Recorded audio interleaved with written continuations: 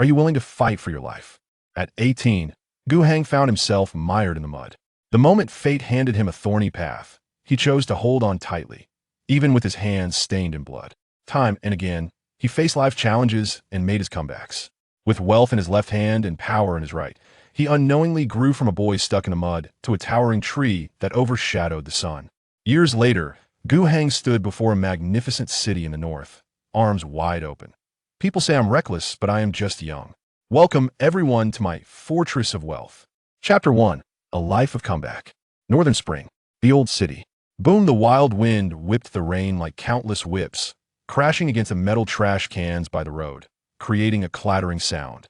The deafening thunder rolled on, and the dim streetlights flickered, with silver lightning being one of the few sources of light in this endless downpour. What a crazy weather! After locking his electric bike to the stone pillar, Gu Heng hurriedly ducked into the building, mumbling and stamping his feet. Damn it! Is the power out? No way. Climbing 2 flights of stairs without seeing any lights in the corridor, an uneasy feeling surged in Gu Heng's heart. He climbed to the 6th floor along the old, narrow staircase. When he opened the door and tried to turn on the lights to no avail, his already dead heart felt completely extinguished. Sight really is a power outage. I was hoping to have a bowl of instant noodles with extra sausage, egg, chicken leg, and luncheon meat to warm myself up, but it seems that's not happening.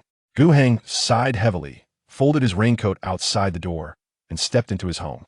In the darkness, Gu Heng fumbled for a half-used candle from the cupboard. After skillfully lighting it and placing it on the table, the weak flame allowed him to see just enough. He took off his outer clothes and pants, grabbed a bag of old-fashioned sandwich bread and corn sausage from the snack shelf, and flopped onto the sofa. Pitter-patter, the heavy rain pounded against the old windows, adding a different atmosphere to the previously silent environment. Gu Heng leaned his head against the armrest of the sofa, devouring the bread while habitually opening WeChat moments and aimlessly scrolling through the screen. At first, he was engrossed in it, but as he started to see his former classmates sharing their acceptance letters, graduation banquets, and travel photos, the speed of his chewing slowed. The once soft and tasty bread suddenly became hard to swallow for some reason. If they hadn't divorced, if I could have gone to high school normally, I should probably be a college student by now, right? In the dim light, the glow of the screen reflected on Gu Heng's face as he stared blankly at the joyous posts, filled with an inexplicable bitterness. Buzz! Just as Gu Heng was lost in thought, his phone, raised in the air, vibrated suddenly, almost causing it to slip from his grip and hit his face. Coming back to reality, he saw a message pop up from the platform, and he immediately sprang up from the sofa. Your account has been suspended from taking orders. It can be restored on July 17th, 2023, at 22 hours reason. Complaints about poor service attitude received 3 times within a week. What the hell? They really suspended my account. Looking at his suspended account, Gu Heng recalled the 3 complaints he received that week, and a surge of anger ignited in his heart. He was criticized for not carrying rice. He was criticized for not picking up packages. He was criticized for not throwing out the garbage. The most ridiculous part was that all 3 complaints were deemed valid by the platform system. Is there any justice left? Is there any law left? For a mere 3 yuan per order, and not even counting the delivery, and you still expect me to carry 2 50-kilogram bags of rice up to the 7th floor? With this level of exploitation, even ancient slave owners would light up a cigarette and leave. Damn it! Gu Heng's chest heaved with anger, and the half-eaten piece of bread in his left hand was instinctively crumpled into a ball. If he had seen the message from the platform 10 minutes earlier, he would have been angry, but not like this. People fear comparisons. At 18, while others are about to enter college supported by their parents, enjoying the most beautiful time of their youth, Gu Heng, without parental support, struggles like wild grass, growing up alone and fiercely providing a shelter for himself. His youthful days perhaps ended the moment he began worrying about money. Ding! Just as Gu Heng's anger reached its peak, a clear sound suddenly echoed in his mind, followed by a sci-fi-like light screen appearing before his eyes. At 13, you excelled academically, ranking among the top of your class, yet you were never truly happy, as your overly handsome appearance often brought unnecessary troubles at 14. Your life took a dramatic turn when your parents' relationship broke down and they chose to divorce, with your mother leaving for a foreign country, and you began living with your father at 15. Your father, unable to bear loneliness, eloped for love, disappearing without a trace overnight, leaving you alone and helpless, relying on the help of school, teachers, and classmates to barely survive at 16. After graduating from middle school, you chose to drop out and enter society, moving from your hometown Jiangcheng to the provincial capital Beichun, starting your life alone with only a few hundred yuan in your pocket. At 17, you worked as a dishwasher in a restaurant, carried heavy bags on construction sites, served in nightclubs, and dressed as a mascot on the street. You witnessed lavish spending at night and the meticulous budgeting of daily necessities at dawn. At 18, on your birthday, you chose to don the golden robe, becoming a delivery worker navigating the streets of the city. In the past 3 years, you have seen the warmth and coldness of the world, enduring ridicule and scorn. Life has been like floating duckweed, drifting alone. Now, you will receive an opportunity for a comeback. Gu Heng, are you willing to fight for your life? Gu Heng stared at the suddenly appearing light screen, rubbing his eyes vigorously, but the screen remained suspended before him. Tong Tongzi Gu? After all, Gu Heng was a seasoned user of the platform, quickly realizing what was happening. Instantly, the anger that had filled his chest receded like a tide, replaced by a racing heartbeat. A life of comeback? Are you willing to fight for your life? Facing Tongzi Gu's question, Gu Heng did not hesitate at all. I'm willing. His voice was soft yet extraordinarily firm. Although Gu Heng did not know what tests awaited him if he accepted this opportunity, nor did he know how his life would change in the future, whether for better or worse. But so what? How much worse can it get? He was already trapped in a wasteland of wild grass, toiling every day just to survive, giving it his all. With no parents to rely on, no educational qualifications, and no skills, what hope did he have for the future? Gu Cheng saw no glimmer of hope. Now, an opportunity to turn his life around appeared before him, an opportunity that could allow him to stand tall and live with dignity instead of bowing his head and living by others' whims. No matter the cost, he had to seize this chance. 3 years of fending for himself had made the young Gu Cheng understand well that in this society, those who are wealthy can speak their truth, while those who are poor are dismissed. Wealth is power without money.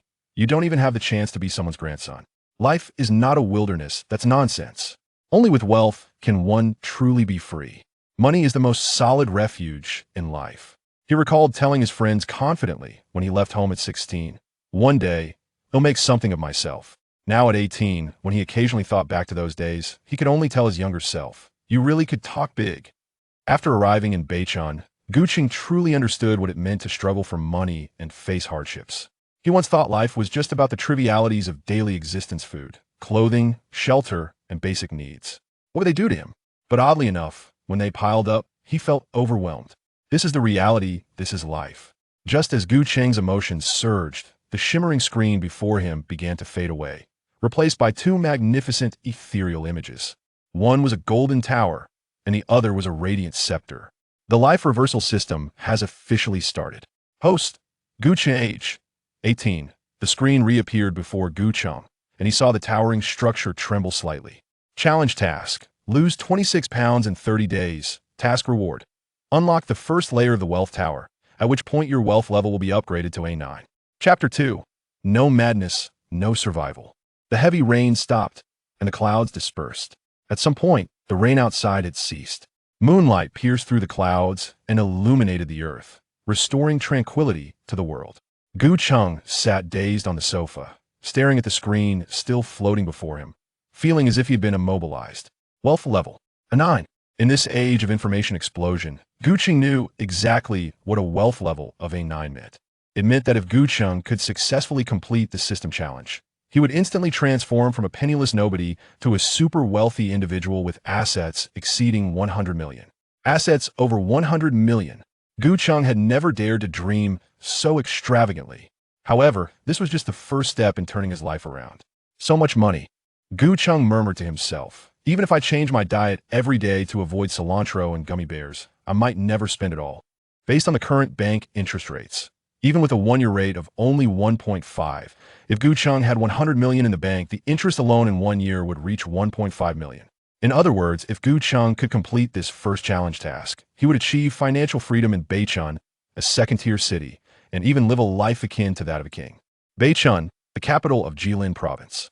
This is a fascinating city, because when your monthly income is 3,000, Beichun might just be an economically backward, lifeless old industrial city in northeast China. But when your monthly income reaches 50,000, Beichun becomes a little Paris of the East. It can be the sunset over Jinhua Lake, the evening breeze at Nanhu, the human fireworks on Guilin Road, the crab roe noodles at Wanxiang City, and the Louis Vuitton at Zhujiang. the songs echoing from countless taverns on Hongqi Street, and the super gentle haven that countless men dream of. If 50,000 a month is so great, what about an annual salary of 1.5 million? It's simply unfathomable. Just as Gu Cheng's thoughts surged, the screen before him gradually dissipated, and he saw the golden tower tremble once more. Congratulations, host, you have received a buff reward. Eternal Day Engine. Eternal Day Engine. You only need short periods of sleep to restore your energy to a vigorous state. Your bonus recovery mechanisms will become more efficient, your stress resistance will strengthen, and your metabolism will improve. After about 10 seconds, once Gu Cheng had read the text on the screen, it faded away, replaced by a beam of emerald green light that seemed to break through the boundary between reality and illusion, shooting towards Gu Cheng in an instant. In the blink of an eye, it disappeared into his body. I don't seem to feel any changes. Gu Cheng lifted his hands and feet, quietly pondering. However, thinking about the introduction of the Eternal Day Engine, Gu Cheng guessed that he would need to wait until he had a good sleep to know how effective this buff was. Suddenly, the lights in the room flickered on. The power is back. Seeing that the system had ceased its activity, Gu Cheng redirected his attention to reality. Let's see how much I weigh now. After the excitement, Gu Cheng gradually regained his composure. The rewards from the system were indeed generous, but the challenge tasks presented were equally daunting. The electronic scale was placed in front of the full-length mirror. Gu Cheng first stripped down to just his shorts, then stepped onto the scale. Bang! 93 kg. Gu Cheng looked at the number displayed on the scale, and, as expected, he had gained weight again. He raised his head and looked at himself in the mirror. The once visible jawline was now replaced by a double chin, and the athletic physique he had in school was now covered in flab, completely lacking any shape. Looking at the person in the mirror, Gu Cheng felt a strange sense of detachment. He hadn't examined himself so closely in a long time. Binge eating, frequent late-night snacks, sugary drinks, irregular meals in just a few years. Gu Cheng had, through these poor eating habits, killed the once sunny and handsome boy he used to be in the river of time. I can't go on like this. I shouldn't go on like this. Gu Cheng stared at himself in the mirror, murmuring silently. Back in his bedroom, Gu Cheng took out the laptop he had bought for 700 yuan at a secondhand market. Although it was quite outdated, it still ran smoothly for occasional research and studying, as long as he didn't play games. Speaking of this laptop, Gu Cheng felt a deep connection. When he first arrived in Beichan, he faced countless setbacks in society. At one point, he felt that his life was utterly meaningless, even contemplating ending it all. Until one day, Gu Cheng suddenly had an epiphany. Whenever he felt life was meaningless again, the teachers from his study materials would appear in his mind. He realized that even though they knew many segments would be meaningless and destined to be skipped, they still filmed them with great seriousness. Therefore, whether life has meaning or not is not important. Living well for oneself and pleasing oneself should be the greatest meaning of life. As Gu Cheng reminisced about that past while waiting for his slow laptop to boot up, he didn't think much more. Once the computer was fully operational, he immediately began searching for information on platforms like Baidu, Douyin, Xiaohongshu, Bilibili, and to create a detailed and scientific weight loss plan. At the same time, he utilized all available AI software to ensure that his weight loss plan would not pose significant health risks. If you need to spend money, then spend it. If you need to pay, then pay. When it comes to the future of life, Gu Heng will not be stingy at this critical moment. 2 hours later, Gu Heng looked at the weight loss plan he had devised, which was a lengthy 5,000 words, and his expression was somewhat grim. At this moment, he realized that Tong Ziji's last remark was not an exaggeration. According to the results obtained from dozens of calculations using various artificial intelligence software, the theoretical maximum weight he could lose in 30 days, given his current physical condition, was 27 pounds, just 1 pound away from the 26 pounds that Tong Zigu had proposed. What is a theoretical maximum? It is a situation that is basically impossible to achieve under normal circumstances. I'm going for it. Isn't it just losing 26 pounds? Bring it on. In the end, even if I have to chop off a hand, I will somehow make it to 26 pounds. After a long pause, Gu Heng took a deep breath, a hint of madness flashing in his eyes. When a ray of light shines into the darkness, that light is guilty. Right now, the suddenly appearing Tong Zigu seemed to be that ray of light. For someone who has long been in darkness, the most terrifying thing is not the lack of hope, but having once seen hope and then still sinking back into darkness, unable to extricate oneself. That is true despair. The next 30 days. No madness, no survival. Chapter 3. The 30-day limit. The next day, in the morning, Gu Heng slowly opened his eyes from sleep. He groggily raised his arms and stretched with all his might. Then sat up from the bed. Huh, the alarm didn't go off? When Gu Heng picked up his phone and saw the time displayed on the screen, he was slightly stunned. Last night, after finishing his weight loss plan, it was already late at night. Before going to sleep, he set an alarm for 7 o'clock. However, now it was just past 6, and he had naturally woken up. What amazed Gu Heng the most was that, although he had only slept for 5 hours last night, he felt better than he usually does after 10 hours of sleep. His mind was clear, he felt energetic, and his mood was quite good. Could this be the enhancement effect brought by the Eternal Day engine? Thinking of this possibility made Gu Heng's heart race. If last night he felt a bit unreal about the sudden emergence of Tong Zigo, now he was completely convinced of Tong Ziji's existence. Rolling out of bed, Gu Heng pulled open the curtains. Instantly, a large expanse of golden sunlight poured into the room. The night's heavy rain seemed to have refreshed the entire city. After a simple wash, Gu Heng changed into sportswear and stepped out of the house to begin his fasted aerobic training. According to the normal training plan, the morning fasted aerobic session should be 60 minutes of uphill running on a treadmill. Unfortunately, Gu Heng didn't have that option at home, so he had to substitute it with stair climbing. As long as he maintained his heart rate between 130 and 140, the workout effect would not differ much. At first, Gu Heng felt good, but after climbing stairs for nearly half an hour, his legs felt as if they were filled with lead. He let sweat flow down his cheeks, gritted his teeth, and persevered until the 60-minute countdown alarm rang, at which point he plopped down on the stairs. Gasping for breath, Gu Heng was soaked in sweat. After resting for a while on the stairs, he finally got up and headed home. Back at home, he took a quick warm shower and started preparing his fat loss breakfast: 6 egg whites, 200 grams of broccoli, and 300 milliliters of black coffee. After finishing breakfast, it was 9 o'clock. Gu Heng found a backpack, took out 2 sets of sportswear and a pair of sports shoes from the wardrobe, packed his toiletries, and then set off to the city center by taxi. At 9:30 a.m., at the Liao Sports Fitness Center. Hello, I need to get a gym membership. Gu Heng stood at the front desk with his backpack and directly stated his request to the receptionist girl.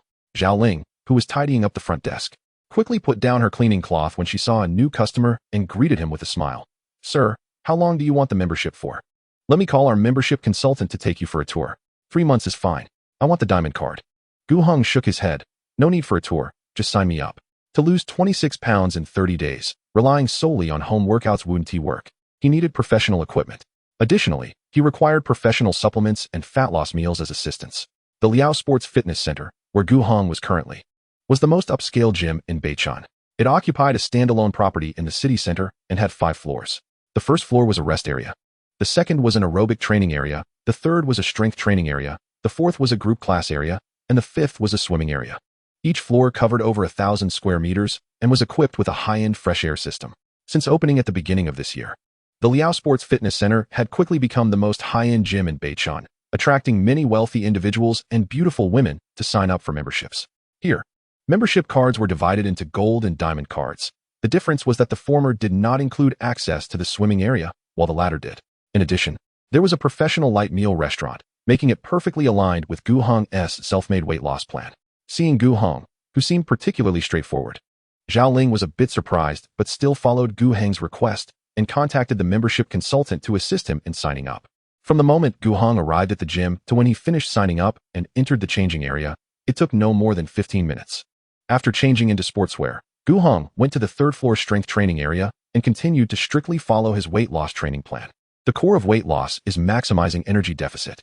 If Gu Heng wanted to lose 26 pounds in 30 days, he needed to maintain a total daily calorie expenditure of at least 1,500 kilocalories. At 9 a.m., strength training, 8 sets of squats, 8 sets of deadlifts, 3 sets of pull-ups. At 12 p.m., lunch, 150 grams of boiled chicken breast, 200 grams of cucumber. At 1 p.m., midday aerobic, 60 minutes of jump rope. At 3 p.m., resistance training, 8 sets of bench presses, 5 sets of lat pull-downs, 5 sets of crunches. At 6 p.m., dinner, 200 grams of steamed cod, 300 grams of spinach. At 7 p.m., evening aerobic, 80 minutes of frog swimming. At 9 p.m., recovery, 15 minutes of cold water bath, 500 milligrams of magnesium. By the end of the day, as Gu Heng walked out of the Liao Sports Fitness Center, he felt as if he had just been released from prison. Tired. So tired. Gu Heng felt that what he ate today was even less than what he would casually snack on during a regular night. Just earlier, while doing the evening aerobic, he almost sank into the water. Thinking about this lifestyle, knowing he had to endure for another 20 days, and that the remaining 10 days would be even more grueling, Gu Heng felt a hint of despair. Damn it, once I get through this month, I must order every variation of I don't eat cilantro, the graduate exam version, the civil service version, the sudden wealth version, the employment version, the effort version. I want to see what it's all about. Holding on to this expectation, Gu Heng resisted the ultimate temptation of street food and returned home. Then he didn't even dare to scroll through Douyin or his social media. He lay down on the bed and fell asleep, afraid of being backstabbed by some sneaky person. Time flew by, and in the next 20 days, Gu Heng deeply experienced what it felt like to live a life worse than death. Every day, he woke up hungry and immediately started training. It truly felt like years were passing. If it weren't for Tongzi Gu placing the rewards in front of him early on, constantly spurring him on like a source of motivation, he might have given up long ago. Of course, the initial reward of the Eternal Day engine from Tongzi Gu also played a significant role. Under this enhancement effect, Gu Heng could recover his physical strength and adjust his mood through sleep to the greatest extent possible, preventing his body or mind from breaking down. In this situation, yes, he was indeed tired and the ordeal was truly grueling. However, the results were very significant. Gu Heng, starting at 93 kilograms, had successfully lost 10 kilograms after 21 days of training. As of today, he was just 3 kilograms away from his goal. The goal seemed within reach. But Gu Heng was not very optimistic. Because he didn't have a large amount of weight to lose to begin with, it would get harder as time went on. Losing 3 kilograms in the last 9 days would be no easier than the previous 21 days. In fact, it might be even more difficult. Today, there were less than 9 days left until the deadline given by Tongzi Gu, and according to Gu Heng's weight loss plan, he would officially enter the second phase starting today, which was the dehydration sprint phase. In the last 9 days, he would gradually reduce his water intake. From the beginning, starting with 3 every day, gradually decreasing to 15 per day, until the last 2 days at 500 each day. At that time, Gu Cheng would truly push himself to an extreme state. The weight loss plan began on the 27th day. As night fell and the lights of thousands of homes lit up, Gu Cheng was on the treadmill, conducting nighttime aerobic training. Incline 15, speed 5. In front of Gu Cheng was a clean glass curtain wall, reflecting his face at this moment. In just over half a month, he had lost more than 20 pounds, transforming from someone who looked swollen back to looking refined. The jawline that had disappeared gradually returned, and the excess flesh at the corners of his mouth and cheeks had vanished. Through the reflection in the glass curtain wall, with every big step he took forward, Gu Cheng felt a faint illusion that he was about to reunite with his 14-year-old self. As of today, Gu Cheng's water intake had been limited to 1. Various technologies and rigorous measures had also begun to be employed by Gu Cheng. Liquid protein powder, branched-chain amino acids, L-carnitine, spirulina powder, and so on. His body's basic needs had gradually shifted from food to these substances. Bang! At the moment the countdown alarm went off, Gu Cheng felt as if all his strength had been drained. He abruptly pressed the red emergency button on the treadmill, and his legs went weak, nearly collapsing onto the treadmill. Puffing heavily, Gu Cheng's breathing sounded like a broken windbag. Are you okay? Just as Gu Cheng felt stars dancing before his eyes, a somewhat uncertain female voice rang in his ear. "I." Gu Cheng barely lifted his head to look at the girl beside him. He had just uttered one word, and the rest of his words were stuck in his throat. So beautiful. Gu Cheng was truly amazed by the girl in front of him. Her face was delicate, with clear eyes beneath her slender willow-like brows, and her features were exquisite and three-dimensional.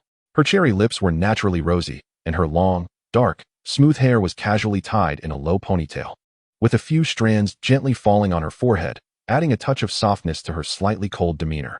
She wore a simple and clean yoga outfit, a light sky blue top paired with deep gray yoga pants, complemented by matching shorts, fully showcasing her enviable physique and long, straight, beautiful legs.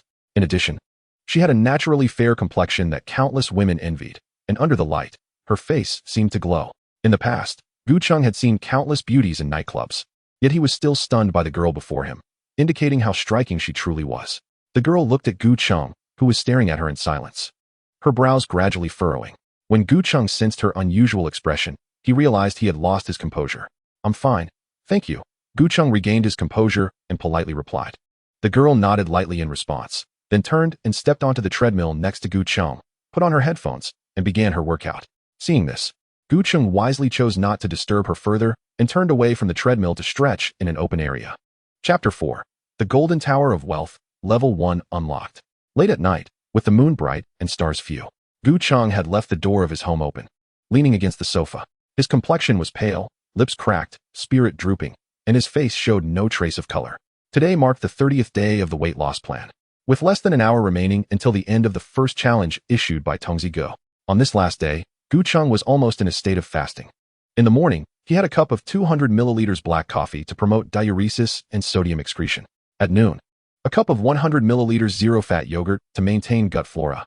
In the evening, a cup of 100 milliliters distilled water containing vitamins to prevent metabolic shock. Finally, it was about to end. Gu Cheng quietly watched the countdown on the screen before him, seconds continuously ticking away, until it finally reached 0, accompanied by a crisp sound. The screen that had been suspended before Gu Cheng suddenly changed. Challenge task: lose 26 pounds within 30 days, completion status, 100. Congratulations, host. Successfully unlocked the first level of the Golden Tower of Wealth. Gu Cheng, who had originally been listless and dizzy, felt as if he had been revitalized upon seeing the prompt from Tongzi Go. At the same time, his heart began to race uncontrollably. Gu Cheng fixed his gaze on the screen before him, and after about a dozen seconds, the originally suspended screen gradually faded, followed by the Golden Tower's phantom slowly solidifying. The next moment, the screen reappeared before Gu Cheng. Congratulations, host, receive cash reward, 100,000,000. Congratulations, host. Received benefit reward, top-tier comprehensive exclusive legal services from Junxing Law Firm, 2-year term, exclusive funds of 50,000,000. Congratulations, host. Received asset reward, acquisition of Zhenchui Group, 100 ownership. Just as the screen unfolded before Gu Cheng, his phone, which had been placed on the coffee table, suddenly lit up. Ding. Your account 1769 received 100,000,000 on August 16th, with a balance of 100,006,849.69 after the transaction, China Merchants Bank. Gu Cheng looked at the long string of numbers in the bank text message, slowly extending his trembling right hand to pick up his phone and open the China Merchants Bank app. Account overview: total assets, 100,006,849.69. Gu Cheng stared at the phone screen, looking at it repeatedly several times before finally confirming that this was not a hallucination. His heart raced like a drum, and his face gradually flushed. Unconsciously, his eyes were already filled with tears. Abandoned by parents, ridiculed by classmates, and looked at coldly by others, after 3 whole years. All the suffering transformed into bubbles at this moment. Now, after hardship comes sweetness.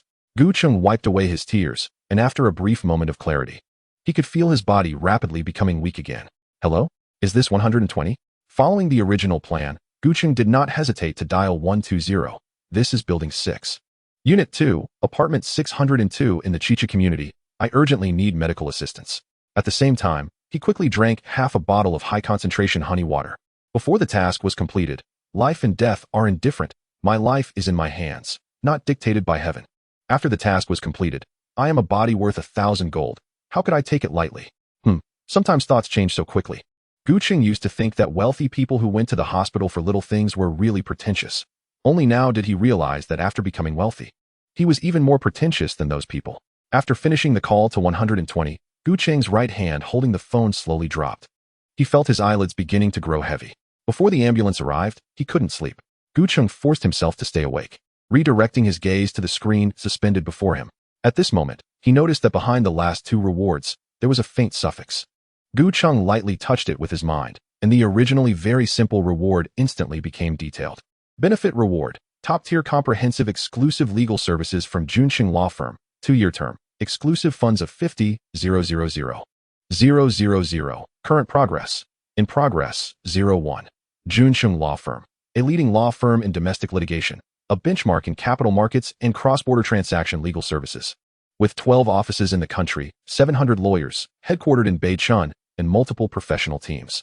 Its business scope covers many professional fields, including criminal defense, civil and commercial litigation, marriage and inheritance, contract disputes, corporate consulting, bankruptcy reorganization, mergers and acquisitions, and cross-border investment and financing. Rights content. Junxing Law Firm will provide you with exclusive customized services, offering comprehensive protection in core areas such as asset security, personal safety, privacy protection, tax compliance, crisis response, cross-border matters, and real estate due diligence. Note: exclusive funds will be transferred to your dedicated account once the progress reaches 100, at which point Junxing Law Firm will contact you for a formal contract signing. Gu Heng carefully read through the material in front of him and couldn't help but feel that his elder brother's arrangements were truly thoughtful. To be honest, just a moment ago, When Gu Heng saw the staggering amount of 100 million transferred to his account, after the initial excitement, he felt a bit anxious inside. It was like the feeling of a child holding gold in a bustling market. However, after reading this rights-related reward, Gu Heng felt much more at ease. Junsheng Law Firm. He had seen the headquarters of this law firm when he was delivering food, a grand 10-story building with a unique courtyard, looking very impressive. People coming and going were all dressed in suits. In the future, having such a top law firm to safeguard him would undoubtedly greatly enhance Gu Heng's ability to withstand risks. After thoroughly reading this rights-related reward, he immediately clicked on the asset reward that followed. Asset reward. Zhen Shui Group, wholly owned acquisition. Current progress. In transaction 001. Zhen Shui Group, a top catering group based in Beichun, owning 1 sushi restaurant, Yuyun, 2 seafood buffets, Chaoyu, 2 steakhouses, Yuanji, 1 seafood restaurant, Zhenhai, 1 rooftop wine bar, Yinzun, and 1 fusion restaurant, Yanronghui, with a total acquisition amount of approximately 1.2 billion. Note: wholly owned acquisition negotiations have been initiated. Once the current progress indicates the transaction is completed, please authorize Junsheng Law Firm to proceed to Zhen Shui Group for the handover. Originally, Gu Heng was so tired that he could barely keep his eyes open, but after carefully reading the detailed introduction of this asset reward, he felt as if he had been revitalized. Speaking of Zhen Shui Group, Gu Heng had never heard of it, but when it came to the names of the restaurants like Yuyun, Chaoyu Seafood Buffet, and Yinzun Rooftop Wine Bar, he was very familiar with them. In fact, it wasn't just Gu Heng who was familiar. Anyone living in Beichun would know these restaurants. These restaurants could almost be considered the ceiling of the catering industry in Beichun or even in Ji Province. Take Yuyun, which just opened 2 months ago. The cheapest lunch set costs 1588, and the dinner set starts at 1988. Gu Heng used to think that Beichun's consumption capacity was quite low. But after Yuyun opened, he realized that there were indeed so many wealthy people in Beichun. With such prices, Yuyun is not only always fully booked, but also difficult to get a reservation. One must book a week in advance to dine there. During its initial opening period, Douyin was filled with photos and videos of beautiful girls checking in, and even some internet celebrities. As for Chaoyu, Yuanji, and Yunzun, these brands are also top restaurants in the same culinary sector. Throughout Beichun, high-end business banquets are basically centered around Yanronghui or Zhenhai. Previously, Gu Heng only dared to peek through the glass when passing by these restaurants. Now, in the blink of an eye, these restaurants were about to become his assets. Such a transformation made it hard for Gu Heng not to feel as if he were in a dream. With his emotions rising and falling repeatedly, Gu Heng felt a bit breathless. His dizziness, which was already severe, was now accompanied by a hint of nausea. Just as Gu Heng's eyelids grew heavier, a series of hurried footsteps approached him, and when he saw several figures in white coats appear, he relaxed slightly and instantly fainted. Patient fainted. Immediately check the patient's breathing and heartbeat. After the examination, the patient's breathing and heartbeat are normal. Prepare intravenous fluid, 0.9 saline with 5 glucose injection. In a daze, numerous urgent voices rang in Gu Heng's ears. Chapter 5, Weizmeier Trust 4 days later. Jilin University 9th Hospital Inpatient Department. Gu Heng, dressed in a hospital gown, leaned against the head of the bed, focusing intently on a financial news article on his phone. On July 17th, the world's largest joint family office, Weizmeier Trust Company, officially established its 20th regional office in the Zhonghai Center building. According to the information, Weizmeier Trust Company has managed over $200 billion in assets since its establishment in 1907, providing services to over 2,500 clients worldwide. This new regional office in Zhonghai will cover the entire East Asia region. After 4 days of professional care, Gu Heng's complexion improved. Although he still looked a bit pale, at least there was some color in his face. Overall, his health was not in serious danger. It was merely due to extreme weight loss that caused an electrolyte imbalance. And with careful recovery for half a month, he would fully recover. Of course, this was also related to Gu Heng's youth. If it were someone over 30, following Gu Heng's approach for a month could easily pose life risks. July 17th. Wasn't that just the day after I received the 100 million from my elder brother? After carefully reading the financial news, Gu Heng slowly put down his phone, feeling a hint of speculation in his mind. During his hospital stay, Gu Heng wasn't idle. He easily found the specific information of the transfer through the transfer details on the China Merchants Bank app. The East Asia Regional Office of Weizmeier Trust Company was the source of the 100 million cash reward he received. Originally, Gu Heng had never heard of this company's name. It wasn't until he searched for information online that he realized how impressive this company was. Over the course of 4 days, Gu Heng gradually sorted out his thoughts through various information and clues. First, he could use this money confidently because its source was very clear and there were no financial or legal risks. Second, he might use the reason of inheriting family wealth to explain his sudden wealth to outsiders. After all, Beismeyer Trust Company is the largest joint family office in the world, and its headquarters is located in the United States. Even if someone wanted to verify it, there would be no way to do so. Finally, the newly established 20th Regional Office of Beismeyer Trust Company might be related to him, and if he had time in the future, he could perhaps visit Zhonghai. This was Gu Heng's reasoning regarding the source of this money. Additionally, during these 4 days, Gu Heng also conducted a comprehensive understanding of Juncheng Law Firm and Jinshui Group through various online channels. He also gained a preliminary grasp of legal services and restaurant operations. Just as Gu Heng gazed out the window, lost in thought, a sudden fragrance at the tip of his nose snapped him back to reality. Gu Heng, good morning. A crisp and sweet voice rang in his ears at the same time. Mo, good morning. Gu Heng turned his head to see the charming little nurse beside his bed, a smile involuntarily appearing in his eyes. Su Mo, an intern nurse in the nursing department. Since she was learning under a nurse sister who was responsible for this ward, she was also assigned to look after this ward. A few days ago, when Gu Chang was transferred from the emergency room to the inpatient department, it just happened to be Su Mo's night shift, and that was when they met. Su Mo graduated from a vocational nursing school and is the same age as Gu Chang, which naturally led to many common topics between them. As they interacted more, they grew familiar with each other. Here, I brought you an apple. The girl seemed to perform a magic trick, pulling out a large red apple from her pocket or nurse's uniform and handing it to Gu Chang. The afternoon sunlight spilled over the girl's pristine, white nurse uniform, making her appear as if draped in a thin veil of light. She looked at Gu Chang with sparkling eyes, her beautiful, fair face revealing a healthy flush. Her brows curved like a crescent moon, her eyes bright like autumn waters, her nose straight and delicate, and her lips a vibrant shade of red. Underneath her nurse's cap was shiny, black short hair. She was not very tall, probably only around 162 centimeters, and her slender figure combined with her clean and pure demeanor gave her a delicate and lovely appearance. Thank you, Mo. Gu Chang did not refuse the girl's kindness and accepted the apple from her hand, still warm from her palm. Gu Chang, are you checking out today? Su Mo looked at Gu Chang's handsome face with a slightly reluctant tone. Yes, I completed the discharge procedures this morning. Gu Chang nodded gently. After 4 days of treatment, all of Gu Chang's indicators had basically returned to normal, and he only needed to pay attention to his diet and health in the future. Staying in the hospital any longer would not be meaningful. So you're here too? Su Mo's eyes sparkled with a hint of expectation. To wait for you. Gu Chang replied with a smile. I thought I should at least say goodbye before I leave, so I wouldn't waste Nurse Su's efforts over the past few days. Upon hearing Gu Chang's response, Su Mo's face immediately lit up with a smile, fresh as jasmine after the rain, just as her name suggested. Hee, Su Mo chuckled. At least you have a bit of conscience. Well, now that we've met, I should be going.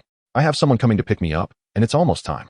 Gu Chang lifted the blanket and got out of bed, his height of 183 centimeters contrasting sharply with Su Mo's 162 centimeters, making her look even smaller beside him. I'll walk you out. Su Mo immediately raised her small hand. Okay. Gu Chang nodded with a smile. Just as they were talking, another nurse walked into the ward. The nurse, probably around 30 years old, named Lu Dan, was in charge of this ward and was also Su Mo's mentor at the hospital. As Lu Dan walked into the ward, her gaze inevitably fell on Su Mo and Gu Chang. When she saw the red apple in Gu Chang's hand, she immediately felt irritated and shouted at Su Mo, Mo, come help me change the dressing for bed 1. Coming. Su Mo instinctively replied, then turned to Gu Chang and whispered, I'll be back soon. Wait for me. After saying that, Su Mo quickly ran towards bed 1. Gu Chang watched Su Mo's figure, the curves highlighted by her nurse's uniform, the knee-length skirt swaying gently as she jogged, revealing her delicate ankles wrapped in light-colored stockings. And a slight smile appeared on his lips. Then, he pulled the curtain and changed out of his hospital gown. Near the door, Lu Dan kept glancing back at an angle. When she saw Gu Chang pull the curtain, she glanced at Su Mo and suddenly whispered, Did you give that boy your fruit from lunchtime again? Su Mo, who was preparing the gauze, paused for a moment, then nodded slightly with a hint of guilt. Oh, you girl. Lu Dan sighed, somewhat exasperated. You usually won't even buy yourself some fruit, but you're so generous to others. Sister Dan. Gu Chang needs to replenish his nutrition now. You see how pitiful he is, abandoned by his parents at such a young age, working alone outside. His financial situation probably isn't very good. Su Mo pouted at Lu Dan. It's just fruit. I can go without it for a few days. Aren't we white-coated angels supposed to have a spirit of helping others? Oh, getting all philosophical now? With your spirit of helping others. Why haven't I seen you give fruit to other patients in the ward? Lu Dan raised an eyebrow, looking at Su Mo with a gaze that seemed to see through her heart. In my opinion, you just have a crush on his looks. I do not. As soon as Lu Dan said this, Sumo's face instantly flushed with 2 shades of red, her gaze wandering. I admit, that boy does have a bit of capital in terms of looks, and he is indeed the type that you little girls easily like. Lu Dan shook her head, speaking with the tone of someone who has been through it all. Mo, but let me tell you, when you reach my age, you'll understand that a man who is just good-looking is useless. Looks can't be eaten. He needs to have money, skills, and capabilities. Sumo lowered her head, busying herself in silence. Lu Dan, seeing Sumo like this, knew she wasn't taking her words to heart. With their tacit cooperation, they quickly finished changing the dressing for the patient in bed 1, and at that moment, Gu Chang also finished changing his clothes and walked over from bed 3 with his belongings. Sister Dan, Gu Chang is being discharged. I'll walk him out and be back quickly. When Sumo saw Gu Chang, her expression immediately returned to its original cheerful state. Lu Dan looked at Sumo's expression and then at Gu Chang's handsome face, suddenly smiling and saying, Little Gu, congratulations on your discharge. Remember not to be so extreme when you get home. Everything should be done step by step. Thank you for the reminder, Sister Dan. I won't be like that anymore. Gu Chang replied with a smile. Lu Dan nodded slightly, then looked at Sumo and said, Mo, your brother-in-law just came to deliver something for me. Since you want to walk little Gu out, let us all go down together. Oh, okay. Although Sumo still wanted to spend some time alone with Gu Chang, she felt it would be rude to refuse Lu Dan. Thus, the 3 of them took the elevator down to the 1st floor and walked towards the hospital exit. Chapter 6, Private Bank Dan. Over here, as Gu Chang, Sumo, and Lu Dan reached the entrance of the 2nd hospital of Jilin University, they saw a man, around the same age as Lu Dan, standing in front of a BMW 3 Series, waving and running towards them. How young? Lu Dan smiled naturally upon seeing the man. In just a few meters, the man quickly reached Lu Dan, holding a beautifully packaged gift bag. Dan. Didn't you tell me this morning that you wanted to eat little cakes? I happened to pass by here on my way to do something, so I brought them for you. Upon hearing this, Lu Dan's smile brightened even more. Honey, you're so nice. Lu Dan slightly tiptoed and planted a kiss on the man's cheek, her tone becoming much more endearing. Mo, let me introduce you. This is your brother-in-law. His name is Zhang Haoyang. After rewarding her husband with a kiss, Lu Dan turned to introduce Sumo, then turned to Zhang Haoyang and said, Honey, this is Sumo, whom I've mentioned to you recently. Hello, brother-in-law. After Lu Dan introduced her, Sumo promptly greeted him with understanding. So you are Mo. Your sister Dan talks about you all the time, praising you for being diligent and sensible. You've really helped her a lot. Zhang Haoyang was slightly plump, had an average appearance, dressed in a business shirt and pants, with a belt, and his demeanor was somewhat boss-like. The other party exchanged a few polite pleasantries with Sumo before turning their gaze to Gu Heng beside her. Who is this? This is Gu Heng, a patient from our ward who just got discharged today, Lu Dan explained, noticing her husband's inquiring look. Oh, the young brother does seem to be looking a bit unwell. Are you still in university or already working? Zhang Haoyang said, skillfully pulling a pack of cigarettes from his pocket and offering one to Gu Heng in a friendly tone. Thank you, brother Zhang, but I don't smoke. Gu Heng politely declined, then smiled and added, I'm not studying or working right now. I guess you could say I'm temporarily unemployed. Hearing Gu Heng's response, Lu Dan slightly tilted her head and gave Sumo a meaningful glance, while Sumo's gaze wandered, most of her attention still on Gu Heng. Gu Heng smiled, looking really good. Sumo watched Gu Heng's handsome face with his red lips and white teeth, her eyes gradually becoming more watery. Zhang Haoyang had initially thought of casually finding a topic to chat about, but unexpectedly the atmosphere suddenly became awkward. Young and not studying or working. Could he be a free spirit? Just as Zhang Haoyang was feeling skeptical, a black Lexus suddenly drove out from the end of the road ahead, heading straight towards them and finally stopping steadily in front of them. Under the sunlight, the obsidian black paint of the Lexus shimmered as if radiating brilliance, particularly eye-catching. The large spindle-shaped grille, the borderless matrix honeycomb design, paired with the dual large headlight group, gave the aggressive front end of the car a strong visual impact. The 19-inch intricately designed chrome-plated wheels complemented the dark metallic texture, showcasing understated luxury. Zhang Haoyang, Lu Dan, and Sumo all stared blankly at the luxurious business car that had suddenly stopped in front of them, confused. Only Gu Heng remained calm. Beep. As the electric door slowly opened, a girl in a champagne-colored business blouse and a tea-brown bodycon skirt stepped out of the business car, wearing beige high heels. The girl had a very exquisite and high-class makeup, her sleek black long hair neatly pinned up, with her bangs meticulously styled. She had a standard oval face, with beautifully soft facial contours, fair and translucent skin that looked like it could be easily pinched, bright white teeth, a jade-like nose, and rosy thin lips. Her long swan-like neck further accentuated her elegance.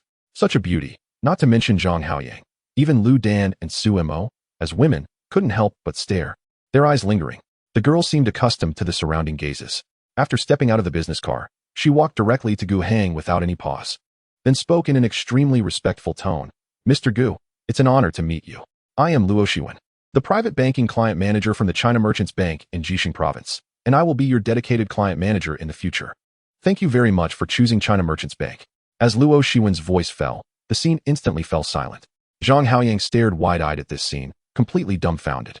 Private banking. And it was from China Merchants Bank. Zhang Haoyang was in the building materials business, and he often dealt with various banks, so he had quite a bit of understanding about them. Generally, the threshold for private banking at major banks is usually 5 million. Only China Merchants Bank has a threshold of 10 million. This means that the young boy he had just thought was a free spirit actually had at least 10 million in savings, and judging by the current situation, this was clearly not the treatment a typical private banking client would receive. My goodness, what kind of background does this young man have? Luckily, I have read a lot of web literature since childhood, which has cultivated a calm and low-key personality. I didn't rashly show off in front of him earlier, otherwise, my face would have been rubbed on the ground. Zhang Haoyang felt inexplicably relieved, secretly mumbling to himself. Standing next to Zhang Haoyang, Lu Dan didn't know much about banking. But just from the luxurious car and beautiful woman in front of her, she understood that Gu Heng was certainly not an ordinary person. This was clearly the demeanor of a super rich guy. Compared to Zhang Haoyang and Lu Dan's myriad thoughts, Su Mo was much simpler. This sister is so beautiful, she thought to herself, her gaze lingering between Luo Shiwen and Gu Heng, her pink lips unconsciously pursing. Manager Luo, hello. You're the one who has been in contact with me these days, right? Gu Heng looked at Luo Shiwen, who appeared very respectful, speaking naturally and confidently. Yes, Mr. Gu. I truly apologize. Luo Shiwen suddenly bowed slightly to Gu Heng, her tone quite apologetic. If I had known you were unwell recently, I should have come to the hospital to visit you in person earlier, and I shouldn't have disturbed your rest by contacting you every day. You don't need to apologize to me. It's my fault for not mentioning it. How would you know? Gu Heng waved his hand dismissively. The day after Gu Heng received a cash reward of 100 million yuan, the president of the Jixing branch of China Merchants Bank personally called to check on him. In the following 3 days, Luo Shiwen called Gu Heng every day, asking about his condition and sincerely inviting him to visit their private banking location to formally register as a private banking client. However, at that time, Gu Heng was still quite weak, so he declined, citing other commitments. It wasn't until this morning when Luo Shiwen called again, and coincidentally today, he planned to get discharged, that he gave her this opportunity. From obtaining the system to suddenly becoming wealthy, Gu Heng took only a month. Compared to billionaires of the same level, his foundation was still very shallow. In this society, sometimes many things cannot solely be achieved with money. One must also have connections. The proactive offer from the private bank, if utilized properly, could undoubtedly greatly enhance Gu Heng's foundation at this stage. After all, banks are places where resources converge, regardless of which industry. Once it reaches a certain scale, it is inevitable to deal with banks. Unknowingly, Gu Heng's mindset had begun to shift from that of a poor boy merely seeking to make ends meet. Chapter 7. The Shaken Bottom Line. Upon their first meeting, Gu Heng and Luo Shiwen exchanged a few brief pleasantries. Mr. Gu, the items you entrusted me to purchase just now are in the trunk. Do you need me to get them out now? Luo Shiwen placed her hands gracefully on her abdomen, her posture elegant and demeanor poised. Take them out. Gu Heng nodded slightly. Okay, Luo Shiwen responded and immediately turned to the trunk of the business car, retrieving many items. Looking around, they were either high-end fruits or imported snacks. A total of 6 large bags, which Luo Shiwen had to carry out in 2 trips. MOMO. Thank you for your feeding these past 4 days. Before we part, I had someone buy you some fruits and snacks. You can share the fruits with Sister Dan and the others, and keep the snacks in your cabinet for when you get hungry during night shifts. Gu Heng said as he received all the fruits and snacks from Luo Shiwen, looking at Su Mo with a smile. Over the past 4 days, Gu Heng and Su Mo had chatted a lot, and he knew about her family situation. Since she could remember, her father had been idle all day, addicted to alcohol, and often got drunk and would beat her mother.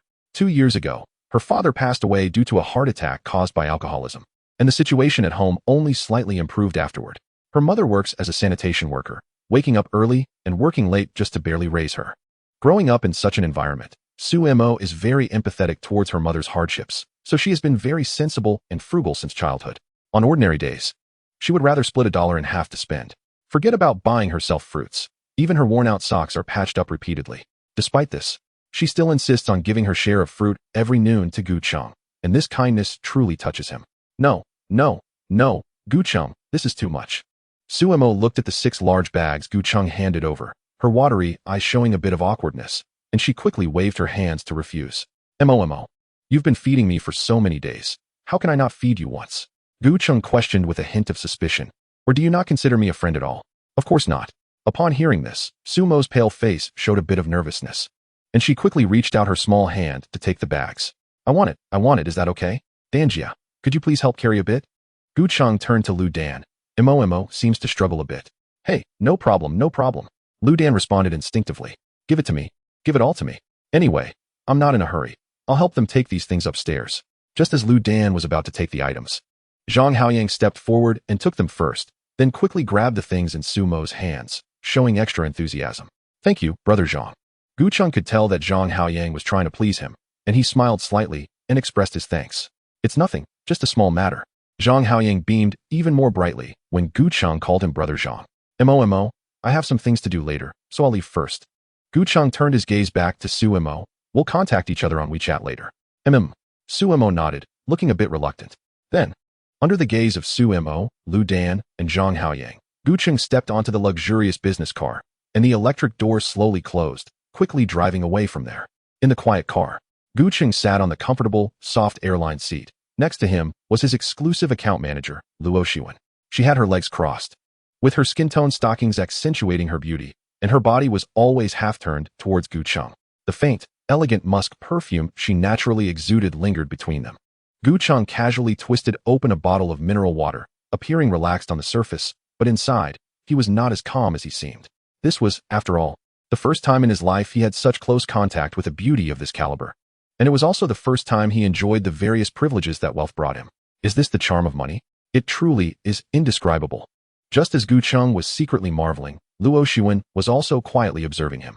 After graduating from university, she joined China Merchants Bank, starting as a teller in a small branch in Beichun, then moving up to become an account manager, and was only recently transferred to the private banking sector as a senior account manager. Gu Cheng was her first major client since being transferred, and likely her only significant client for a long time to come. With a cash savings of 100 million yuan, he was indeed a rare find in the economically underdeveloped Jilin province. Not to mention, just looking at China Merchants Bank, even if you counted all the private banking clients of the 5 major state-owned banks, this amount would definitely rank in the top 1. Therefore, the bank placed a high emphasis on Gu Cheng. Not only did the branch manager personally call to check in, but they also directly appointed Luo Shiwen as Gu Cheng's exclusive account manager, making it their top priority to serve him well. Initially, when Luo Shiwen received this task, she thought her client would be a middle-aged or elderly wealthy person. It wasn't until she saw Gu Cheng's identity information that she was genuinely shocked.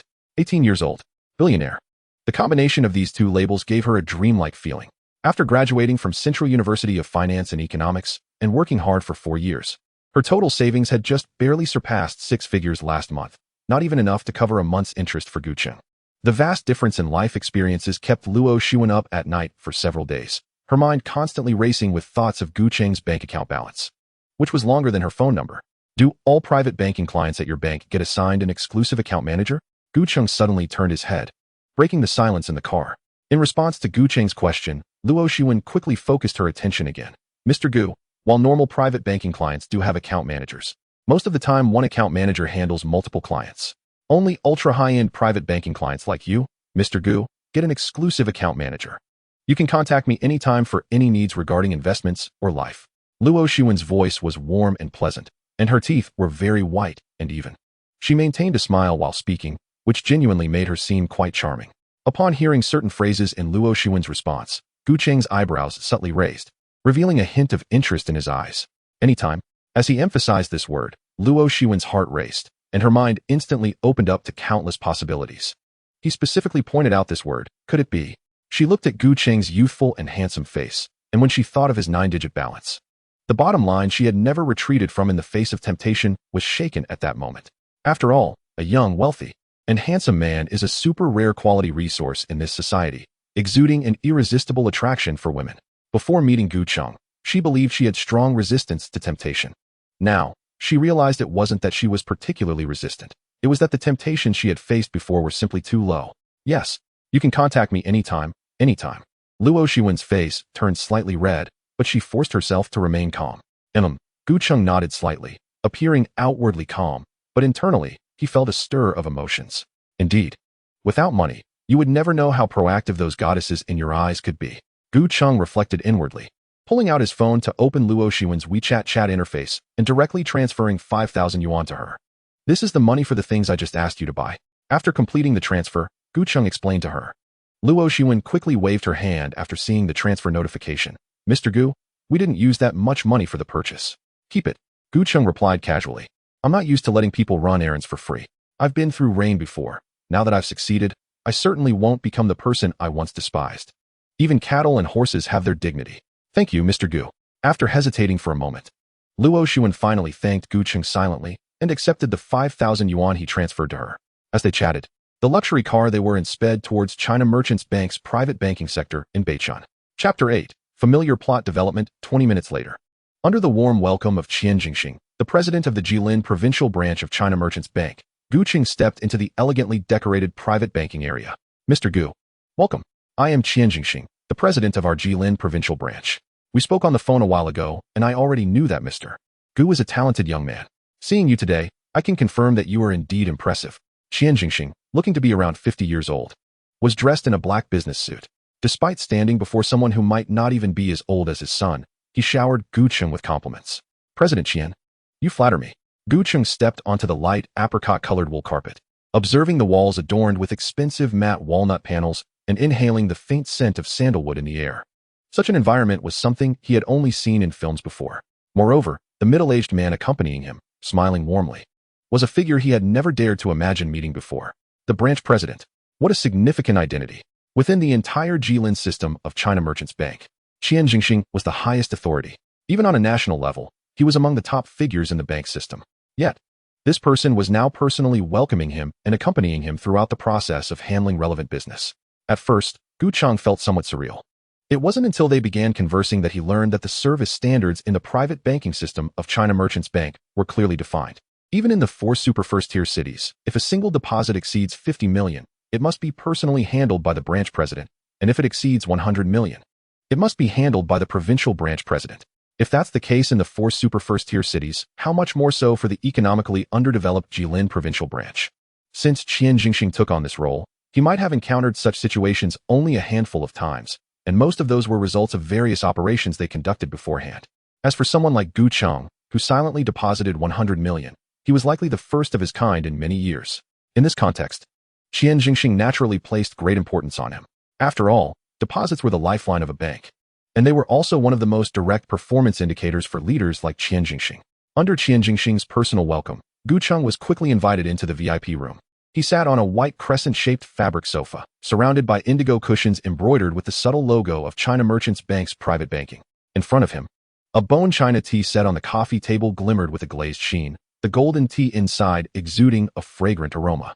Qian Jingxing sat opposite Gu Cheng, explaining the rights and privileges he would receive as a high-end private banking client of China Merchants Bank, while Luo Xiwen sat beside Gu Cheng, assisting him with the registration process for becoming a high-end private banking client using his phone. During this process, Gu Cheng mainly listened. Although he was young, his years of social experience had taught him that when faced with unfamiliar matters, it was always better to remain silent than to pretend to understand. Through Qian Jingxing's introduction, Gu Cheng gradually gained some understanding of the basic rights he would enjoy as a high-end private banking client of China Merchants Bank. Exclusive large fixed-rate deposits, global stock and bond fund portfolio plans, green channels for corporate financing, unlimited access to airport VIP lounges, dedicated transportation to domestic and international airports, preferential access for private jet rentals, 24-hour global connectivity services, high-end art collection appreciation events, entrepreneur salons, and so on. These were just the basic rights available to all high-end private banking clients of China Merchants Bank nationwide, and as one of the top depositors in Jilin province, Gu Cheng was entitled to even more local benefits. With Qian Jingxing present, there was naturally no opportunity for Luo Xiwen to interject. She quietly listened to their conversation while focusing on helping Gu Cheng with the relevant business. However, at that moment, a crisp SMS notification chimed, causing Luo Xiwen to instinctively glance at Gu Cheng's phone. Your account 7945 received 50,000,000 yuan on August 21st. The balance after the transaction is 50,000,769.91 yuan. Shanghai Pudong Development Bank. As Luo Xiwen read the message, she was instantly stunned, and her heart seemed to surge with overwhelming waves. Another 50 million. In just a week, a total of 150 million had been credited. Even though Luo Shiwen had once been a senior client manager at a large branch of China Merchants Bank, she had never seen such a large client with such substantial deposits, and even clients who could match 1/5 of Gu Cheng's wealth were exceedingly rare. The key point was that Gu Cheng was only 18 years old. At that moment, Luo Shiwen couldn't help but feel a bit short of breath. Mr. Gu. During a brief pause in the conversation between Gu Cheng and Qian Jingxing, Luo Shiwen finally found an opportunity to interject after waiting for a while. What's wrong? Gu Cheng turned his head curiously to look at Luo Shiwen, while Qian Jingxing raised his eyebrows, knowing that if there wasn't a special circumstance, Luo Shiwen would not disturb them. Mr. Gu, your account at Shanghai Pudong Development Bank just received 50 million yuan. As Luo Shiwen said this, she discreetly glanced at her bank president. As expected, when Qian Jingxing heard this news, his previously cheerful expression suddenly froze, and his face revealed a comically bewildered look. Gu Qing also noticed the unusual expression on Qian Jingxing's face. He looked at Qian Jingxing's gradually pouting eyes and felt a bit awkward. Reward: exclusive top-tier legal assistance service from Junxing Law Firm, 2-year term. Exclusive funds of 50,000,000. Current progress. In progress, 100. Note: the allocated funds have been credited. Please keep your phone available. Gu Qing glanced at the suddenly popped-up system notification and hadn't expected that the special funds for this rewards program would arrive exactly at this moment, and moreover, they were credited to another bank. What did this mean? An alternative? Or a new type of crime? Gu Qing felt a bit puzzled. Ahem, I understand. Please continue. Facing Qian Jingxing's somewhat resentful eyes, Gu Qing cleared his throat twice and gestured to Luo Shiwen. Oh, okay. Luo Shiwen lowered her head again. Just as she was about to continue assisting Gu Cheng with his business, when Gu Cheng's phone suddenly vibrated. Incoming call, 95,528. Qian Jingxing's fist clenched tightly. As the only two leading players among domestic joint stock banks, China Merchants Bank and Shanghai Pudong Development Bank had been competing for years. And how could Qian Jingxing not know that this number was the exclusive hotline for private banking VIPs at Shanghai Pudong Development Bank? What did this mean? Calling Shanghai Pudong Development Bank while I, the president of China Merchants Bank, am right here? And I can't say anything? All right. This plot development is becoming all too familiar. Chapter 9. Pre-task: I am Gu Cheng. Hello, President Liu. Today is not convenient. It may take some time. Yes, my mobile number is my WeChat. Please have someone add me later. Gu Cheng originally thought that a single transfer of 50 million would not alert a high-ranking leader at Shanghai Pudong Development Bank, but unexpectedly, the person on the other end of the line was also a branch president, on par with Qian Jingxing. Furthermore, judging by the tone of the conversation, the person seemed to be aware that he had a large deposit with China Merchants Bank. Indeed, there are no secrets among peers. Gu Cheng glanced at Qian Jingxing, who was looking at him with eager eyes, and a thought flashed through his mind. In fact, Gu Cheng could have chosen not to answer this call. Others may not know the situation regarding this money, but he does. The 50 million that just arrived is destined to be spent quickly. It may stay in Pudong Development Bank for no more than 3 days. Therefore, he cannot expect to receive the same treatment from Pudong Development Bank as he does from China Merchants Bank, unless he transfers all the funds from China Merchants Bank to Pudong Development Bank. The reason Gu Cheng chose to take this call in front of Qian Jingxing is simply to put some pressure on him. First, to make him realize that he might receive funds from elsewhere at any time, and this 100 million is just the beginning. Second, to let him know that he has already established a connection with Pudong Development Bank, and if his service does not meet expectations in the future, he might transfer the funds to Pudong Development Bank at any moment. This tactic is something Gu Cheng learned from the nightclub girls when he worked as a server there. In simple terms, if China Merchants Bank is compared to their official boyfriend, then Pudong Development Bank is their backup. For those girls, the existence of a backup is to create a sense of crisis for their official boyfriend, thereby urging him to continuously shower them with gifts and warmth. It's an old trick, not sophisticated, but it works every time. Qian Jingxing, who has reached his current position, surely knows what kind of tactic Gu Cheng is using. Naturally, he does. But knowing is one thing. As long as he doesn't want to lose Gu Cheng as a major client, he has to choose to actively engage and compete with Pudong Development Bank for service. Both China Merchants Bank and Pudong Development Bank are joint stock banks.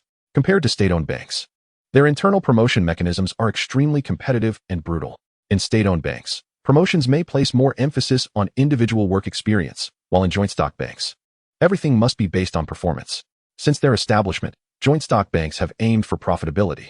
Jixing province is relatively underdeveloped compared to other provinces, and there are only a limited number of major clients. Both of their joint stock banks are competing for them, and state-owned banks are also in the fray. Right now, in just 7 days, Gu Cheng has made 2 large transfers totaling 150 million. If Qian Jingxing cannot retain such a high-quality client and loses him to Pudong Development Bank, it would mean all his efforts in the first half of the year would be in vain. Under Qian Jingxing's eager gaze, Gu Qing slowly hung up the phone and smiled as he explained. I didn't expect that just 50 million would catch the attention of President Liu from Pudong Development Bank. Was it just about 50 million? That old guy was clearly aiming for the 100 million at China Merchants Bank. After experiencing the phone call drama firsthand, Qian Jingxing was roaring in his heart. Liu Dejiang, president of the Jixing provincial branch of Pudong Development Bank. They are old acquaintances, and their competition has been ongoing for quite some time. He knows very well what the other party is thinking. Mr. Gu, we at China Merchants Bank have always been the top joint stock bank in the country. Please believe that our service attitude towards clients is absolutely the best among all banks. As the saying goes, time reveals a person's heart. Please give us some time.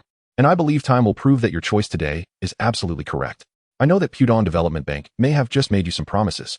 Here, I want to express my position. Any benefits or services that Pudong Development Bank can offer you, we at China Merchants Bank can match or even exceed. Qian Jingxing knew it was time for him to express his stance, and that saying too much would be pointless. He decided to go all in with his cards. After all, they at China Merchants Bank are number one, and Pudong is just number two. I have always trusted the services of China Merchants Bank. Otherwise, I wouldn't have come here personally today. Gu Cheng got the answer he wanted, and a broader smile appeared on his face. The unexpected little interlude opened both sides up a bit more. During the conversation, they gradually shifted from banking services to other topics. Throughout this process, Gu Cheng maintained a reserved attitude, silently absorbing the experience and insights he needed from Qian Jingxing. At the same time, he took a glance at his system. Host, Gu Cheng, age, 18, liquid funds, 100 million, assets, Zhen Shui Group, and transaction. Financial Tower unlock level, level 1, Power Scepter unlock level, not unlocked. Gu Cheng noted the information displayed on the system interface and, with a slight thought, unfolded the relevant information about Zhen Shui Group. Asset, Zhen Shui Group, current progress, transaction in progress, 6291. Compared to the rewards obtained from Juncheng Law Firm, the full acquisition process of Zhen Shui Group is undoubtedly much slower. According to the current progress, Gu Qing estimates it will take at least another 4 days for the progress bar to reach 100. After gathering the relevant information about Zhen Shui Group, he turned his attention to the two major sections of Financial Tower and Power Scepter. Over the course of 4 days, Gu Cheng attempted multiple times to use his thoughts to touch the important section of Power Scepter to explore its unlocking challenge tasks, but he received no response. On the contrary, for the already unlocked level 1 of Financial Tower, he only needed to touch it slightly with his thoughts to receive an appropriate response. To understand the unlocking challenge task for the second level of Financial Tower, he must first complete 2 prerequisite tasks. Both are very simple and pose no difficulty. With a slight thought, these 2 prerequisite tasks appeared before Gu Cheng's eyes. Prerequisite Task 1, Rest and Recuperate. Task Content, Bring your body to a healthy state. Task Reward, 1 Beginner Body Optimization Agent. This first prerequisite task is essentially a gift from the system. Because even without this prerequisite task, Gu Cheng, who now possesses billions in assets, would do the same. Thus, the task reward feels like a bonus for Gu Cheng. As for the second prerequisite task, it is equally to Gu Cheng's liking. Scanning the content, he found the second prerequisite task as follows. Prerequisite Task 2, Settle Down. Task Content. A home is not only a space that guarantees basic survival safety, but also a spiritual harbor that maintains social relationships and provides a sense of identity. At the same time, it is a key vehicle for resisting inflation and social resource allocation. Please, host, purchase a residence in Beichun District. Task Reward, 1 Home Package. Note, the generosity of the reward is positively correlated with the quality of the residence. In the past, Gu Cheng was a poor kid. His requirement for a place to live was simply to have shelter from the wind and rain. Now, with billions to his name, Gu Cheng naturally wouldn't go back to that old rundown rental house in the old district, especially since the security situation there is not very good. In this case, purchasing a house becomes Gu Cheng's primary goal. In fact, ever since Gu Cheng was abandoned by his parents, he has always longed for a home of his own deep down. Many lights, yet no place to return. Whenever the holidays come around, seeing such scenes always leaves Gu Cheng feeling melancholic for a long time. Originally, during his hospitalization, he planned to rent a well-decorated apartment in the city center after being discharged to have a temporary place to stay. However, after seeing this second prerequisite task, he changed his original plan. Since there is an opportunity to receive the system's rewards, he must do his utmost to obtain the most generous reward. This is mainly about the generous reward that Tongzi Ge gave to Gu Heng for the first time, which left a deep impression on him and made him look forward to more rewards from Tongzi Ge. Despite the continuous downturn in the national real estate market in recent years, purchasing a luxury home may not be a wise move at this time. But with Tong Ziji's guaranteed rewards, even if he knows it might lead to losses in the future, he feels he must take the plunge. With this in mind, Gu Heng looked at Qian Jingxing in front of him and suddenly had a bright idea. Mr. Qian, I want to purchase a property in Beichun soon. Preferably of high quality. Do you have any relevant channels? Gu Heng asked directly without any courtesy. Of course we do, Qian Jingxing replied after a brief pause. Are you looking to buy a villa or a large flat? Do you have any special requirements regarding location, school districts, or medical resources? As long as it's in the city, that's fine. Ideally, it should be well decorated, and I have no other requirements, Gu Heng responded. As for whether it's a villa or a large flat, I hope to see both if possible. Understood. I'll help you contact Mr. Wang from Shanglong Real Estate shortly. They specialize in high-end properties in Beichun, and many clients from our private banking have purchased properties through them, Qian Jingxing said, glancing at Luo Shiwen beside Gu Heng. Mr. Gu, why don't we have Shiwen coordinate with Shanglong Real Estate? You can contact her anytime you're available, and she can accompany you to view the properties. Hearing this, Luo Shiwen tidied her slightly messy hair and looked respectfully and sincerely at Gu Heng. All right, let's arrange it this way. Gu Heng nodded slightly, not refusing Qian Jingxing's goodwill. After that, they chatted casually for more than 10 minutes, and Luo Shiwen successfully completed the registration process for Gu Heng. She handed Gu Heng's phone back to him with both hands and explained, Mr. Gu, you need to wait for about 10 more minutes. Our staff is currently preparing your card. Okay, Gu Heng replied, glancing at the balance in his bank account and then at the time, deciding he must spend heavily later. For every ordinary person, having a car and a house is a symbol of happiness in life. Gu Heng felt the same way, having a deep obsession with owning a home and a car. Currently, while a house wasn't urgently needed, a car could be acquired right away. Thinking about the Mercedes-Benz showroom he passed by while delivering food some time ago, he couldn't help but feel a surge of impulse. He had obtained his driver's license 3 months ago. According to his original 5-year plan, he intended to work hard to save money and then buy a small car to become a ride-hailing driver, avoiding the daily hassle of commuting in all weather, with air conditioning in summer and heating in winter. However, an unexpected turn of events led him to achieve financial freedom instantly. I must spend heavily. After suppressing his urge to consume for 4 days, he finally couldn't hold back any longer. Gu Heng picked up his phone, found the number of the Mercedes-Benz showroom through Gauda Map, and called without hesitation, not avoiding Qian Jingxing and Luo Shiwen. Hello, is the Maybach 600 still in the showroom? Gu Heng asked straightforwardly once the call connected. Yes, it is, the other party replied, clearly startled. Is it for sale? Yes. Okay, thank you. Gu Heng got the answer he wanted and hung up without saying anything more. After Gu Heng finished the call, Qian Jingxing tentatively asked, Mr. Gu, are you planning to buy a car? Yes. I plan to go take a look shortly, Gu Heng nodded in response. If everything is suitable, I intend to pick up the car today. Mr. Gu, may I ask which Mercedes-Benz showroom it is? Zhongxing Mercedes-Benz. Upon hearing this, Qian Jingxing immediately took out his phone from his trousers. Mr. Gu, the owner of Zhongxing Mercedes-Benz, is also a client of our private bank. I know him, and I'll help you get in touch with him to ensure you enjoy the best price. Thank you, Mr. Qian. Gu Heng felt a bit amazed at Qian Jingxing's extensive connections as he watched him make a call and converse with familiarity. Mr. Gu, I've spoken to their owner. You can head over directly later, Qian Jingxing said after hanging up, then turned to Luo Shiwen and instructed, Shiwen, you accompany Mr. Gu over there. If you encounter any issues on site, call me immediately, and I'll contact their owner. Okay, Luo Shiwen nodded in agreement.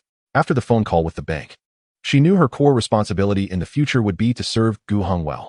If she displeased him and he complained to Qian Jingxing, she might find herself back at the small branch as a teller overnight. But if she served Gu Heng well, Luo Shiwen looked at Gu Heng's slightly refined profile, her heart racing a little faster. 15 minutes later, Gu Heng successfully received his ultra-high-end private banking savings card and the China Merchants Bank Centurion Black Gold credit card, along with top-tier membership cards for various high-end venues such as shopping malls, hotels, and clubs. Finally, Qian Jingxing personally escorted him and Luo Shiwen to a royal limo business car, watching as he left the private banking residence of China Merchants Bank, heading towards Zhongxing Mercedes-Benz showroom. Chapter 11. Zhang Ruan. At Zhongxing Mercedes-Benz showroom, Zhang Ruan stood in front of the coffee machine in the break room, looking at the credit card bill repayment reminder just sent by Industrial and Commercial Bank, unable to hide her frown. Sigh, when will these days come to an end? Zhang Ruan picked up her coffee cup and walked to the window, gazing at the beautiful sunny weather outside, letting out a gentle sigh. Zhang Ruan, where did she go? Just as she had sipped her coffee a couple of times, the manager's voice came from afar. I'm here. Hearing the slightly irritable voice of the manager, Zhang Ruan hurriedly set down her coffee cup and rushed over in her high heels. Manager Gu, I'm here. Zhang Ruan quickly arrived at the front door. Looking at the middle-aged man in a blue suit, a hint of disgust flashing in her eyes. Zhang Ruan, Mr. Zhao just called. A distinguished guest will be arriving shortly. You are responsible for the reception, Gu Ziming ordered with a cold face. Okay, Zhang Ruan replied, knowing this was a business introduced by Mr. Zhao. And she realized it was another thankless task. If the deal went through, it wouldn't concern her. If it didn't, she might even face complaints. How many times had this happened in the past 2 months? Zhang Ruan couldn't quite remember. 2 months ago, during a team-building dinner, Gu Ziming had attempted to make a move on her while drunk, and she had splashed a glass of wine in his face, humiliating him in front of everyone. Since then, Gu Ziming had used his power to make things difficult for her in various ways. During work hours, don't keep running to the break room. The company pays you a salary, not to drink tea every day. Gu Ziming continued to reprimand coldly. Do you know what your performance has been this month? You should spend more time maintaining client relationships. Okay, Zhang Ruan responded expressionlessly. Humph. Gu Ziming felt like he was hitting cotton when he saw Zhang Ruan's reaction. He let out a light huff and then directed the other idle sales staff to prepare in advance to welcome the distinguished guest. Zhang Ruan stood at the front, waiting for almost 20 minutes. When she saw a $1 million Lexus Alfred slowly stop in front of the main entrance of their store, she knew that the person inside the car was most likely the esteemed guest their boss had mentioned. The electric door slowly opened, and a tall young man dressed in a white short-sleeve shirt and black shorts stepped out. At the same time, a beautiful woman dressed like a secretary followed him out of the Lexus Alfred. So young, Zhang Ruan thought to herself, feeling a strange sense of familiarity, as if she had seen him somewhere before. Are you Mr. Gu? She asked, approaching him. I am Gu Ziming, the manager of Zhongxing Bin Store 4. Mr. Zhao just called and instructed me to ensure you are well taken care of. Gu Ziming, who had just been commanding in front of the sales team, was now overly servile, his face full of smiles. Hello, Manager Gu. Gu Cheng smiled back. Does your store have a Maybach 600 in stock? Yes, we do. Gu Ziming nodded eagerly, then turned to Zhang Ruan and called out, Zhang Ruan, Mr. Gu wants to see the Maybach 600. Quickly take him over to have a look and give him a good introduction. Hello, Mr. Gu. I am Zhang Ruan, the sales representative at Zhongxing Bin Store 4. It's a pleasure to serve you. Zhang Ruan quickly stepped forward and lightly bowed to Gu Cheng. It's her? When Gu Cheng saw Zhang Ruan, he was momentarily taken aback. The girl named Zhang Ruan was the one who had left a deep impression on him at the Liao Fitness Center some time ago. Compared to her yoga outfit that day, today she was dressed in a business suit, a black blazer paired with a white inner lining, and fitted black trousers that accentuated her legs, topped off with shiny black high heels. This outfit made her already tall frame appear even more elegant. To put it in popular terms, her legs seemed to be longer than Gu Cheng's life. Hello. Gu Cheng looked into her clear eyes and realized that she had no recollection of him. He wasn't bothered by it. After all, beautiful women are always surrounded by men, and it was completely normal for someone as stunning as Zhang Ruan to forget a man she had only met once. After a brief exchange of pleasantries, Gu Cheng was welcomed inside. Under Zhang Ruan's guidance, they arrived in front of the Maybach 600. Under the sunlight, the Mercedes-Benz three-pointed star emblem gleamed. The straight waterfall-style grille, the expensive obsidian black paint, geometrical multi-beam headlights, and 23-inch multi-spoke forged wheels, along with the exclusive Maybach badge, all exuded prestige and luxury. Seeing the car again after several months, Gu Cheng's attitude had completely transformed. It had once seemed out of reach, but now it felt within grasp. Mr. Gu, the Maybach 600 you see now is the latest 2023 gift edition. Its paint is obsidian black, and the interior features a crystal white and pearl silver gray two-tone design. As the top configuration of the 2023 Maybach 600, it boasts the highest specifications of all Mercedes-Benz models to date, equipped with a 4.0-liter V8 twin-turbo engine and a 48V mild hybrid system, delivering a maximum power of 553 horsepower. The chassis is fitted with air suspension and a magic body control system. Zhang Ruan explained confidently, standing in front of Gu Cheng, showcasing her solid professional knowledge about the car's numerous features. Luo Shiwen stood at Gu Cheng's left rear side, her hands folded over her abdomen. With two strikingly different, yet equally beautiful women accompanying Gu Cheng, the scene was enough to make other men in the store envious. Mr. Gu, please have a seat and experience it for yourself.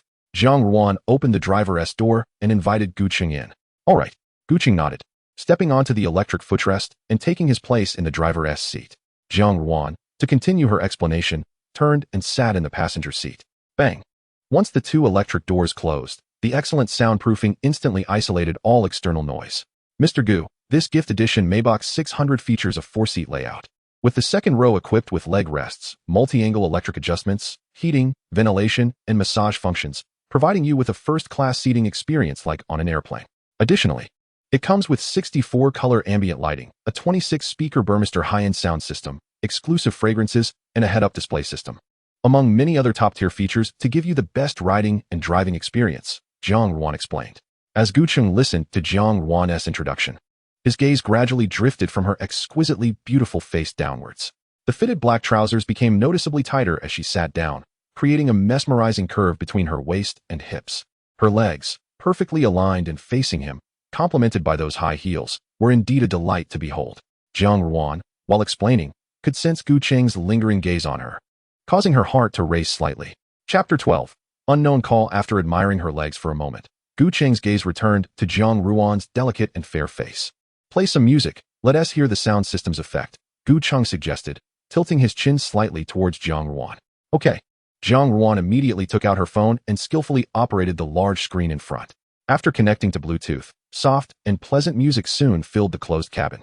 Even if there are thousands of songs in the future, drifting away on the road listening to the classic Cantonese song Qian, Qianju Gu echoing in his ears. Gucheng smiled at Jiang Ruan and said, "It seems that salespeople for luxury brands always choose this song to demonstrate the sound system. Maybe it's because this song is indeed a classic," Jiang Ruan replied with a smile. The sound system is indeed impressive, Gucheng nodded in satisfaction. Then suddenly remembered something and asked Jiang Ruan, "Hey, I remember the Maybach 600 has a special escape mode, right? Does this car have it?" The escape mode, also known as the dancing mode or the boss-saving mode, had quickly gone viral online when the first generation of Maybach was launched due to this special feature. Yes, our car has the escape mode, Jiang Ruan confirmed. In China, only the gift edition of the Maybach 600 features this mode. The regular and the Li Yu editions do not. "Oh, can you show me how it works? I'd like to experience it," Gucheng expressed his interest. "Of course," Jiang Ruan said, raising her hand to press a button. Soon, the entire car began to sway rhythmically. Since Gucheng was sitting upright, the activation of the escape mode didn't greatly affect him, but Jiang Ruan was different. She was originally seated sideways toward Gucheng, and now with the escape mode activated, she found it hard to maintain her balance. Her hands instinctively grasped the central racing armrest, causing her body to lean much closer to Gucheng. In an instant, the scent of her unique perfume mixed with her natural fragrance filled the air. Gucheng, witnessing this scene, suddenly understood why many people online affectionately referred to the Maybach 600's racing armrest as the screaming armrest. This car really looks increasingly indecent the more I see it. I must buy it back and then criticize it harshly from the inside out. Gucheng was pondering in his heart. "Mr. Gu, is it okay now?" Jiang Ruan asked shyly, her cheeks slightly flushed. Since this Maybach 600 arrived at the showroom, it has attracted many onlookers every day, but there are very few people with actual purchasing power and willingness. As for experiencing the car's special escape mode inside, it was Jiang Ruan's first time, and she didn't expect the car to have such power when it started shaking. "It's okay." Gucheng noticed Jiang Ruan's discomfort and took the initiative to stop the escape mode. "So how much does this car cost in total?" Gucheng gently caressed the steering wheel in front of him, his eyes betraying his fondness. "The base price of this car is around 3.1 million, and the total price is about 3.7 million. Jiang Ruan replied with a smile. "Of course, as you are a distinguished guest personally introduced by Mr. Zhao, there will definitely be some discounts on the price." Gucheng nodded slightly, and then asked, "I heard that luxury brand 4S stores often have some special auction license plates. Do you have any in your store?" "Mr. Gu, we currently have 3 good license plates, G8888, G6666, and G7777. I'm not quite sure about their specific prices, but if you want to buy them, we need to contact Mr. Zhao by phone." Jiang Ruan responded truthfully. "Then let's contact your Mr. Zhao. Ask him how much discount I can get on the total price of this car and the G7777 license plate." Among these 3 license plates, Gucheng quickly made his choice. Since he was going to buy a car, he decided to do it all at once. Blue license plates with consecutive numbers are scarce no matter where they are, and whether they appreciate in value is secondary. At least they won't lose value. "Okay, I'll go find our manager now and have him contact Mr. Zhao for you." Jiang Ruan replied to Gucheng and quickly walked down the electric step after opening the car door, while Gucheng's gaze returned to the car's interior. Beichun, as a provincial capital city with relatively weak presence in the country, if Gucheng wanted to buy a car in Beichun, he could only choose among the luxury brands of Mercedes, Porsche, and Land Rover, as there are no other luxury car brands with stores in Beichun. As for why Gucheng didn't consider the Porsche Cayenne and Panamera, as well as the Land Rover Range Rover and Velar, it's because these 4 models are almost ubiquitous in Beichun, with most of them being second-hand cars, especially the Land Rover Range Rover. which has become the standard vehicle for many bosses in Beicheng. Gu Cheng has always disliked wearing the same clothes as others, and now he feels similarly about driving the same car. In contrast, the Maybach 600 is not very common in Beicheng. It is hard to see on the road. And Gu Cheng indeed likes the interior of Mercedes. Ding! Just as Gu Cheng was examining the surrounding interior, a crisp sound suddenly came from the large screen in front of him. Gu Cheng instinctively looked at the screen and saw a text message pop up. Your account 4,765's credit card bill for this month has been issued. The total amount is 558,667 yuan, and the minimum payment is 26,645 yuan. Please pay on time, Industrial Bank. Gu Cheng was momentarily taken aback upon seeing this text message. And then he realized that the car's Bluetooth was currently connected to Jiang Ruan's phone. In other words, was this Jiang Ruan's credit card bill? Gu Cheng raised an eyebrow, already having an answer in his heart. Buzz. Just then, Gu Cheng's phone suddenly vibrated. Taking out his phone, he looked at the incoming call number displayed on the screen, and a hint of surprise flashed in his eyes. What an impressive phone number. The last 7 digits are all 9s. Just the value of this phone number alone could probably buy a Mercedes in this showroom. Whose call is this? Gu Cheng wondered, answering the call. Chapter 13. Conquest. Hello. May I ask if this is Mr. Gu Cheng? A magnetic male voice came through the phone once the call connected, sounding very polite. Hello, this is Gu Cheng. May I ask who you are? Before the call connected, Gu Cheng was vaguely guessing if the owner of this number was the owner of this Mercedes 4S store. However, once the other party spoke, Gu Cheng dismissed that guess. If the other party were the owner of this Mercedes 4S store, there would be no need for them to be so polite to him, as the current situation was that the other party was giving face to him. So, after ruling out this possibility, the other party's identity became obvious. Sure enough, the next words confirmed Gu Cheng's guess. Mr. Gu, I apologize for the abrupt call. Please forgive me. After confirming your identity, the tone on the other end became much more enthusiastic. Let me introduce myself. I am Xia Zhenzhong, the director of Junsheng Law Firm. We have been commissioned by the Biesmeyer Trust's East Asia office to tailor a 2-year exclusive legal service plan for you. Since receiving the commission, our firm has attached great importance to it and immediately formed a professional team to draft the plan, which we finalized just this afternoon. I called you right away. I wonder if Mr. Gu is free tonight so that I can have the honor of treating you to dinner? I will bring the service plan our firm prepared for you for your review, and we can discuss it while we eat.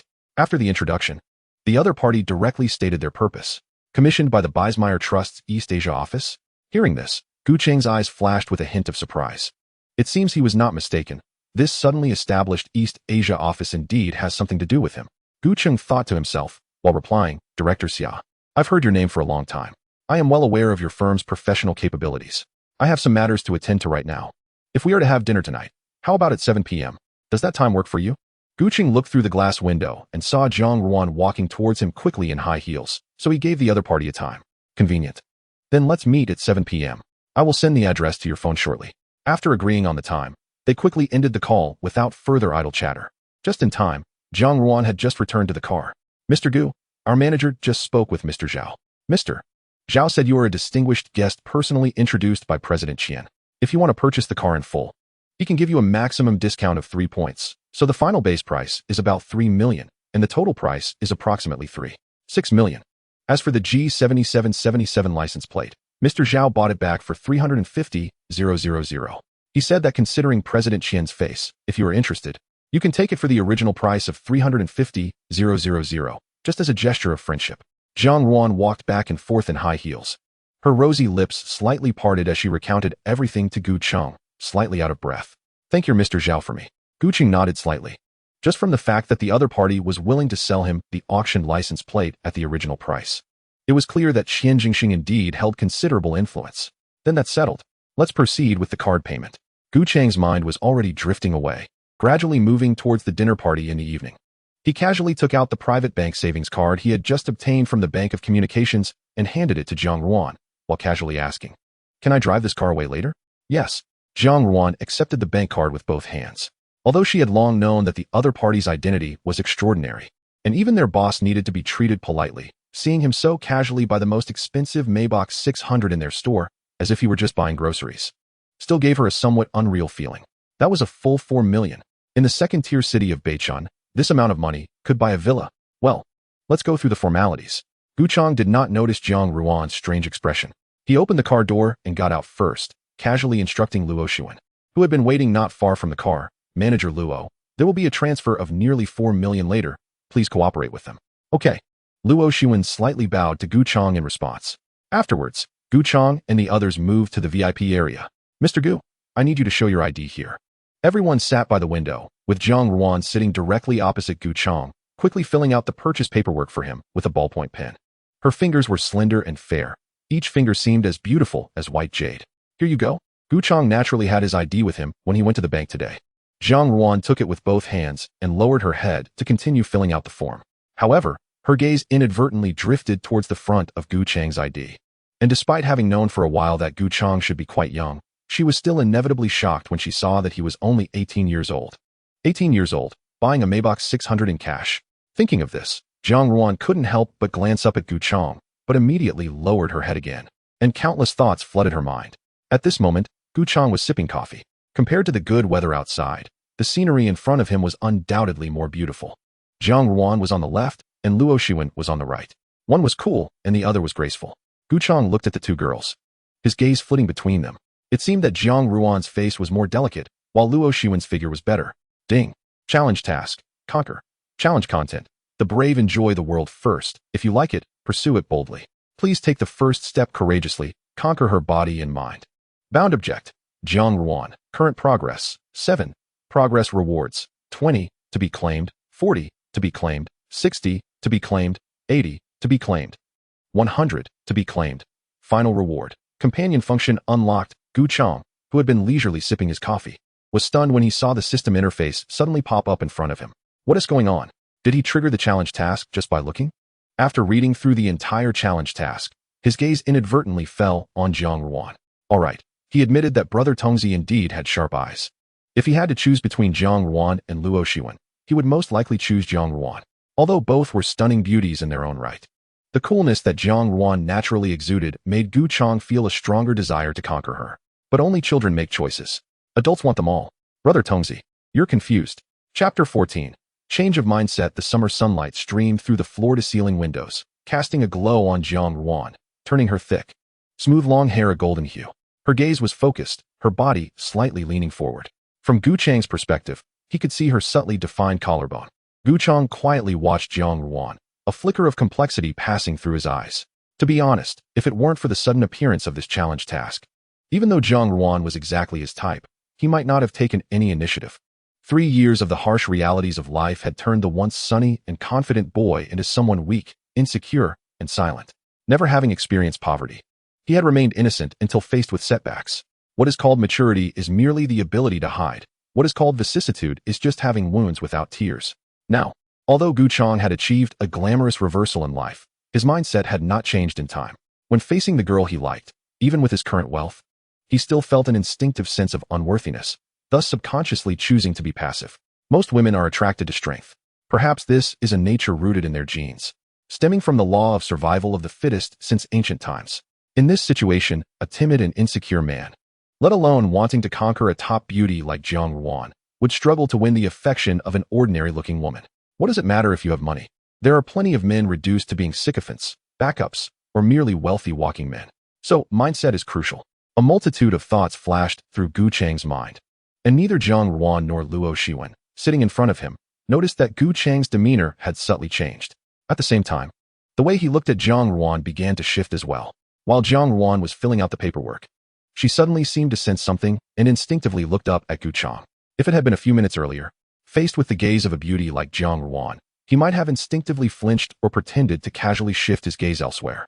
But now, Gu Chang locked eyes with Zhang Ruan, his gaze steady and unflinching. Their eyes met, and it was Zhang Ruan who couldn't hold it and blushed, lowering her head again.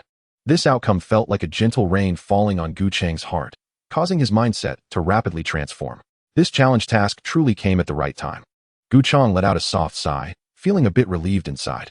If he continued to maintain his previous mindset, it would only be a matter of time before he would stumble hard when it came to women. Just encountering a high-level green tea girl or a high-level gold digger could turn him into a plaything. Conquering the body is easy, but the heart is hard to read. No wonder the rewards are so generous. The difficulty of this challenge task is indeed not low. Gu Chang sighed inwardly. However, despite the challenge task being difficult, it was something he had to complete, as the final reward for this challenge task involved Brother Tongzi's new function. Gu Chang pondered over the sudden challenge task, while time in reality passed swiftly. About half an hour later, All of Gu Chang's car purchase procedures were completed, and even the license plate registration was taken care of by someone else. Mr. Gu, here are your documents and the car purchase procedures. Jiang Ruan handed Gu Chang his ID and bank card separately, then handed him a brown paper envelope containing the purchase procedures. Thank you for your hard work. Gu Chang nodded slightly, then took out his phone and raised an eyebrow at Jiang Ruan. Shall we add each other on WeChat? If I have any questions about the car later, is it okay to contact you? Of course. I'll scan your WeChat. Jiang Ruan's eyes lit up. Gu Chang's suggestion was exactly what she wanted. All right. Gu Chang opened his WeChat QR code for Jiang Ruan to scan. Nearby, Luo Shiwen watched the two adding each other on WeChat, her gaze lingering on Jiang Ruan's exquisitely beautiful and cool face for quite some time.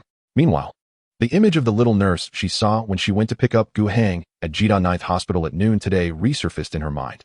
Without a doubt, these two girls were much younger than her, especially that little nurse, whose face was so tender that it seemed like it could be pinched for water, and there was still some childish peach fuzz on her cheeks. Indeed, in the world of these top wealthy individuals, beautiful women are everywhere. However, I might not be worse than them. As Luo Shiwen thought of this, her pale face suddenly flushed with two faint blushes. After Gu Heng added Jiang Ruan on WeChat, he didn't say much, leading Luo Shiwen out of the store. At the front door, his Maybach 600 was already ready, and the two blue license plates had been installed. Manager Gu, do you have time later? Gu Heng asked as he walked towards his beloved car. I do. Luo Shiwen quickly refocused. Mr. Gu, just let me know what you need. I have a dinner party tonight, and I plan to buy 2 sets of clothes at Zhuozhan. Gu Heng said while standing in front of the car. I see your taste in clothing is quite good. If you have time later, would you accompany me shopping? It would also give me some suggestions. The Juncheng Law Firm is one of the top law firms in the country, and Xia Jinzhong is the director of Juncheng Law Firm. Although in their relationship, he is the party A and the other is party B. It would be somewhat disrespectful to show up in short sleeves and shorts for a formal invitation at their first meeting. Gu Heng didn't know much about business attire, but he knew that Luo Shiwen must understand, as the other party must have undergone relevant training before officially entering private banking. Having a semi-professional by his side is definitely better than wandering around aimlessly. No problem, Luo Shiwen replied without hesitation upon hearing this. Then let's get in the car. After Gu Heng finished speaking, he opened the car door and sat in, while Luo Shiwen hurriedly got into the passenger seat. Finally, under the watchful eyes of Guo Ziming and the others, the Maybach 600 quickly merged into the flow of traffic and disappeared from their sight. After sending off the distinguished guest, everyone breathed a sigh of relief and turned back to the store. Jiang Ruan glanced at Guo Ziming, who was animatedly reporting to the boss, and turned towards the bathroom. At the same time, she took out her phone to look at the WeChat of Gu Heng that she had just added, and her slender fingers quickly opened his WeChat moments. Gu Heng had set his moments to be visible for half a month, and in this half month, he had only posted one status. This status was posted 10 days ago, featuring a photo of Gu Heng extending a sweaty arm and making a peace sign, with the caption "Dawn is coming." Suddenly, Jiang Ruan stopped in her tracks. Looking at the figure in the photo, the familiar feeling she had always had about Gu Heng finally had an answer. It was indeed him. Chapter 15, Super VIP Ding Ding Ding. From Zhongxing Ben's 4S store to Zhuozhan Shopping Center, the distance was almost the same as crossing the city, especially with the evening rush hour approaching. By the time Gu Heng, the novice driver, drove the car to Zhuozhan Shopping Center, the sky had already darkened. In the dim night, the geometric matrix headlights of the Maybach 600 shone brightly, and through the clear glass that had not yet been tinted, Gu Heng's handsome profile could be clearly reflected, catching the attention of passers-by. It wasn't until they saw Gu Heng driving the Maybach 600 into the underground parking lot of Zhuozhan Shopping Center that people gradually withdrew their gazes. Indeed, the women sitting in the passenger seat of a wealthy man's luxury car never disappoint. On the roadside, in a taxi waiting at a red light, a drunken man in the back seat couldn't help but exclaim, "Of course, with a wealthy man, you think anyone can sit in the passenger seat?" The driver, with his elbow resting on the window, leisurely smoked while laughing in response. I have the disease of wealthy men, but not the fate of wealthy men." The drunken man sighed, and then sincerely asked, "Master, what should I do if I can't control my lower half after drinking?" The driver glanced at him through the rearview mirror and chuckled. "Men, it's normal to indulge in pleasure, I can understand." "Master, that's not what I mean." The drunken man opened his mouth, looking a bit embarrassed. Then what do you mean?" The driver frowned, a bit confused. "What I mean is, I accidentally urinated in your car." By the end of his sentence, the drunken man's expression became calm. In an instant, the entire car fell silent. Driver. At Zhuozhan Shopping Center, underground parking lot, Gu Heng drove the Maybach 600 slowly to the front of the underground entrance according to Luo Shiwen's guidance. 2 individuals dressed in light brown suits stood at the entrance. Once Gu Heng parked the car, these two immediately stepped forward to open the doors for Gu Heng and Luo Xuan. Dear valued guest, hello, I'm Xinjia, the shopping guide from Zhuozhan Shopping Center. Welcome to Zhuozhan Shopping Center. The woman who opened the door for Gu Heng slightly bowed.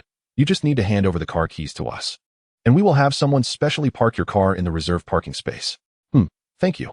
Gu Heng nodded slightly and handed the car keys to the woman in front of him. She respectfully received them with both hands and then immediately passed the car keys to the man standing next to her. This way, please. Xinjia extended her hand again, guiding Gu Heng into Zhuozhan Shopping Center. She walked in front, with Gu Heng following behind, and Luo Xuan trailing half a step behind Gu Heng on his right side. Zhuozhan Shopping Center is the highest-end shopping center in Beichun.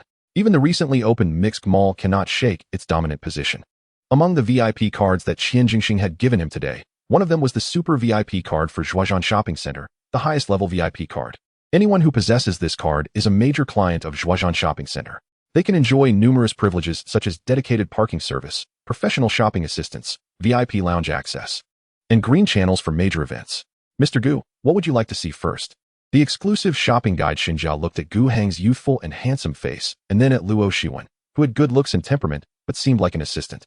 And she knew that the identity of this young man was definitely extraordinary. You should have beauty services in Zhuozhan too, right?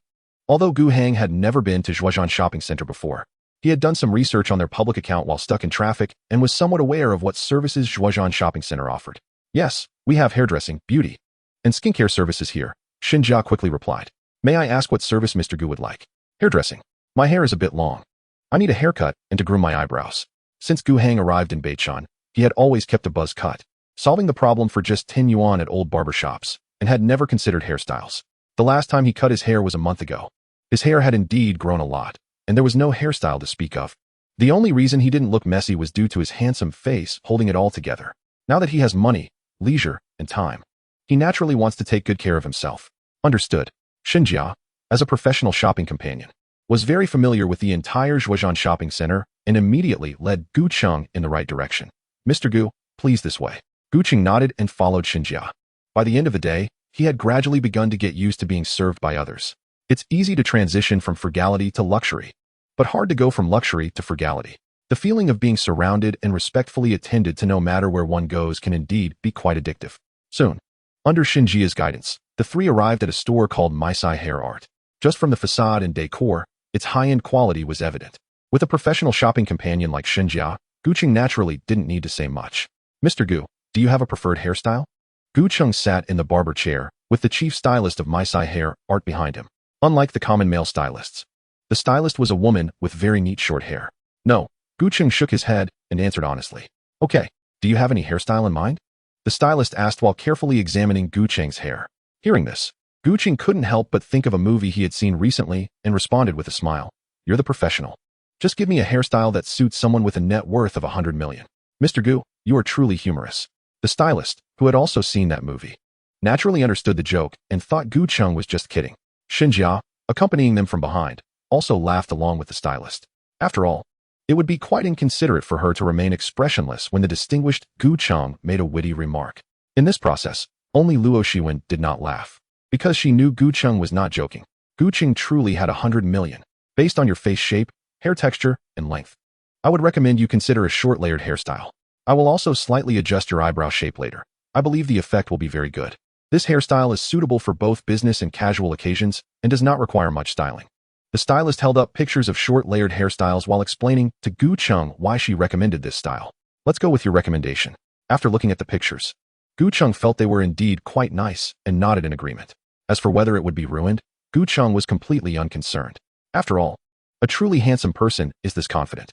All right, the stylist, having received Gu Cheng's consent, said nothing more and began her work with the scissors. Chapter 16. Respect the clothes before the person. Half an hour later, Gu Cheng looked at himself in the mirror and nodded in satisfaction. The clean and sharp short layered cut, paired with carefully shaped eyebrows, gave the originally delicate Gu Cheng a bit more angularity and sharpness. His sword-like eyebrows framed his bright, expressive eyes, and his overall demeanor underwent a significant transformation. Mr. Gu, are you satisfied? The stylist asked as she removed the cape from Gu Cheng. Very good. Gu Cheng praised, nodding. That's great. The stylist smiled even more broadly. It was clear that she knew she had successfully gained a high-quality client through her skills. Due to time constraints, Gu Cheng paid and left Maisai Hair Art. Xinjia, his exclusive shopping companion, began to lead Gu Cheng and Luo Shiwen towards brands that offered top luxury menswear, as purchasing business attire was essential. Because of marketing strategies, many people subconsciously believe that this brand's prestige is inferior to others, but this notion is both right and wrong. The reason is that many people are unaware that this brand is actually divided into main and secondary lines, with prices that can vary greatly. The former consists of high-end ready-to-wear, while the latter includes ordinary ready-to-wear. The price difference for similar products can be as much as tenfold. When comparing the mainline products to other brands, they can easily dominate the business menswear sector. If it weren't for Luo Shiwen actively introducing this to Gu Cheng, he really wouldn't have known. Of course, Gu Cheng did not show this.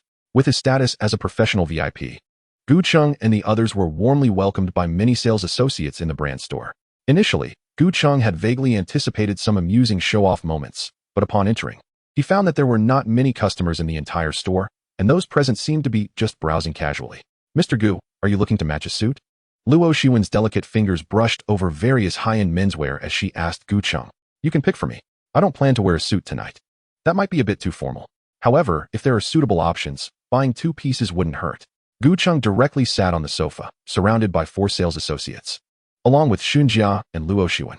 He just needed to sit back and wait for the right clothes to try on. Okay. Hearing this, Luo Shiwen began to select seriously again. She looked at the clothes that were far more expensive than her monthly salary, and a complex look flashed in her eyes. Soon, Luo Shiwen picked out several suitable outfits for Gu Cheng, mostly shirts and trousers, along with a few different styles of suits. Meanwhile, Gu Cheng frequently entered and exited the fitting room. Each time he emerged, Luo Shiwen and Xinjia were visibly impressed. As the saying goes, a person is judged by their clothes, just as a horse is judged by its saddle. There is always a reason for the expensive. After getting his hair and eyebrows trimmed, Gu Cheng, now dressed in expensive business attire, had undergone a dramatic transformation. Finally, Gu Cheng stepped out of the fitting room. The outfit he was wearing was intended for the banquet later. It was a light brown business shirt with a great drape, made entirely of silk, shimmering softly under the lights. The lower half was paired with black trousers that fell just to the ankles, maintaining the best distance from his expensive leather shoes. Looking at himself in the mirror, Gu Cheng felt as if he were in a different world. Turning around, Gu Cheng scanned the crowd. He noticed that the sales associates' gazes towards him had shifted from earlier, now carrying a slight sense of restraint. Although this feeling was very subtle, it was indeed palpable. This is what it means to respect the clothes before the person. Seeing the change in the sales associates' eyes, Gu Cheng suddenly had an epiphany. "That'll be all. Please wrap everything up and let me know the total." Gu Cheng waved his hand, signaling it was time to check out. The sales associates instantly brightened up. The items Gu Cheng had just purchased might take them a week to sell during the off-season. Faced with such a big client, the sales associates not only moved swiftly but also presented all the small gifts they could offer within their authority: belts, ties, cufflinks, sunglasses, fragrances, and perfumes. It must be said that the brand's offerings were indeed quite extensive. Finally, Gu Cheng swiped his card to check out and left the store. With a total expenditure of 1.43 million, Xinjia had arrived empty-handed, but left with her arms full of shopping bags. Well, there's still plenty of time. We can go browse other brand stores later. Gu Cheng glanced at the time on his phone, seeing it was just 6 o'clock, and said to Xinjia, "Why don't you first take these shopping bags to my car, and we'll just go grab something to drink." All right. Xinjia nodded repeatedly. "Mr. Gu, I will be back soon. Go ahead. We will wait for you at the Bawang Tea Princess." Gu Heng pointed to the store not far away, signaling to her. "All right," Xinjia responded and quickly left. Gu Heng and Luo Shiwen then leisurely walked towards the Bawang Tea Princess store. Walking together like this doesn't seem awkward. Suddenly, Gu Heng turned his head and said to Luo Shiwen, "What?" Luo Shiwen was taken aback and didn't react immediately. "Just now, your outfit was too businesslike. Walking beside you made me feel a bit like the foolish son of a landlord." Gu Heng smiled, speaking very naturally. "Now it looks much more natural. As if we match quite well." Hearing the word match from Gu Heng, Luo Shiwen's heart raced a lot, and she replied softly, "Mr. Gu, you look good in anything. What time do you usually get off work?" 5 o'clock. "So normally, you should be off work by now." Upon hearing this, Luo Shiwen immediately waved her hand. "Mr. Gu, my job is to provide you with good service. You don't need to worry about my off-work time." "That's not what I meant." Gu Heng waved his hand, smiling as he said, "What I mean is that since we are off work, let's not call each other Manager Luo and Mr. Gu all the time. We can be less formal after work. I'll call you Shiwen, and you can call me Gu Heng, okay?" Luo Shiwen hesitated a bit upon hearing this. "It's settled then." Gu Heng decided directly upon seeing this. "Okay." Luo Shiwen's face flushed slightly, and her dignified and bright demeanor revealed a hint of shyness. creating a strangely different contrast. As they chatted, they soon arrived at the front of the Ba Wang Tea Princess store. Wow, so many people. Gu Heng looked at the long line inside, his eyes widening slightly. This is the first store of Ba Wang Tea Princess in Jixing. It just opened a few days ago, and now it's at its peak popularity. Luo Shiwen explained to Gu Heng, then continued, "It's okay, if you want a drink. I can go buy it for you. You can rest outside." If it takes too long, then forget it. Gu Heng thought for a moment. His outfit was indeed not suitable for going in now, especially since he still had to attend a business dinner later. It would be a bit awkward if his leather shoes got scuffed with prints. "What do you want to drink? Just choose something." "Okay." Luo Shiwen nodded. Then quickly walked into the Ba Wang Tea Princess store in her high heels. Gu Heng stood in place, glancing around. When his gaze landed on a certain counter, he suddenly felt a slight stir in his heart and stepped over there. Chapter 17. The Three Sisters in the Dormitory Zhuozhan Shopping Center, Helena brand counter. In front of the transparent glass display case, three young girls radiating youthful energy stood there. Although they each had different temperaments, they all had excellent figures and slim bodies.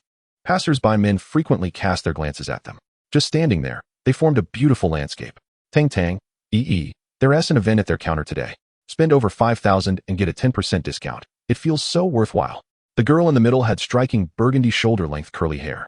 She was dressed fashionably, adorned with various jewelry on her wrist, neck, and ears, and carrying a handbag worth around 20,000 yuan, a Chanel platinum calfskin. "Wow, Yao, this is Helena. You're only 18 and planning to buy Helena. Isn't that too extravagant?" Lu Nani looked at Feng Yao, a hint of envy showing on her fair face. Yao, after you buy it, can you let me try a bit? I've never used Helena my whole life." Compared to the middle Feng Yao and the other side Su Tang, her height was somewhat shorter, but she knew how to utilize her advantages, as a light green floral dress made her look pure and lovely. In addition, she also carried a luxury handbag, but it was of a lower tier than Feng Yao's, just a messenger bag worth around 10,000 yuan. Facing Lu Nani's unabashed envious gaze, Feng Yao's smile became even brighter. Tang, should we split an order?" Feng Yao seemingly casually turned to Su Tang and asked. "It's quite rare to encounter an event for the Helena brand." "That is fine. School just started. I have plenty of skincare products ready, but if your budget is tight and you want to share an order with me, I can accompany you." Although Feng Yao and Lu Nani were both beauties with their own charm, compared to Su Tang beside them, they inevitably fell short. She was like a princess from a fairy tale, even though today she was only wearing a plain white short sleeve and a pair of sky blue washed jeans. Yet she still overshadowed the carefully dressed Feng Yao and Lu Nani. Some people just seemed to be born as the main character. Since childhood, spoiled Feng Yao believed she was that kind of person, until a few days ago when she first arrived at school and saw Su Tang in the dormitory. It almost shattered her heart. In just 2 days, Su Tang's beauty spread throughout the entire new student community of the Jida Art Academy. Not only was she beautiful, but her professional abilities also surpassed hers. In the 2023 Jida Art Academy Vocal Opera Department admissions, her professional score was tied for first place with someone else. If that were all, she wouldn't have been so heartbroken. What truly shattered her heart was that the girl who tied for first place with Su Tang in the admissions was also in their dormitory, and she was equally beautiful. Although slightly inferior to Su Tang, she was still better than her and Lu Nani. In this situation, the only thing that gave her some comfort was that her family conditions should be the best among the four. Thinking of this, her gaze subconsciously glanced at Su Tang's Chanel bag, which was the same model as her platinum calfskin, just a different color, the black gold calfskin. She couldn't compete in beauty or professional achievements, and now the only thing keeping her pride intact was her relatively superior family conditions. Therefore, she had to outshine Su Tang. Originally, she planned to use the method of splitting an order for Helena with Su Tang to test Su Tang's spending level and roughly infer her family background. However, she didn't expect that with just a couple of light remarks, Su Tang had put her in a bind. If she continued to let Su Tang share the order, wouldn't that mean admitting that her budget was insufficient? But if she didn't let Su Tang share the order, it would mean she had to bear the 5,000 yuan limit on her own. Even though her monthly allowance was considerable, she couldn't afford such high expenses. Just when Feng Yao was in a dilemma, she suddenly had a bright idea. She raised her hand, linking arms with Su Tang and Lu Nani, and whispered, "Tang. Look, there's a handsome guy." The two were slightly taken aback upon hearing this, then instinctively looked in the direction Feng Yao was pointing. It was a young boy wearing a light brown business shirt, casually walking towards the Helena brand counter, exuding a kind of indescribable relaxed aura. His dark eyes scanned the various glass display cases, revealing a hint of indifference. He is indeed quite handsome. "So Yao, you like this type of boy?" Lu Nani teased Feng Yao playfully. "I didn't say I liked him." Feng Yao immediately denied. "I just feel it's a bit fresh." I've never had this kind of mature business guy among the boys who pursued me before. You too. Lower your voices, he asked, coming this way. Su Tang noticed the figure gradually walking towards them out of the corner of her eye and quickly nudged Feng Yao with her elbow, reminding the two. Upon hearing this, the two women immediately stopped chatting. Soon, all three girls pretended to be serious and continued discussing the skincare products in front of them. However, in their hearts, they all unconsciously felt a bit of anticipation. If such a seemingly high-quality boy of the same age took the initiative to strike up a conversation with her in front of her roommates, it would definitely be a matter of pride, right? However, they were completely overthinking it. When Gu Cheng walked in, he didn't notice their presence at all. It was only after he passed by a few glass display cabinets that he noticed there were actually other customers at the Helena brand counter.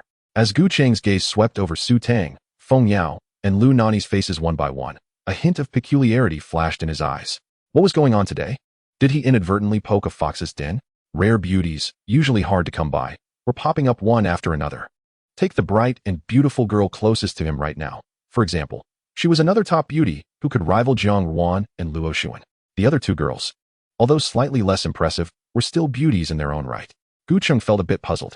However, he had no intention of striking up a conversation.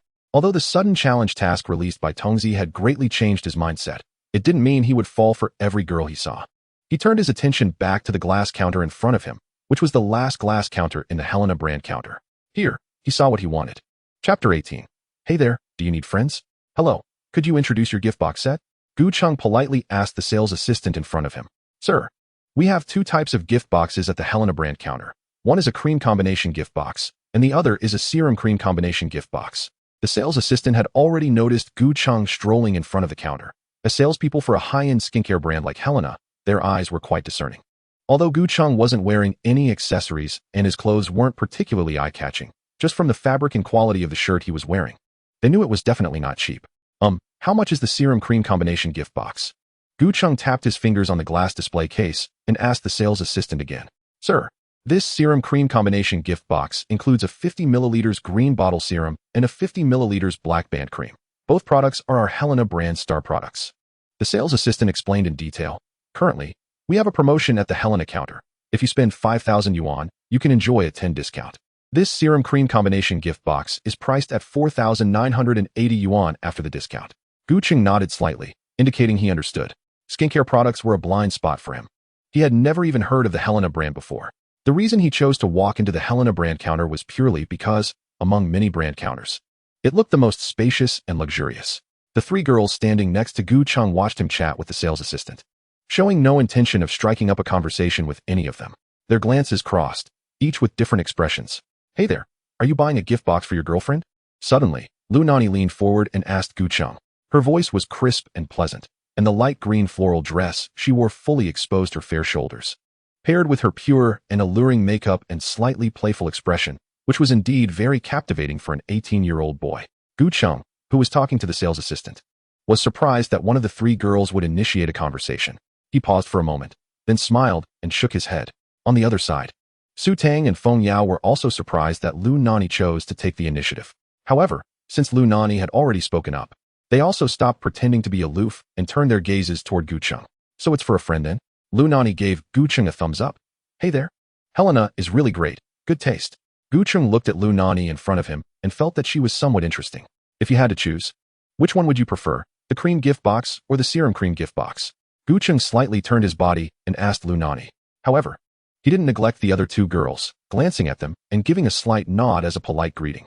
It definitely has to be the green bottle and black band. Lu Nani replied with a smile.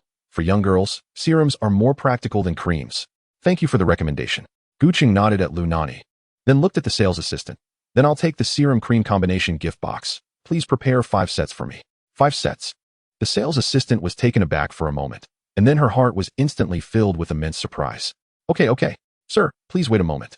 The sales assistant quickly responded. I will prepare it for you right away. By the way, I have a super VIP card from Zhuozhan. Can I get an extra discount? Gu Cheng suddenly remembered that the super VIP card might have discount rights and asked the sales assistant again.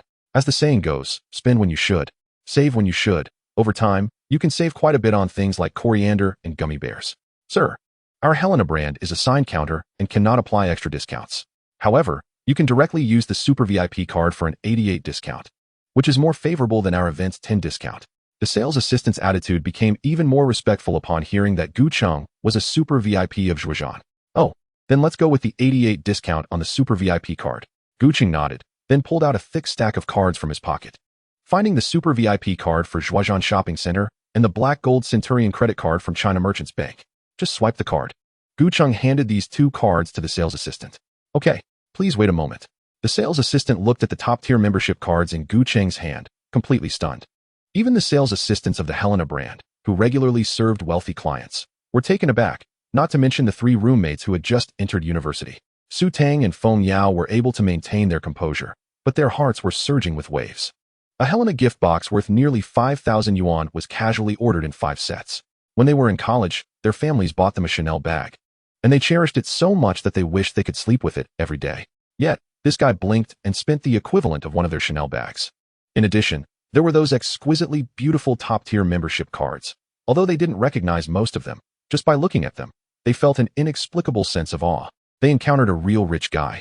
The two girls had the same thought flash through their minds. Compared to the two girls' pretended calmness, Lu Nani did not choose to hide her emotions and directly showed her surprise on her face. Wow, you just bought 5 sets. How lucky your friends must be. Hey there, do you need friends? The gift box doesn't matter. I just think you're handsome. Lu Nani blinked her big eyes, her long eyelashes resembling small brushes, her eyes sparkling with a hint of admiration. Upon hearing this, Gu Cheng looked at Lu Nani's particularly lively face and felt it was amusing. He smiled and said, "My name is Gu Cheng. I'm Lu Nani. I'm a freshman in the vocal music department of the Academy of Arts at Jilin University this year. They are all my roommates." Lu Nani walked around Su Tang and Feng Yao to stand next to Gu Cheng. "What about you? I feel like we're about the same age." "You are freshmen." Gu Cheng responded with a smile. "Then we should be the same age. I'm also 18 this year." "Wow, that's quite a coincidence," Lu Nandi exclaimed, then took out her phone with a cute puppy case from her bag. "Hey, how about we add each other on WeChat?" "Sure." Since the girl was so proactive, Gu Cheng had no reason to refuse. "Hey, you really don't have a girlfriend, right? You can't be lying to me. If your girlfriend finds out you added another girl on WeChat and ends up arguing with you, I would feel really bad about it." While scanning Gu Cheng's personal QR code, Lu Nandi teased, her eyes sparkling like water. "Not at the moment. I'll delete you when I have one." Gu Cheng replied with a light laugh. You're a bit heartless then." Just as the two were chatting and adding each other on WeChat, a male voice suddenly called out from outside the Helena brand counter, "Nandi, Feng Yao, Su Tang. So you guys are here." The voice grew closer, and the person soon appeared before them. "Nandi, this is your boy Juexian. Feng Yao, this is your Huatian Oolong. Su Tang, this is your Wanli Mulan." The boy, holding a bag from Ba Wang Cha Ji, quickly approached the 3 girls and handed them the drinks with a somewhat courteous expression. "Wang Hao, thanks for your hard work. You waited a long time inside, right?" Lu Nandi said as she received the drink, her voice pleasant and her smile sweet. Su Tang and Feng Yao also politely thanked him but didn't seem very enthusiastic, clearly keeping a strong distance. "It's all good, as long as you like it." Wang Hao looked at Lu Nandi's sweet smile, which was hard to resist. However, his gaze soon involuntarily shifted to Gu Cheng, who was standing next to Lu Nandi, and his expression turned wary, like that of a husky. He had seen from afar that Gu Cheng was flirting with Lu Nandi and even asked her for her WeChat. It must have been because he wasn't there, and Lu Nandi, being shy, couldn't refuse him, which allowed Gu Cheng to take advantage of it. Wang Hao thought to himself, until he saw Gu Cheng's face, and he suddenly froze in place, his eyes widening as he pointed at Gu Cheng. Gu Cheng. "Oh my god, it's really you." Wang Hao looked at Gu Cheng, and countless memories sealed deep within his mind began to flood back. He recalled that they were classmates in middle school. Back then, he had a deep crush on his deskmate. He didn't dare to express his feelings verbally, and could only quietly show his affection through actions, bringing her breakfast, snacks, and drinks every day. At first, he thought this was what a crush should be like. What was that saying? Isn't a crush just a one-person carnival? Until one day, he saw all the snacks and drinks he had given to his deskmate appearing in Gu Cheng's backpack, and it felt like the sky was falling. What the hell? A one-sided crush turned into a carnival for 2? It's clearly a 3-person movie, yet I can't be named? This incident left a deep shadow on him. And for the entire 3 years of high school, he didn't dare to crush on any girl again. Now, after finally graduating from high school and entering university, he followed the advice from a senior's guidebook he bought for 99 yuan and decided not to play the crush game anymore, opting for a direct approach instead. As a result, he finally managed to chat up a girl and successfully asked her out, only to run into Gu Cheng again. The ghost of the past was not done haunting him. The 3 girls were surprised to find out that Wang Hao knew Gu Cheng, and they certainly didn't expect such a coincidence. "You are Gu Qing looked at the person before him, hesitating for a long time before finally saying uncertainly, Wang Hao? He indeed struggled to remember, as the person before him looked vastly different from his memories. Back in middle school, Wang Hao hadn't grown at all until graduation. He was thin and small, even smaller than many girls in the class. Now, he had grown to nearly 1.8 meters and was quite robust. Old classmate, it's been 3 years. I almost forgot about you, buddy. Wang Hao looked at Gu Cheng, whose appearance hadn't changed much since middle school, and then at Lu Nandi, standing next to Gu Cheng. The shadow of being overshadowed by Gu Cheng in the past surged up a sense of crisis in his heart. But then he remembered Gu Cheng's later experiences, which gave him a little more confidence. After all, he was now a student at a prestigious university. Well, what about Gu Cheng? He dropped out of high school, huh? Wang Hao's thoughts raced, and his expression became much warmer. We had a middle school reunion during the summer, and we talked about you. You were really good in our class back then. If you had continued your studies, getting into a key high school wouldn't have been a problem. It's such a shame you chose to drop out. As he said this, he even pretended to sigh, as if he truly felt sorry for Gu Cheng. Drop out. Lu Nandi, Su Tang, and Feng Yao all froze at those words, and then looked at Gu Cheng with slightly altered expressions. In northeast China, while the economy is indeed lagging behind the national average, the emphasis on education is absolutely top-notch. For kids like Lu Nandi and Su Tang who grew up in northeast China, usually only those who are completely unmotivated would choose to drop out. Even those unmotivated kids could still obtain a high school diploma. Yet, Gu Cheng actually dropped out right after middle school. Thinking of this, they instantly conjured up many possibilities, even raising some doubts about the source of Gu Cheng's recent extravagant spending. At that moment, Gu Cheng looked at Wang Hao with narrowed eyes. Originally, he was quite happy to run into an old classmate, even if they weren't very close in middle school. But he didn't expect to be hit with this right after they met. Did I bully you in middle school? Or did I steal your girlfriend? Why so much malice? The slight joy that had just surged in Gu Cheng's heart instantly vanished. It is indeed a pity. I can't compare to you guys from prestigious universities now. Gu Cheng smiled, but his expression turned cold. After all, he was still a kid who had left the ivory tower. Those little tricks were just too childish. Hey, we're still students after all. We still have to ask our parents for money. Unlike you, who is already making money and supporting yourself. Wang Hao, hearing Gu Cheng say this, felt a sense of satisfaction in his heart, but pretended to casually wave his hand and continued. I heard from classmates that you've been doing something in Beichun recently? Delivering takeout. Gu Cheng, seeing the thoughtful look on Wang Hao's face, took the initiative to answer, showing no embarrassment at all. Just then, the sales assistant returned with 5 sets of Essence Cream gift boxes and handed Gu Cheng a VIP card and a black gold credit card along with the receipt. Gu Cheng accepted them and, without even looking, stuffed the 2 cards and the receipt into his pocket while smiling slightly at Wang Hao. If you're so interested in me, feel free to invite me to the next class reunion. I'm glad I ran into you today. Otherwise, who knows how you guys would spread rumors about what I'm doing in Beichun. If I say I'm delivering takeout, would you tell others I'm selling things all over in Beichun? The difference is quite significant. I am still young and need to find a partner in the future. You can't just tarnish someone's reputation out of thin air. Gu Cheng said this, leaning slightly forward, his eyes fixed on the other person.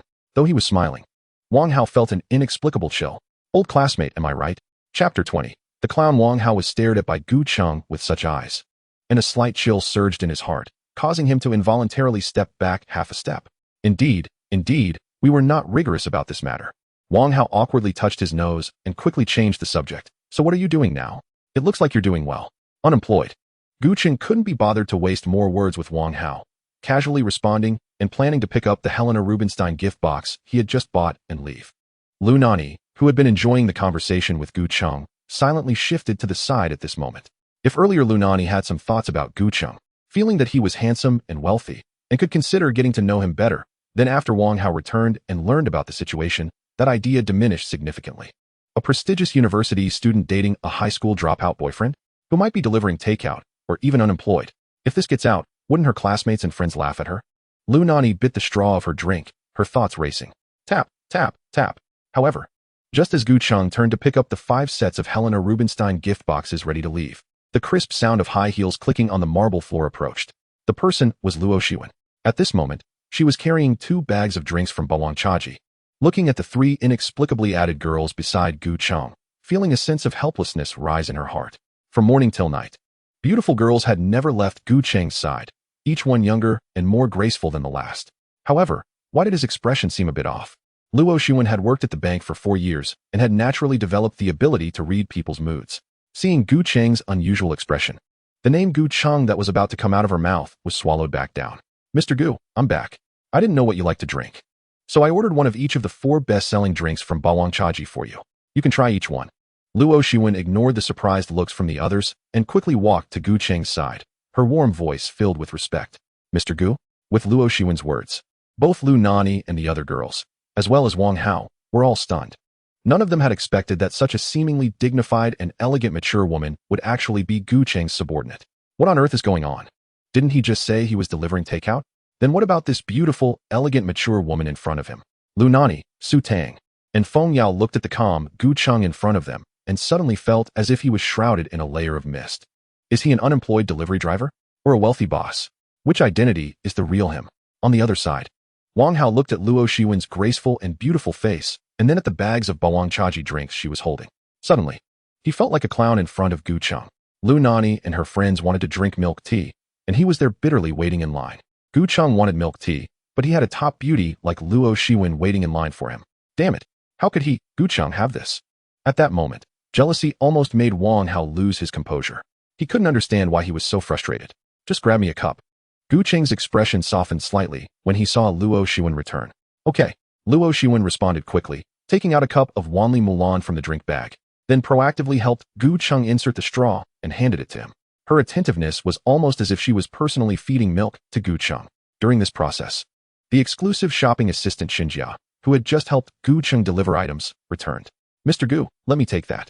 Xinjia immediately took the Helena Rubinstein gift box from Gu Cheng's hands. Gu Cheng did not refuse. Let's go.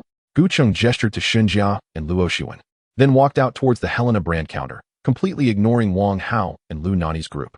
That blatant disregard left the 3 girls, who were usually the center of attention, feeling a significant sense of loss. Why is he angry?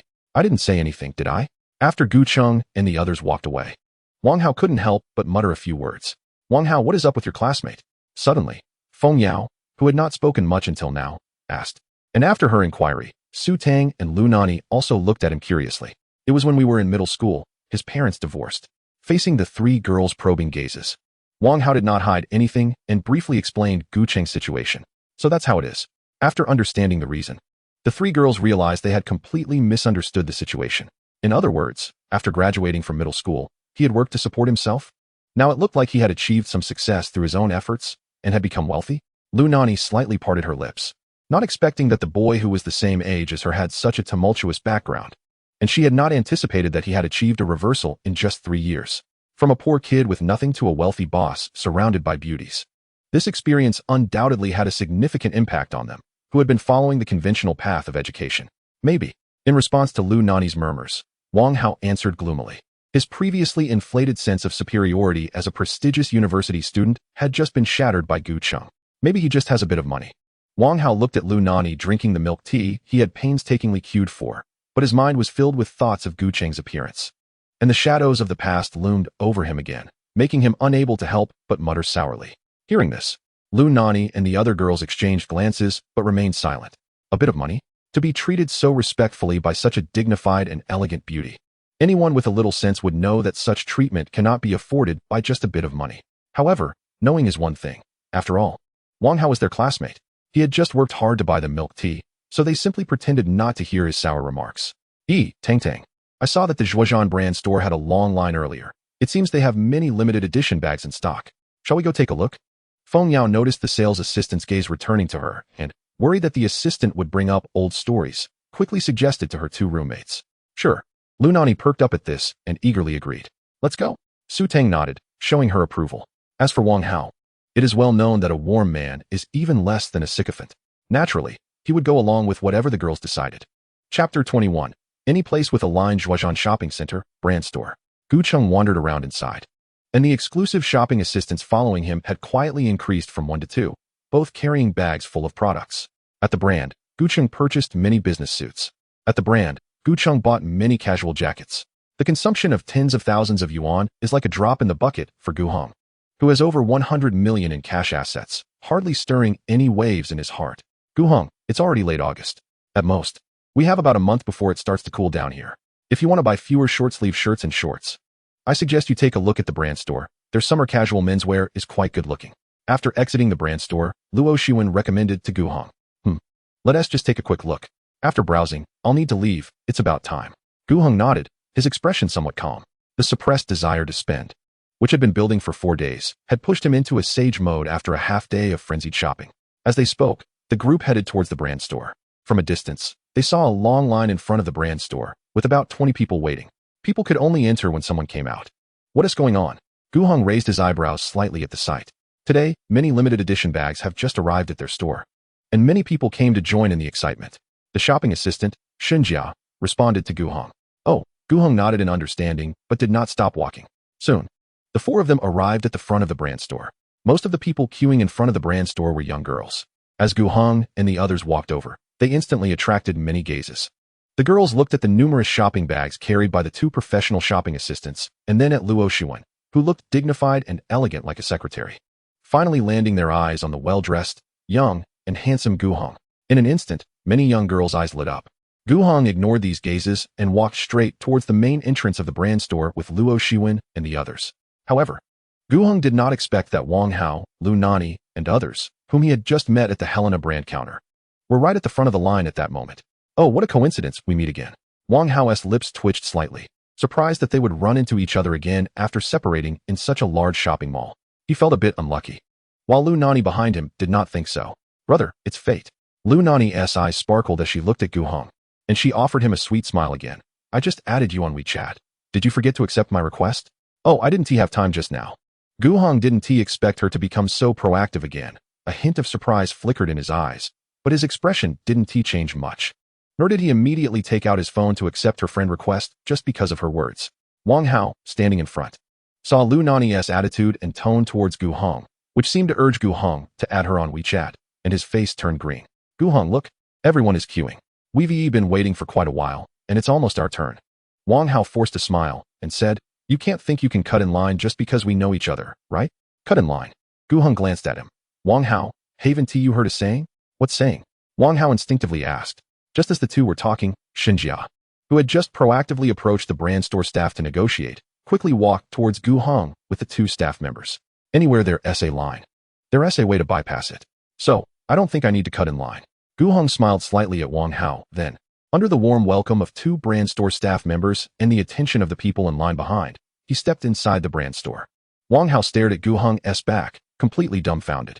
Wang Hao, Gu Heng has a super VIP card for the shopping mall. With this card, all brand stores in the mall treat him like a VIP. He doesn't need to queue at all, let alone cut in line. Lu Nani turned to Wang Hao, explaining with a hint of helplessness in her tone. As for Su Tang and Feng Yao, both were stunned, their minds filled with the image of Gu Heng being warmly welcomed by everyone just now and the cool demeanor he had when he left. It seems like having a degree isn't that important after all. From entering the brand store to leaving, Gu Heng spent a total of less than 10 minutes. He simply selected a few sets of minimalist summer clothing, spending a total of 520,000 yuan. When Gu Heng left the brand store, Wang Hao and Lu Nani had just been allowed inside. As they brushed past each other, they noticed the new brand shopping bags in the hands of Gu Heng's shopping assistants, realizing that Gu Heng had just spent a significant amount of money again. Even Feng Yao, who came from a wealthy background in Jiangsu and Zhejiang, couldn't help but click her tongue at the sight of the numerous designer bags the shopping assistants were carrying. Not to mention Su Tang, who had some wealth, and Lu Nani, who had even less than the 2. That night, the extravagant Gu Heng left a deep impression on the 3 girls. In the underground parking lot, after leaving the brand store, Gu Heng and the others did not continue to wander around, but went directly to the elevator to the underground parking lot. At the same entrance as when they arrived, when Gu Heng and the others got there, his Maybach 600 had already been driven over by the mall staff. Mr. Gu, your keys. The mall staff handed Gu Heng the car keys with both hands. Thank you for your hard work. Gu Heng nodded slightly, then opened the trunk for Shenjia and the others to put in the things he had just bought. At the same time, Gu Heng also briefly checked the items that Shenjia had sent earlier. Xiwen, you've worked hard today. I had you accompany me all day. This is my small token of appreciation. Gu Heng took a Helena gift box from the trunk and smiled as he handed it to Luo Xuan. Mr. Gu, this is too much. Providing good service is my job. This is what I should do. Luo Xuan was somewhat flattered and repeatedly waved her hands to decline. Just take it. I have something else to do later. Don't waste my time. Gu Heng directly stuffed the Helena gift box into Luo Xuan's hands. This. Luo Xuan saw Gu Heng's slightly furrowed brow and immediately dared not refuse any longer, only able to say softly, Mr. Gu, thank you. It's nothing. Gu Heng waved his hand casually, stepping onto the electric step to sit in the driver's seat. If there's any news from Shenglong Real Estate, just contact me via WeChat or phone, and we'll arrange a time later. Okay. Luo Xuan stood beside the car, slightly bowing. Mr. Gu, drive carefully. My phone is on 24 hours for you. You can contact me anytime if you need anything. Gu Heng replied, the window slowly rising. And then the Maybach 600 slowly started, driving towards the exit of the underground parking lot. Luo Xuan watched the vehicle gradually move away. Looking down at the Helena gift box in her hand, a complex look flashing in her beautiful eyes. Chapter 22.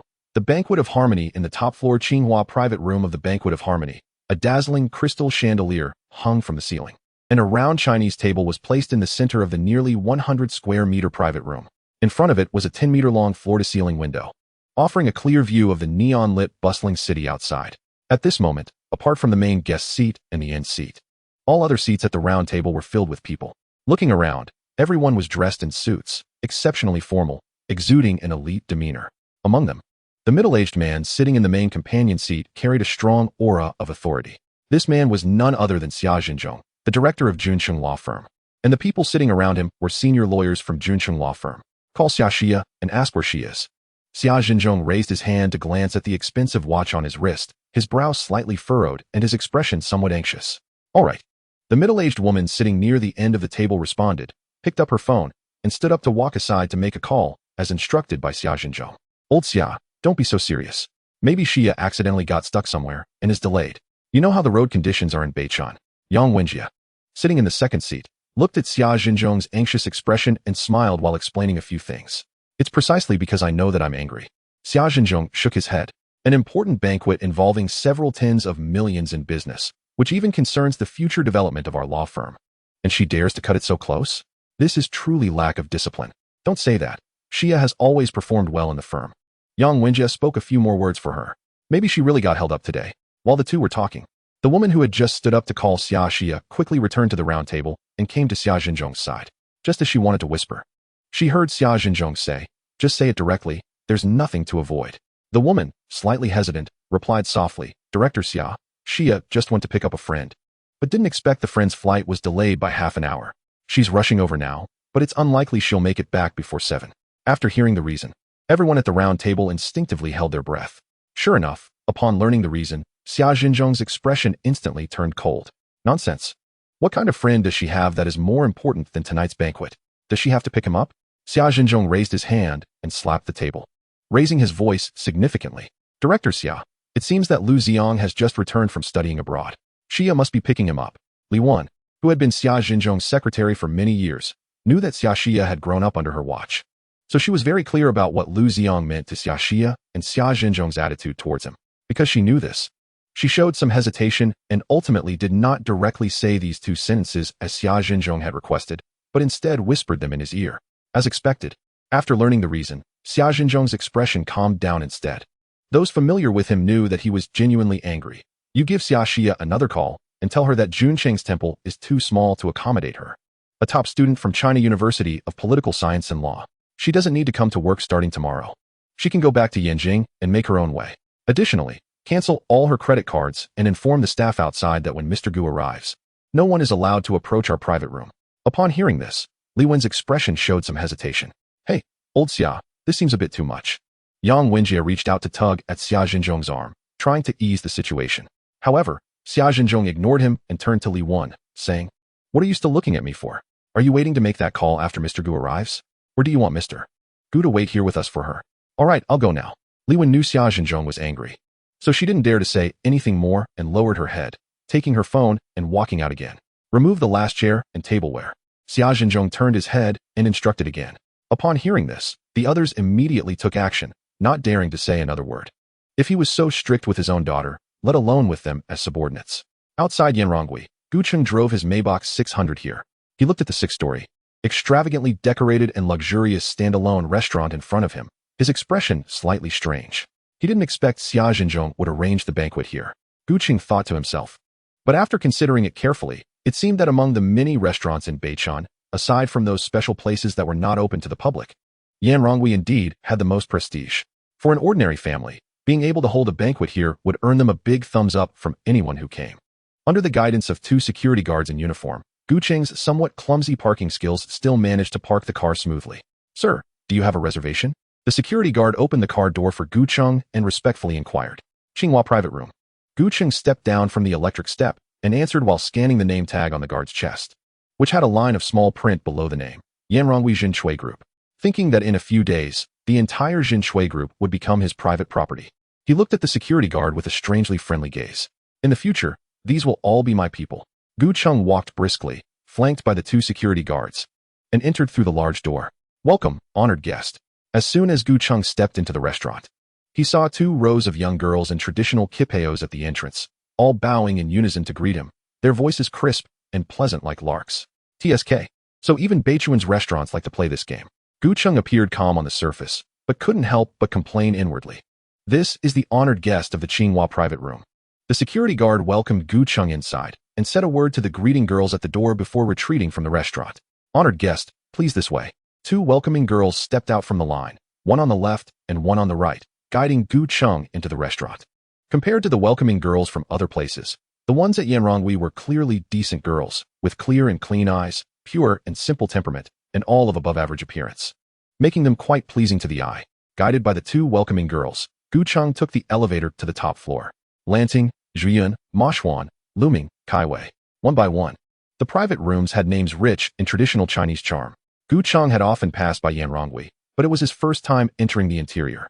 The decor was not as extravagant as he had imagined.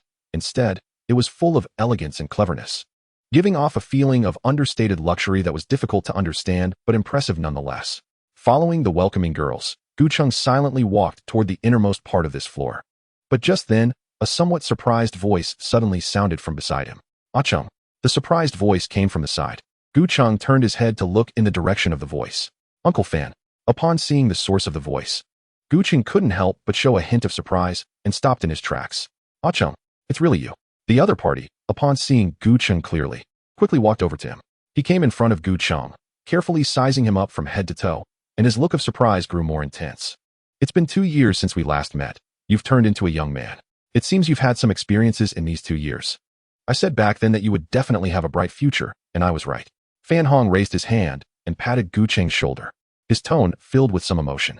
"Uncle Fan, if it weren't for your support back then, I might have either starved to death or frozen to death in Beichun."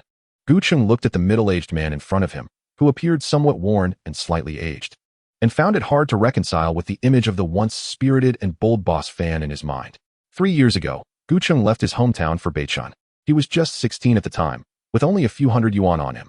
After several days of not finding a job, when he was about to reach a dead end, it was this man who took him in.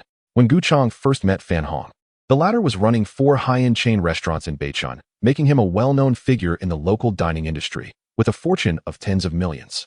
He drove a Range Rover and lived in a standalone villa in Jinghua. One day, Gu Cheng went to apply for a waiter position at Fan Hong's restaurant, but was turned away by the manager due to his young age. At that time, he had less than 20 yuan left in his pocket. After leaving the restaurant, Gu Cheng, feeling hungry, sat on the stone steps next to the restaurant, staring blankly at the sky, even contemplating giving up on life. It was at that moment that Fan Hong appeared.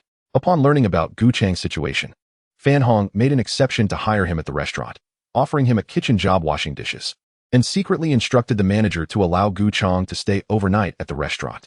Officially, Gu Cheng was responsible for night watch, but in reality, the restaurant had adequate security measures, and the night watch was merely an excuse.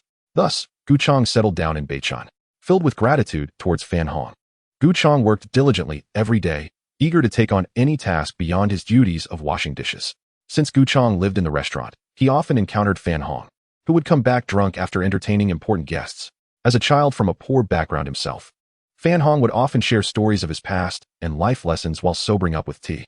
Over time, Fan Hong became more familiar with Gu Cheng. However, fate took a turn. 3 years ago, an unexpected nationwide disaster led to severe consequences for Fan Hong, who had misjudged the situation. One restaurant after another closed down, and Fan Hong went bankrupt. He sold his house and car, and his wife left him with their child. In just 6 months, he went from a big boss to a heavily indebted defaulter. After that, Gu Cheng lost contact with Fan Hong, never expecting to meet him again today. When Fan Hong heard Gu Cheng mention their past, he felt a twinge of nostalgia but feigned cheerfulness, saying, "Let's not bring up the past. Are you here for a meal today?" Gu Cheng nodded and asked, "Uncle Fan, are you here to eat too?" I work here. Fan Hong shook his head, and after he finished speaking, the hostess beside Gu Chang softly explained, Sir, this is our general manager Fan from the Yanrongui. Vice, Fan Hong quickly added. Then smiled and said, after going bankrupt, I applied to Zhenshui Group. I've been working there for these past few years, and it's been relatively stable. However, a hint of worry flashed in Fan Hong's eyes as he spoke. As a mid-level leader at Zhenshui Group, he had recently heard many rumors. The entire Zhenshui Group was facing a full acquisition, and the process was already halfway through. In just a few days, the entire group would change ownership, leading to significant changes. Although he was currently the deputy general manager of Yanrongui, his status in a few days was uncertain. Gu Chang did not notice the worry in Fan Hong's eyes. He was filled with joy. He had been worried about how to manage such a large restaurant group after taking over Zhenshui Group, as he had little knowledge of the industry, essentially being a novice. Little did he expect that Fan Hong, who had been in the restaurant industry for decades, was working at Zhenshui Group. With Fan Hong's assistance, he could take over the group quickly, avoiding any complications. I've said too much. Fan Hong pressed his worries down and asked the hostess beside Gu Chang, which private room is my brother in? I'll notify the kitchen to send 2 dishes to your room. Uncle Fan can't compare to the past, but I still have this small privilege. He looked back at Gu Chang and smiled. Mr. Fan, this gentleman is in the Qinghua room, the hostess whispered to Fan Hong. Suddenly, Fan Hong's laughter stopped. He looked at Gu Chang, his eyes widening. Chang, are you the director Xia from Juncheng Law Firm? The esteemed guest for today's banquet? That's me. Gu Chang nodded slightly. Seeing Fan Hong's reaction, Gu Chang gained a new understanding of the influence of Juncheng Law Firm in Beichun. Chang, if it's the Qinghua room, then let's forget it. Fan Hong said with a bitter smile. My status isn't enough. If it were an ordinary guest, as deputy general manager, he could offer Gu Chang 2 dishes as a courtesy. However, the person sitting in the Qinghua room was Xia Zhenzhong from Juncheng Law Firm. Even when he was down and out, he had never been in the same league as them. Offering 2 dishes to someone of that stature would only make him look foolish. Juncheng Law Firm, as a major client of Yanrongui, often held business banquets there, and Fan Hong had hosted several times. But he had never seen such a grand banquet, especially with the director Xia Zhenzhong personally attending. He had been wondering who could command such respect from Xia Zhenzhong, only to find it was Gu Chang. What had Gu Chang experienced in these 2 years? Fan Hong looked at Gu Chang, his expression slightly dazed. It was hard for him to reconcile the Gu Chang before him with the boy who had once been so destitute he couldn't afford a meal. Uncle Fan, I'm waiting for those 2 dishes, Gu Chang said sincerely. In my memory, Uncle Fan has never been one to go back on his word. Faced with Gu Chang's pure and earnest gaze, Fan Hong's lips moved, but he couldn't say a word. All right, a promise is a promise. I'll deliver. Fan Hong nodded emphatically, his right hand resting on Gu Chang's shoulder tightening slightly. Uncle Fan, I'm waiting for you. Gu Chang patted Fan Hong's hand and said, it's about time. I'll head in first. Go on, don't delay the important matters, Fan Hong said softly.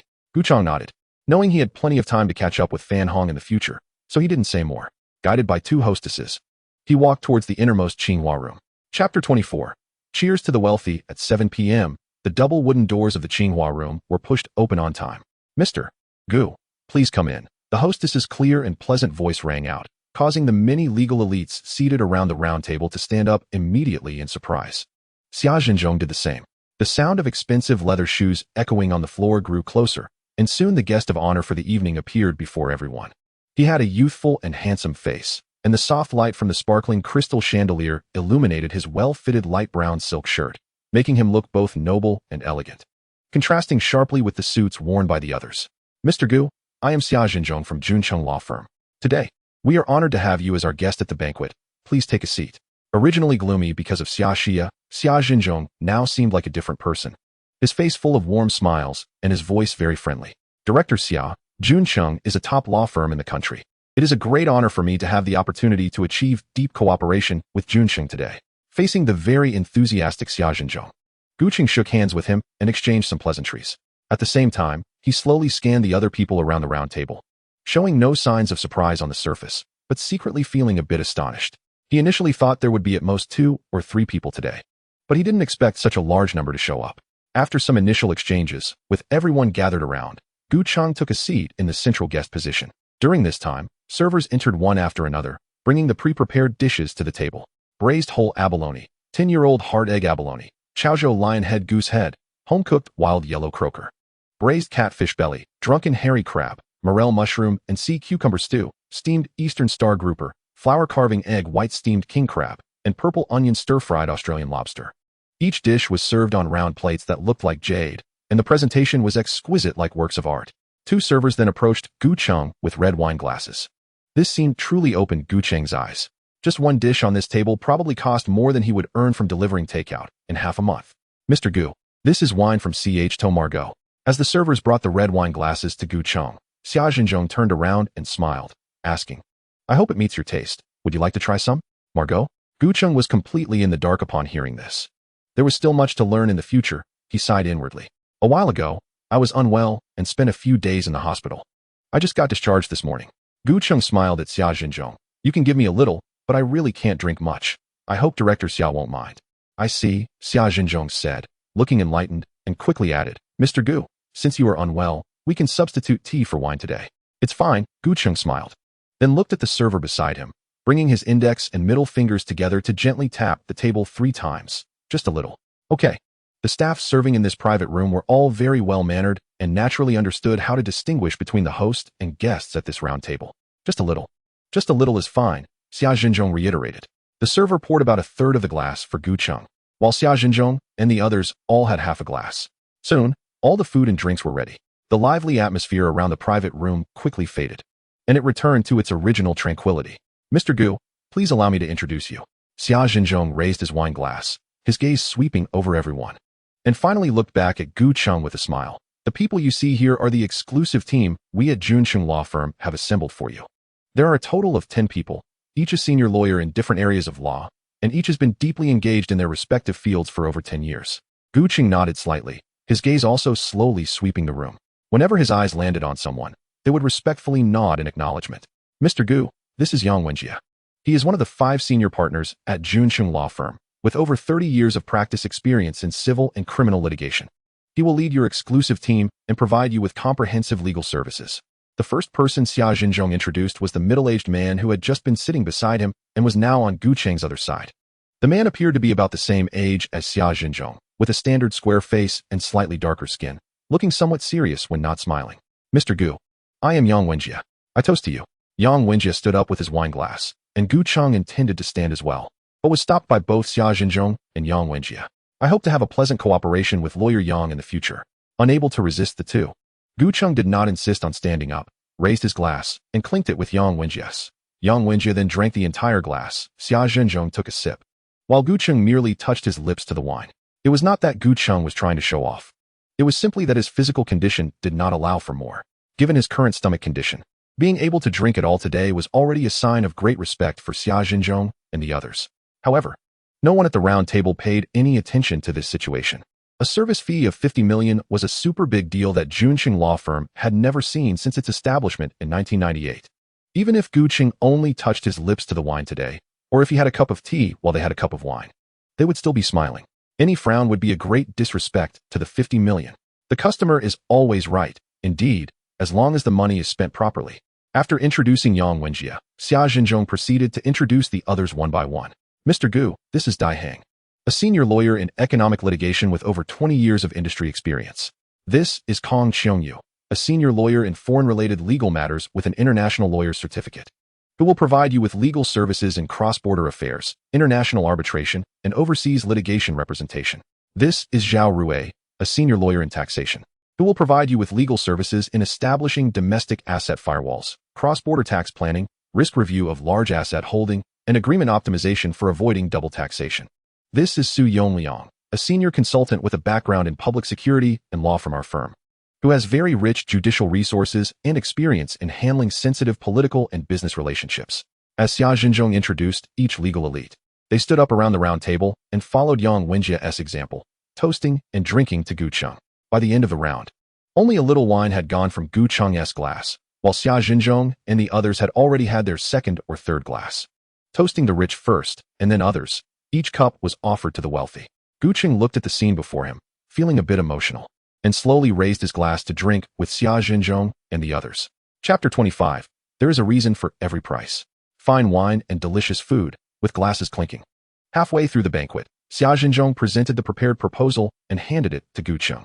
The proposal consisted of 2 versions, a brief version for quick reading and a detailed version for future signing. The brief version was only a few pages long, filled with substantial content. Gu Cheng flipped through the brief version, while Xia Jinzhong and Yang Wenjie took turns providing detailed explanations. After half an hour, Gu Cheng had a clearer understanding of the exclusive legal service plan prepared for him by Juncheng Law Firm. Just like the rights and rewards explanation given by Tong Zig, this exclusive legal service plan indeed offered very comprehensive services. From asset protection and global tax structure design to high-end lifestyle legal support, from crisis emergency response to privacy and information security, from personal safety legal protection to commercial legal support and corporate mergers and acquisitions, and so on. In addition to these core modules, it also included many detailed legal services. For example, asset information encryption, media public opinion monitoring, real estate acquisition due diligence, confirmation of art collection ownership, 24-hour emergency response, legal agreements for entrusted sensitive asset holding, rapid processing of domestic and international flight route permits. In short, whether domestically or internationally, as long as there are laws in the places where Gu Cheng may find himself in the future, any legal needs Gu Cheng has will be unconditionally met by Juncheng Law Firm. It was only after reviewing the complete exclusive legal service plan that Gu Cheng realized he had misunderstood. He initially thought that the 10-person team in front of him was the entirety of the human resources provided by Juncheng Law Firm for him. However, this was not the case. Each of the 10 individuals before him could be considered a leader. For example, if Gu Cheng encounters foreign tax issues within the next 2 years, the relevant legal field members of his exclusive service team will immediately take the lead, forming a special task force composed of professional lawyers from the over 700-member lawyer team at Juncheng Law Firm. Depending on the severity of the issues Gu Cheng faces, this task force could consist of a dozen or even several dozen people. At that time, all the lawyers in this special task force will focus on providing legal support for Gu Cheng. This means that once Gu Cheng signs this exclusive legal service plan, the entire team of over 700 lawyers at Juncheng Law Firm will be at his disposal whenever needed. At this point, Gu Cheng finally understood why the equity reward given by Tongzi Gu was valued at 50 million. Indeed, there is a reason for its high value. Gu Cheng gently closed the exclusive legal service plan in his hands, feeling a surge of excitement that was hard to contain. In the past, it was all about who had the bigger fist. Now, it's about who understands the law. No matter how strong one's fist is, it cannot compare to the iron fist of the law. A criminal law book can lead one to spend years in prison. A civil law book can lead one to financial ruin. This is the power of the law. Now, Gu Cheng is backed by a top domestic law firm, with over 700 lawyers available for his immediate needs. As long as Gu Cheng does not act recklessly and does not touch that mysterious Eastern power, he can feel safe and secure domestically. Mr. Gu, do you think there are any parts of this plan that need to be changed? Xia Jinzhong inquired tentatively. If you feel anything is inappropriate, feel free to say so, and we can make changes on the spot. Very good. No need for any changes. Gu Cheng nodded slightly, revealing a satisfied smile. Well, mainly at Gu Cheng's level, there really isn't much to pick apart. Moreover, Juncheng Law Firm was the target chosen by Tong Zigu for him, so even if he didn't trust the other party, he had to trust Tong Zigu.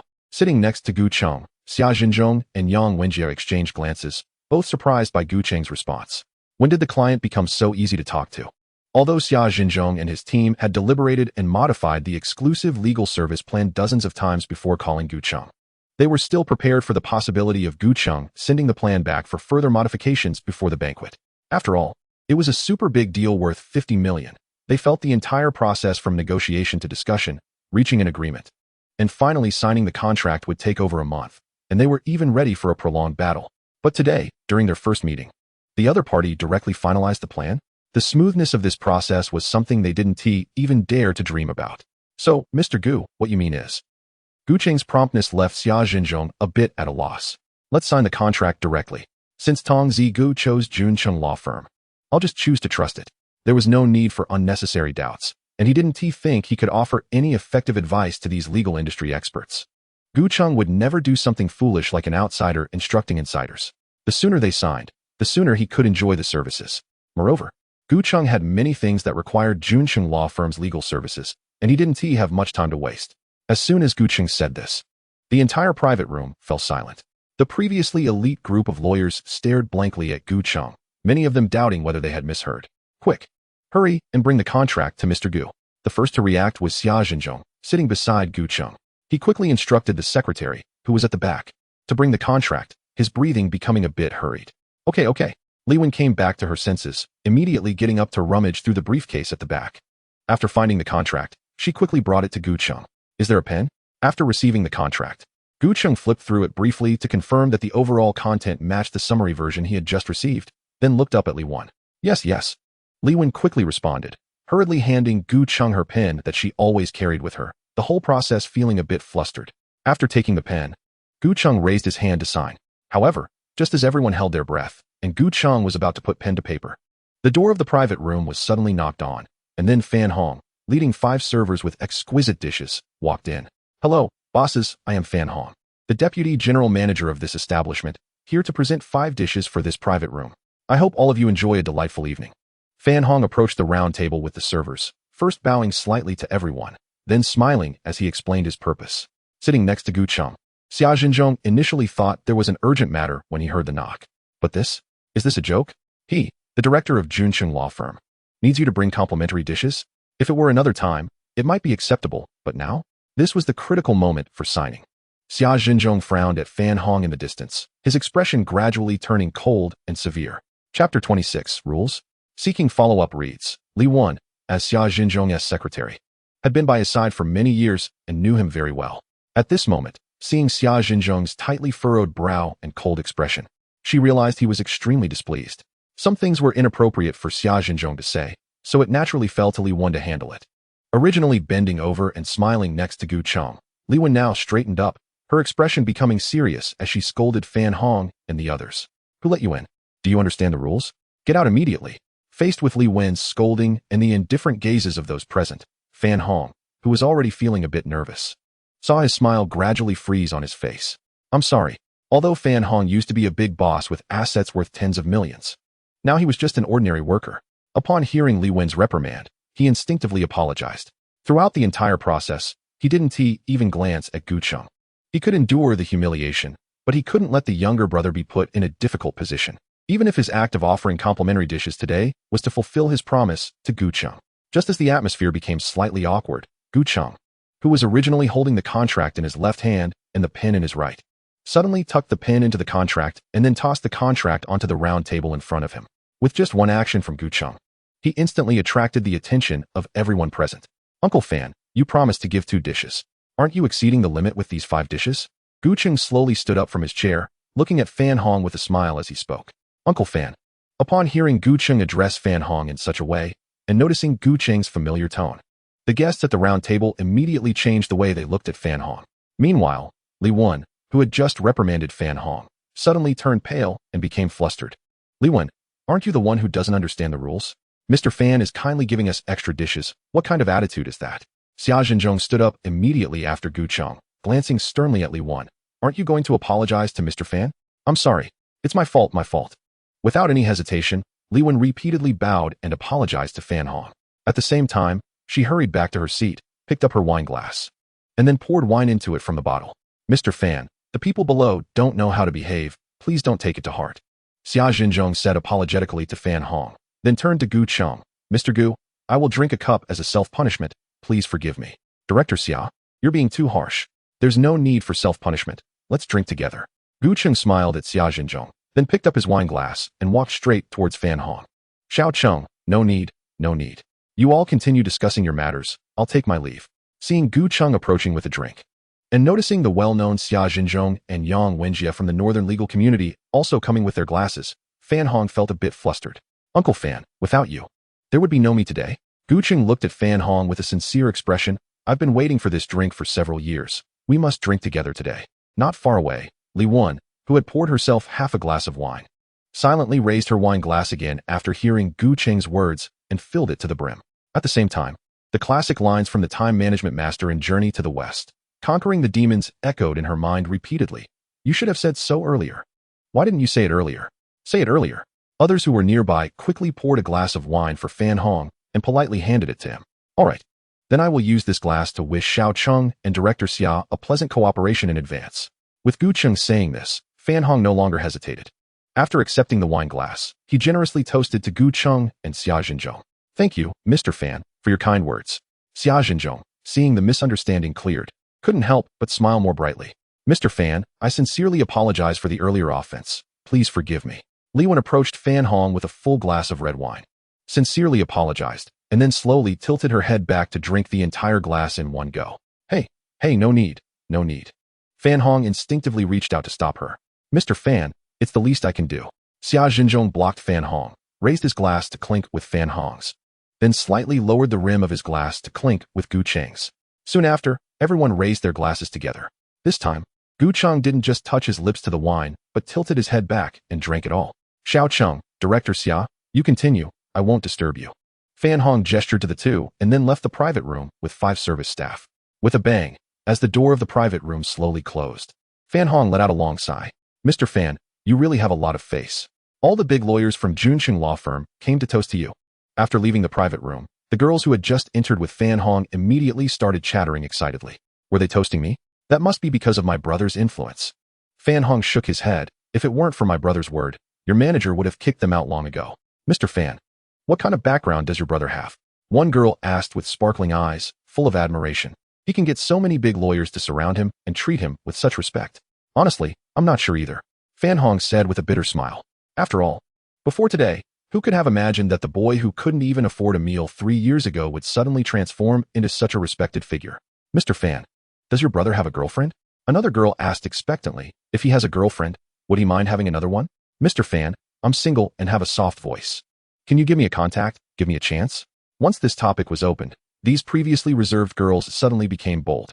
Go, go, go. Get back to work and stop daydreaming. Fan Hong shook his head helplessly and sent the girls away. He then turned to look at the tightly closed door, quietly wiped the corners of his slightly moist eyes, and finally turned back to focus on his work. Chapter 27. Mysterious Buyer. After Fan Hong left, Gu Cheng and the others sat down again. Mr. Gu, I really didn't know you had such a relationship with Manager Fan.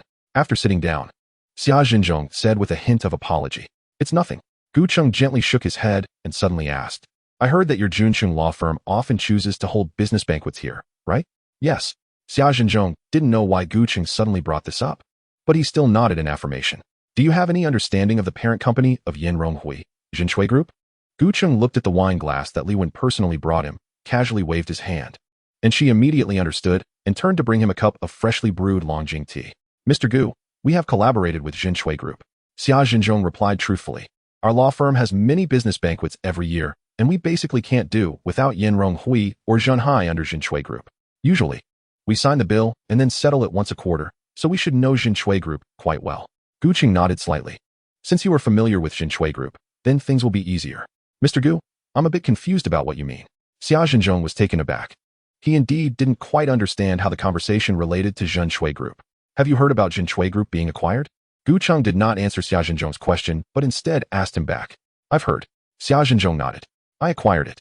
Gu Cheng said softly, then slowly picked up the teacup in front of him and took a small sip. At the same time, the entire private room fell silent again. Everyone's mind echoed the 4 words Gu Cheng had just said, as if they carried an echo of their own. Gu Cheng leisurely drank a couple of sips of tea and gently placed the teacup back on the table. Jinshui Group is expected to be completely acquired by me in about 4 or 5 days. After we sign the contract later, my first commission for Junsheng will be to assist me in taking over the entire Jinshui Group and drafting the share transfer agreement and commercial confidentiality agreement. Gu Cheng said this and then turned to Xia Zhenzhong. Director Xia, this shouldn't be too difficult for you, right? No. Xia Zhenzhong finally came back to his senses. When he looked at Gu Cheng again, there was a slight change in his expression. The acquisition of Jinshui Group has recently stirred up quite a buzz in the upper echelons of the North Spring business circle. It is said that a mysterious buyer offered the CEO of Jinshui Group a price that was simply impossible to refuse. There are various rumors and speculations about this mysterious buyer within the circle, some of which have become increasingly bizarre. As a result, Gu Heng is now telling him that the buyer is indeed the rumored mysterious figure. The shock of this revelation is akin to a neutered senior suddenly becoming aroused, or a lustful junior suddenly being neutered. To acquire Jinshui Group, the minimum would have to start at 100 million. Jinshui Group would take 100 million. While on his side, it was 50 million. In less than a week, Gu Heng extravagantly spent 150 million. For Xia Zhenzhong, this was indeed a bit too extravagant. Although he is also a billionaire with assets over 100 million, having over 100 million in assets and being able to put forth over 100 million in cash are completely different concepts. Unless he liquidated his shares in Junqing law firm, it would be difficult for him to produce even 30 million in cash, let alone 100 million. As for the authenticity of this matter, Xia Zhenzhong had no doubts at all. The truth would soon be revealed, and there was no benefit for Gu Heng to deceive them. So, they continued to sign the contract. Gu Heng slightly nodded. his gaze sweeping over the contract he had just thrown onto the round table. Yang Wenjie noticed Gu Heng's gaze and quickly stood up to retrieve the contract, then handed it to Gu Heng with both hands. Unknowingly, Yang Wenjie's attitude towards Gu Heng had become much more respectful. Gu Heng took the contract from Yang Wenjie, opened it, and picked up a pen to sign his name in the designated areas. On this contract, Juncheng Law Firm, as Party B, had already stamped their official seal, and the legal person, Xia Zhenzhong, had signed in advance.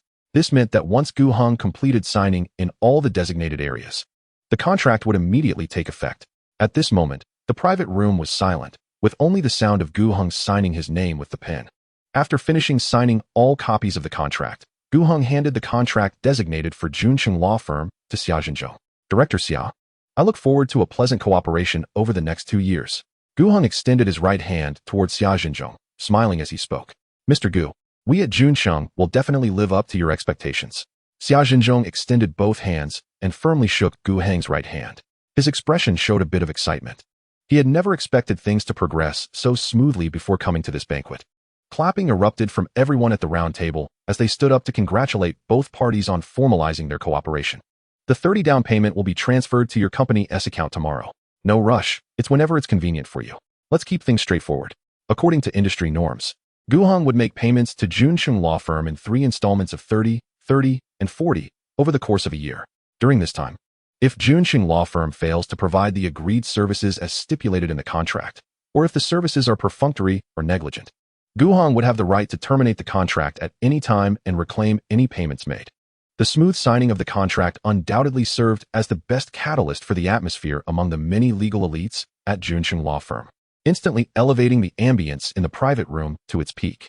After Gu Heng and Xia Zhenzhong sat down again, the legal elites began a new round of toasts. This time, Gu Heng truly used tea instead of wine. No one among these legal elites found anything inappropriate about this, showcasing the realities of the workplace vividly. Bottles of red wine worth over 10,000 yuan were opened, and Xia Zhenzhong was particularly jovial tonight, always sitting next to Gu Heng, which gradually made their relationship more familiar. The banquet lasted a full 3 hours before it finally came to an end. Chapter 28. Who says rich second generations are foolish? As it approached 10 o'clock, the entire Yanrong Hui was still brilliantly lit. Gu Heng, surrounded by people, slowly walked out of the elevator. Director Xia, I'll trouble you to take care of the matters regarding Zhen Shui Group. Mr. Gu, you are too polite. This is what we should do. Gu Heng and Xia Zhenzhong chatted as they walked toward the entrance of Yanrong Hui.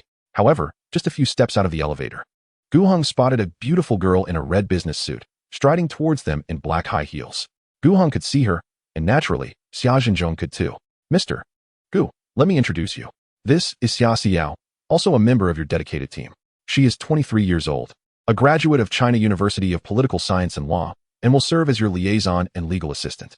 For any legal needs you have in the future, you can contact her directly. Xia Zhenzhong hadn't expected Xia Xiao to be waiting downstairs, worried that she might recklessly bump into Gu Heng. He introduced her to Gu Heng first. Originally, Xia Xiao was a bit anxious, but upon hearing her father's words, she realized that her tardiness wouldn't be held against her for now, and she immediately felt reassured. Hello, Mr. Gu. Xia Xiao stood before Gu Heng, slightly bowing in greeting, and then extended her fair right hand towards him. We share the same surname, Xia. Could they be father and daughter? Gu Heng speculated inwardly. As the surname Xia is relatively uncommon, and judging by appearances, Xia Xiao did bear some resemblance to Xia Zhenzhong. Hello, Lawyer Xia. Gu Heng shook her hand in return, nodding slightly as a response. At the same time, he took a moment to assess her. Normally, red clothing is difficult to pull off for anyone, but Xia Xiao managed to wear the red business suit with an impressive flair. Her dark hair was elegantly pinned up, with a few strands falling by her ears, complemented by exquisite diamond earrings, giving her an air of understated elegance. She had a standard oval face, small enough to fit in the palm of a hand. Her long, slender eyes carried a hint of natural charm, with thick, long eyelashes and lips that were full, resembling blooming camellia petals. Their color a natural rosy pink that matched perfectly with her red outfit. Such beauty left Gu Heng with just 2 words in mind: stunning. It was precisely because of this that she could carry off red so perfectly. Xiao, you will be responsible for driving Mr. Gu home, Xia Zhenzhong instructed. All right. Xia Xiao nodded in response. Gu Heng didn't object to Xia Zhenzhong's arrangement. Subsequently, they all walked out of Yanrong Hui, accompanying Gu Heng to the parking lot. Gu Heng took out his car key and pressed a button, causing the headlights of his Maybach 600 to illuminate instantly. When everyone saw that Gu Heng's vehicle was a Maybach 600, No one was surprised. Given his current wealth, it was only natural for him to drive a Maybach 600. And even a Rolls-Royce Phantom would seem fitting. Lawyer Xiao, I apologize for the trouble, Gu Heng said as he handed the car keys to Xiao. It's no trouble at all. It's my duty, she replied, actively opening the rear door for Gu Heng with a respectful demeanor. Xiao, make sure to get Mr. Gu home safely, Xia Xinzhong reminded her. Okay, Xiao nodded. After Gu Heng got into the car, she quickly walked around to the driver's seat, opened the door, and sat down. However, as soon as she sat down, she remembered that she was wearing high heels. She glanced at Xia Xinzhong and the others standing not far away and immediately gave up the idea of going back to her car to get her flat shoes. Xiao slightly leaned forward, took off her high heels, held them in her right hand, and placed them on the floor of the passenger seat, choosing to drive barefoot instead. Mr. Gu, where would you like to go? Xiao turned around and politely asked Gu Heng. To Wanda Wenhua, Gu Heng replied. Upon hearing this, Xiao's smile stiffened slightly, and a hint of panic flashed in her eyes. To a hotel? Yes, Gu Heng nodded, not noticing the subtle change in Xiao's expression. He definitely couldn't go back to that old, shabby rental house, and he wasn't even planning to keep the things inside. Until he bought his desired house, he planned to stay in a hotel, and the Wanda Wenhua Hotel he just mentioned was one of the few 5-star hotels in Beichun. Located in the bustling business district of Hongqi Street, it was next to 2 large shopping malls, offering everything for eating, drinking, and entertainment, making it convenient for him to do whatever he wanted while staying there. Okay, Xiao bit her lip, her voice suddenly much quieter. Then, she turned around, stepped on the gas, and drove away from Yanrongui, heading towards the fully Wanda Wenhua Hotel on Hongqi Street. As it approached 10 o'clock, the roads were quite smooth. Xiao drove on the elevated expressway, stealing glances at Gu Heng through the rearview mirror. Are you Director Xiao's daughter? Gu Heng, who had been looking out at the night scenery, suddenly turned to ask Xiao. Yes, Xiao quickly withdrew her gaze and tightened her grip on the steering wheel. Answering honestly, Gu Heng looked at Xiao's fair neck and beautiful profile. It seems Director Xiao is very strict with you. I've gotten used to it. He's been like this since I was little, Xiao smiled, her tone mixed with a hint of helplessness. Gu Heng was a bit curious. If that's the case, why did you choose to come back after graduation? Because there are more opportunities here, Xiao replied candidly. If I stayed in Yanjing, let's not even talk about whether I could get a chance to enter those prestigious law firms. Even if I did, I'd just be the lowest level legal assistant. Every day making tea and running errands. Who knows how long it would take to independently take on cases. But coming back home is different. Although old Xia is very strict with me, I am still his daughter. As long as my abilities meet the standards, I can quickly take on cases independently. At this point, Xiao glanced at Gu Heng through the rearview mirror and smiled. If there's a shortcut and you don't take it, insisting on enduring the harsh realities outside, isn't that a bit foolish? That makes sense, Gu Heng nodded, feeling a bit emotional. Who says the rich second generation is foolish? These rich kids are quite smart. Not only are they hardworking and ambitious, but they also know how to maximize the resources their parents have to improve themselves. If Gu Heng hadn't met Zhongzi Go, let alone having someone like Xiao drive for him, he might not have had the chance to meet her in his lifetime. Taking advantage of this topic, Gu Heng and Xiao started chatting. Under these circumstances, Xiao, who had initially been a bit reserved, gradually relaxed. Chapter 29, Lipstick 15 minutes later. Gu Heng's Maybach 600 came to a steady stop in the parking lot of the fully Wanda Wenhua Hotel. Mr. Gu, we've arrived at the hotel. Xiao turned her head and softly said to Gu Heng. Okay, Gu Heng nodded, raising his hand to open the car door and getting out. He then went to the back of the car, opened the trunk, and took out the shopping bags of summer clothes he had bought at the brand store that night, leaving the other shopping bags untouched. Meanwhile, Xiao, still slowly putting on her high heels from the driver's seat, couldn't help but have many thoughts. Okay, what does that mean? Xiao looked at the imposing hotel entrance, feeling a bit anxious. With a bang, as the trunk closed again, Xiao didn't have time to think further and quickly got out of the car. Mr. Gu, let me carry that. Xiao saw Gu Heng carrying things in both hands and immediately stepped forward to take the shopping bags from him. Thank you, Gu Heng said, not refusing. After all, he had spent money. With an annual service fee of 25 million, his daily pay was nearly 80,000. Considering that, having the daughter of Junsheng law firm drive him and carry his bags didn't seem like a big deal. Thus, Gu Heng walked ahead while Xiao followed behind carrying the shopping bags as they entered the hotel together. Hello, do you have an executive suite available? Gu Heng asked the front desk girl. Yes, sir, the front desk girl, noticing that Gu Heng and Xiao were dressed well and clearly not ordinary people, immediately responded politely. Book me an executive suite. I'll be staying long term, so please book it for 15 days. Gu Heng didn't choose the more expensive minister suite or presidential suite. The nearly 100 square meter executive suite was sufficient for his stay, and there was no need to waste money. Okay, sir. Ma'am, could you please show us your ID? The front desk girl, seeing that Gu Heng was booking the executive suite for 15 days, immediately became even more respectful. Standing next to Gu Heng, Xia Xiao felt a bit flustered when the front desk girl asked for her ID.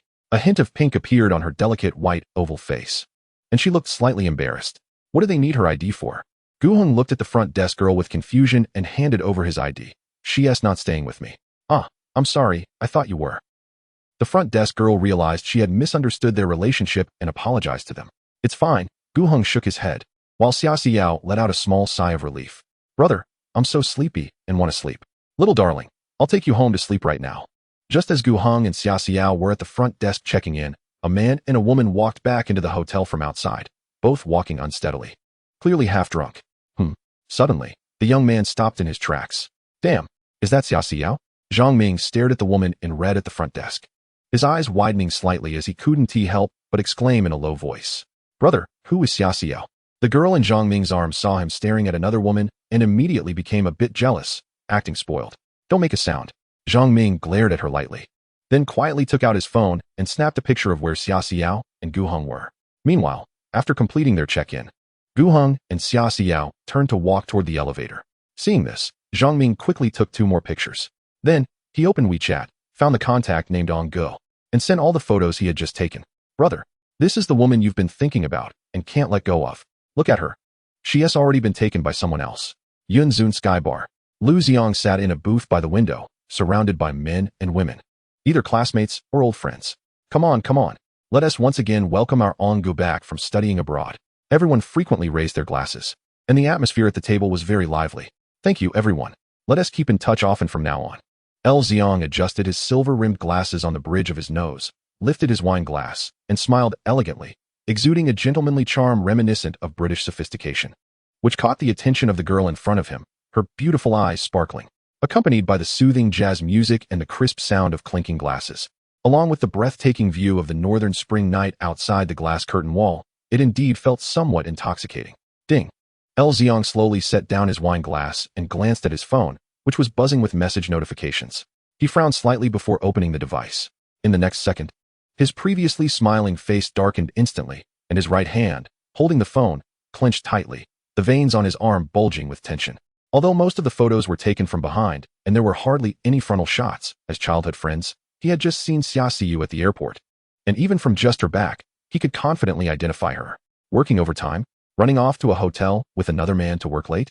L. Xiang took a deep breath. Then without any hesitation, directly called Xia Xiu. What if it was a misunderstanding? With such a thought in mind, he dialed her number. At the Wanda Wenhua Hotel, inside the elevator, Xia Xiu felt her phone vibrating in her pocket. She first glanced at Gu Heng in front of her, then quietly checked the caller ID. Seeing it was L. Xiang, she thought he was probably calling to ask if she wanted to join a gathering, so she temporarily hung up, planning to call him back after she settled Gu Heng into his room. However, she didn't expect that after she hung up, L. Xiang would call her again immediately. If you have something to do, just give me the stuff and go ahead. Gu Heng turned around, looking a bit surprised at Xia Xiu, and said in a gentle tone, It's fine, I'll take it to your room. Xia Xiu hung up the phone again and silently switched to airplane mode. Being late for an important banquet today had already made her father furious. She couldn't afford to make any more mistakes, or she had no doubt that her father would kick her out of the law firm. All right, Gu Heng responded and said no more. Exiting the elevator, he found his room with the room card in hand. Xia, thank you for your hard work. Go back and rest early. Gu Heng opened the door, took the shopping bag from Xia Xiu's hand, and politely thanked her. It's no trouble, it's my duty. Xia Xiu waved her hand. Mr. Gu, if you need anything in the future, feel free to contact me. Okay. Gu Heng nodded, and after exchanging a few pleasantries, he closed the door. Seeing this, Xia Xiu couldn't help but breathe a sigh of relief. Although Gu Heng was younger than her, as the largest client of the Junsheng law firm, being by his side indeed made her feel quite pressured. As she walked back, Xia Xiu took out her phone to reply to L. Xiang. The number you dialed is temporarily unreachable. Please try again later. At the Yunzun Sky Bar, L. Xiang listened to the voice on the phone, his expression darkening, and images flooded his mind, especially when he thought of Xia Xiu's pink lips, currently adorned with the lipstick he had given her. He felt a surge of anger. Damn it, you're using the lipstick I gifted you and flaunting it to another man, right? Pretending to be pure and conservative in front of me. then secretly letting someone else have their way. Xiong looked at his reflection in the glass curtain wall, feeling like a great fool.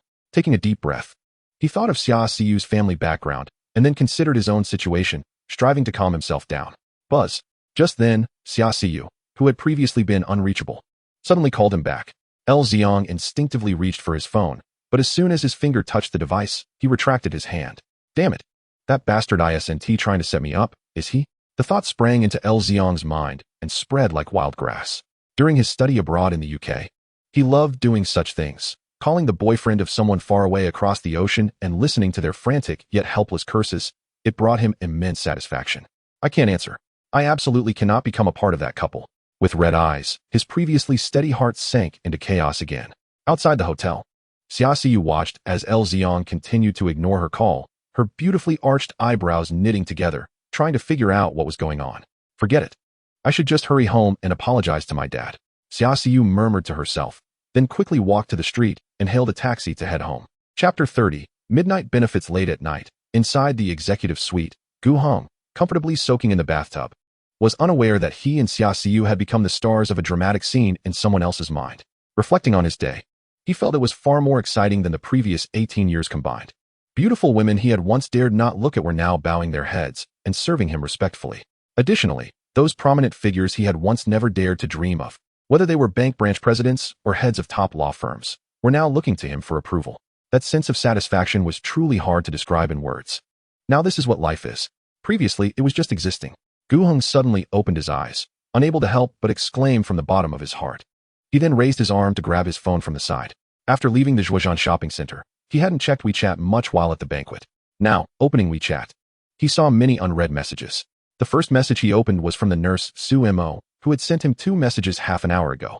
One was a photo of her fair little hand holding a bag of imported nut chocolate, likely taken while she was on night duty in the duty room.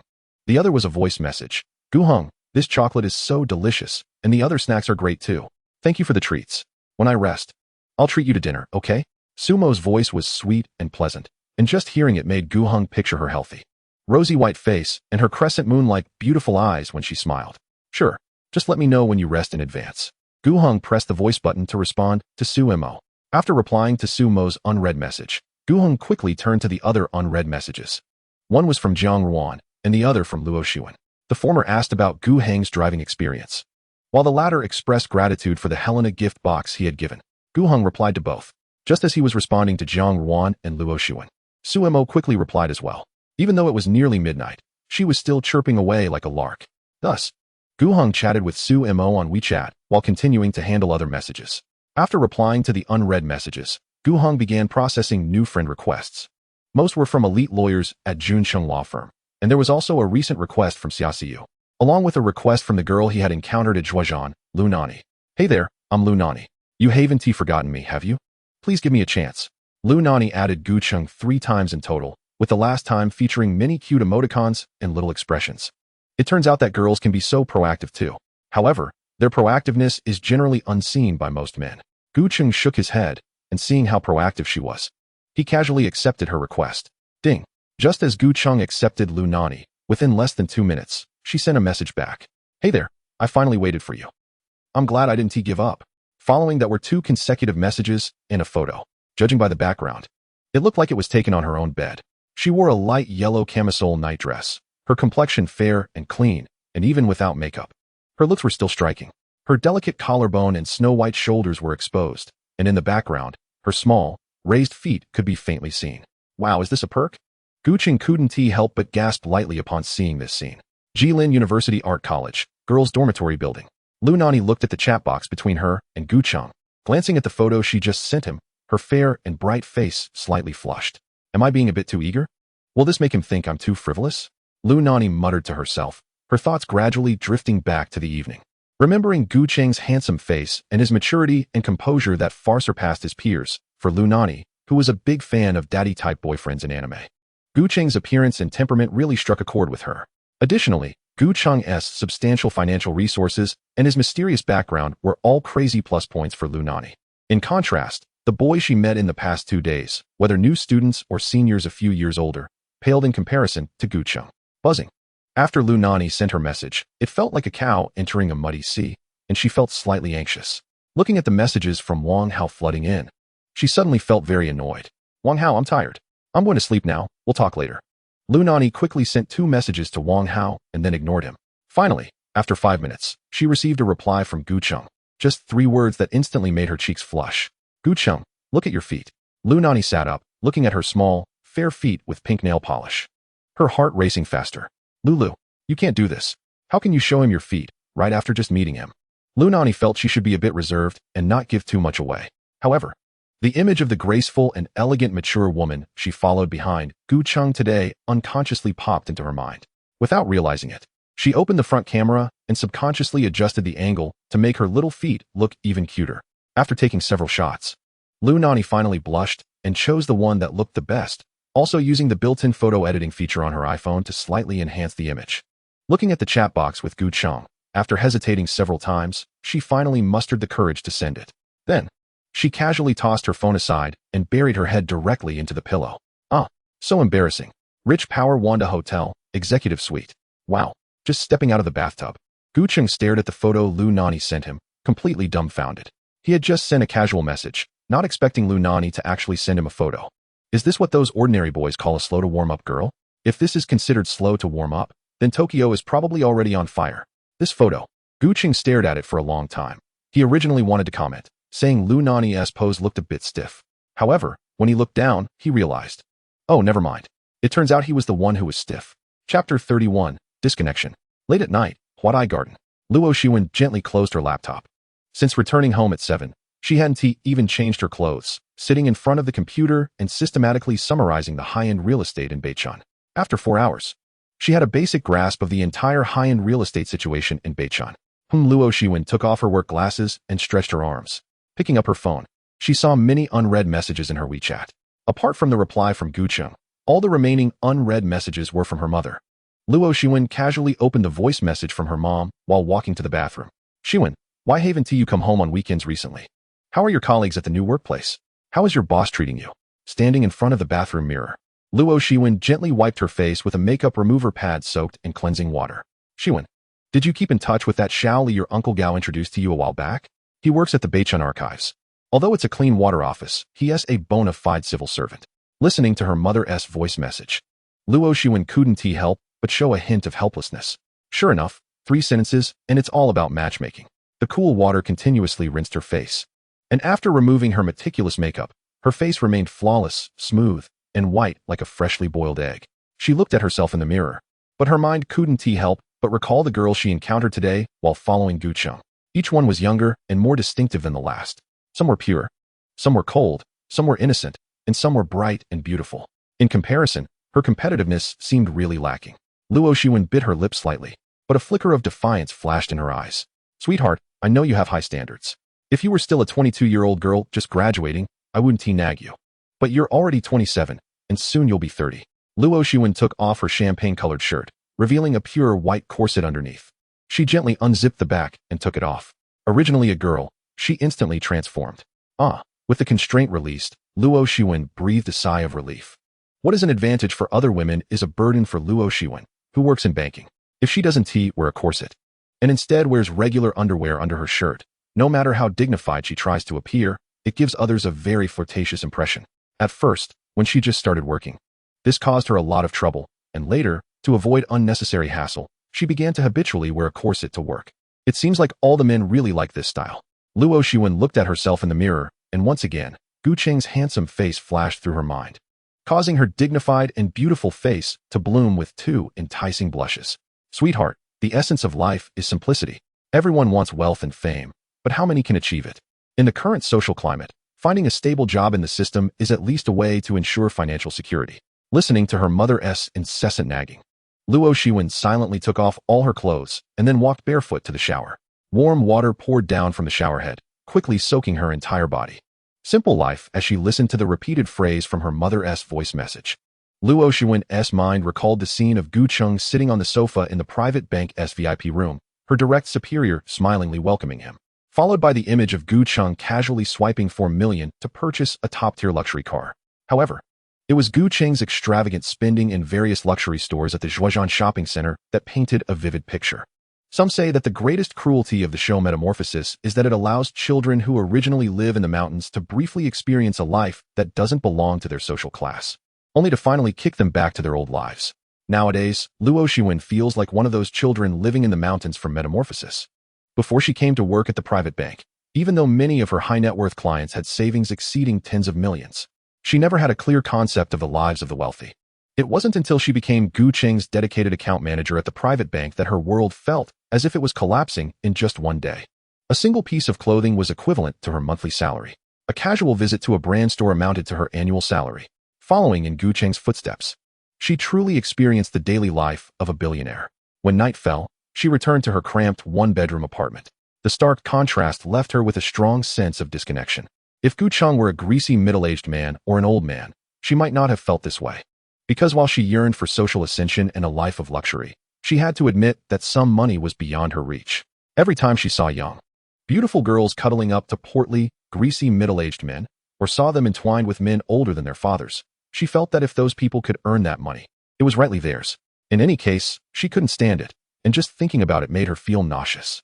Yet, Gu Cheng was such a young and handsome man, and the wealth he possessed was the most substantial she had encountered since starting her job. How could she not be moved?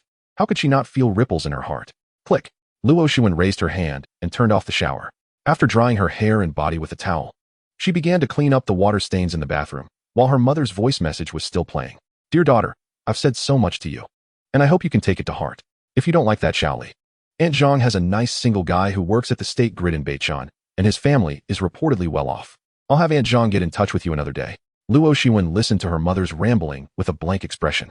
After changing into her pajamas, she opened the Helena gift box that Gu Cheng had given her, a green bottle and a black band. This was her first opportunity to personally experience 5,000 yuan worth of top luxury skincare. How could I not fight for this? Luo Shiwen murmured as if in a trance, her confused gaze gradually becoming resolute at that moment. Chapter 32. Change of ownership at Zhen Shui Group, 5 days later. On the 49th floor of the Beichun International Financial Center, at the headquarters of Zhen Shui Group, nearly 60 years old, Hu Jilin stood with his hands clasped behind his back at the entrance of his company, gazing at the 4 large characters of Zhen Shui Group. His eyes filled with nostalgia. Directly in front of him was the entire management team of Zhen Shui Group, from middle management to senior executives, all present today.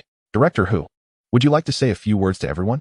A middle-aged woman in a white business suit stepped forward and gently asked Hu Jilin. Hearing this, Hu Jilin slowly lowered his gaze. He looked at the familiar faces before him and sighed softly. What needs to be said has already been said yesterday, so I won't say much more.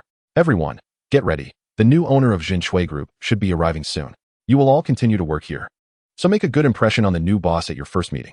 Hu Jilin waved his hand somewhat disinterestedly, then turned his back on the crowd, focusing his gaze on the elevator ahead. The many senior executives of Zhen Shui Group immediately adjusted their standing positions, preparing to greet the new boss with their best appearance. At this time, slightly behind the welcoming team, Fan Hong, as the deputy general manager of Yanrongui and a mid-level leader in the group, was naturally among them. Old Fan, why do you look so calm? A middle-aged man named Su Liang, the deputy general manager of Sushi Yun under Zhen Shui Group, glanced at the many executives ahead and whispered, my heart is racing. What are you nervous about? If anyone should be nervous, it should be those senior leaders in front. Fan Hong glanced at Su Liang and said quietly, we just need to wait and listen for the arrangements. You really are laid back. Su Liang chuckled. If only I could be as steady as you. Fan Hong responded somewhat speechlessly. If you had gone through a bankruptcy and a divorce, you'd be even steadier than me. I'll pass on that steadiness. Su Liang's smile stiffened as he awkwardly replied. Shoo, it seems the new boss has arrived. Suddenly, Fan Hong's expression sharpened, and he quickly warned Su Liang. Upon hearing this, Su Liang immediately dared not speak further and straightened his back. In fact, not only Fan Hong and Su Liang, but everyone else also noticed the movement coming from the direction of the elevator. In an instant, the entire scene fell silent. Ding! Accompanied by the crisp sound of the elevator arriving at the floor, everyone held their breath and looked toward the elevator. Step, step, step. The elevator doors slowly opened, and the sound of footsteps emerged. A group of lawyers in suits, carrying briefcases, stepped out of the elevator. They were men and women, young and old, each with serious expressions and an air of professionalism. They lined up naturally on either side of the elevator. The many executives of Zhen Shui Group couldn't help but whisper in awe at the sight. It seemed that their new boss was quite remarkable. Under the watchful eyes of all, Gu Cheng stepped out of the elevator with measured strides. After 5 days of traditional Chinese medicine treatment, Gu Cheng's complexion had returned to normal. His neatly cropped hair and bright black eyes made him appear youthful and handsome. Today he wore a deep blue business shirt with a great drape, tucked into black trousers, and stepped into a pair of expensive black leather shoes. Facing the slightly respectful gazes of the legal elites on either side of the elevator, Gu Cheng remained composed, looking remarkably relaxed compared to the solemnity of everyone else present. Behind Gu Cheng was his legal assistant, Xia Xiao, still in that rose-red business suit, paired with her delicate makeup, making her look exceptionally beautiful. However, this stunning beauty was currently carrying a briefcase, walking respectfully behind Gu Cheng with her head slightly bowed. Director Gu, hello.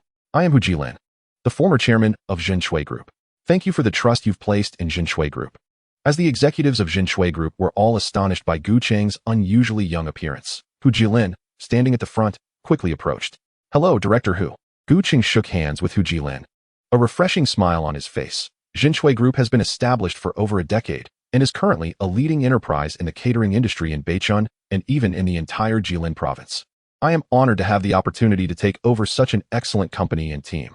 In the past 5 days, Gu Cheng had first used the channels of China Merchants Bank to make an appointment with a senior traditional Chinese medicine doctor in Beichun, asking the doctor to prescribe some herbal medicine beneficial for his health based on his condition. The rest of the time was mostly spent looking at properties around Beichun with Luo Xuan. Currently, Shenglong Real Estate has been selecting urban large flats for him. After 5 consecutive days, these properties have left Gu Cheng with a somewhat unsatisfactory feeling, so they have decided to shift their focus to the villas in Beichun. In addition, Gu Cheng has been trying his best to make up for his lack of professional knowledge in the catering industry through paid courses, preparing for his upcoming takeover of Zhinshui Group. At this moment, Gu Cheng and Hu Jilin are shaking hands and exchanging pleasantries ahead, while Fan Hong, standing in the back, is staring blankly at a familiar face not far away. Old Su, Fan Hong murmured. What's wrong? Su Liang, who was secretly lamenting how young the new boss is, turned his head in confusion upon hearing the voice. Does it hurt? Fan Hong raised his hand and, without any prior warning, pinched Su Liang hard on the arm. Damn, why are you pinching me? You've made me red. And you still have the nerve to ask if it hurts? Su Liang gasped, nearly crying out in pain. It hurts, so it's not a dream. This is real. Fan Hong, with a somewhat dazed expression, gradually regained some vitality. Really? Why are you acting all mysterious? Do you know our new boss?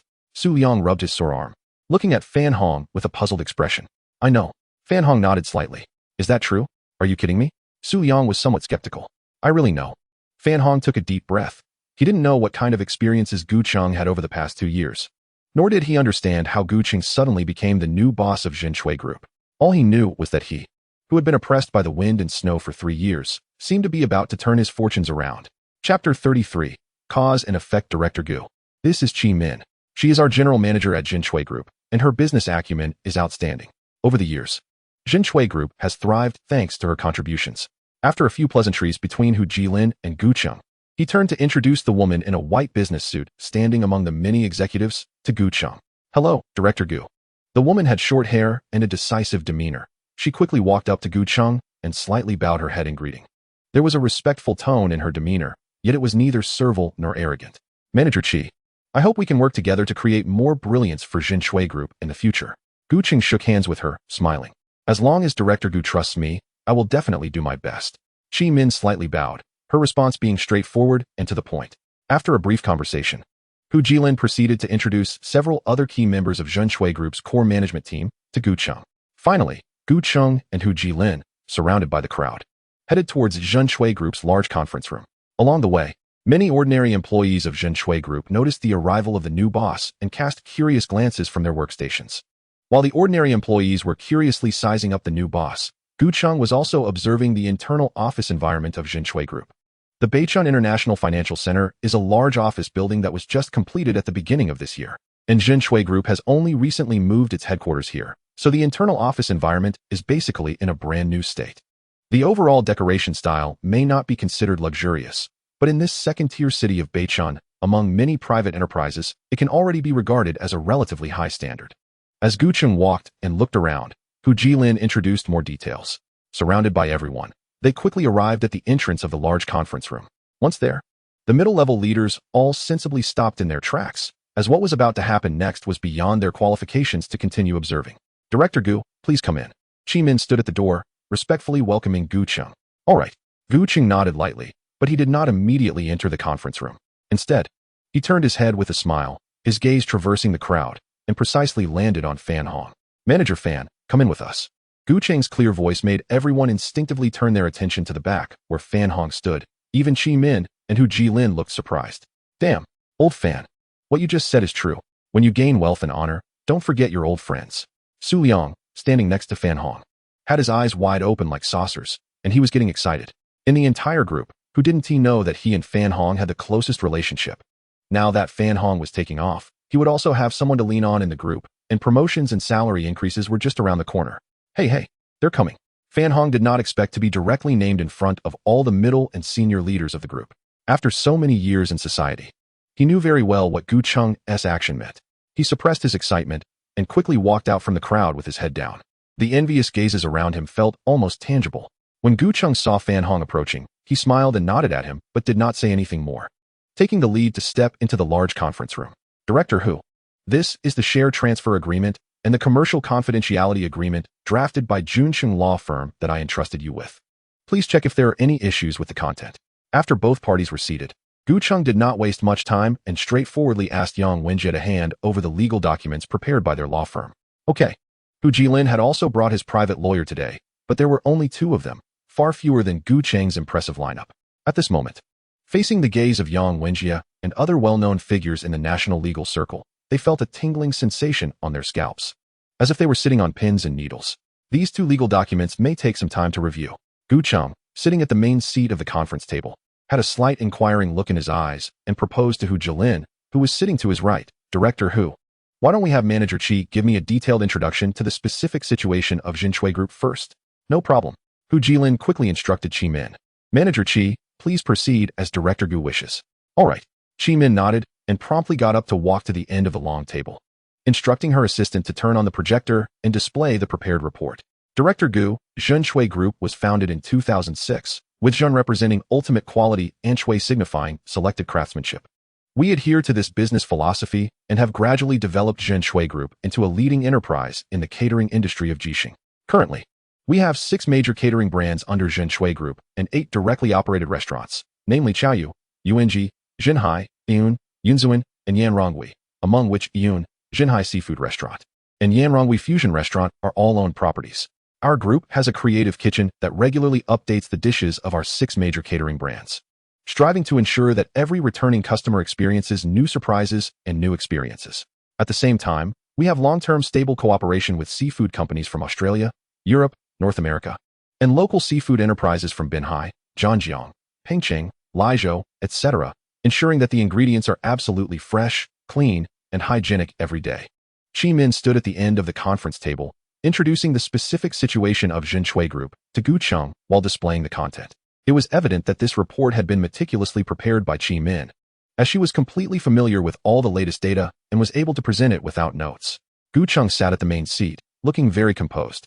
To his right was Hu Jilin, who was well known in the catering industry of Jixing, and to his left was Yang Wenjie, who was equally renowned in the legal profession of Jixing. Normally, no matter where these two individuals go, they are treated like the center of attention. However, today, the two willingly accept being in a subordinate position. In the corner, Fan Hong looks at Gu Hong, whose entire demeanor has changed drastically, and his eyes are filled with emotion. "Manager Fan, how did you come to know Director Gu?" At this moment, a senior executive sitting next to Fan Hong curiously leans in to ask. Upon hearing this, Fan Hong smiles modestly. "Director Gu and I are old acquaintances. He values old friendships and memories. The past is nothing worth mentioning." "Oh, I see." Everyone in the meeting room is astute. Upon hearing Fan Hong's response, they understand he does not wish to elaborate further and wisely refrain from asking more questions. Fan Hong turns his gaze back to the front. The current Gu Hong is the newly appointed chairman of Jinshui Group. As for the past Gu Hong, he will forever be buried in his heart. All that matters is that everyone should respect Gu Hong. Moreover, he never thought of repaying kindness with malice. Back then, he bent down to bring Gu Hong into his restaurant simply because he felt pity for him, seeing a reflection of his own past in Gu Hong, wanting to lend a helping hand within his means. Little did he expect that this moment of kindness would be repaid so quickly. Is this what they call cause and effect? Fan Hong gazes at Chi Min in front of him, his thoughts drifting away. Chapter 34, Seizing Power. Half an hour later. The moment Gu Hong and Hu Jilin set down their pens simultaneously, the entire conference room suddenly erupted into warm applause. "Director Gu, I have poured my life's work into Jinshui Group." Hu Hu Jilin holds Gu Heng's right hand with both of his, speaking with heartfelt emotion. It is like my child. I hope you can treat it well. Director Hu, rest assured. I will do my utmost to make Zhen Shui Group better and better. Gu Heng responds with a serious expression. Good. Hu Jilin nods heavily. He then scans Qi Min and the others with his eyes, ultimately saying nothing more. Taking the signed equity transfer agreement and commercial confidentiality agreement, and walks out of the conference room. Qi Min and the others watch Hu Jilin's somewhat lonely figure. Feeling a bit uncomfortable, Gu Heng observes the expressions of Qi Min and the others and turns to her, softly indicating, Manager Qi, please take everyone to see Director Hu off. This. Qi Min hesitates slightly upon hearing this. Go on. Gu Heng knows what Qi Min is concerned about. His tone is sincere. After all, it is a favor owed, and we should see him off. Thank you, Director Gu. We'll go and be back quickly. Qi Min looks at Gu Heng, her eyes revealing a hint of gratitude. Gu Heng nods slightly, but says no more. Then, Qi Min stands up first, with some of the other core executives following her, while others seem indifferent and remain seated. Gu Heng sits in the main seat, silently watching everything unfold before him. 5 minutes later, Qi Min and the others return quickly. Manager Qi and Manager Fan stay behind, while the others resume their work as usual. In addition, I ask all department heads to send all legal documents related to purchasing funds, operational cooperation, specialized services, and asset-related matters of Zhen Shui Group from the past 2 years to the conference room shortly. Gu Heng slowly stands up from his seat, announcing his first work arrangement since taking office. As soon as he finishes speaking, the expressions of some people in the room change instantly. Yang Lu, this will be handed over to you shortly. Gu Heng turns to his left at Yang Wenjie, speaking softly. Director Gu, rest assured. We will definitely provide you with a satisfactory response. Yang Wenjie stands up from his chair, responding with a beaming smile. Thank you for your hard work. It's my duty, it's my duty. After a brief exchange of pleasantries, Gu Heng shifts his gaze to Qi Min. She immediately understands and respectfully says, Director Gu, our Group's Chairman's office has long been prepared for you. Let me take you there. Okay. Gu Heng gently nods, and then, under the gaze of everyone, he walks out of the conference room with Qi Min and Fan Hong. Not far away, Xiaoxiu gazes at Gu Heng's back, somewhat lost in thought.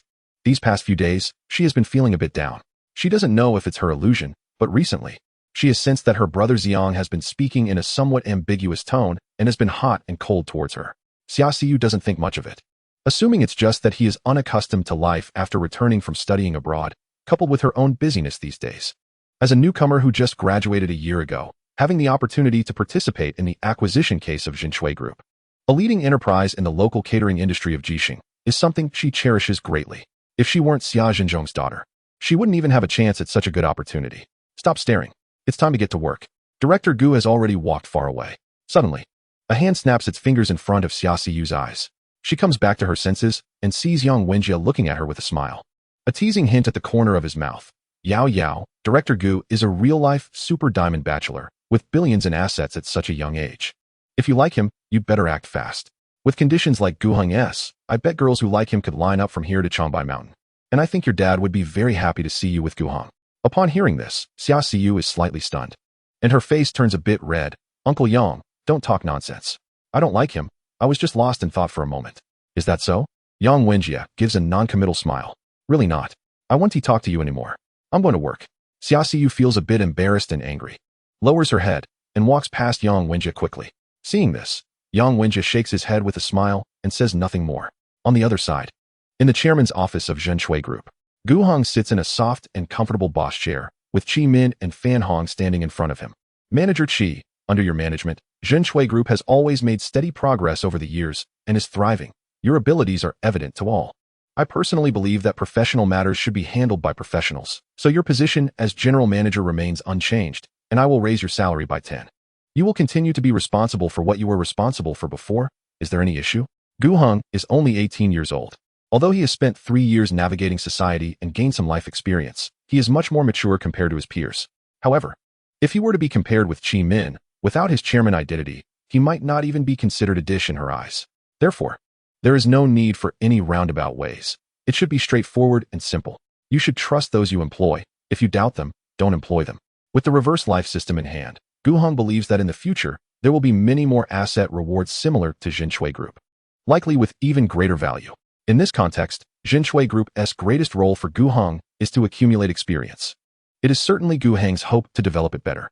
However, if it declines due to poor management, Gu Heng is already mentally prepared. After all, growth requires paying tuition fees, even if his tuition might be somewhat expensive. Thank you for your trust, Director Gu. I will definitely live up to your expectations.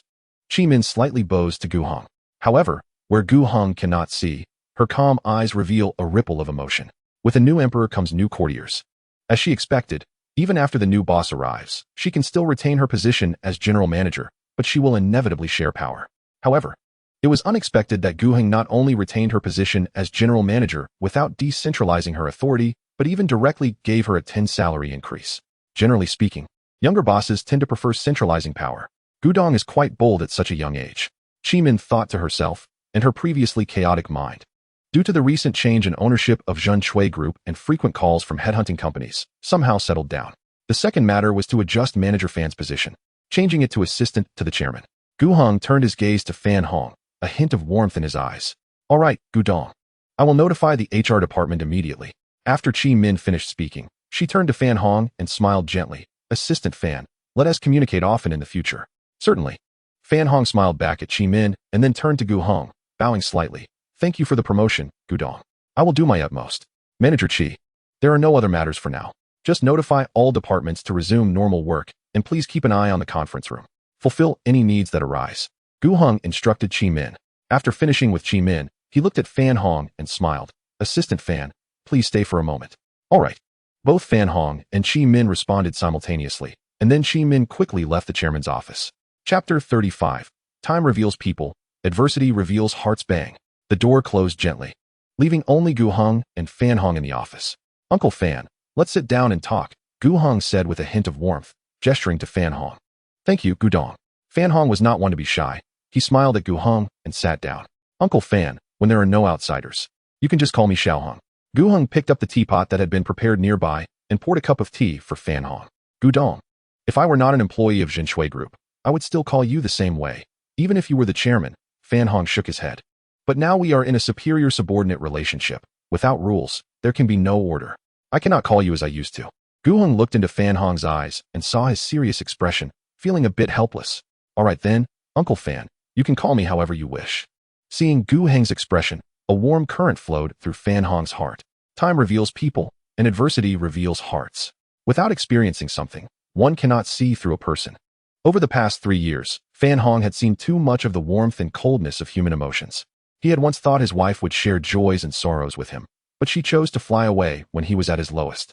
He had thought his good brothers were like family, but they avoided him when he needed help the most. He had thought his relatives would be his last support, but they mocked him when he needed comfort. He had treated these people well. At the same time, he never expected that during the darkest time of his life, the one who extended the greatest helping hand was the young man he had once casually done kindness for. The two sat together, drinking tea and reminiscing. After about half an hour, their conversation gradually got on track. Uncle Fan, I brought you directly from below to my side. I think you can guess the reason. You have spent most of your life in the catering industry, and you are definitely an expert in it. I know very little about the catering industry, so I urgently need to fill in my knowledge in this area. At the same time, I do need someone knowledgeable to help me oversee things to prevent the people below from pulling any tricks on me. Hearing this, Fan Hong showed a hint of a wry smile. Gu Dong, I can't really call myself an expert. If I were, I wouldn't have failed to see the situation back then and ended up like this. However, I do have rich experience regarding many insider details and common knowledge in the catering industry. If you want to learn and understand, I will definitely share everything without reservation. Gu Heng smiled. Uncle Fan, as long as you know those things, it's enough for me. As for the more professional aspects, we have professionals to handle them. Otherwise, why would we hire them at high salaries? That's true. Fan Hong chuckled and continued. Gu Dong, in my opinion, the core operational experience in the catering industry boils down to 7 major aspects. The first major aspect is supply chain and management. Take high-end fresh seafood procurement as an example. As a boss, you first need to master the origin, season, transportation timeliness, temporary storage equipment, transportation losses, and many other factors. Secondly, since our Zhen Shui Group mainly focuses on high-end dining, our demand for rare high-end seafood is always very high. Therefore, we have signed exclusive agreements with many large fishing vessels in coastal cities, granting us priority procurement rights to establish a differentiated advantage. As the saying goes, each profession has its own specialization. Fan Hong opened his mouth and offered a wealth of practical information. Compared to the courses Gu Heng found online, what Fan Hong discussed was directly related to core operations and tailored to the specific situation of Zhen Shui Group. Gu Heng listened intently and even took out paper and a pen to jot down notes. Seeing this, Fan Hong generously shared his lifelong experience with Gu Hong. Before they knew it, time flew by quickly. When Gu Hong and Fan Hong snapped back to reality, the sky was already covered with orange-red clouds. The last major aspect is marketing and brand operation. The high-end clientele is something our Jin Shui group must maintain long-term. So we need to regularly increase our appeal to high-end clients through various marketing strategies. For example, collaborating with well-known beverage brands to host private tasting events, contacting well-known food bloggers to create hidden menus exclusively for high-end clients, and even organizing full tuna banquets, among others. Besides that, high-end seafood dining also requires rich political and business resources for support, expanding clients through local business association activities or providing customized services for government receptions. Fan Hong spoke for several hours, nearly losing his voice. All right, that's enough for today. He opened a bottle of mineral water. Gudong, you can digest this first. I only briefly introduced these 7 major aspects. If I were to elaborate on the details, I could talk for another 2 days and nights without finishing. Thank you, Uncle Fan. Just this casual talk has been immensely beneficial to me, Gu Hong said, slowly closing his notebook and looking at Fan Hong with a smile. They chatted for a while longer, and when they saw that it was getting dark outside, Gu Hong stood up with Fan Hong and walked out of the office.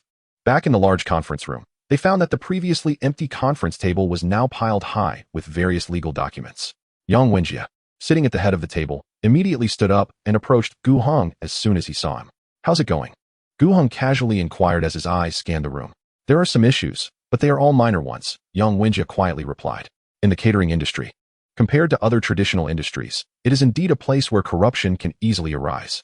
Gu Hong understood that a completely clear water would have no fish. He could tolerate a slightly murky water, but the premise was that the level of murkiness must not obstruct his vision, nor should it blind him.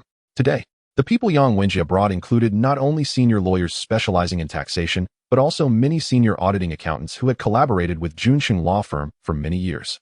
With such a combination, not to mention Jin Shui Group being just a catering group, even a more complex financial group could not escape their scrutiny if there were any issues. Of course, Gu Hong was not looking into these old accounts with the intention of settling scores with anyone. He just wants to have a clear understanding in his heart. And at the same time, he is taking this opportunity to remind those executives to be a bit more aware. Good job, Yang Lu. In my opinion, let's stop here for today. It's time to get off work, and I'm not in a hurry for these things. Don't delay everyone from their normal off-duty rest. Gu Hong glanced at the time and smiled at Yang Wenjie. All right, once they finish their work, I'll let them leave. Yang Wenjie nodded with a smile. You all get busy. I'm leaving first. Gu Hong said to Yang Wenjie, and then his gaze inevitably fell on the red silhouette working diligently at her desk. Mr. Gu, how about letting Si Yao drive you home? Yang Wenjie tentatively asked, noticing Gu Heng's gaze. No need, let her be busy. Gu Hong shook his head and said no more, turning with Fan Hong to leave the large conference room. Mr. Gu, Assistant Fan. Just a few steps out of the large conference room, they bumped into Chi Min manager Chi. Starting tomorrow, I plan to visit the various restaurants of the group. Please arrange the specific itinerary. Gu Hong instructed Chi Min as he walked towards the company exit. Okay, Chi Min nodded in response. I will notify the general managers of each restaurant immediately and have them prepare. Well, that's it. You all go back to your own work. I'm leaving now. Contact me if there's anything. Gu Heng stepped into the elevator and instructed the two before leaving. Mr. Gu, take care. The elevator slowly closed, and both Chi Min and Fan Hong slightly bowed. They only straightened up after the elevator doors closed. Chapter 36. Swimming is great. You have to learn to swim. In the evening, at the Liao Sports and Fitness Center, Zhang Ruan stood on the elliptical machine, her black hair tied in a low ponytail, her clear and flawless face adorned with delicate makeup, and her long legs wrapped in yoga pants. However, at this moment, she seemed a bit distracted, glancing towards the entrance of the cardio training area from time to time. For the past 5 days, Zhang Ruan had come to the Liao Sports and Fitness Center right after work, hoping to encounter Gu Heng again. However, for a full 5 days, she had not had another chance to run into him. Could it be that he only comes during the day lately? Zhang Ruan sighed softly in her heart. Just as she was about to pick up her water cup and give up on waiting for Gu Heng, preparing to head to the treadmill for incline training, a familiar figure appeared in her peripheral vision, causing her heart to race uncontrollably. Oh, Zhang Ruan. What a coincidence. Gu Heng greeted Zhang Ruan with feigned surprise. Over the past few days, Gu Heng had been busy looking at properties and taking over the Jin Shui group, so he hadn't had time to pay attention to Zhang Ruan. The occasional WeChat exchanges were basically related to her work. However, despite being busy, Gu Heng had been keeping an eye on Zhang Ruan. Every night before bed, he would check her WeChat moments. Noticing that she had been consistently checking into the gym for several days, thus keeping track of her activities. Today, Gu Heng specifically came here to encounter Jiang Ruan. Not to mention that he was already interested in the type of beauty Jiang Ruan represented, he also had to take some action given the challenge task. Mr. Gu, what a coincidence. Are you here to work out too? Jiang Ruan's eyes sparkled with excitement as she quickly pressed the pause button on the elliptical machine and hurried over to Gu Heng with her water cup. Yes, I've been busy lately and haven't had time to come. Gu Heng nodded with a smile. I plan to come over today to do some incline walking and swimming. After a week of recovery and with the help of the Eternal Day engine, Gu Heng's body was finally able to support him in doing some low-intensity exercises again. Speaking of which, after 30 days of extreme fat loss, Gu Heng felt a bit restless about not exercising for a long time. Mr. Gu, shall we do it together? Jiang Ruan tentatively asked. Sure. Gu Heng nodded with a smile, and then the two of them walked side by side towards the treadmill area.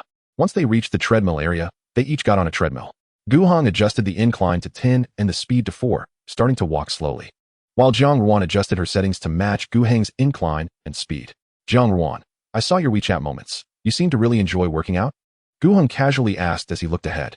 It's a habit I developed in college, and I've maintained it after starting work. Jiang Ruan tucked a stray hair behind her ear and replied with a smile.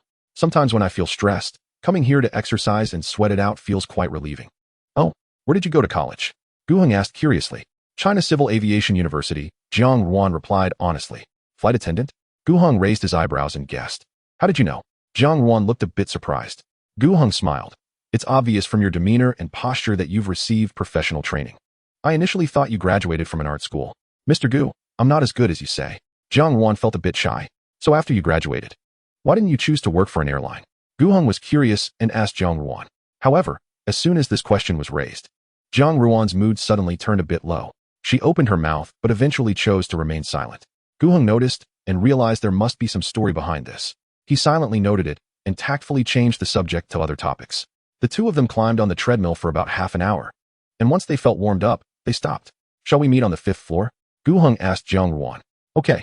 Jiang Ruan stood in place, and after watching Gu Heng leave, she let out a slight sigh of relief.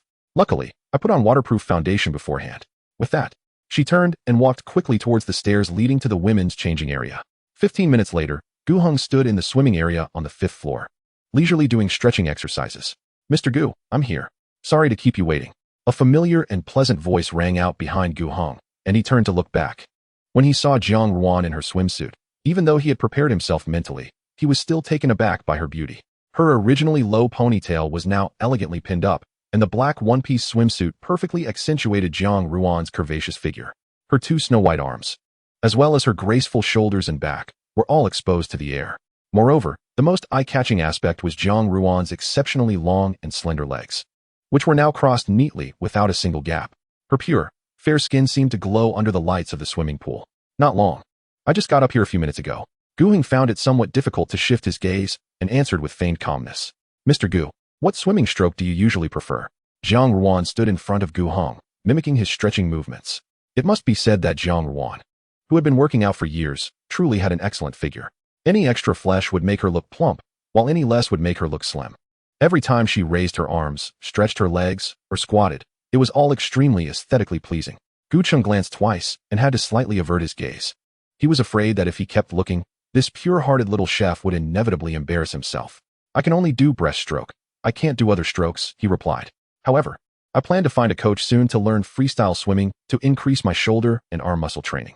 After 30 days of extreme fat loss, although Gu Cheng had slimmed down, he had no significant physique to speak of. He was just an ordinary, average body. Not unattractive, but not particularly good-looking either. Now that Gu Cheng had basically achieved financial independence and had more free time, he planned to further enhance his body management. After bringing his body to a healthy state, he would gradually start muscle-building training. President Gu, you want to learn freestyle? Jiang Ruan's eyes brightened slightly at the words. Freestyle is my specialty. If you want to learn, I can teach you. Is that convenient? Gu Cheng felt a slight stir in his heart. Compared to those muscular swimming coaches, Jiang Ruan in front of him was clearly more attractive, and through this matter, they could also increase their opportunities to spend time together. Freestyle is easy to learn. Jiang Ruan smiled and replied, you have a foundation in breaststroke, so you'll be able to learn it in a few days. Shall we start today? Gu Cheng raised an eyebrow but didn't hesitate. Sure. Jiang Ruan quickly nodded and began to explain. Let me first tell you the key points of freestyle. Chapter 37. Can't we have it all? As night fell, the city lights began to illuminate, Moonlight filtered through sparse clouds, casting mottled reflections in every corner of the city. The glass curtain walls of high-rise buildings shed their cold hardness under the moonlight, shimmering with a faint glow, as if draped in a layer of silver gauze. Zhang Ruan walked out of the Liao Sports Fitness Center just after taking a shower. Her dark hair was still slightly damp, and her face, devoid of makeup, looked fair and simple, exuding a clearer aura.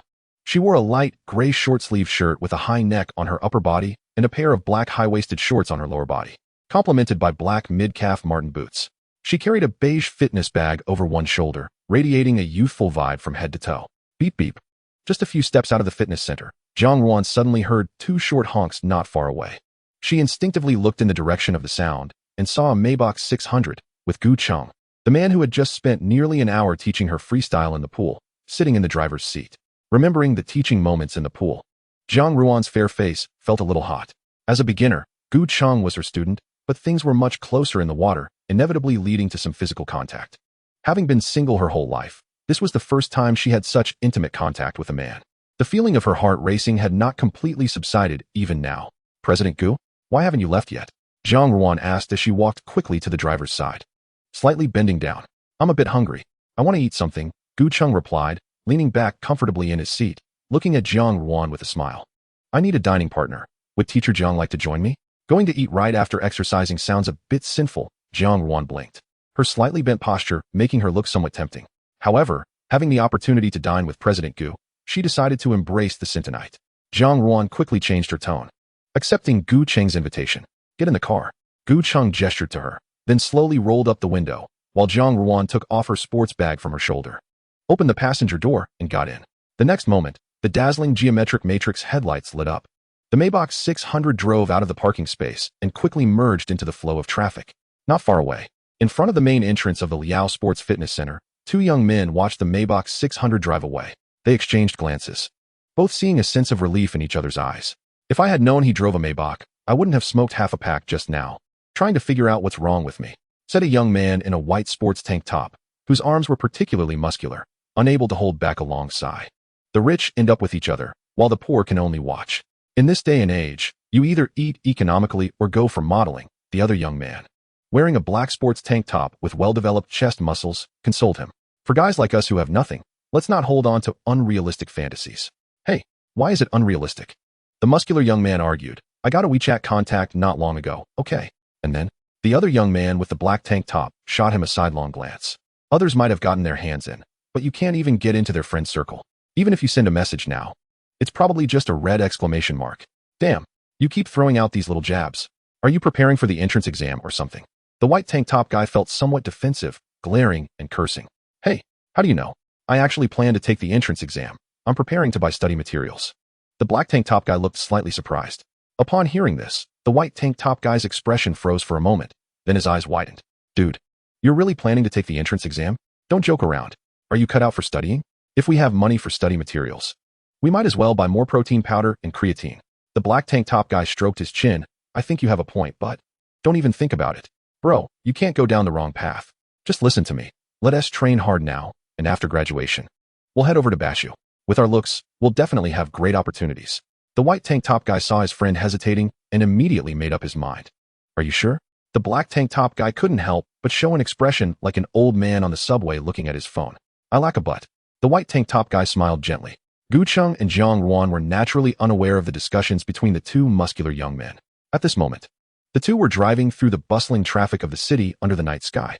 If I had known President Gu was inviting me to dinner, I wouldn't have removed my makeup, Zhang Ruan said, looking at the mirror above the passenger seat, her tone slightly frustrated. It's fine. We're just grabbing a bite. It doesn't have to be so formal, Gu Cheng replied, one hand on the steering wheel, smiling. Besides, I feel that the difference between your makeup and your bare face isn't that big. Not that big implies there's still some difference. Zhang Ruan turned her head, her clear eyes shimmering like rippling water. That's not what I meant, Gu Cheng said, a bit speechless. What I meant is that you look beautiful both made up and barefaced. So do you prefer me with makeup or without? Zhang Ruan asked tentatively, unable to resist the blush that crept onto her fair face after asking. Must I prefer one? Gu Cheng raised an eyebrow, a slight smile curling at his lips. Can't we have it all? Well, that's also fine. Zhang Ruan felt a bit shy at Gu Cheng's response. For a moment, her thoughts began to drift. After all, It was purely accidental that Gu Cheng saw her without makeup today. Normally, she would always wear makeup whenever she left home. So when would she be in her bare-faced state? Only at home, after a shower, or when sleeping would she be without makeup. In these 3 moments, she is often at her most private. Nowadays, Gu Cheng says he wants both of these looks. Doesn't that mean? Thinking of this, Zhang Ruan's face flushed a little more. Gu Cheng, who was driving, didn't notice Zhang Ruan's unusual reaction, mainly because he didn't expect Zhang Ruan to think so much.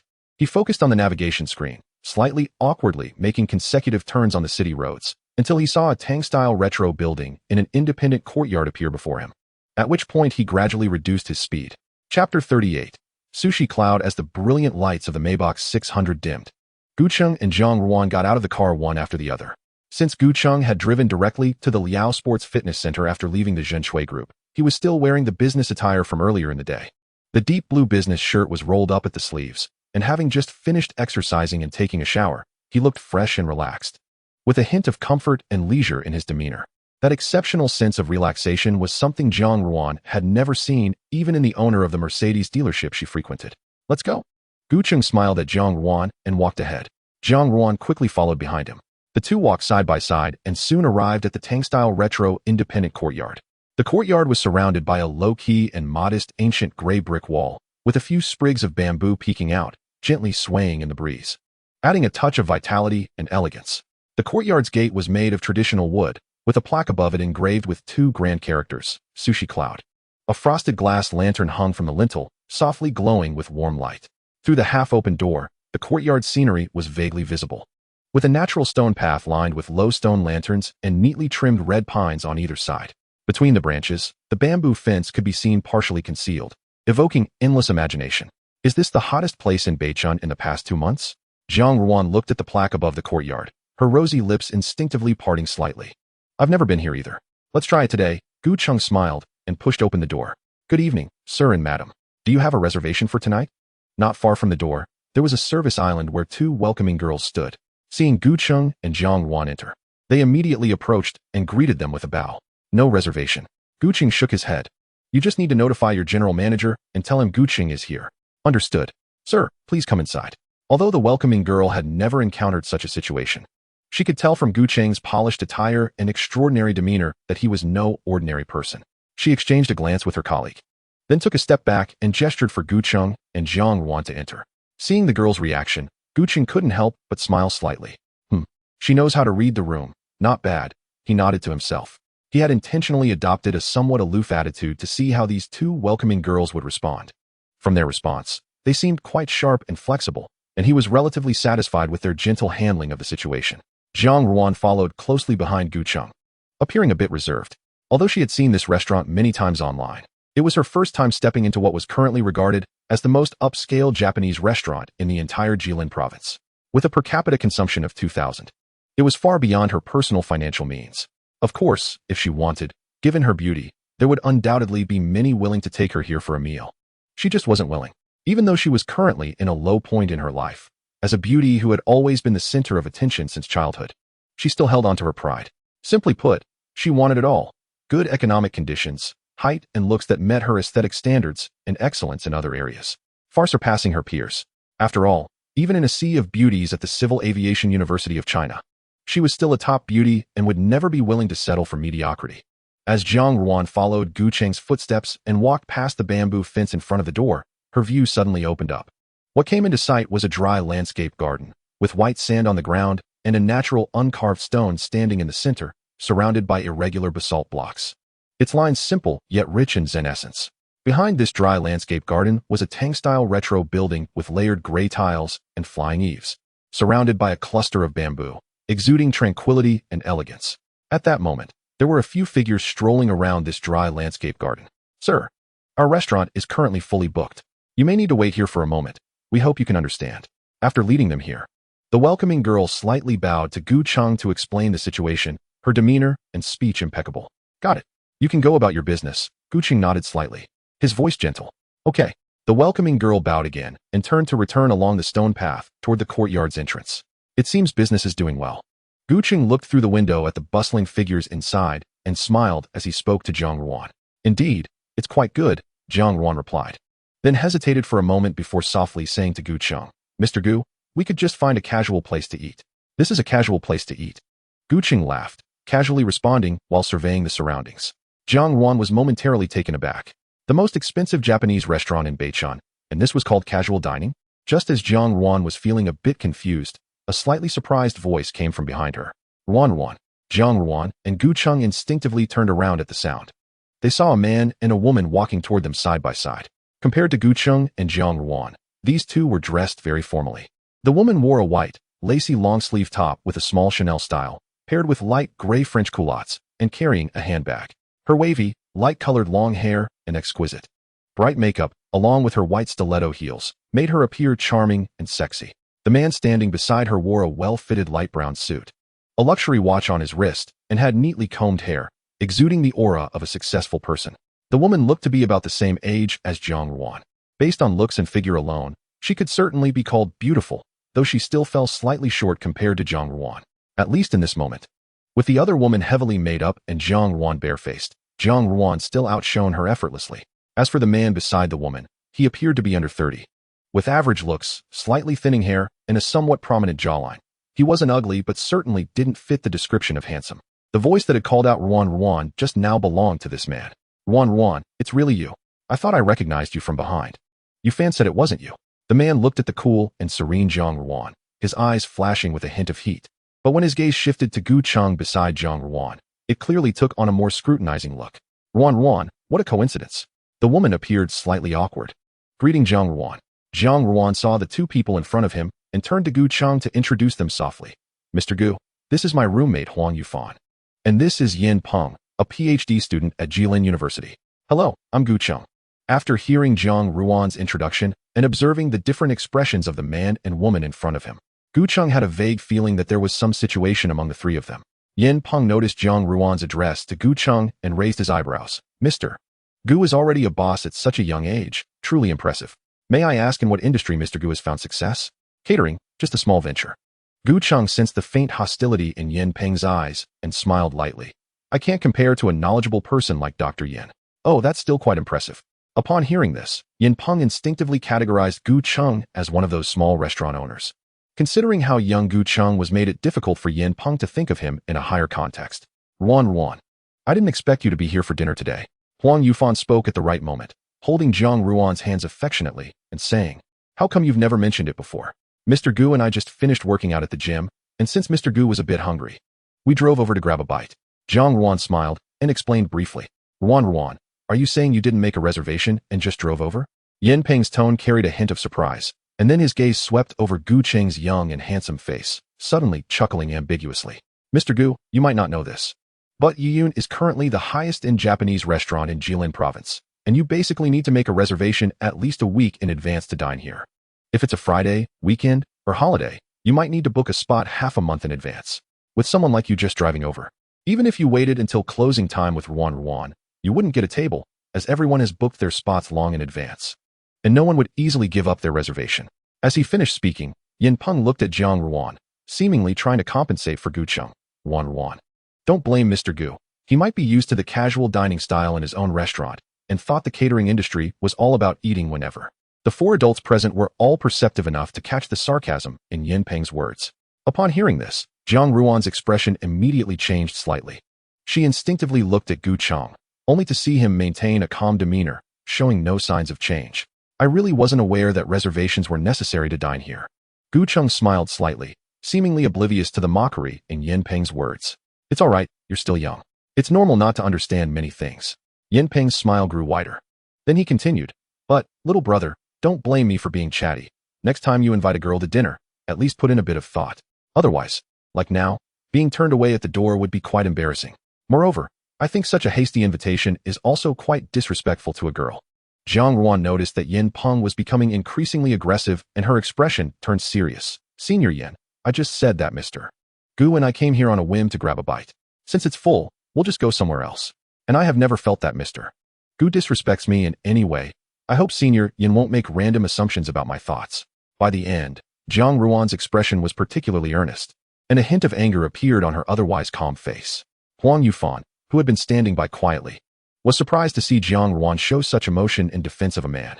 They had been high school classmates and now were roommates. Having known each other for so many years, she had never seen Jiang Ruan care so much about a man. Who on earth is this Mr. Gu? Huang Yufan quietly observed the composed Gu Cheng standing there, and a sense of curiosity quietly arose within her. Meanwhile, Yin Peng, who had just lectured Gu Cheng but was now being countered by Jiang Ruan, felt a bit awkward and couldn't help but harbor some jealousy towards Gu Cheng. During his graduate studies, he had pursued Jiang Ruan for 2 years. After returning to Beichun, he pursued her for another 6 months. In all that time, he had only managed to take Jiang Ruan out once, and that was because she came to thank him for helping her get a Mercedes-Benz 300. In terms of education, he had graduated from prestigious schools for his bachelor's, master's, and doctoral degrees, with a bright future ahead. As for his family background, it was well off. They had bought him a Mercedes-Benz 300 outright upon his master's graduation and had also helped him secure a nearly 170 square meter apartment near the school. And what about the man in front of him? Just a small restaurant owner. He was only slightly taller, a bit more handsome, had more hair, and had better qualities than him. Why did he get to casually invite Jiang Ruan out? Jealousy almost made Yin Peng lose his composure. Compared to the jealousy raging within Yin Peng, Gu Cheng was quite interested in Jiang Ruan in front of him. He had probably figured out that this man named Yin Peng had once been a suitor of Jiang Ruan. After all, the jealousy in Yin Peng's tone was so palpable that even from a few kilometers away, one could smell it. As for the female companion next to Yin Peng, who was Jiang Ruan's roommate Huang Yufan, the reason they were together was quite interesting when examined closely. Remembering the awkward expressions on their faces when they first met, it was obvious that their date tonight was being kept from Jiang Ruan. Interesting. Gu Cheng didn't take Yin Peng's earlier remarks to heart. After all, this fellow came to him bringing money. Even considering the money, he wouldn't hold anything against the other party. It was like a dog in a pet shop barking at its owner. Would the owner really kick it out? Ruan, I misspoke just now. Please don't be upset. Yin Peng saw Jiang Ruan's displeasure and immediately explained, I was just feeling that you deserve better. Gu Cheng, upon hearing this, suddenly had a strange expression. That last sentence sounded somewhat familiar. It inexplicably had a fragrant tea vibe. Senior Yin, you and Yufan can continue waiting here. Jiang Ruan's expression softened slightly, but she was still somewhat unhappy. After all, she had been looking forward to seeing Gu Cheng for 5 days and even received a spontaneous invitation from him. It was supposed to be a happy occasion, but Yin Peng had disrupted it. After saying this, Jiang Ruan turned to look at Gu Cheng, her voice instantly becoming much gentler. Mr. Gu, it seems like there are really a lot of people here today. How about we go eat something else? Since we're here, let us eat here. Gu Cheng smiled. I should have a bit of face here. Upon hearing Gu Cheng's words, Yin Peng almost rolled his eyes to the sky. Face. Even my advisor has to wait in line for a reservation. Who do you think you are? So full of yourself. Yin Peng was internally mocking him, but out of respect for Jiang Ruan, he didn't dare say more. He just wanted to see how this man, who was putting on airs, would manage to save face later. Oh, all right then. Jiang Ruan hesitated slightly before agreeing to Gu Cheng's suggestion. Although she knew that Gu Cheng had an extraordinary identity and considerable wealth, she did not have a clear concept of just how extraordinary his identity was or how substantial his wealth was. Ultimately, all her impressions of Gu Cheng were formed that day in the Mercedes-Benz dealership, and for her, Gu Cheng still remained largely shrouded in mystery. Just as the scene inexplicably fell into silence, a series of dense footsteps suddenly approached from a distance. Chapter 40. Is this what you call a minor disturbance? Seeking further reading, the sound of footsteps drew Yin Peng, Jiang Ruan, and others to instinctively look in the direction of the noise. They saw a middle-aged man in a black suit leading a group of 7 men and women who were quickly walking towards them. In the blink of an eye, this group arrived in front of them. Mr. Gu, welcome to Sushi Yun. After all 8 people arrived before Gu Cheng, they immediately bent down in unison and greeted him loudly. Among their voices, only Gu Cheng remained calm and composed, while Yin Peng, Huang Yufan, and Jiang Ruan standing beside him were all stunned, their pupils shaking in disbelief. Are you General Manager Wu Tao? Gu Cheng gently inquired as he looked at the middle-aged man at the front. Mr. Gu, I am not Wu Tao, the middle-aged man respectfully replied. I am Deputy General Manager Su Liang. Oh, Gu Cheng raised an eyebrow slightly upon hearing that. Having just taken over Jinshui Group, he had memorized the names of many executives in just half a day. However, mid-level leaders like Su Liang had not yet caught his attention. I'm not here for an inspection tonight. I simply came over for a casual meal, Gu Cheng said, slightly tilting his head to Su Liang. You all arrange it. All right. Mr. Gu, please this way. Su Liang immediately gestured for him to proceed, and the others behind him were extremely respectful. Even the last few service staff who had come to Gu Cheng's side remained bent over since they arrived. Let's go. Gu Cheng turned his head and smiled at Jiang Ruan, who looked somewhat dazed. Okay. Jiang Ruan came to her senses. Noticing the restaurant staff around her looking at her with utmost respect, and her breath quickened slightly. Mr. Gu, these two. Su Liang glanced at Yin Peng and Huang Yufan, tentatively inquiring. Not very familiar, Gu Cheng replied calmly. Understood. Su Liang immediately grasped the situation and led the restaurant staff, surrounding Gu Cheng and Jiang Ruan as they walked into the restaurant. As they walked, all the staff members bowed nearly 90 degrees to greet Gu Cheng, causing many diners inside the restaurant to frequently turn their heads to look. Yin Peng and Huang Yufan watched the group gradually walk away, and it took them a long time to regain their senses. What kind of identity does this Mr. Gu have? Huang Yufan's eyes were somewhat glazed over as she muttered, seemingly in a daze. Yin Peng's face shifted from green to white as he recalled Gu Cheng's arrogant attitude of not even bothering to glance at him before leaving, which severely broke the self-important facade he had maintained as a doctoral candidate. At that moment, a restaurant staff member walked by. Yin Peng directly stopped the person, somewhat exasperatedly questioning, "How does your restaurant do business? I made a reservation half a month in advance, waited here for half an hour, and still couldn't get in, while those two just walked in without a reservation. Don't you think the restaurant should give us consumers an explanation?" The staff member, caught off guard by Yin Peng's sudden interruption, looked at his flushed face with some confusion and replied in a tone that implied it was obvious. The person just now is the chairman of our Jin Shui group. Since the entire Sushi Yun belongs to him, he naturally doesn't need to make a reservation to dine here. Chairman of Jin Shui group. The 7 words from the staff hit Yin Peng like a bolt from the blue. Reflecting on the conversation they had just had, he felt that in the eyes of the other party, he was no different from a dressed-up monkey. How outrageous. The entire Jin Shui group belongs to you, and you call this a minor disturbance? Yin Peng's heart was screaming in rage. Meanwhile, standing next to Yin Peng, Huang Yufan was biting her lip tightly, staring blankly in the direction where Gu Cheng and Jiang Ruan had left. Why is she always so lucky? In the past, when Yin Peng pursued Jiang Ruan, she had not felt jealous, because someone like Yin Peng, while decent in many aspects, had low emotional intelligence and simple romantic experiences. She had many around her just like him. As a result, she could easily employ a few tactics to reel him in, and it would only be a matter of time before she treated him like a pet. But a man like Gu Cheng, not only was he young, wealthy, handsome, and of high status, but he also had an outstanding demeanor. Such a man was practically a top-tier diamond bachelor. As a woman, Huang Yufan could clearly sense that Gu Cheng was interested in Jiang Ruan. Thinking about the possibility of Jiang Ruan becoming the girlfriend of the chairman of Jin Shui Group and living in a big villa, driving luxury cars, and frequenting high-end venues. Just imagining it made her vision go dark. Not only was she worried that her best friend wouldn't do well, but she was also afraid of her best friend driving a Range Rover. At this moment, she was genuinely envious. In the rock garden courtyard, Gu Cheng didn't pay any attention to the two. Surrounded by numerous mid to high-level executives of the restaurant, he and Jiang Ruan walked into the most private box located at the far end of the entire floor. As the door opened, a large box came into view. In the center of the box was a semicircular work table, capable of accommodating several people for dining at the same time. And behind this work table stood 3 chefs dressed in pristine white uniforms. "Welcome, Mr. Gu." Upon seeing Gu Cheng, they all bowed in unison to greet him. "Mr. Gu, this is our head chef Bai Ziming, who went to Japan at the age of 16 to study kaiseki cuisine and has 37 years of experience now. Normally, he only selects ingredients, sets the daily menu for the restaurant, and develops new dishes. He rarely comes out to cook personally." Su Liang introduced Gu Cheng to the chef at the right moment. "Chef Bai, thank you for your hard work tonight." Gu Cheng smiled at him, his demeanor very approachable. "It is my honor to serve Mr. Gu dinner." Bai Mingze, looking serious and dedicated, showed a smile. Gu Cheng nodded to him and then looked at Jiang Ruan beside him. "Just do it, relax." "Okay." Jiang Ruan bit her lip and sat down beside Gu Cheng somewhat nervously, even though she was unclear about Gu Cheng's true identity. Seeing the respectful attitude of everyone just now and their titles for Gu Cheng, she had an inkling of some guesses in her heart. "Mr. Gu, these are the ingredients we prepared for you and Ms. Jiang today. Please take a look." After Gu Cheng and Jiang Ruan were seated, Bai Mingze presented a box filled with various top-quality seafood. "Would you like to take a photo?" Gu Cheng looked at Jiang Ruan and asked gentlemanly. I kinda want to take one." Jiang Ruan felt a bit tempted, but was also somewhat shy, afraid that it would make her seem inexperienced. "Just take it if you want," Gu Cheng said to Jiang Ruan, then turned to Su Liang beside him, his smile gradually fading. "Manager Su, where is General Manager Wu Tao?" Seeing Gu Cheng's changing expression, Su Liang's heart suddenly sank. Manager Wu, Su Liang stuttered. Looking somewhat awkward, "He is not in the store." "Manager Su, I remember according to the company's regulations, as the general manager of Sushi Cloud, Jinhai, and Yanronghui, you must be on duty all day on Fridays, Saturdays, Sundays, and holidays, and cannot take leave without special circumstances.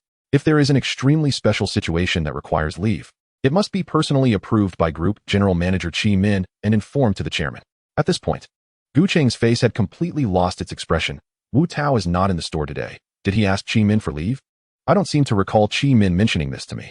Su Liang looked at Gu Cheng's expressionless face, and beads of sweat began to form on his forehead. The three chefs at the operation station and the service staff around them all slightly lowered their heads, some even daring not to breathe. Sitting next to Gu Cheng, Zhang Ruan raised her phone and took 2 consecutive photos of the ingredient boxes, just as she heard Gu Cheng's words. She slightly turned her head and looked at Gu Cheng's delicate side profile, which at that moment seemed to radiate endless authority, a somewhat contradictory yet irresistibly attractive aura, making her heart race and her gaze hard to shift. Call Wu Tao and have him come to me immediately. Gu Cheng watched the beads of sweat sliding down Su Liang's cheek, and just as one was about to drop from his chin, he withdrew his gaze, turning his head. When he looked back at Zhang Ruan, the authority vanished, and a refreshing smile appeared like a warm spring breeze. Let's have a meal. Chapter 41. Inescapable. Seeking continued reading. Under the warm yellow soft light, 3 chefs stood at the operation station, fully focused on preparing dishes, while 4 service staff stood near the door of the private room, ready to serve. Mr. Gu, Ms. Jiang, may I prepare some wine for your meal? Bai Mingzi slightly bowed and quietly asked Gu Cheng and Zhang Ruan. Would you like something to drink? Gu Cheng turned to Zhang Ruan. I'm fine with anything. Although Zhang Ruan was 4 years older than Gu Cheng, she always felt like the younger one in front of him, completely at the mercy of his initiative in their interactions. Then let's drink a little less. Gu Cheng looked back at Bai Mingzi and smiled. Please don't let the alcohol content be too high. Thank you, Chef Bai. Understood. Bai Mingzi replied with a smile, then instructed his apprentice beside him, who quickly brought out the prepared glassware from below the operation station. There were 2 large boxes, each containing 25 small compartments filled with variously colored and styled wine glasses. Although they were all different, each one was as exquisite as a work of art. Under the lighting, they all emitted a shimmering glow. Mr. Gu, Ms. Jiang, these wine glasses are all Edo Kariko glasses. You may choose any you like. Bai Mingzi indicated to Gu Cheng and Zhang Ruan. Edo Kariko is one of the top-tier wine vessels, and seeing so many styles appear before Gu Cheng and Zhang Ruan was indeed quite shocking. Just to know that each glass in those small compartments ranges from 5,000 to over 10,000. The total value of the glasses in these 2 large boxes could almost buy a Mercedes-Benz 300. I'll take this one. Gu Cheng pretended to be calm and chose a crystal yellow wine glass for himself. Then I'll take this one. After Gu Cheng finished choosing, Zhang Ruan picked a sea blue wine glass, which was the same style but a different color from Gu Cheng's. After learning of their choices, Bai Mingzi's apprentice immediately took the 2 glasses out of the small compartments and carefully cleaned them. Mr. Gu, Ms. Jiang, the first glass of wine I've prepared for you is top-notch sake from the Sud family brand, Hennekes. Bai Mingzi took a bottle with a yellow exterior from the dazzling wine cabinet behind him, introducing it to Gu Cheng and Zhang Ruan while pouring the sake into their glasses. At the same time, exquisite dishes were prepared by Bai Mingzi's 2 apprentices and respectfully served to the 2 of them. Inkfish sea urchin scallop hand rolls, sake steamed abalone, vinegar jelly rock oysters, matsuba crab, monkfish liver. Normally, the most expensive set for dinner would have at most 6 appetizers. However, for Gu Cheng and Zhang Ruan, the appetizers came one after another, seemingly endless.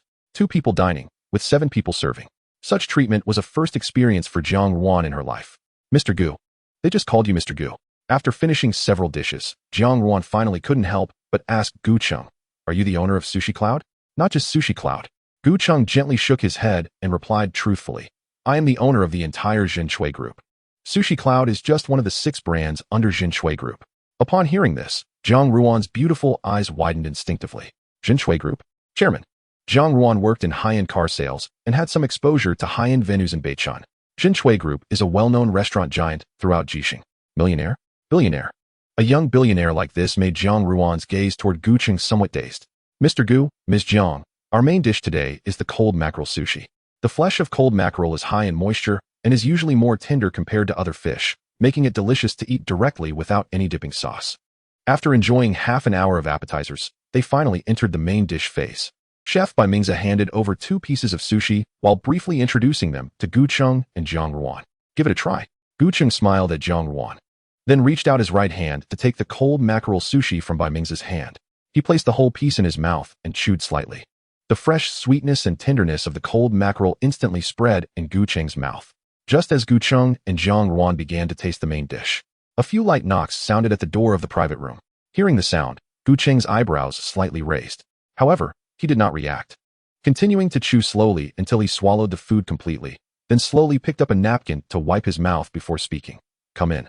The two service staff standing at the door of the private room dared to act only after receiving Gu Cheng's signal, quickly opening the sliding door. When the door to the private room opened, they saw the restaurant's general manager, Wu Tao, standing outside, drenched in sweat, bending over to immediately approach Gu Cheng. Looking flustered and terrified. Mr. Gu, I am General Manager Wu Tao. I didn't know you were coming today. I apologize for keeping you waiting. Wu Tao bent down to be level with Gu Cheng, looking at Gu Cheng, who was calmly enjoying his meal, and his heart was almost jumping out of his throat. It seems Manager Wu is quite in the mood for drinking tonight. Gu Cheng smelled the strong scent of alcohol emanating from Wu Tao, turned to look at him, seemingly smiling but with a slightly cold glint in his eyes. Manager Wu, would you like to sit down and have a few drinks with us? I dare not. Wu Tao waved his hands repeatedly, wiping sweat as he spoke. Mr. Gu, please let me explain. I had a relative celebrating a birthday tonight. I initially just wanted to take a look, but I didn't expect. Did you ask Chi Min for leave? Before Wu Tao could finish his long explanation, Gu Cheng directly interrupted him. Mr. Gu, Wu Tao looked awkward, wanting to explain further. Answer my question. Gu Cheng interrupted the other party again. Wu Tao opened his mouth, but eventually lowered his head and responded. Leave. Gu Cheng did not look at Wu Tao again. He turned his head back to Bai Mingze in front of him and instructed again, Manager Su. Call Chi Min and Fan Hong and ask them to come see me immediately. Yes. Su Liang, standing at the edge of the door, secretly glanced at Wu Tao's face, which looked like pig liver, and then responded. Hearing this, Wu Tao looked at Gu Cheng, who had already started eating again, knowing that he was doomed this time. He couldn't help but stumble and walked out of the private room in a daze. Chapter 42, Stage Reward Tap, Tap, Tap. 20 minutes later. When Wu Tao heard footsteps behind him, he quickly turned around to greet the other person. Manager Chi, we have known each other for over 10 years. Wu Tao walked anxiously beside Chi Min, his voice revealing a hint of pleading. You have to help me this time. Chi Min, dressed in a white business suit and holding a black crocodile leather Hermes bag, looked icy at Wu Tao's plea. Suddenly, she stopped, turned her head to look at Wu Tao. Old Wu, how do you want me to help you? On the first day Mr. Gu took over the group, you, as the general manager of Yuyun, left your post for no reason and got drunk, smelling of alcohol. Chi Min looked coldly at Wu Tao. You know very well that this period is sensitive for the group, yet you still act recklessly, without any respect. No matter what Mr. Gu decides today, it's all you're doing. After saying this, Chi Min did not look at Wu Tao again and walked briskly towards the private room ahead. At the same time, her previously cold expression instantly turned bright and warm the moment the private room door opened. When Chi Min walked into the private room, she found Fan Hong had already arrived before her. She nodded to him and then walked slowly to Gu Cheng's side. Mr. Gu, you called. Chi Min slightly lowered her head, her voice a bit low. The occurrence of such an incident at Yuyun restaurant today, as the group's general manager. She could not escape responsibility. It was a failure in her management. I originally came here just to have a simple meal and didn't expect things to escalate. Gu Cheng raised his wine glass, took a small sip, and then slowly said, It's indeed the work attitude of a certain executive in our group that is somewhat poor. Mr. Gu, I am very sorry. The occurrence of such an incident today is my management failure. One must admit mistakes and stand corrected. Chi Min did not shirk responsibility and immediately conducted a self-critique to Gu Cheng. Manager Chi, I just spoke with Assistant Fan. Wu Tao is an old employee of the group. He has been working at Jinshui Group since Mr. Hu founded it. Over the years, even if he has no contributions, he has put in hard work. Gu Cheng turned to look at Chi Min, his expression calm. I don't want to discourage these old employees in the group right after taking over, so I am willing to give Wu Tao a chance.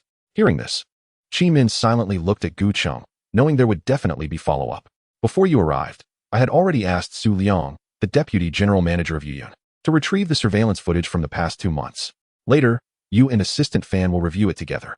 If the footage shows that Wu Tao has been diligent and present for the past 2 months, then I will consider today's incident a special case and not hold it against him. But if today's incident is not an accident, Gu Cheng did not continue. Without rules, there can be no order. We will handle it as we should. Chi Min took a deep breath and said seriously, Go ahead. Gu Cheng slightly nodded. Chi Min and Fan Hong, upon hearing this, both bowed slightly to Gu Cheng and then quickly left the private room. Turning around, Gu Cheng looked at Jiang Ruan, who was staring at him in a daze, and couldn't help but smile slightly, reaching out a hand to gently snap his fingers in front of her. Teacher Jiang, what are you thinking about? With Gu Cheng's warm voice, Jiang Ruan gradually came back to her senses. She looked at the handsome face in front of her, which was smiling, and remembered how imposing he was just now in front of his subordinates. Her fair and delicate face quietly flushed with 2 shades of pink. Their eyes met. and her heart raced even faster. "It's nothing." Jiang Ruan, feeling a bit shy and flustered, quickly averted her gaze and pretended to be calm as she picked up the tuna belly hand roll that Bai Mingzi had just prepared for her. Gu Qing looked at Jiang Ruan's fair and rosy profile and suddenly felt slightly taken aback. Challenge task: conquer bound object. Jiang Ruan, current progress 24, progress rewards 20, available for collection 40, to be collected 60, to be collected 80, to be collected 100, to be collected. The system's light curtain unfolded in front of Gu Qing's eyes. In just one evening of interaction, the originally single-digit progress of the Conquer challenge task had surged to 24, successfully unlocking a stage reward. A hint of joy flashed in Gu Qing's eyes. But due to the occasion, he did not choose to immediately collect the reward and instead chose to dismiss the system light curtain. Indeed, women are drawn to strength, Gu Qing thought to himself.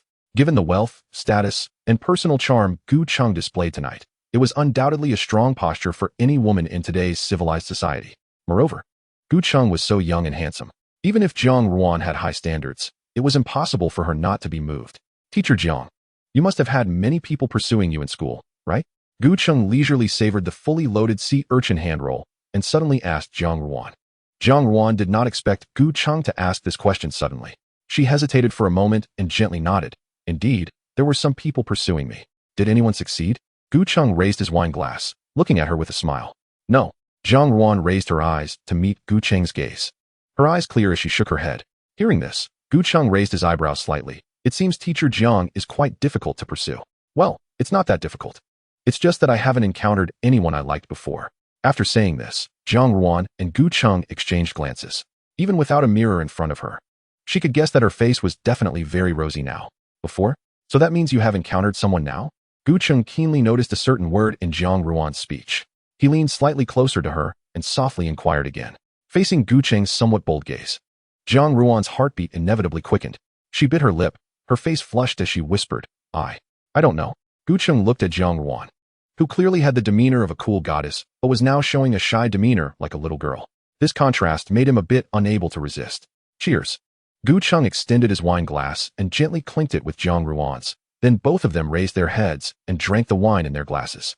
Chapter 43. Dismissal, seeking follow-up reading. For a full 2 hours, Gu Qing had lost count of how many dishes he had eaten. He only knew that Bai Mingzi and his 2 apprentices had not stopped from the beginning to the end. Paired with wine, they had moved from pseudo-Hanki's Hanakes to Beishue, and then from Beishue to the 14th generation Daiki Shirakawa, tasting all the renowned sake brands ranked in the top 10 in Japan. Finally, they arrived at the dessert stage. Jiang Ruan could no longer eat, while Gu Qing could still manage to eat a bit more. The golden tamagoyaki had a dense texture and rich layers of flavor. As the dinner was nearing its end, Fan Hong and Qi Min, who had just gone to check the surveillance footage as instructed by Gu Qing, finally had results. Qi Min and Fan Hong walked into the private room side by side, followed by the pale-faced Wu Tao and the humble-looking Su Liang. "Let's get straight to the results," Gu Qing said as he took a freshly damp towel from the server and gently wiped his mouth, while instructing Qi Min and Fan Hong. "Mr. Gu, according to our review of the surveillance footage from Sushi Cloud over the past 2 months, it shows that General Manager Wu Tao has left his post without leave 13 times in the past 2 months, of which 5 times occurred on weekends or holidays." Fan Hong reported in a low voice. "Manager Qi, how do you think this should be handled?" Gu Qing nodded slightly and turned his gaze to Qi Min. "Mr. Gu, according to the group's regulations, I believe that effective immediately, Wu Tao should be removed from his position as General Manager of Sushi Cloud. His executive benefits should be revoked, and he should be demoted to an ordinary employee," Qi Min stated clearly without hesitation. "All right, let's proceed as Manager Qi suggested. Tomorrow, we will announce the decision to the entire group as a warning to everyone." Gu Qing was quite satisfied with Qi Min's proposal. However, upon hearing Gu Qing's final decision, Wu Tao, who was standing behind Qi Min, felt his legs go weak and collapsed onto the ground, utterly lost. Years of hard work had turned to nothing in an instant. Such a massive blow would be hard for anyone to bear. No one in the room paid any attention to Wu Tao. After all, he had brought this upon himself. Qi Min timely asked, "Mr. Gu, after Wu Tao's dismissal, who do you think would be suitable for the position of General Manager of Sushi Cloud? I just took over the group not long ago and am not very familiar with the middle management. Do you have a preferred candidate in mind, Manager Qi?"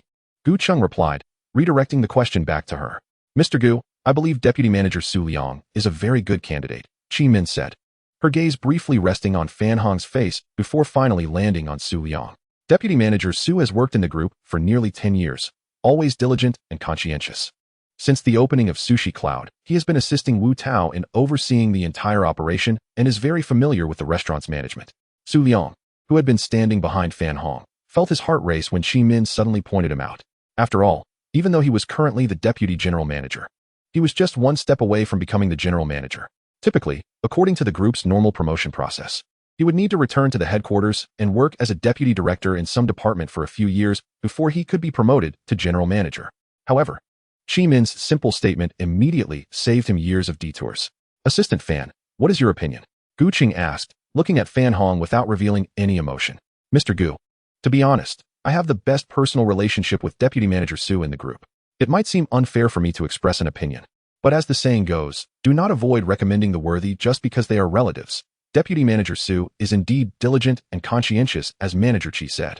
So I support Manager Chi's proposal to promote Deputy Manager Su to General Manager of Sushi Cloud, and I am willing to vouch for him.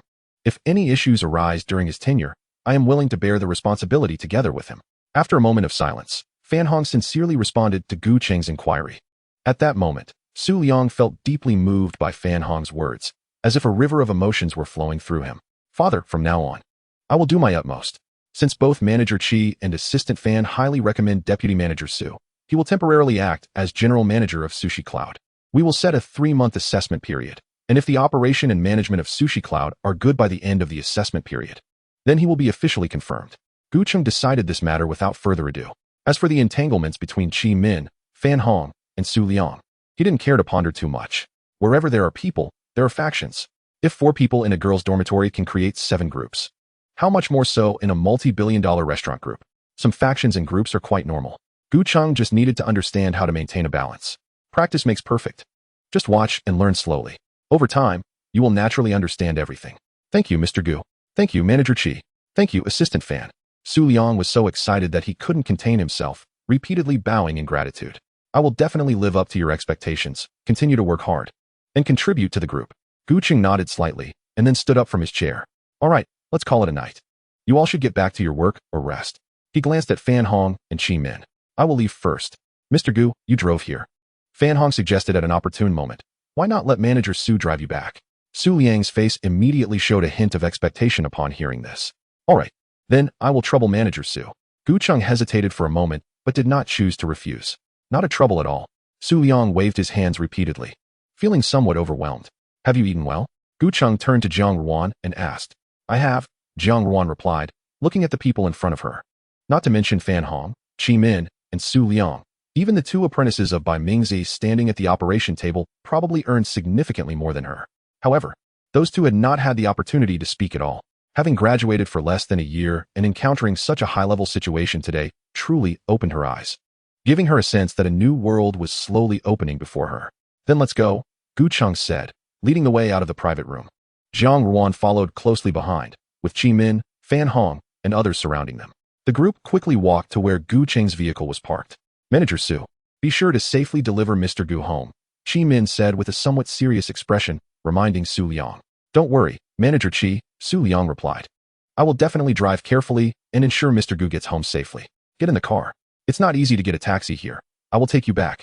Gu Qing said softly to Jiang Ruan as he opened the back door of the car. Jiang Ruan looked around. They were in a corner of the city, and it was nearly 10 o'clock. There didn't seem to be any vehicles passing by. All right, then thank you, Mr. Gu. It's nothing, Gu Qing smiled. He then waved casually at Fan Hong and the others before getting into the car with Jiang Ruan, quickly driving away. Chapter 44.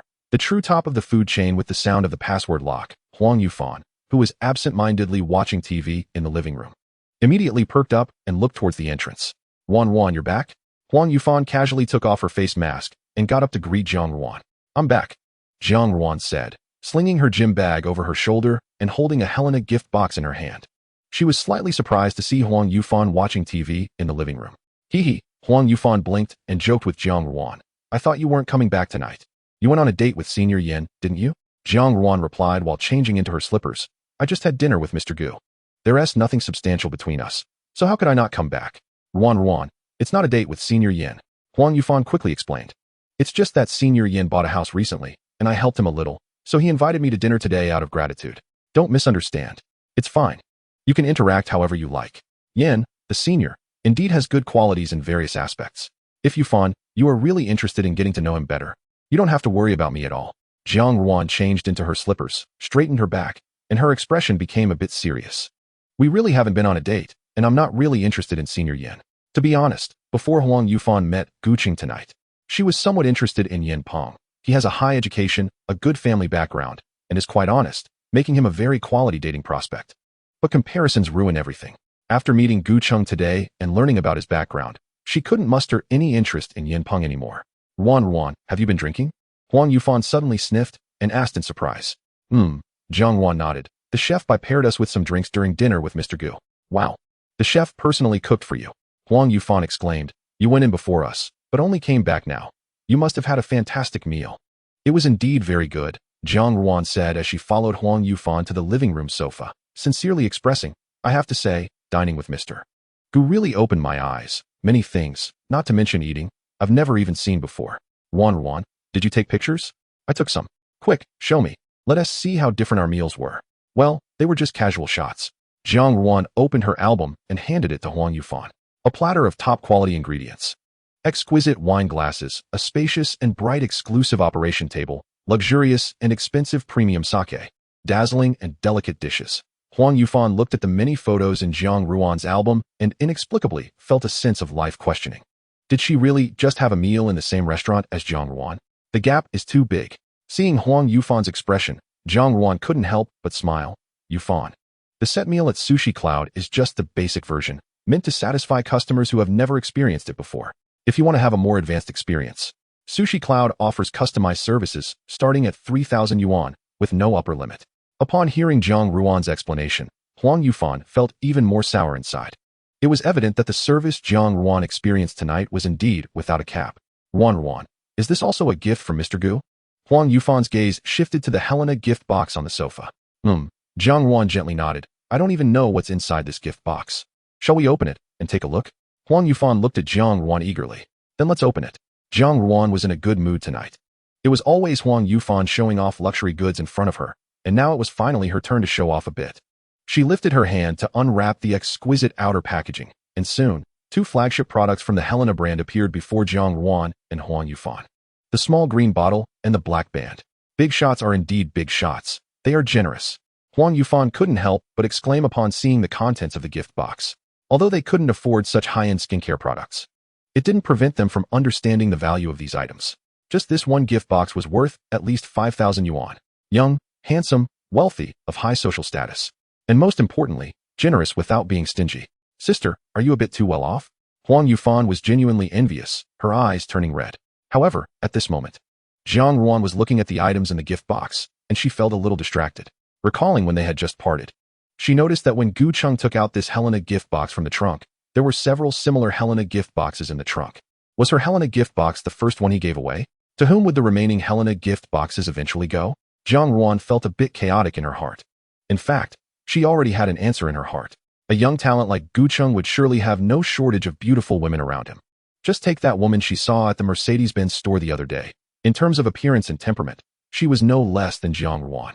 Beauty and physique were her greatest assets. As for her other assets, it seemed that they weren't very significant. Could she really become Gu Qing's main partner just based on beauty and physique? Although Jiang Ruan had never been in a relationship before, she always had a steady stream of suitors, which made her think she was at the top of the food chain in the dating market. It wasn't until today, when she witnessed the splendor of the true top-tier society, that she realized her position in the dating market was far lower than she had imagined. Gu Qing was the true top of the food chain. Ruan, how did you meet Mr. Gu? Huang Yufan looked at Jiang Ruan, inquiring tentatively. What is your relationship now? We are currently just friends. Jiang Ruan came back to her senses, her gaze flickering a bit, and she replied softly. Is he pursuing you? Huang Yufan asked again. How could that be? What kind of identity does he have? How could he lower himself to pursue me? Jiang Ruan had enough self-awareness to know that while Gu Qing might have some feelings for her, it couldn't be described as pursuing her. Oh, Huang Yufan murmured thoughtfully. Yufan, I'm a bit tired. I'm going to take a shower and then sleep. Let us chat when we have time. Jiang Ruan stood up from the sofa, closed the Helena gift box, and then picked up the gym bag beside her. Rest early.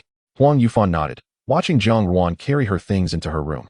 Chapter 45. Lonely Captain, Seeking Follow-Up Reading, Fully Wanda Wenhua Hotel, Executive Suite.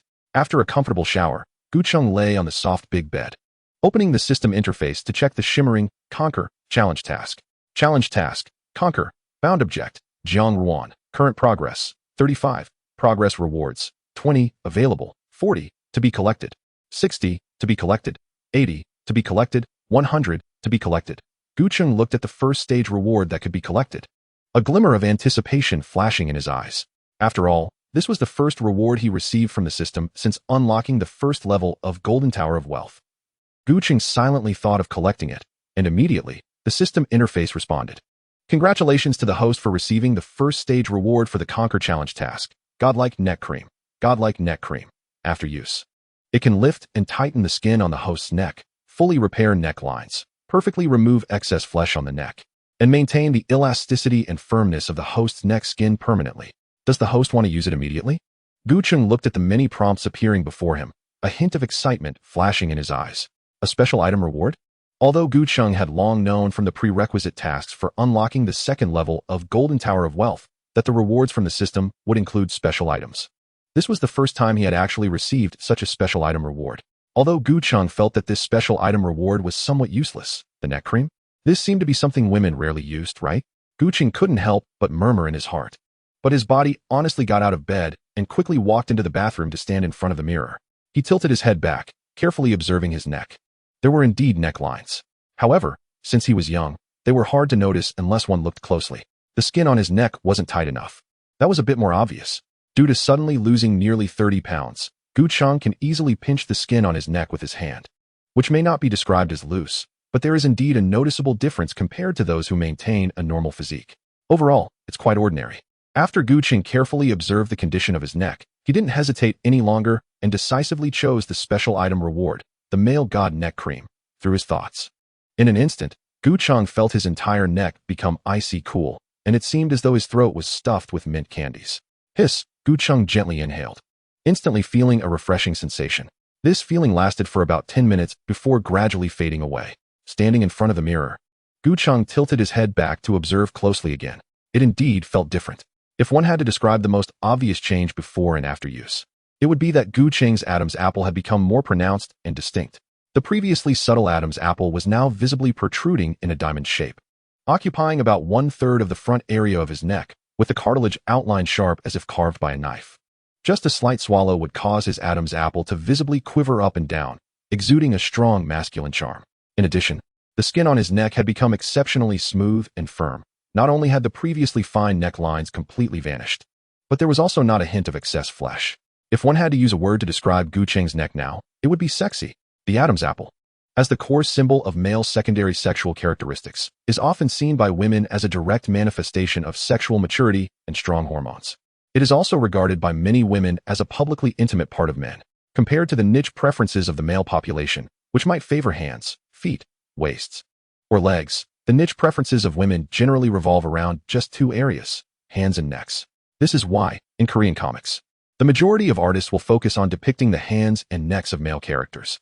Nowadays, Gucheng feels that if he only looks at his neck, it is truly indistinguishable from that of a ripped comic character. Brother Zong, this reward is a bit amazing. Gucheng gently stroked his smooth neck, unable to help but mutter to himself. Suddenly, a thought flashed through his mind. Could it be that all 4 subsequent stage rewards of the Conquer challenge task are similar to the male god neck cream? If it turns out to be as he guessed, after completing the entire Conquer challenge task, would he really become as handsome as a super male god like those ripped comic characters? With this thought, Gucheng's heart couldn't help but race. At the same time, his desire to conquer Jiang Ruan also peaked at that moment. Ding! Suddenly, the phone that Gucheng had casually placed on the washstand lit up. He swiped open the screen and saw that the chat box of Lu Nani had suddenly lit up. After opening it, the other party sent a message asking, "Little brother, what are you doing?" Gucheng saw the message and casually replied, "Just finished showering." Since that day, when Lu Nani used a photo to befriend him, their interaction mode had gradually gone off track. Originally, Gucheng wasn't too interested in Lu Nani, but he couldn't resist the fact that Lu Nani's small feet were indeed beautiful, and she was quite generous, frequently sending him little perks. At this moment, seeing Lu Nani's message, after casually replying to her, a sudden thought crossed his mind. He then unbuttoned the first button of his pajamas and took a selfie using the front camera. The top of the picture featured his jawline, while the bottom showed his shoulders and collarbone, with the core content being his neck, where the protruding Adam's apple was particularly prominent. After taking the photo, Gu Cheng sent it over without saying much, as if to prove that he had just finished showering. In the girls' dormitory of Jida Art Academy, Lu Nani, who was binge-watching a show, was instantly stunned when she saw the photo that suddenly popped up in Gu Cheng's chat box. Since they added each other on WeChat, it had always been her sending photos of her small feet to entice Gu Cheng. This was the first time Gu Cheng sent her a photo. Lu Nani clicked on the photo, staring at Gu Cheng's long and slender neck, the clearly defined collarbone, and the most distinctive protruding Adam's apple. As she stared at the photo, her expression grew increasingly focused. At the same time, her face gradually turned rosy, and her hands unconsciously pulled the bed curtain tightly, while her legs unintentionally pressed together. How did I not notice his neck was so sexy? Lu Nani's small mouth slightly parted, her gaze somewhat dazed. Finally, she lightly bit her lip, unable to resist starting to tease Gu Cheng. Half an hour later, after chatting with Su Mo, Gu Cheng had long since forgotten about Lu Nani, who hadn't replied to his messages. However, just as he was about to turn off the lights and go to sleep, a message from Lu Nani suddenly left him a bit bewildered. Sorry. Why is she saying sorry to me in the middle of the night? Is she crazy? Gu Cheng muttered, a bit confused. Just as he was about to ignore Lu Nani and prepare to sleep, he suddenly froze slightly, his mouth involuntarily opening a bit. What the hell? No way. Gu Cheng guessed a possibility, but he found it a bit ridiculous. So, he pondered for a moment and silently replied to Lu Nani with 4 words. It's human nature. The next second, Lu Nani almost replied instantly. After this message was sent, Gu Cheng's phone started vibrating wildly. He saw one photo after another being frantically sent by Lu Nani, all of which were various photos of her small feet, and they were all wearing white lace socks. Previously, the photos Lu Nani sent to Gu Cheng were all unedited. This was the first time she sent something with skin. Faced with the sudden barrage of photos, Gu Cheng took a deep breath.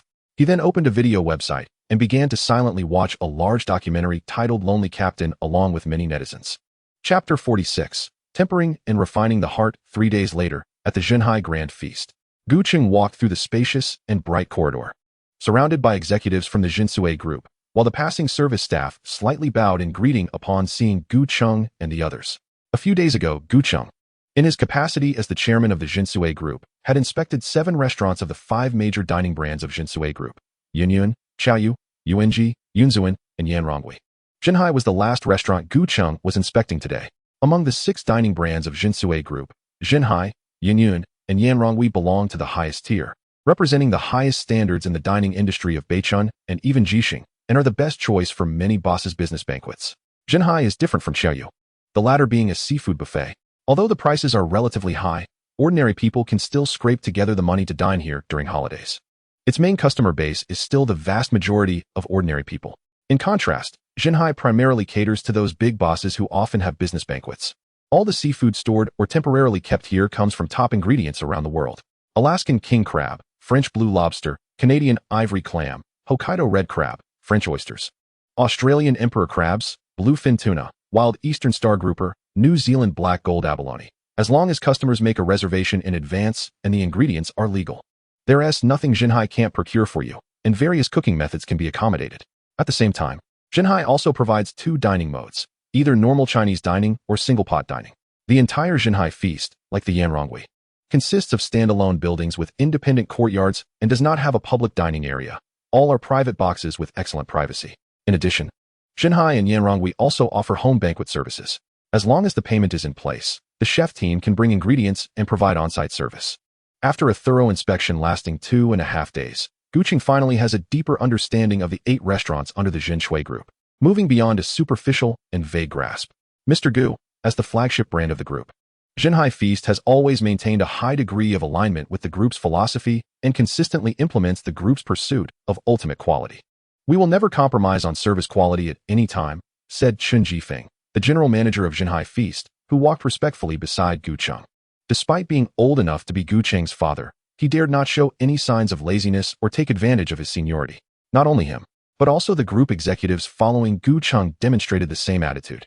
They did not dare to cut corners on any requests made by Gu Cheng over the past 2 days. After all, the cautionary tale of Wu Tao, the general manager of Yuyun, was fresh in their minds. On the first day Gu Cheng took over the group, he had swiftly dismissed a senior executive with a thunderous approach, and the reasons he provided left everyone speechless. Moreover, the team of lawyers who had been reviewing all legal documents and transaction contracts from the past 2 years in the group's large conference room had completed their investigation yesterday and withdrawn from the group. According to rumors, some group employees witnessed that the report submitted to Gu Cheng by the lawyer team was half a finger thick, indicating the thoroughness of the investigation. In any industry, those in high positions often have some dirt on them. Initially, they thought Gu Cheng would take action after receiving the report, but to their surprise, he remained inactive and even appeared to be in a better mood than in the previous days. This unusual behavior made many group executives uneasy, as if a sword of Damocles was hanging over their heads, prompting them to work even harder. After all, Zhen Shui Group had been developing well in Jixing, and now it had been acquired by a capital-rich investor, with the new owner being young and promising a bright future. The former Hu Jilin had grown conservative with age, and his management philosophy had shifted towards preservation. In fact, among the 6 major brands under Zhen Shui Group, apart from the newly established Yuyun, the other 5 brands had very mature operational experience and a well-established supply chain. As long as the funding was sufficient, they could expand beyond Jixing to the neighboring provinces. And even nationwide expansion was highly likely in the future. In this context, no one wanted to be kicked out midway like Wu Tao, watching years of hard work turn to dust. While listening to Chun Jifeng's introduction, Gu Cheng walked towards the entrance of Zhenhai Feast. Suddenly, he paused in his tracks. Challenge task, tempering the heart. Task content. Practice is the best teacher. To see ants clearly, one must squat down. Please calm down and conduct in-depth research on the 6 dining brands of Zhen Shui Group. Current progress, 06. Task reward. Growth package 1. Gu Cheng looked at the suddenly appearing system interface, and a hint of surprise flashed in his eyes. Another challenge task had been triggered? This thought passed quickly, and then the surprise in Gu Cheng's eyes turned into excitement. Having just experienced the power of the system last night, he was eager for another challenge today. Now Gu Cheng was full of enthusiasm for the system. The content of this challenge task was not difficult to understand. It essentially required him to get grounded and deeply rooted in the front line of Zhen Shui Group, gaining a comprehensive understanding of its 6 dining brands. The difficulty was not high. It might just take a bit of time. Gu Cheng calculated that he currently had 2 challenge tasks and 2 prerequisite tasks. Both challenge tasks were time-consuming, while the 2 prerequisite tasks were simpler and relatively more important. After all, these 2 prerequisite tasks were related to unlocking the 2nd layer of the Tower of Wealth, and Gu Cheng knew which was more important. Mr. Gu, what's wrong?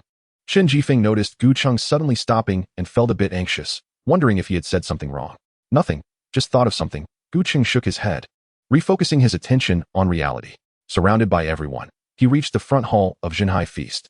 Mr. Gu, Luo Shiwen, who had been waiting in the sofa area for Gu Cheng, saw him emerge from Zhenhai with a group of well-dressed and imposing individuals. She quickly stood up from the sofa.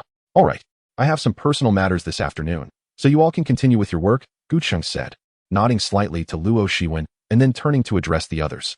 Upon hearing this, everyone immediately acknowledged. At the same time, some quick-witted executives quietly assessed Luo Shiwen, memorizing her appearance. Let's go, Gu Cheng instructed Chen Jifeng and the others before walking directly to Luo Shiwen, smiling gently at her.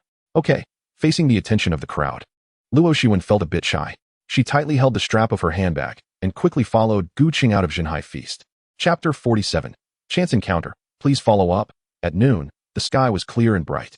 Gu Cheng drove a Maybach 600 on the road, with the elegant and beautiful Luo Shiwen seated in the passenger seat. Have you eaten yet? Gu Cheng asked casually, looking ahead. I have, Luo Shiwen subconsciously responded, still recalling the scene of Gu Cheng being surrounded by people as he walked out of Zhenhai Feast. Then let's go directly to see the houses, Gu Cheng nodded. We're going to look at the Liwang Flamingo Villa area first, right? Yes. Luo Shiwen perked up immediately at the mention of business. The Liwang Flamingo Villa area is located within the southern third ring of Beichun, covering an area of 360,000 square meters. It is the most complete villa area in Beichun, featuring both row houses and courtyard villas. If you're looking to purchase a villa-type mansion, the Liwang Flamingo Villa area is definitely a must-see, and visiting it will help you compare with other options. Gu Cheng glanced at Luo Shiwen, noticing her serious demeanor as she held a small notebook. A hint of amusement flashed in his eyes. During this time, Gu Cheng had discovered that Luo Shiwen was not the flower vase he initially thought. Her work ability was also quite outstanding. Originally just a novice with no knowledge of the real estate industry, she had quickly become almost a professional in just a few days due to Gu Cheng's needs. From the distribution of luxury houses in Beichun to their pros and cons, to historical transaction prices, and the various considerations for choosing a house, recently, she even amazed the professional salespeople sent by Shanglong Real Estate. She could easily rely on her looks, but chose to work hard instead. Gu Cheng truly admired such a girl. According to my communication with Shanglong Real Estate, There are currently 4 courtyard villas for sale in Liwang Flamingo Villa area, 2 of which are fully decorated, and the other 2 are in rough condition. Luo Shiwen was reporting her work to Gu Cheng when she unintentionally glanced up and met Gu Cheng's gaze, which contained a hint of appreciation, causing her heart to skip a beat. Mr. Gu, is there something on my face? Luo Shiwen raised her hand to touch her pale face, cautiously inquiring. No. Gu Cheng smiled and shook his head, then turned his head back to the front, where the traffic light had turned green, and pressed the accelerator to continue driving. Luo Shiwen looked at Gu Cheng's profile, and for some reason, her gaze gradually shifted downward, eventually landing on his Adam's apple. Today, Gu Cheng was wearing a light blue business shirt, and since it was quite hot at noon, he had unbuttoned the top 2 buttons when he got into the car. This immediately made his neck appear longer. Although Luo Shiwen didn't follow trends or have any special niche preferences, she was a woman with normal aesthetic standards. And this scene indeed made Gu Cheng look very charming. Her heart raced, and Luo Shiwen turned her head to look at the notebook in her hand, trying to introduce herself to Gu Cheng again, but her voice had unknowingly become much softer. It took Gu Cheng nearly half an hour to drive from Jinhai Shengyan to Liwang Flamingo Villa area. When Gu Cheng arrived at the main entrance of the villa area, the sales staff from Shenglong Real Estate saw his car and quickly walked over to greet him. Since Gu Cheng was a major client personally introduced by Qian Jingxing, Shenglong Real Estate always provided him with the highest level of service, sending a professional team of no less than 4 salespeople to accompany him each time he viewed properties. Gu Cheng parked the car and slowly rolled down the window. Just when he was about to say something, he suddenly froze. Huh, why is it you? Gu Cheng looked at the girl standing at the back, who also had a Shenglong Real Estate name tag on her chest, with a slightly surprised tone. Mr. Gu? Compared to Gu Cheng, the girl sounded even more surprised, mixed with a hint of delight. At this moment, Li Mei, the deputy manager of Shenglong Real Estate, turned to the girl with a similarly surprised tone. Yufan, do you know Mr. Gu? The girl was none other than Huang Yufan, who had met Gu Cheng a few days ago at Yun. Manager Li, Mr. Gu knows my friend. I've only met him once, Huang Yufan explained. A few days ago at Yun, she had dressed flamboyantly, looking like a city socialite, but now she seemed like a workplace rookie, slightly nervous in front of her superior's inquiry. Oh, Li Mei smiled at the young and pretty Huang Yufan. Since you have this connection, you can introduce Mr. Gu later. Hearing this, Huang Yufan didn't immediately agree, but discreetly glanced at Gu Cheng. Seeing that he had no reaction, she quickly nodded. Mr. Gu, our company as flat business and villa business are 2 separate lines. Li Mei turned back to Gu Cheng and said confidently, since we are starting to look at villa-type luxury homes today, we have also assigned a professional sales team who is more familiar with villa-type luxury homes. All right, let us go in. Gu Cheng nodded, appearing very easygoing.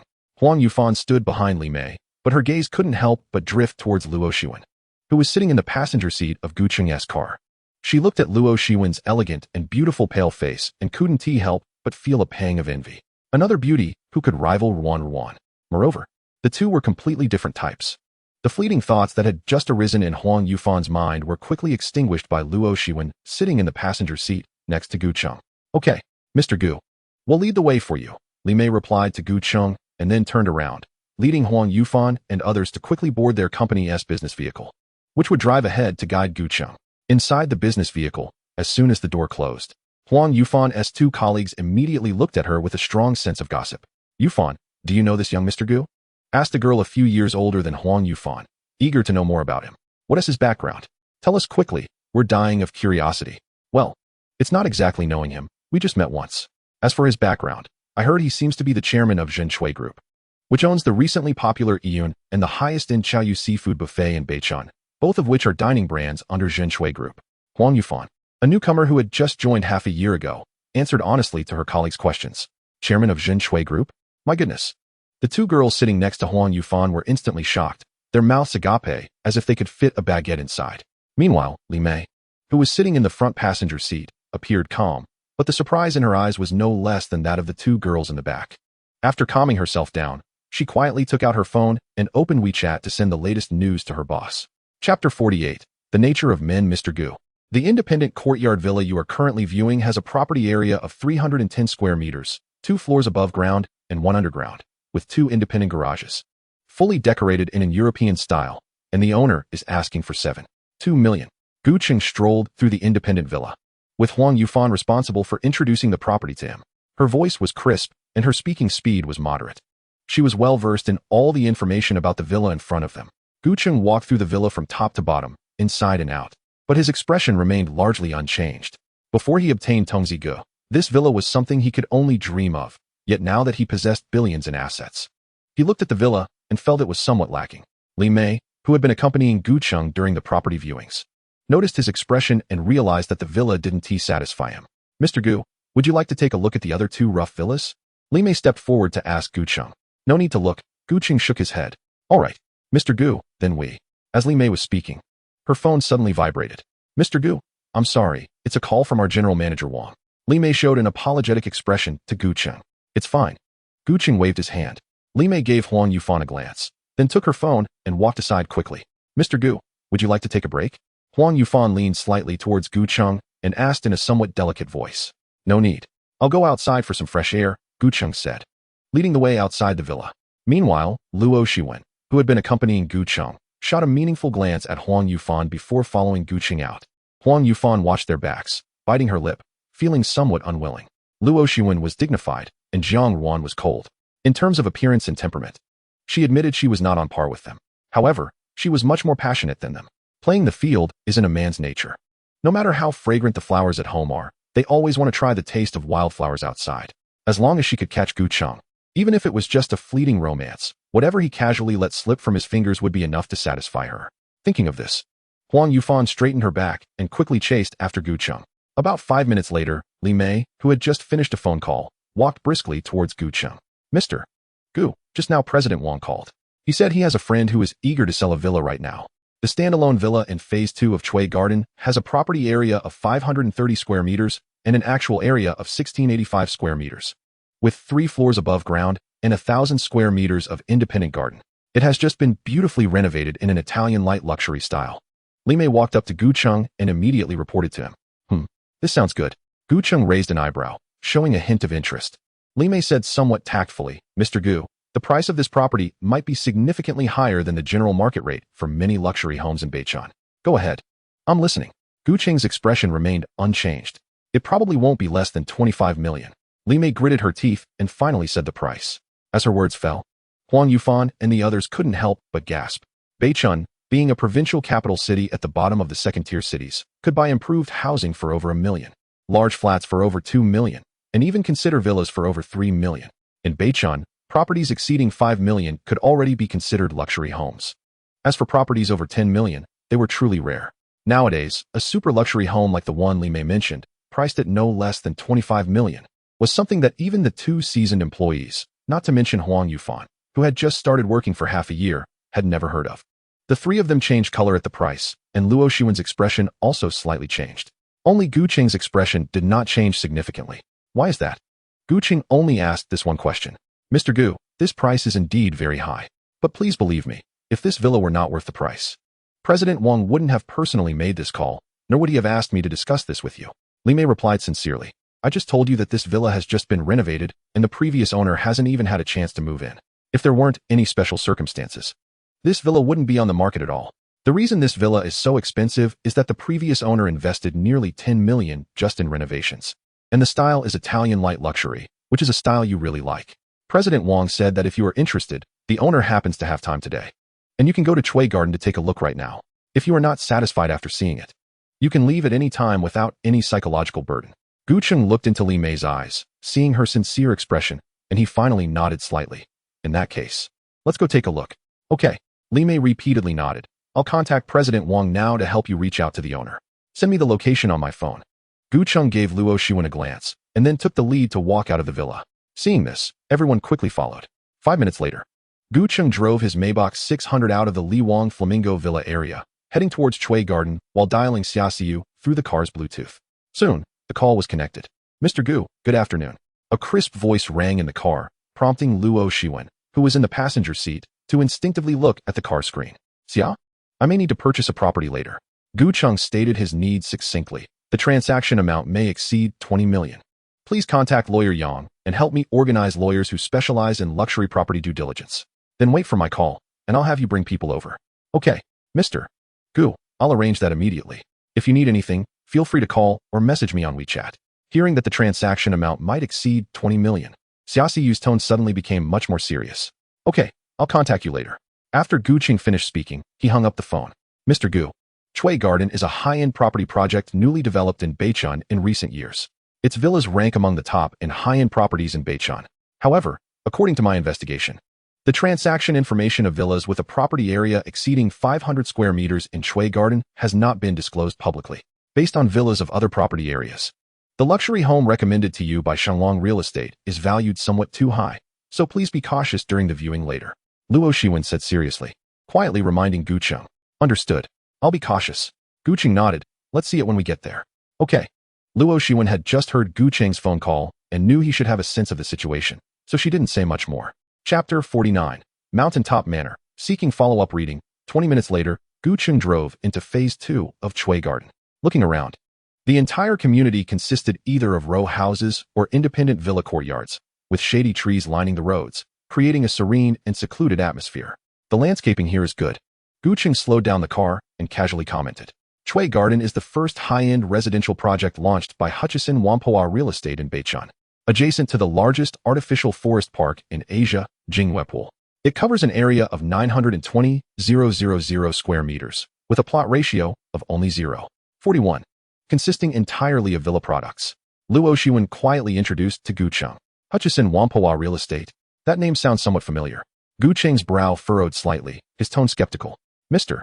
Gu, the parent company of Hutchison Whampoa Real Estate, is the Hong Kong-based Hutchison Whampoa Group, founded by the former richest man in Asia, Li Ka-shing. Luo Shiwen explained to Gu Cheng. Oh, no wonder that name sounds so familiar. Gu Cheng looked slightly enlightened. Only those internationally renowned large real estate companies have the courage to develop such a large-scale villa community in Beichun. As they talked, they drove up the winding main road of the community.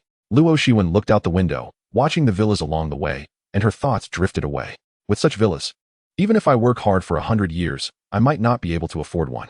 Through the reflection in the car window, Luo Shiwen saw her own graceful and beautiful face and also saw Gu Cheng, who was elegantly holding the steering wheel with a handsome face. An 8-year age gap. Is it possible? Gu Cheng wasn't even of legal marriage age yet. In 4 years, she would be 31. We can't have a future together. Luo Shiwen was clear in her heart. But should she give up? Should she listen to her mother's advice, find an ordinary person to marry, seek a so-called stability, and then live a plain life? Luo Shiwen had always been the child everyone admired, and she had been beautiful since childhood, never lacking admirers during her schooling. With excellent grades and a prestigious university degree, Luo Shiwen was also a woman with high aspirations. She yearned for happiness, but was unwilling to settle for mediocrity. Gu Cheng could be said to be the best man she had ever encountered in her life. Unfortunately, the age gap between them felt like a chasm. Now, looking at Gu Cheng, she inexplicably felt a sense of you were born before I was even born, and now that you're alive, I'm already old. For a moment, Luo Shiwen felt a bit flustered. Ditching her thoughts, Gu Cheng had already driven the car to their destination. As the black armored electric sliding door slowly opened, the super mansion that resembled a small estate came into view for Gu Heng and Luo Shiwen. The villa in the center of the courtyard adopted a modern European style, with clean and smooth lines, and the entire building was constructed from beige marble, appearing extremely grand and dignified. The sliding door that opened before Gu Heng and Luo Shiwen was the main entrance for vehicles, and the hardened ground directly in front looked clean and tidy. On the south side, there was another entrance. It was a typical north-south dual entrance model. Once the sliding door was fully opened, Gu Heng slowly drove in, only to see 4 cars already parked in front of the garage on the north side of the mansion. Meanwhile, many people were standing in front of those 4 cars. Upon seeing this, Gu Heng had a faint guess in his heart. After parking the car, Gu Heng and Luo Shiwen got out. Mr. Gu, this is Mr. Wang from Shenglong Real Estate. Li Mei quickly stepped forward to introduce the middle-aged man standing in the crowd to Gu Heng. Shenglong Real Estate, Wang Baoshan. The middle-aged man looked somewhat plump, especially his belly, which could almost compare to a woman in her 8th month of pregnancy, but he appeared to be in good spirits. His voice booming. Mr. Gu, I just returned from a business trip inspecting projects not long ago, otherwise I would have met you sooner. Jin Shui Group, Gu Heng. Gu Heng shook hands with Wang Baoshan and replied with a smile. I apologize for the trouble I've caused Mr. Wang during this time. Oh, Mr. Gu is too polite.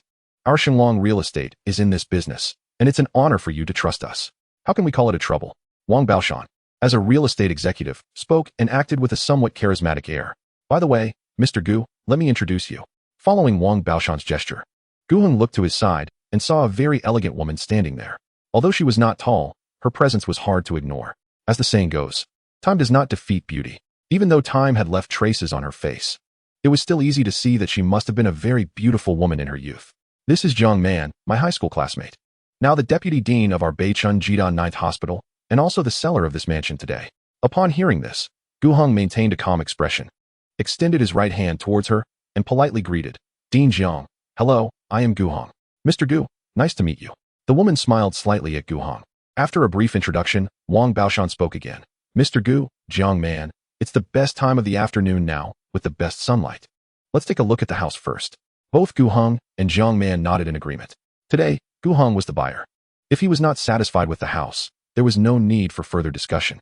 They were all not ordinary people and valued efficiency. Jiang Man, none of us knows this house better than you. You can only introduce it to Mr. Gu yourself.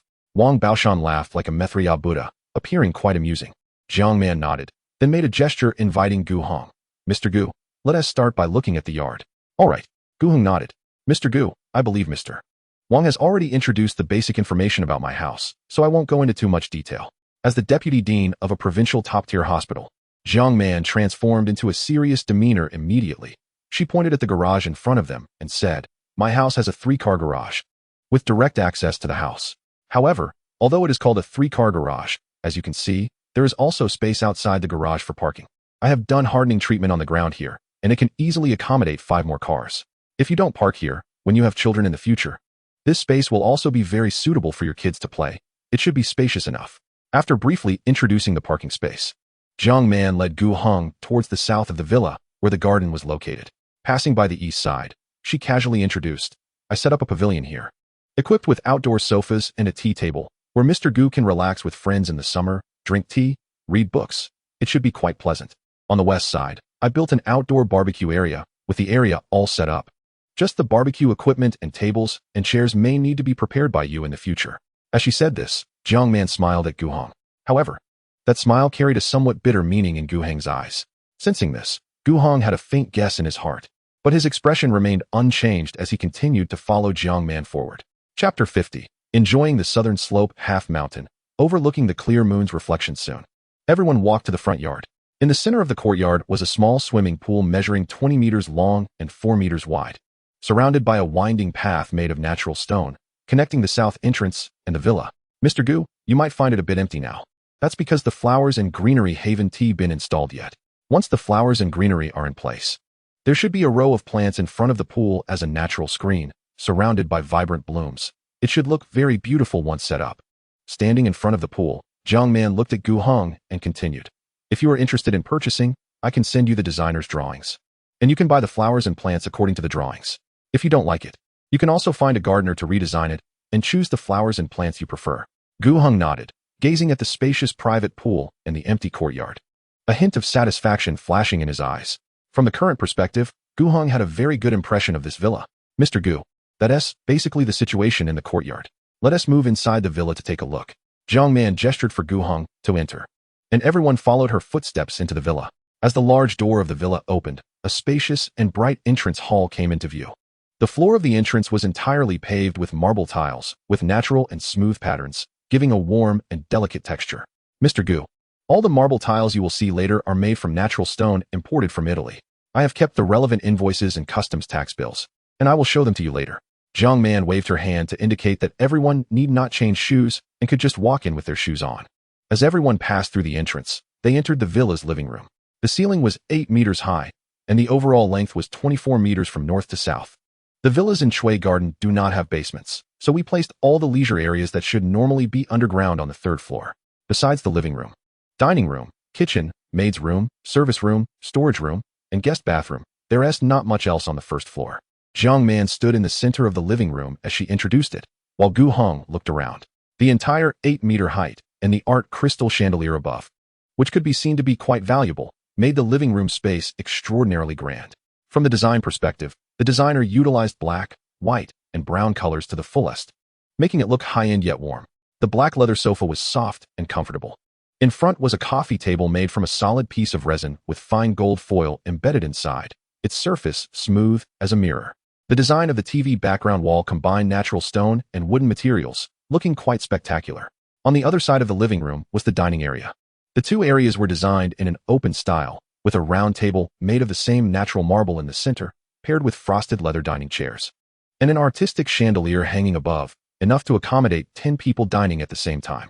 The restaurant and kitchen are separated by an island counter, with brown cabinets embedded with black appliances such as a refrigerator, oven, water dispenser, and microwave, all paired with quartz countertops, making it look extremely aesthetic. Mr. Gu, let's move to the second floor. Jiang Man accompanied Gu Heng on a tour around the first floor before leading him towards the stairs.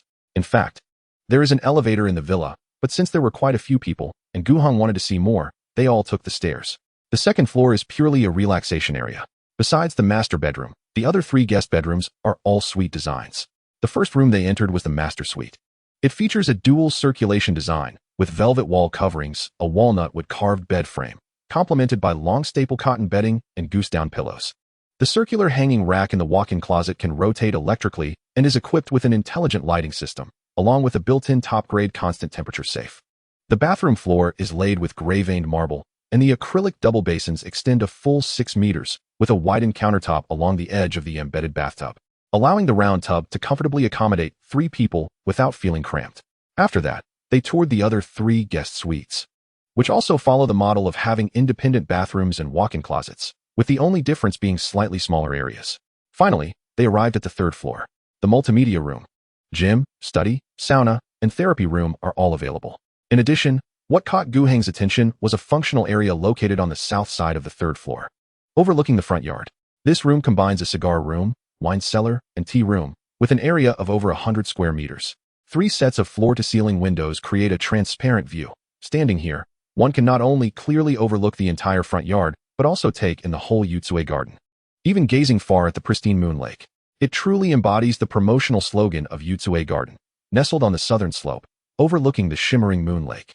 On the wall directly opposite the floor-to-ceiling windows, there are exquisite cigar cabinets, wine cabinets, liquor cabinets, and tea storage cabinets, all seamlessly embedded into the wall. Even if these cabinets are currently empty, they still look quite impressive. My ex-husband had a complete set of cigars, wines, and teas. He enjoyed smoking good cigars, tasting fine teas, and drinking quality wines. Therefore, this room is the most costly investment among all the functional rooms on the third floor. This room is equipped with an independent ventilation system, exchanging air 6 times every hour. The floor-to-ceiling windows can switch to a mist mode, and the sound system is from a premium brand, with just that one sound system costing $1.2 million. As Jiang Man introduced this room, her expression and tone became unexpectedly complex. Furthermore, this was the first time Jiang Man mentioned her other half, ex-husband. Gu Heng's expression remained unchanged, but he gradually began to understand. While speaking, Jiang Man picked up the remote control placed on the black ebony table in the center of the room and set the sound system to play. Suddenly, a track started playing, followed by the music gradually filling the room. Forgive me for not saying a word. At this moment, life is crystallizing. In the past, you sought a lost sound. The sunset fades, and people wish to hold on to the fleeting youth. Through storms and longings, being in dreams will always evoke sighs. The sound system, worth millions, made Gu Heng feel a chill as the music played. If at midnight, one could sit here, pour a glass of wine, light a cigar, and listen to their favorite music, that feeling would be truly delightful to imagine. Standing next to Gu Heng, Luo Shiwen gazed at the $1 million sound system, feeling her naive values being shattered. $1 million, for an ordinary person, is the price of a house. But here, it is merely a decorative embellishment in one room. Meanwhile, Jiang Man, standing at the forefront, quietly listened to the classic song If Heaven Had Feelings until the last line fell, before raising her hand to turn off the sound system. Chapter 51. The Reason. Please continue reading. Returning to the living room, Gu Heng, Jiang Man, and Wang Baoshan sat on the sofa, while others stood scattered around. Dean Jiang, is the house really for sale? Gu Heng picked up a cup of tea and asked Jiang Man. Of course. Jiang Man responded elegantly with a slight nod. May I ask the reason? Gu Heng, not hiding anything, directly inquired. You went through so much effort to decorate the house so beautifully, yet you haven't lived in it for a single day before deciding to sell it. This doesn't make sense. Upon hearing this, Jiang Man paused for a moment. I was married to my ex-husband for 25 years. Originally, this house was meant for our retirement, but unexpectedly, before it was completely finished, we got divorced. My ex-husband was in the medical equipment business, with operations all over Jilin province. Over the years, I actually knew he had women outside. But as long as he didn't get emotionally involved and didn't bring them home, I turned a blind eye. However, my tolerance only made him more audacious. He even dared to secretly have children with other women, and that woman had the audacity to bring his 2 children to my workplace to flaunt their power. What was even more heartbreaking was discovering that my ex-husband was secretly transferring our marital assets behind my back. They were already taking advantage of me, so I naturally couldn't continue to indulge him. Thus, I directly filed for divorce. It was only then that I realized he had transferred most of our marital assets. And in the end, after a court ruling, I only received a few properties, with this house being one of them. Gu Heng listened silently to Jiang Man's story, while Luo Shiwen, standing behind Gu Heng, looked at Jiang Man with a dazed expression. She found it hard to imagine that someone as outstanding as Jiang Man would choose to tolerate and ignore her husband's infidelity, knowing full well he had other women. Wasn't that cheating? Wasn't that betrayal? Luo Shiwen's naive values were once again heavily impacted. That bastard Sun Kai. If it weren't for your father helping him back then, would he have what he has today? Now he treats you like this. He's truly not human. Wang Baoshan, clearly aware of the situation, angrily scolded after Jiang Man finished speaking. Hearing Wang Baoshan's curse, Jiang Man smiled bitterly but did not join in the condemnation. Instead, she said to Gu Heng, Mr. Gu, to be frank, I can no longer afford to maintain this house. I have a daughter who is currently studying in the United States. Her father is now entirely focused on the 2 sons that woman had for him, and whether he will care for her in the future is still uncertain. So I must prepare in advance. If you really like this house, let's discuss the price. I know the housing market is not doing well right now, and I also understand that very few people are willing to spend tens of millions to buy a house in Beichun, so I am not seeking to break even, just hoping to minimize my losses. Jiang Man spoke sincerely. Gu Heng looked at Jiang Man, and they exchanged glances for over 10 seconds before he finally nodded. Dean Jiang, please name your price. Seeing Gu Heng ask for a price and genuinely interested in buying, a hint of joy flashed in Jiang Man's eyes. She turned around and took out a prepared document bag. Mr. Gu, you can take a look. Jiang Man handed the document bag to Gu Heng. Since I started decorating this house, I have kept all the purchase receipts, invoices, and customs tax documents for the building materials, furniture, and appliances here. Gu Heng took the document bag but did not open it, instead placing it aside. Aren't you going to take a look? Jiang Man asked, slightly taken aback. Those things will be reviewed later. Gu Heng smiled and said, we only need to discuss the price now. All right. Jiang Man pondered for a moment and then spoke. Mr. Gu, my initial expectation for the price was 26.5 million. I genuinely want to sell, so I'll cut myself a bit and offer you 26 million. What do you think? As Jiang Man's words fell, there was a sudden silence at the scene, and everyone instinctively turned their gaze to Gu Heng. Director Jiang, your cut seems a bit light. Gu Heng smiled at Jiang Man, then picked up his phone to check the time. In 10 minutes, my legal team will arrive. They are all professionals specializing in luxury real estate due diligence. If before they arrive, Director Jiang can offer a price that satisfies me, we can finalize the deal at that price. If you can't satisfy me, I'll have to leave the negotiation to them. I believe you understand how difficult lawyers can be.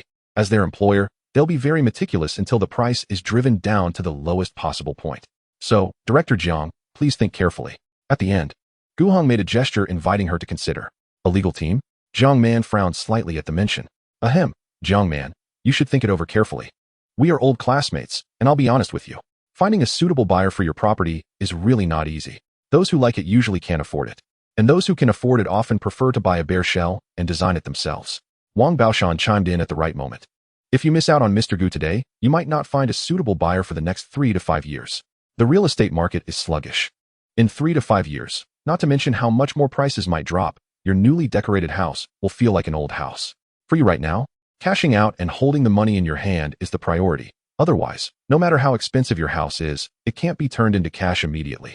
Listening to Wang Baoshan's persuasion, Jiang Man knew he was speaking the truth. Initially, she hadn't expected to meet an interested and capable buyer so soon, so she was somewhat caught off guard. After hesitating for nearly 5 minutes, Jiang Man finally gritted her teeth and said to Gu Heng, Mr. Gu, I'll give you my lowest price. If you think it's acceptable, we can finalize the deal at this price. If not, you don't need to have your lawyers talk to me. A firm price, 23 million. Just consider the recreational room on the 3rd floor as a gift to you. Upon hearing this, everyone again turned their eyes to Gu Heng. Compared to the first offer, Jiang Man had cut her price by 3 million this time. Facing the gazes of everyone, Gu Heng pondered for a moment, then gently nodded. Director Jiang, then it's 23 million.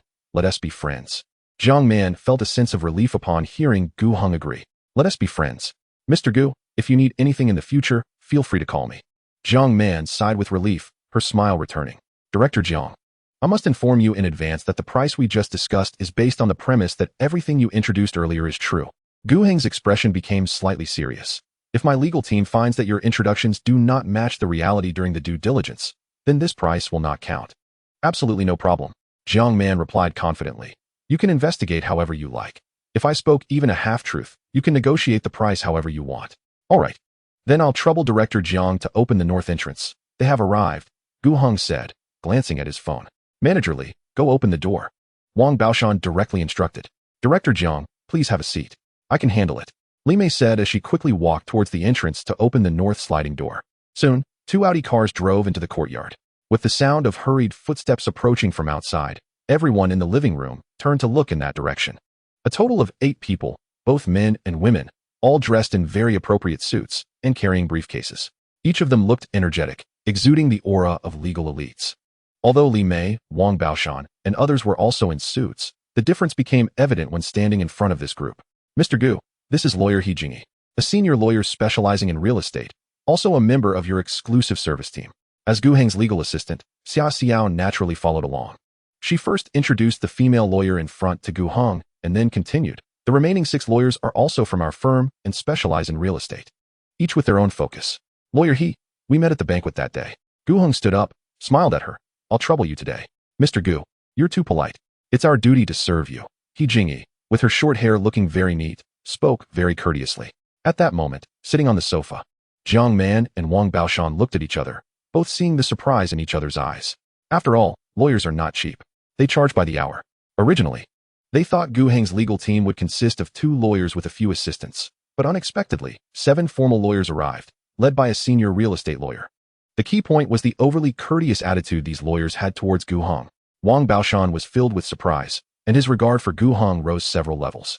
After a brief exchange, Gu Heng explained the tasks for He Jingyi and the others, then turned to Jiang Man. Director Jiang. He and her team may need your assistance shortly. Of course, Jiang Man nodded. She had nothing to hide, so she wasn't afraid of the investigation. She understood Gu Heng's caution. After all, they had just met that day, and dealing with a property transaction worth over 20 million warranted such caution. Director Jiang. I'm He Jingyi. Thank you for your cooperation. He Jingyi, after confirming with Gu Heng and Jiang Man, quickly stepped forward to continue the conversation with Jiang Man. Once Gu Heng had a moment, he noticed Huang Yufan at the edge of the crowd and slowly walked over to Wang Baoshan, whispering, Mr. Wang, I'd like to have a private talk with your company as Huang Yufan, if that is convenient. Yufan. Wang Baoshan was taken aback for a moment. Then immediately without hesitation replied, No problem, Mr. Gu. If you need anything, we will definitely cooperate fully. Saying this, he directly called Huang Yufan over. Yufan, Mr. Gu wants to talk to you. You need to cooperate well and give it your all, understood? Wang Baoshan deliberately emphasized the words cooperate well and give it your all, his gaze carrying a hint of meaning. Although Wang Baoshan thought Gu Heng's interest in Huang Yufan was unlikely, given the presence of Luo Shiwen beside Gu Heng and Xia Xiao, who had just come with the legal team, any one of them could easily overshadow Huang Yufan. However, Wang Baoshan couldn't guarantee whether Gu Heng had grown tired of fine dining and suddenly wanted to try some home-cooked dishes. At that moment, Huang Yufan, who had been suddenly called over by Wang Baoshan, instinctively raised her eyes to glance at Gu Heng upon hearing his suggestive words. Seeing his youthful and handsome face, a slight blush spread across her cheeks, and she gradually felt excited inside. Understood, Huang Yufan replied softly. Thank you, Mr. Wang. Gu Heng expressed his gratitude to Wang Baoshan, then said to Huang Yufan, Let us go upstairs to talk. Okay, Mr. Gu. Hearing the words upstairs, Huang Yufan's blush deepened, and with her head slightly bowed, she followed Gu Heng towards the elevator. In the crowd, Luo Shiwen was busy assisting, and her peripheral vision caught sight of Gu Cheng and Huang Yufan standing in front of the elevator. Her expression suddenly froze for a moment, and then she inexplicably thought of something, instinctively biting her lip. Upon taking the elevator, Gu Cheng brought Huang Yufan to the small lounge on the 2nd floor. Make yourself comfortable, Gu Cheng said as he sat down on the sofa and instructed Huang Yufan. Is it here? Huang Yufan looked around the somewhat empty lounge and asked hesitantly, Where else would it be? Gu Cheng looked at her curiously. All right then, Huang Yufan said, glancing at the stairs in the distance. Going down there would lead to the 1st floor lounge, which was now filled with people, including her company boss. Did Gu Cheng enjoy this thrill? Huang Yufan felt a sense of shame rising within her. However, thinking of Gu Cheng's identity and remembering how he had just spent 23 million on a house, and looking at his young and handsome face, her heart began to race again. Setting aside whether offering herself could bring any benefits, it seemed that just based on Gu Cheng's age and looks, even if she ended up with nothing, it wouldn't be a loss. With this thought, Huang Yufan blushed and shyly walked up to Gu Cheng. Then, under Gu Cheng's somewhat surprised gaze, She slowly knelt in front of him and reached for his belt. Hey, wait a minute. What are you doing? Gu Qing's expression quickly changed from surprise to shock as he hurriedly pressed down on Huang Yufan's hands. I'm helping you take off your pants, Huang Yufan replied, looking up with a somewhat confused expression. Upon hearing this, Gu Qing finally realized that Huang Yufan had misunderstood his intentions. I called you up here because I really wanted to discuss something with you, Gu Qing said helplessly. Don't overthink it. I didn't mean that. Huang Yufan looked up into Gu Qing's clear eyes, and after confirming that he wasn't playing hard to get, her face turned beet red. It turned out he really wanted to talk to her and not investigate her educational background. Huang Yufan felt so embarrassed that she wished she could find a hole to hide in. Blushing, she lowered her head and quickly got up to sit on the sofa diagonally across from Gu Qing. Seeing Huang Yufan's flustered demeanor, Gu Qing felt inexplicably emotional. A skilled cook cannot make a meal without rice. With rice, a skilled cook will come, he thought. Indeed, the ancients do not deceive me. Gu Qing gave Huang Yufan a moment to collect herself. Once he saw her flushed face gradually calming down, he slowly spoke. Yufan, I brought you here to ask about Jiang Ruan. As her roommate, you should know a lot about her, right? As Jiang Ruan was the binding target of the Conquer task, and Conquer was related to the rewards of the God series and the unlocking of the dependent new feature, Gu Qing was determined to get Jiang Ruan. Knowing oneself and the enemy ensures victory in every battle. His understanding of Jiang Ruan was still too shallow, and now that he had the opportunity to learn more outside the field, he naturally wouldn't miss it. Huang Yufan hesitated slightly upon hearing this. Mr. Gu, if I tell you everything about Ruan without her permission, she will definitely be angry with me. A brand new messenger bag. Deal? Gu Qing cut to the chase and offered his price. We are just plastic surface sisters. Why pretend to be best friends? Huang Yufan's eyes instantly brightened at the mention of the latest messenger bag. With an official website price of nearly 25,000, she had long coveted it. Now that Gu Qing casually tossed it out, the temptation was undeniable. All right, Huang Yufan said softly, but please don't tell Ruan. Gu Qing smiled, but said nothing. Mr. Gu, what do you want to know? Huang Yufan asked Gu Qing. As for her romantic experiences, as far as I know, Ruan has never been in a relationship. She has always been very clear-headed about what her most valuable asset is. As she said this, a hint of sadness flashed in Huang Yufan's eyes. In her youth, she had been naive and faced with romantic words and deep gazes. She had let someone investigate her educational background in a moment of impulse. If she could maintain her integrity like Jiang Ruan now, given her looks and abilities, marrying someone from a wealthy and powerful family of the same age would be a piece of cake. Gu Qing then asked Huang Yufan, I want to know why Jiang Ruan, who graduated from the Civil Aviation University of China and has top-notch qualifications, ended up working as a salesperson at a Mercedes-Benz dealership after graduation instead of going into civil aviation? Because she was deceived when she graduated, Huang Yufan replied quietly. Oh. Gu Qing raised an eyebrow slightly. Please elaborate. Huang Yufan nodded and recounted the story to Gu Qing. It was like this. Chapter 53. The Scam. Please continue reading. In the small lounge, Gu Qing and Huang Yufan sat across from each other. After Huang Yufan's recounting, Gu Qing finally understood why Jiang Ruan, with all her good qualifications, had ended up in a position as a salesperson at a dealership. At the same time, he learned for the first time that there were so many factors to consider when wanting to become a flight attendant for an airline. A year ago, as Jiang Ruan was nearing graduation and facing job selection, like many of her classmates, she chose China Southern Airlines as her first choice. At this time, a senior who had previously been close to Jiang Ruan appeared. The senior told Jiang Ruan that if she was willing to pay 250,000, she had a channel that could help Jiang Ruan start directly as a Pearl Blue at China Southern Airlines. China Southern Airlines had 3 types of flight attendants: Pearl Blue, Cloud Pearl, and regular attendants. Pearl Blue, as the highest rank among China Southern Airlines flight attendants, not only exempted new attendants from training costs, but also allowed them to bypass the need to work as ground staff for the first year and prioritize base selection nationwide, along with expedited passport processing for international flights. If Jiang Ruan could start her career as Pearl Blue, she would be ahead of others right from the beginning, and her future career prospects would be incredibly bright. Logically speaking, with Jiang Ruan's qualifications, even without taking shortcuts, she would still have a chance of being selected by China Southern Airlines directly as Pearl Blue.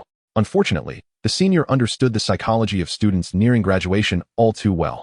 By offering the allure of guaranteed Pearl Blue status and sharing her own experiences as a Pearl Blue, she convinced Jiang Ruan that without connections, even if her qualifications were excellent, she would not pass the interview. Under various pressures, Jiang Ruan quickly fell into the trap. With the 100,000 her family provided, Jiang Ruan borrowed another 150,000 through official platforms like Ant Financial, thinking that if she successfully became Pearl Blue, repaying that 150,000 would only take a year or so. However, the senior took the money and initially kept in touch, reassuring Jiang Wan not to worry, using the excuse of needing time to smooth out connections. But gradually, the speed of her responses slowed down until she eventually disappeared without a trace. It wasn't until the last moment that Jiang Wan finally accepted the fact that she had been scammed. The money was gone, and she missed all the recruitment windows for the airlines. Jiang Wan didn't even dare to tell her family about this. She could only temporarily deceive them by saying she had successfully entered China Southern Airlines and was currently in training, while she hurried back to Beichun to find a job to avoid overdue debts. Did Jiang Wan not go looking for that senior after being scammed? Gu Cheng asked Huang Yufan. Wasn't she April Blue at China Southern Airlines? That person had already run away. Huang Yufan sighed lightly. Jiang Wan also later learned that the senior sister not only deceived her, but also deceived nearly 20 other people simultaneously, with victims from various flight attendant colleges across the country. The amounts ranged from 200,000 to 350,000. Although the police have set up a special task force for this case and listed that senior sister as a wanted person, she has already fled abroad. And with so many people out there, the chances of finding her are almost zero. Gu Heng nodded slightly and then asked, what does Jiang Wan think about it now? Do you know? Jiang Wan should still want to be a flight attendant. A few days ago, I saw her applying to many airlines. If any airline accepts her, I estimate she will probably choose to resign from her current job and likely leave Beichun as well. At the end, Huang Yufan quietly glanced at Gu Heng. Gu Heng's concern for Jiang Wan was naturally obvious. Now that he learned Jiang Wan planned to leave Beichun, what would his thoughts and plans be? Huang Yufan secretly speculated, while Gu Heng raised his eyebrows slightly upon hearing the news. Leave Beichun? Jiang Wan is the bound target of the Conquest Challenge task. If she leaves Beichun, does that mean he has to leave with her? If he did that, wouldn't he become a desperate suitor? It seems he needs to think of a way. Gu Heng's thoughts turned, and he said to Huang Yufan, if there is any movement from Jiang Wan recently, just let me know through WeChat. I will definitely not treat you unfairly. Some things, once there is a first time, naturally there will be a second time. Faced with Gu Heng's repeated persuasion, Huang Yufan obediently nodded. Seeing Huang Yufan being so sensible, Gu Heng took out his phone and found the WeChat of the salesperson he had previously contacted at the Zhuozhan Shopping Center brand store, then directly called through WeChat. The call was quickly connected, and the other party greeted him enthusiastically. Please help me order the latest messenger bag. I'll transfer the money to you later. And then remember a phone number. When the bag arrives, just contact them to pick it up. As Gu Heng spoke, he looked at Huang Yufan. Upon hearing this, the other party immediately understood and quietly gave Gu Heng her phone number. All right, let's do it this way. After Gu Heng briefly explained the matter, he didn't say much more and directly hung up the phone. Thank you, Mr. Gu. Huang Yufan said softly to Gu Heng. It's nothing. Gu Heng waved his hand casually. If you have any issues, feel free to contact me anytime. Then, Mr. Gu, shall we add each other on WeChat? Huang Yufan tentatively asked. Sure. Gu Heng nodded and opened his personal QR code for Huang Yufan to scan. Upon seeing this, Huang Yufan was delighted and immediately added Gu Heng on WeChat. Don't let this out. If your colleagues ask later, just come up with any reason. Gu Heng slowly stood up from the sofa and said to Huang Yufan, Okay, Mr. Gu. Huang Yufan quickly got up with Gu Heng as well. Having learned what he wanted to know, Gu Heng naturally had no reason to stay upstairs any longer and walked down towards the stairs.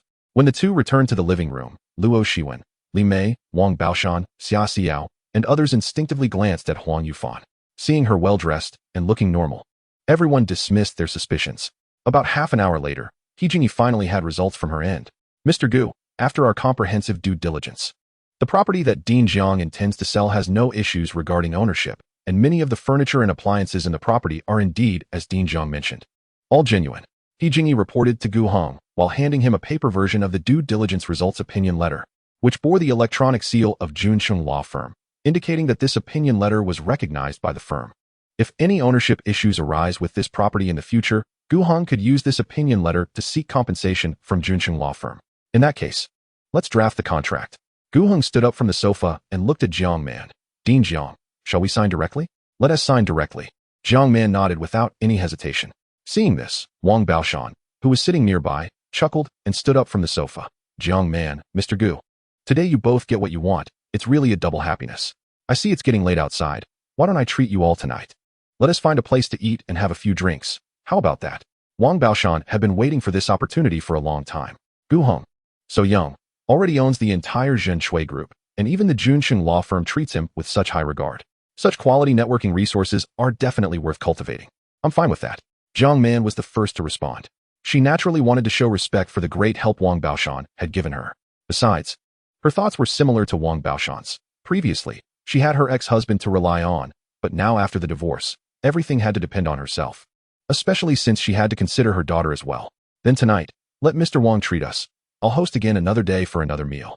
Gu Heng pondered for a moment and quickly agreed. Having more friends means more opportunities. Knowing more people is never a bad thing. That's great. Wang Baoshan clapped his hands happily. Then I'll call the president of the bank later to see if he is free tonight. After all, if it weren't for the president's connections, I wouldn't have had the chance to meet Mr. Gu, so we must not forget our roots. All right.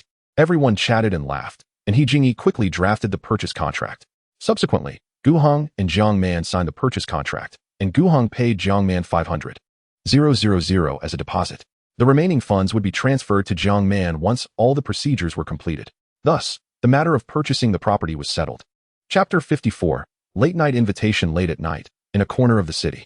Just finishing a dinner gathering, Gu Heng, Wang Baoshan, Jiang Man, Qian Jingxing, and others walked out of a somewhat unremarkable private restaurant. Mr. Gu, I had such a great time today. Should we have another round? Find a place to have some fun?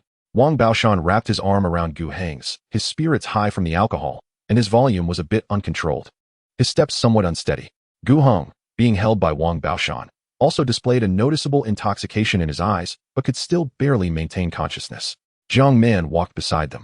Although she had also been drinking today, she was quite restrained and hadn't consumed too much. At this moment, upon hearing Wang Baoshan's words, Jiang Man tactfully said, Mr. Wang, Mr. Gu, President Qian, if there's another round, I want to go, you all enjoy yourselves, and we can schedule another day. In Beichun, deep at night. The places where these big bosses can indulge are none other than those places, none of which are convenient for her, as a woman to go to. Mr. Wang, President Qian, I really have reached my limit today. Gu Heng smiled wryly and waved his hand. I really can't handle another round. Let us plan for another day when everyone has time, and I'll treat you to a proper drink then. Before getting involved with the group, Gu Heng had mostly only drunk beer. Today, Wang Baoshan hosted and brought Mao Dai. Gu Heng had never had liquor before.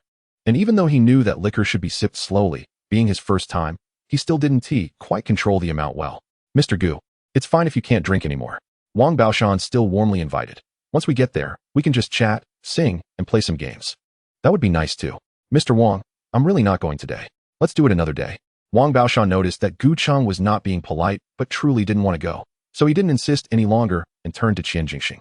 President Qian, Director Gu can't handle alcohol well, so let's call it a day. Wang Baoshan then turned to grab Qian Jingxing. But President Qian, I know your drinking capacity. So let's find a place later and have a few more drinks. Qian Jingxing immediately declined a couple of times. But everyone could see that his refusal was just a formality. After several invitations from Wang Baoshan, he reluctantly agreed in the end. Xiwen, how are you? Not too drunk. Qian Jingxing responded to Wang Baoshan, while also keeping an eye on Gu Cheng. After all, compared to Wang Baoshan and Jiang Man, Gu Cheng was the most important. And he could distinguish between priorities. President Qian, I'm fine. Luo Xiwen shook her head and quickly replied to Qian Jingxing. She had just been sitting next to Gu Cheng, pouring drinks and serving dishes for him, and she herself had drunk no more than a couple of taels of liquor. As long as you didn't drink too much. Qian Jingxing instructed, make sure to safely send Director Gu home later. Okay. Luo Xiwen nodded seriously. The group chatted for a moment outside the restaurant before getting into their cars to leave. Jiang Man had called a trusted subordinate to help with the driving, while Gu Cheng had a dedicated driver sent by Zhen Chui Group. Gu Cheng and Luo Xiwen sat in the back seat, and the driver turned around respectfully to ask Gu Cheng, Director Gu, where are we going? What eye garden? Gu Cheng leaned back against the comfortable soft seat and casually replied to the front. Okay. The driver had no objections and immediately set the navigation to drive to Huatai Garden. Luo Xiwen, sitting next to Gu Cheng, was momentarily taken aback, then quickly said, Director Gu, I'll just take a taxi home later. How can I let you take me home? I have a driver, I don't need you to take me. Gu Cheng opened a bottle of mineral water placed in the back seat and added, but you, as a girl, have had some drinks. It's not safe to go home alone at night. Although Luo Xiwen knew that Gu Cheng wasn't intentionally caring for her and was just acting out of his inherent kindness, she still felt touched. Outside the window, the originally bustling street lit by neon lights had returned to tranquility. Only the streetlights on both sides were still illuminating, making the city a little less noisy and a bit warmer. Xiwen, there's something I need you to take care of. Gu Cheng turned his head and made eye contact with Luo Xiwen. Director Gu, you say? Luo Xiwen replied softly. Just now, Director Jiang sent over the villa garden design, and I feel it's not quite suitable for a young person like me. So I plan to hire another gardener to redesign the garden and then purchase wood and flowers for planting. Gu Cheng briefly explained the matter to Luo Shiwen. I want you to be responsible for this. Is that okay? No problem, no problem. Luo Shiwen quickly responded, Director Gu. Just let me know if you need anything. All right, then I'll leave this matter to you. Gu Cheng instructed again. Use our bank's channels to find a gardener. Do a preliminary screening first, and then present the options to me. Okay. Luo Shiwen nodded, mentally noting everything Gu Cheng had instructed. Also, for the cleaning and tidying up inside the villa, I noticed it was a bit dirty today. So find a cleaning company to do a thorough clean inside and out in the next couple of days. Besides that, please prepare all the necessary living supplies for the villa. I'll temporarily give you the bank's credit card later. Just list the expenses and report them to me. Gu Cheng kept mentioning things related to the villa. Luo Shiwen took out a pen and notebook she always carried and meticulously recorded everything Gu Cheng had instructed. During their conversation, the Maybach 600 they were in quickly drove into Huadai Garden and finally stopped downstairs at her home at Luo Shiwen's signal. Thank you, Director Gu. Luo Shiwen softly thanked Gu Cheng. It's nothing. Gu Cheng gently shook his head. Luo Shiwen reached out to open the car door, her expression showing a hint of hesitation. And her fair face had unknowingly turned a shade of red. In the end, she turned back, her eyes slightly shy and unable to look directly at Gu Cheng. Director Gu, would you like to come in for a bit? I can make you some tea to help you sober up. After saying this, Luo Shiwen felt her face was burning. At that moment, Gu Cheng, under the dim light in the car, looked at Luo Shiwen's beautiful, shy face and felt a bit surprised by her invitation. In the quiet of the night, a lone man and a woman, the young domineering CEO and the charming little assistant. This plot seemed a bit familiar, didn't it? Gu Cheng's thoughts drifted as he quietly replied, okay. Chapter 55, Treasure Girl, please continue reading. Bang. The door closed, and the lights turned on. What came into view was a tidy one-bedroom apartment that exuded a touch of warmth. The small balcony was filled with thriving succulents, and the rest of the space had many decorative items, creating a strong sense of homeliness. Director, there are no men's slippers prepared at home. Luo Shiwen said with a flushed face, looking down. You can just wear your shoes inside. All right. Gu Cheng didn't stand on ceremony with Luo Shiwen, walking inside while observing her home. Is it too small? Seeing this, Luo Shiwen whispered, you probably aren't used to it. I think it's great. Very cozy and comfortable. Gu Cheng shook his head and replied seriously. The place Luo Shiwen rented was undoubtedly much better than the ones Gu Cheng had lived in before. Though small, it had everything one needed. The decor was also well done and quite new, with a style that matched current trends. Most importantly, Gu Cheng could tell that Luo Shiwen was a girl who knew how to live well. Her home looked very warm. Hearing Gu Cheng's sincere compliment, which didn't seem insincere, Luo Shiwen gently bit her lip, and her previous feelings of nervousness quietly dissipated. Director Gu, please make yourself comfortable. I'll boil some water for tea. Luo Shiwen settled Gu Cheng in the living room and quickly went to the kitchen. Fetching water, boiling it, washing cups, and finding tea. Luo Shiwen was busy with household chores, moving efficiently. Gu Cheng watched Luo Shiwen's back for a while, leaning against the soft sofa. It was summer, and Luo Shiwen had the windows open. The warm, comfortable evening breeze brushed against Gu Cheng's face, making him suddenly feel a bit drowsy. After a moment, Luo Shiwen came out of the kitchen holding steaming tea. However, just as she was about to speak, she found Gu Cheng already asleep in the corner of the sofa. Director Gu, the tea, she started but swallowed her words back down. Moving quietly, she gently placed the tea tray on the coffee table in front of the sofa. She half-squatted in front of Gu Cheng, watching him breathe evenly as he fell into a deep sleep, a flicker of affection flashing in her beautiful eyes. This handsome face was one she had seen almost every day during this time, but it was her first time to observe him so closely. She gazed at Gu Cheng, feeling a bit conflicted. Should she wake him up? It seemed a bit impolite, but if she let him continue sleeping like this, it also didn't seem quite right. After a moment of hesitation, Luo Shiwen decided not to disturb Gu Cheng for now and let him sleep a little longer. She quietly left the living room and headed toward the bathroom. From noon until now, she had been following Gu Cheng around looking at houses. She had already sweated a lot and gotten dirty, and now she was going to accompany Gu Cheng to a dinner party in the evening, which would surely add to the alcohol smell on her. Luo Shiwen, being a girl who loved cleanliness, naturally could not stand the thought of going to sleep like this.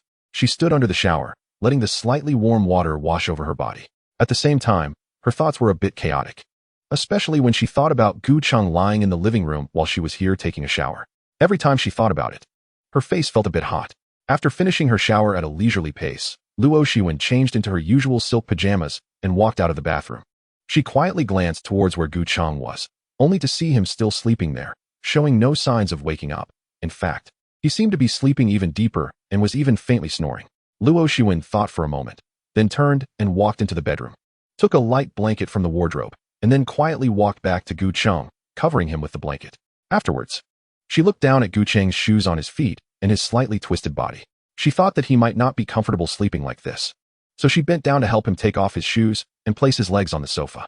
However, just as Luo Shiwen carefully managed to take off one of Gu Cheng's shoes, Gu Cheng, who lacked a sense of security due to being abandoned by his parents, immediately woke up from his deep sleep. Gu Cheng opened his eyes, looking somewhat confused, but soon he noticed the blanket covering him. And then he looked down along the blanket.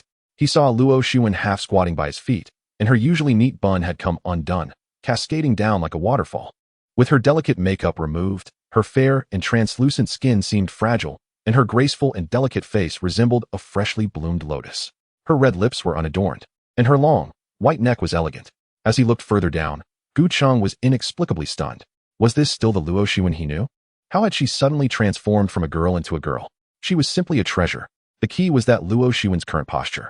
Being half-squatting and wearing a loose neckline on her pajama gave Gu Cheng a feeling of seeing something partially hidden. At the same time, Luo Shiwen did not expect Gu Cheng to wake up suddenly. Just as she raised her head to look at him, Gu Cheng's gaze happened to fall on her. After undergoing a transformation from a boy to a man, Gu Cheng's Adam's apple was prominent, and his facial contours were striking. At that moment, Luo Shiwen could clearly see the slight tremor in Gu Cheng's throat as he swallowed. In the stillness of the night, with just the two of them, and after having both had some drinks, the intense atmosphere felt like sparks, instantly igniting a flame within them.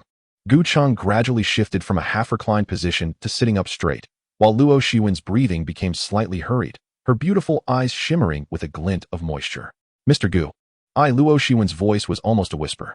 However, before she could say anything more, the scent of alcohol mixed with Gu Cheng's masculine aura rushed towards her.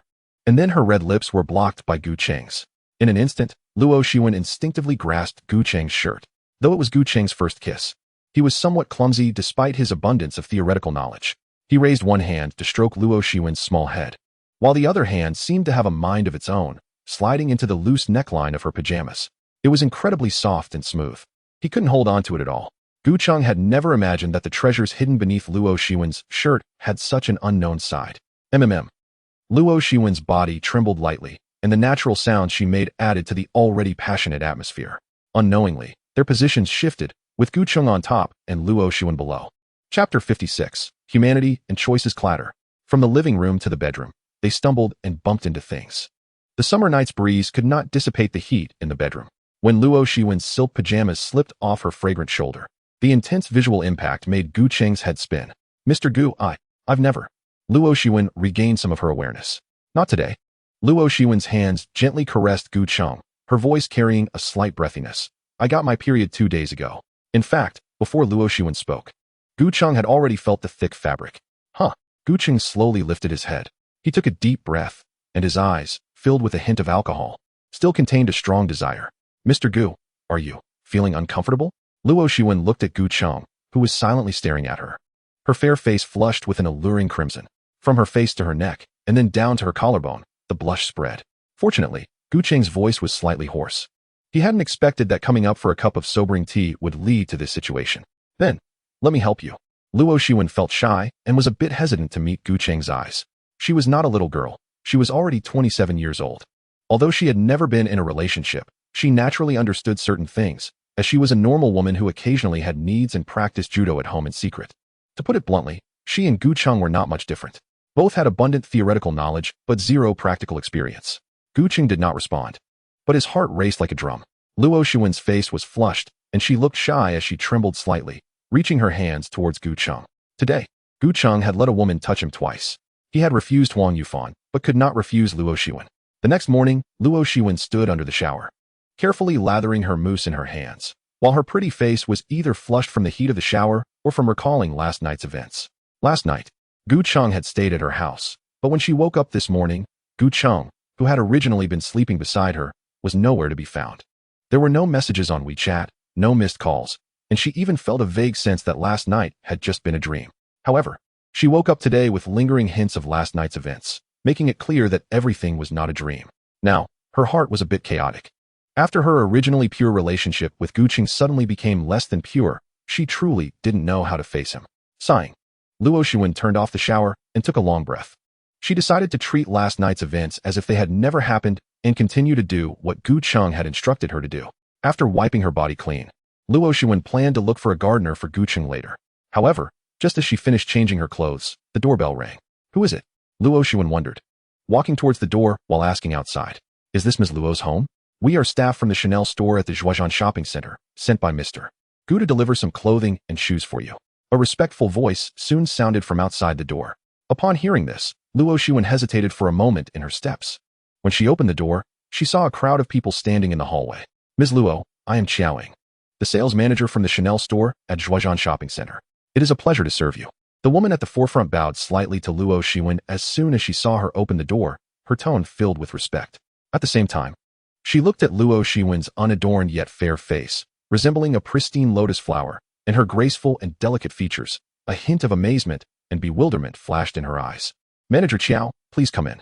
Luo Xuan felt a bit flustered. Although she knew that top luxury brands like Chanel offered home services, she had never imagined she would have the opportunity to enjoy such a service one day. In a daze, Xiao Ying and the others walked into Luo Xuan's home one after another. However, not everyone entered. Only 4 people came in while the others stayed in the corridor. Ms. Luo, Mr. Gu called us this morning to order 4 outfits and 4 bags for you. Among them, 2 outfits are summer wear and 2 are autumn wear. Each set includes a coat and shoes. Since Mr. Gu mentioned he wasn't sure about your size and preferences, he asked us to bring all the latest clothing, shoes, and bags for you to choose from. Xiaoying stood in the center of the living room, further explaining the purpose of their visit to Luo Xuan. Luo Xuan looked at the numerous luxury outfits held by the salespeople. Even a plain shirt would cost almost a month's salary for her. And now she was allowed to choose freely, making her feel as if a dream had invaded reality. Please wait a moment. I need to make a phone call. Luo Xuan took a deep breath, then hurried into her bedroom, closed the door, and picked up the phone to call Gu Cheng. About 10 seconds later, the call was connected. Mr. Gu, Luo Xuan called out, unsure of how to continue. Xuan, do you like those clothes and bags? If you don't, I can have the brand store come back again. When Gu Cheng's slightly gentle voice came through the phone, Luo Xuan's initially anxious heart inexplicably settled down. I like them. Luo Xuan bit her lip. But, Xuan, do you like me? Or rather, do you have feelings for me? Gu Cheng interrupted Luo Xuan and directly asked. Faced with Gu Cheng's sudden directness, Luo Xuan felt a bit dizzy. Do I like you? Of course I do. Young, wealthy, handsome, and of high status. Well, also very generous. Such a man seems impossible not to like once a woman has seen him. Especially someone like her who has been by Gu Cheng's side for a long time. However, due to the age and status difference, she had always dared not hope for more. But now that Gu Cheng had asked, she naturally wouldn't lie and chose to answer honestly, I like you. Since you like me, there's no need for further words. Gu Cheng's warm voice came again. In the future, if you're by my side, you should at least have a few decent outfits. Okay. Luo Xuan opened her mouth, ultimately responding with those 2 words. The two exchanged a few words, seemingly having said nothing, yet they had said everything. She knew very well that regardless of gender, any young, wealthy, good-looking, and influential person could hardly be faithful, as that is inherently a challenge to human nature. A mediocre life, a chance to rise in class. To gain something is to lose something. These 2 choices had troubled Luo Xuan until the night before. What she didn't know was that whenever faced with 2 choices and unsure of which to pick, one should simply choose the second with eyes closed. Because if one wanted to choose the first, the second choice wouldn't exist. Take your time, take a break today. Gu Cheng's voice, filled with a hint of laughter and intimacy, reached Luo Xuan's ears after she answered. Thank you, Mr. Gu. Luo Xuan softly replied. Good. Gu Cheng responded and didn't say anything more. After hanging up, Luo Xuan reopened the door, gazing at the array of clothes and bags, gently exhaling. Chapter 57. The so-called love on the elevated highway. A Mercedes Maybach 600 gleamed under the sun, moving steadily and swiftly. Gu Cheng sat with his legs crossed in the back seat, slowly lowering his phone from his ear. Last night, the incident with Luo Xuan was indeed something he hadn't anticipated. Gu Cheng admitted he was a bit impulsive last night. But then again, which man could resist a woman like Luo Xuan? Her dignified and exquisite beauty was already captivating. But he hadn't expected that beneath the shirts she usually wore lay such a perfect figure. Coupled with her natural slim waist, it was a perfect embodiment of beauty. Moreover, she was still a blank slate when it came to romantic experiences, which was a significant plus for a man. With such an exceptional woman, it would be a lie for Gu Cheng to say he wasn't moved at all. Therefore, he acted on impulse. Now, he was no longer the same as before. He had the means to pay for his impulses. As for how he truly felt about Luo Xuan, he definitely liked her. After all, a man's attraction often starts with physical appeal. However, when it came to love, that was far from his thoughts. The damage caused by his family background and his previous experiences working in nightlife had made him lose hope in love. What is love? The money of the poor, the time of the rich, the courage of a scholar, the singularity of a playboy. But the poor have no money, the rich have no time. The scholar is timid, and the playboy is fickle. Gu Qing didn't understand what love was and had no fantasies about pure love. He just needed to follow his own heart. Fate brings people together, and when it ends, they part. If Luo Xuan was willing to stay by his side, he wouldn't treat her poorly. But if she wasn't willing, he wouldn't force her. Everyone has their own choices. And he remembered reading in a novel that allowing others to be themselves and allowing oneself to be oneself is true openness. Gu Qing's thoughts drifted, and he finally turned his gaze to the driver in front. "Zhou, how many years have you worked at Jinshui Group?" Gu Qing suddenly inquired. Catching the attentive driver, Zhou shung off guard. He glanced at Gu Qing through the rearview mirror and quickly replied, "Mr. Gu, I have been at Jinshui Group for 7 years. Have you always been a full-time driver?" Gu Qing asked again. "Yes, Mr. Gu," Zhou Sheng respectfully responded. "Would you be willing to come to the board office and drive for me specifically in the future?" Gu Qing looked at Zhou Sheng, who was focused on driving, with a hint of appreciation. Last night, after experiencing Luo Xuan's service, Gu Qing was quickly overwhelmed by alcohol, to the point that he forgot there was a driver waiting for him below. Initially, he thought Zhou Sheng had left early, but to his surprise, when he went downstairs this morning, Zhou Sheng was still waiting in the same spot and had even started the car ahead of time, adjusting the temperature inside to a comfortable level. Since picking Gu Qing up in the morning and heading to the real estate transaction center at his signal, Zhou Sheng had shown no complaints, maintaining a respectful attitude and good spirits. Gu Qing quietly felt surprised and had just messaged Qi Min to ask for Zhou Sheng's resume. After reviewing Zhou Sheng's resume, Gu Qing was even more satisfied with him. Zhou Sheng, male, 37 years old.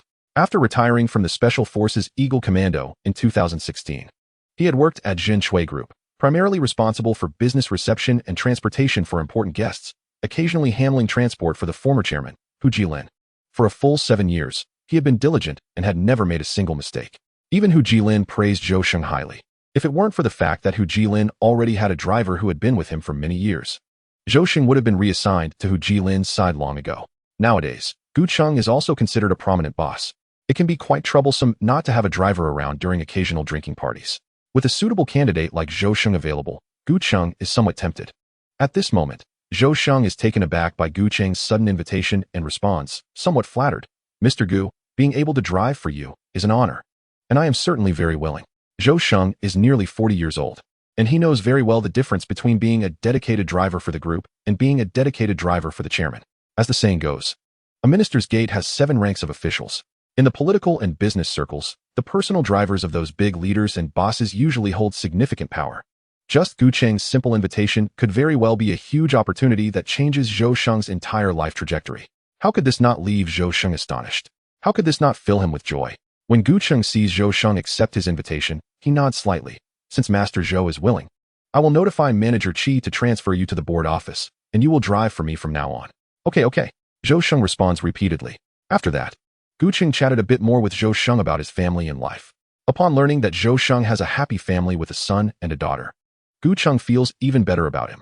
A happy family with children means there are ties and vulnerabilities. If he were a solitary person, Gu Qing wouldn't dare to use him. Who knows if one day he might have ill intentions and kidnap him for money. During their conversation, Zhou Sheng drives the Maybach 600 and quickly takes Gu Qing to the North Spring Real Estate Transaction Center. 2 hours later, Gu Qing, surrounded by lawyers like Xia Xiao and He Jingyi, walks out of the Real Estate Transaction Center alongside Jiang Man. "Mr. Gu, the transaction was pleasant. If there's anything you need me to assist with later, feel free to contact me anytime." The smooth transfer of the property and the full payment made Jiang Man feel quite good. She extends her right hand to Gu Qing with a smile. "All right." Gu Qing shakes hands with Jiang Man. "Director Jiang, let's keep in touch." Of course. After exchanging a few pleasantries, Jiang Man leaves first. Lawyer He, thank you for your hard work these past few days. Gu Qing turns to He Jingyi and the others. There shouldn't be anything else. So you can return to the law firm and attend to your matters. All right. If you need anything, just let me know. He Jingyi slightly bows, responding respectfully. Okay. After parting ways, He Jingyi hands over all the documents and certificates related to the property rights to Gu Qing. At that moment of the handover, a crisp sound suddenly rings in Gu Qing's mind. Pre-task 2, settle down. Task progress completed. Gu Qing looks at the reminder popping up on the system screen. A gleam flashes in his eyes. Chapter 58, Appreciation Card. Please continue reading. Pre-task 2, settle down. Task progress. Completed. Task evaluation. Excellent. Task reward. Home package has been issued. Would you like to open it? In the executive suite of the R.F. Wanda Wenhua Hotel, Gu Cheng, dressed in a white bathrobe, sits by the floor-to-ceiling window, looking at the reminder on the system screen, feeling a slight stirring in his heart. Home package has been opened. Congratulations, host. You have received the following rewards: 1 tea appreciation card, 1 cigar appreciation card, 1 fine wine appreciation card. Note: when using the appreciation card, the host will briefly fall into a state of drowsiness. Please reserve 3 hours in advance to avoid accidents. Gu Cheng looks at the system rewards from the home package, his eyes flickering with curiosity and anticipation. Without any hesitation, he stands up from the floor-to-ceiling window and heads straight to the bedroom. After lying down comfortably, Gu Cheng looks at the sparkling tea appreciation card in the system backpack and chooses to use it directly. In the next second, Gu Cheng's vision goes dark. About 10 seconds later, light reappears before him. A lush bamboo forest surrounds him, with the elegant sound of silk and bamboo music in his ears. In the center of the bamboo forest, there is an ancient-style pavilion. An elderly man with a long beard sits at a wooden tea table, smiling as he looks at Gu Cheng. Young friend, please sit. The old man slowly raises his hand to gesture to Gu Cheng. At this moment, Gu Cheng feels as if he has entered the Grand View Garden for the first time, looking around in awe. His senses of hearing, touch, smell, taste, and sight are almost completely intact. Virtual reality? If this is truly virtual reality, the technology is simply incredible. Gu Cheng marvels inwardly while enjoying the cool mountain breeze as he walks toward the pavilion where the old man is. Hello, sir. Although Gu Cheng knows that this old man is likely a virtual character, he still politely bows to him. The art of tea is a refined practice of huaxia, with a long history that embodies the essence of heaven and earth and incorporates the spirit of culture. It began with Shinong tasting herbs, flourished during the Tang and Song dynasties, and peaked in the Ming and Qing dynasties, forming a grand spectacle over the millennia. Its principle lies in using tea to carry virtue, using utensils to clarify the mind, using water to cleanse dust, and using fire to refine one's nature. In ancient times, Lu Yu wrote the classic of tea in 3 volumes, detailing the methods of brewing tea, distinguishing utensils and spring water, and establishing a foundation for tea studies throughout history. Facing Gu Cheng's bow, the old man smiles slightly and then gets straight to the point, starting to explain the origins of tea culture to Gu Cheng. Although the old man's words are in classical Chinese, Gu Cheng should normally find it hard to understand, but surprisingly, he comprehends everything perfectly and remembers it all clearly. With exceptional understanding and memory, the essence of tea culture lies in the 2 words quiet and enlightenment. In tranquility, one forgets the self, listens to the sound of pine winds and boiling water, observes the rise and fall of mist and clouds. In enlightenment, one becomes one with nature, tastes the sweetness and bitterness of life, and contemplates the ups and downs of existence. Although the tea room is small, it can contain the energy of mountains and rivers. Although the tea setting is simple, it can connect thoughts from ancient to modern. The old man's words are like a refreshing breeze to Gu Cheng. They begin with the origins of tea culture and progress to its essence, covering theories and various schools of thought. In the middle, they delve into tea brewing procedures and tea utensils, tea classifications, and preservation methods. As they continue, the 2 of them drink tea continuously. The 6 major tea categories and the 4 major tea seasons. Modern tea, historical tea, innovative tea. The old man even has long-lost teas. Hundreds of varieties of tea, with Gu Cheng drinking cup after cup. Initially, the old man brews tea for Gu Cheng, but soon it becomes Gu Cheng brewing tea for the old man. From clumsy movements to skilled actions, and finally to an effortless grace, the elegance flows naturally. During this process, Gu Cheng listens to the old man describe each type of tea's characteristics, origins, and benefits while drinking. Unknowingly, Gu Cheng's entire demeanor becomes increasingly ethereal and natural. As dusk descends, the evening glow flows like gold. Flowing clouds resemble roaming dragons, shedding spots of light between their scales and claws. On the large bed in the bedroom, Gu Cheng slowly opens his eyes. After a brief moment of confusion, his expression gradually returns to clarity. Checking the time, it is precisely 3 hours. Awesome. Gu Cheng feels the wealth of tea culture knowledge in his mind. Everything he experienced in the bamboo forest pavilion has been completely retained. Even the flavors of the teas are vividly remembered. Before using the tea appreciation card, Gu Cheng was a complete novice in tea culture. After using the card, he can now confidently say that he is a veritable master of tea culture. Why do newly wealthy people often get labeled as upstarts? The root cause lies in the lack of depth, experience, and vision. In high society, alcohol, tobacco, and tea can be considered the most fundamental social mediums. Because Regardless of identity or age, there will always be preferences among these three. There are very few people who dislike alcohol, tobacco, or tea. Take yesterday's dinner party as an example. Wang Baoshan is clearly someone who enjoys good tobacco and wine. At the dinner table, he occasionally talked about things related to tea and cigars, even offering cigars to Gu Cheng. To avoid embarrassment, Gu Cheng could only decline politely, citing health issues. Later, when Wang Baoshan and others discussed drinks, he took the opportunity to chat with Luo Shiwen, thus missing out on that topic. Originally, Gu Cheng was thinking that starting today, he must intensively study knowledge related to alcohol, tobacco, and tea, but he didn't expect Brother Tongzi to be so considerate, directly giving him a chance. At this moment, looking at the cigar tasting card and the fine wine tasting card still shimmering in his system backpack, Gu Cheng's eyes gleamed with strong anticipation. He initially thought about using the remaining 2 tasting cards at once, but feeling a slight fatigue in his forehead, he hesitated for a moment and decided to suppress his inner impulse. It is evident that while the tasting cards have incredible functions, they still adhere to the most basic law of energy conservation. Using one consumes a significant amount of Gu Cheng's mental energy. 1 card per day should not be too burdensome. Gu Cheng calculated in his mind and looked up at the sky outside the window. The setting sun poured down like molten gold, dyeing the clouds in a beautiful silk-like blend of orange, crimson, and dark blue. He picked up his phone and saw that most of the unread messages were photos sent by Luo Shiwen. The originally graceful and poised Luo Shiwen, now dressed in a luxurious Chanel outfit, instantly added a touch of elegance, and her demeanor changed as well. Gu Cheng replied briefly and then opened Jiang Ruan's chat box. Mr. Gu, are we swimming tonight? This message was sent by Jiang Ruan half an hour ago. Now, Gu Cheng replied to her, just after he sent this message. Jiang Ruan almost replied instantly. Mr. Gu, I have a client here and might need another half an hour. Why don't you go to Liao first? I'll come find you as soon as I finish. After seeing this message, Gu Cheng pondered for a moment, then got up, changed his clothes, and walked out of the executive suite. Chapter 59. Good friends at the Zhongxing Benz 4 store. Jiang Ruan was half squatting next to the driver's side of a black Benz, with manager Guoziming standing behind her and a middle-aged man sitting in the driver's seat. Not bad, really not bad. The middle-aged man, sitting in the driver's seat, had a massive build like a small mountain. He gently stroked the steering wheel and, after praising it with a smile, turned to Jiang Ruan. I've come here so many times, and every time it's salesperson Jiang who receives me. It's really hard work. It's not hard. It's what I should do, Jiang Ruan replied politely, slightly lowering her head. Manager Guoziming, hearing this, showed a hint of joy in his eyes and asked the man, Mr. Gao, since you're satisfied, do you think we can place an order today? Ordering can be done anytime. Galbo waved his hand in a grandiose manner, then changed his tone, but I'm still a bit undecided between the 400 and 450 models. I wonder if salesperson Jiang has time later. How about we find a restaurant to discuss while eating? Throughout the conversation, Galbo's gaze had not left Jiang Ruan for a moment, his eyes naked and direct. Feeling Galbo's gaze, Jiang Ruan's beautifully arched eyebrows slightly furrowed.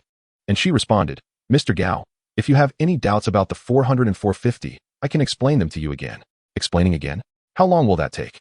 Galbo pointed to his large gold watch on his wrist. Look, it's already 6 o'clock, and your manager is still here with you. Plus, I'm a bit hungry. So I think we should discuss while eating. Having worked at Zhongxing Benz for almost a year, Jiang Ruan had encountered all sorts of customers and was well aware of Galbo's intentions. Mr. Gao, if you're hungry, we have meals available in our store. Jiang Ruan's tone remained respectful, but her attitude was very firm. Unfortunately, I have other matters to attend to after work and cannot accompany you for dinner. Oh, you have things to do today? That's fine. We can do it tomorrow. Galbo's smile did not fade. I'm sorry, I also have things to do after work tomorrow. Then the day after tomorrow. I have things to do the day after tomorrow as well. Faced with Jiang Ruan's continuous refusals, Galbo's smile gradually faded, and he looked at Guoziming with a hint of mockery. Manager Guo, I came to your store this time because of you. Now it seems I might have been overly sentimental. In that case, let's put the order on hold for now. Saying this, Galbo was about to get out of the car, originally half squatting next to the driver's side. Jiang Ruan immediately stood up and took a step back to make way for Galbo. Her action instantly heightened Galbo's anger. Hey, Mr. Gao. Please don't be angry. Salesperson Jiang didn't mean that. Guoziming quickly smiled and tried to appease them. Then, he looked at Jiang Ruan with a stern gaze. Jiang Ruan, Mr. Gao is being considerate of you. Why don't you know how to appreciate it? Thank you for understanding, Mr. Gao. Jiang Ruan no longer smiled and slightly bowed to Galbo, seeing Jiang Ruan's attitude. Guoziming felt as if he had hit a cotton ball with a punch. What a personality. Galbo sneered twice and directly got out of the car. Manager Guo, I'll make it clear today. If you have her accompany me for dinner, I'll place the order immediately. Otherwise, there's no need to talk. I can't accompany you. Without waiting for Guo Ziming to respond, Jiang Ruan spoke first. Jiang Ruan. Guo Ziming looked at Jiang Ruan, his anger reaching its peak. In the past, although Jiang Ruan had always been principled in dealing with such matters, her approach had always been very tactful. Today, however, she confronted the customer directly and stood her ground, which had never happened before. Manager Guo, I'm off work now. If you want to accompany Mr. Gao for dinner, you can go ahead. After all, you understand the difference between the bins 400 and 450, don't you? After saying this, Jiang Ruan ignored the two and walked straight out of the Ben's 4 store. Humph! Seeing Jiang Ruan's attitude, Gao Bo coldly snorted and walked outside. Mr. Gao, please don't be upset. Guo Ziming quickly followed him with a smile. Originally scheduled to finish work at 5 o'clock, it had been dragged to 6:30 due to Gao Bo's entanglement. Thinking about the message she had just sent to Gu Cheng, which had already been half an hour ago, she felt she might be very late compared to the time they had agreed upon. Even if she rushed to Liao Sports and Fitness Center as fast as possible now, it would still take over 20 minutes, assuming there was no traffic. Last night, Huang Yufan told Jiang Ruan about her encounter with Gu Cheng during work and also mentioned that Gu Cheng had purchased the luxurious Yutsue Garden supermansion for 23 million in cash. 23 million. For Jiang Ruan, that was an astronomical figure. Luxury cars, mansions, assets worth billions, and a young CEO, Gu Cheng perfectly matched all her fantasies about a partner. In contrast, what did her current job amount to? After all, even without Gu Cheng, she had already planned to resign. Jiang Ruan felt restless, her pace quickening. However, just as she stepped out of the door of the Mercedes-Benz store, she suddenly stopped in her tracks. Right in front of the main entrance was a black Maybach parked steadily, and the person she had been eagerly wanting to see, Gu Cheng, was lazily leaning against the front of the car, casually scrolling through Douyin. Upon seeing this scene, Jiang Ruan's previously restless heart instantly calmed down, as if it were filled with countless fireworks. Mr. Gu, Jiang Ruan exclaimed with surprise, why are you here? I had some free time and happened to be passing by. Gu Cheng replied with a smile as he looked up. Off work? Yes. Jiang Ruan quickly walked up to Gu Cheng, looking at his handsome and refined face. She couldn't help but feel a sense of satisfaction when recalling Gao Bo's chubby face from just moments ago. Get in the car. Gu Cheng tilted his head slightly, gesturing to Jiang Ruan before heading towards the driver's seat. Jiang Ruan obediently opened the passenger door and sat down. This scene happened to be witnessed by Gao Bo and Guo Ziming, who were walking out. Gao Bo looked at the shiny black car glistening under the sunset and at the obviously recognizable Maybach logo. A hint of astonishment crossed his face. Suddenly, it seemed like everything clicked for him. No wonder the other party didn't take him seriously. After all, she had a young boyfriend who drove a Maybach 600. So it made sense that he wouldn't be regarded as a big deal. After all, even the cheapest Maybach 600 was far superior to the top-spec Mercedes-Benz. Thinking about the words he had just said to Jiang Ruan, Gao Bo's chubby face inexplicably flushed with embarrassment. Beside him, Guo Ziming was equally shocked upon witnessing the scene. He was very familiar with the Maybach 600 and the young man in the driver's seat. No wonder they were so confident. It turned out they had a strong background. Guo Ziming thought about the long legs he had been dreaming of, which might have already become good friends with Gu Cheng's shoulders. And he felt a pang of jealousy. Chapter 60, A Fool Can't Become a Wolf. And a simp can't get in bed. Fine rain fell like silver threads from the dark sky, weaving a hazy curtain that enveloped the entire street. The streetlights blurred into fluffy light orbs in the rain and mist, and the asphalt road shimmered as if crumpled foil. The headlights of the Maybach 600 pierced through the rain curtain, creating a brilliant beam of light that was quickly swallowed by the downpour ahead. It's raining, Jiang Ruan said. Looking at the sudden change in weather, her pink lips slightly parted. The weather forecast clearly said there wouldn't be rain today. I just scrolled through Douyin, and it seems like a typhoon is passing through. It might rain continuously for the next few days, and there could be heavy rain. Gu Cheng replied as he turned on the warm air slightly. Thank you, Mr. Gu. I'm so glad you came to pick me up today, otherwise I might have been soaked, Jiang Ruan said softly, slightly turning her body. Gu Cheng smiled, his gaze always fixed on the road ahead. Suddenly, he said, I ran into your roommate, Huang Yufan, yesterday. I didn't expect she was an employee at Shenglong Real Estate. What a small world. Yufan mentioned this to me yesterday, Jiang Ruan said, then tentatively asked, she said you bought a villa at Yutsue Garden? Yeah, I just transferred the deed at the property transaction center this morning. I still need to tidy it up before moving in. Gu Cheng nodded naturally in response. Are you planning to live in Beichun long-term? Jiang Ruan's gaze flickered slightly as she asked Gu Cheng again. Not for now.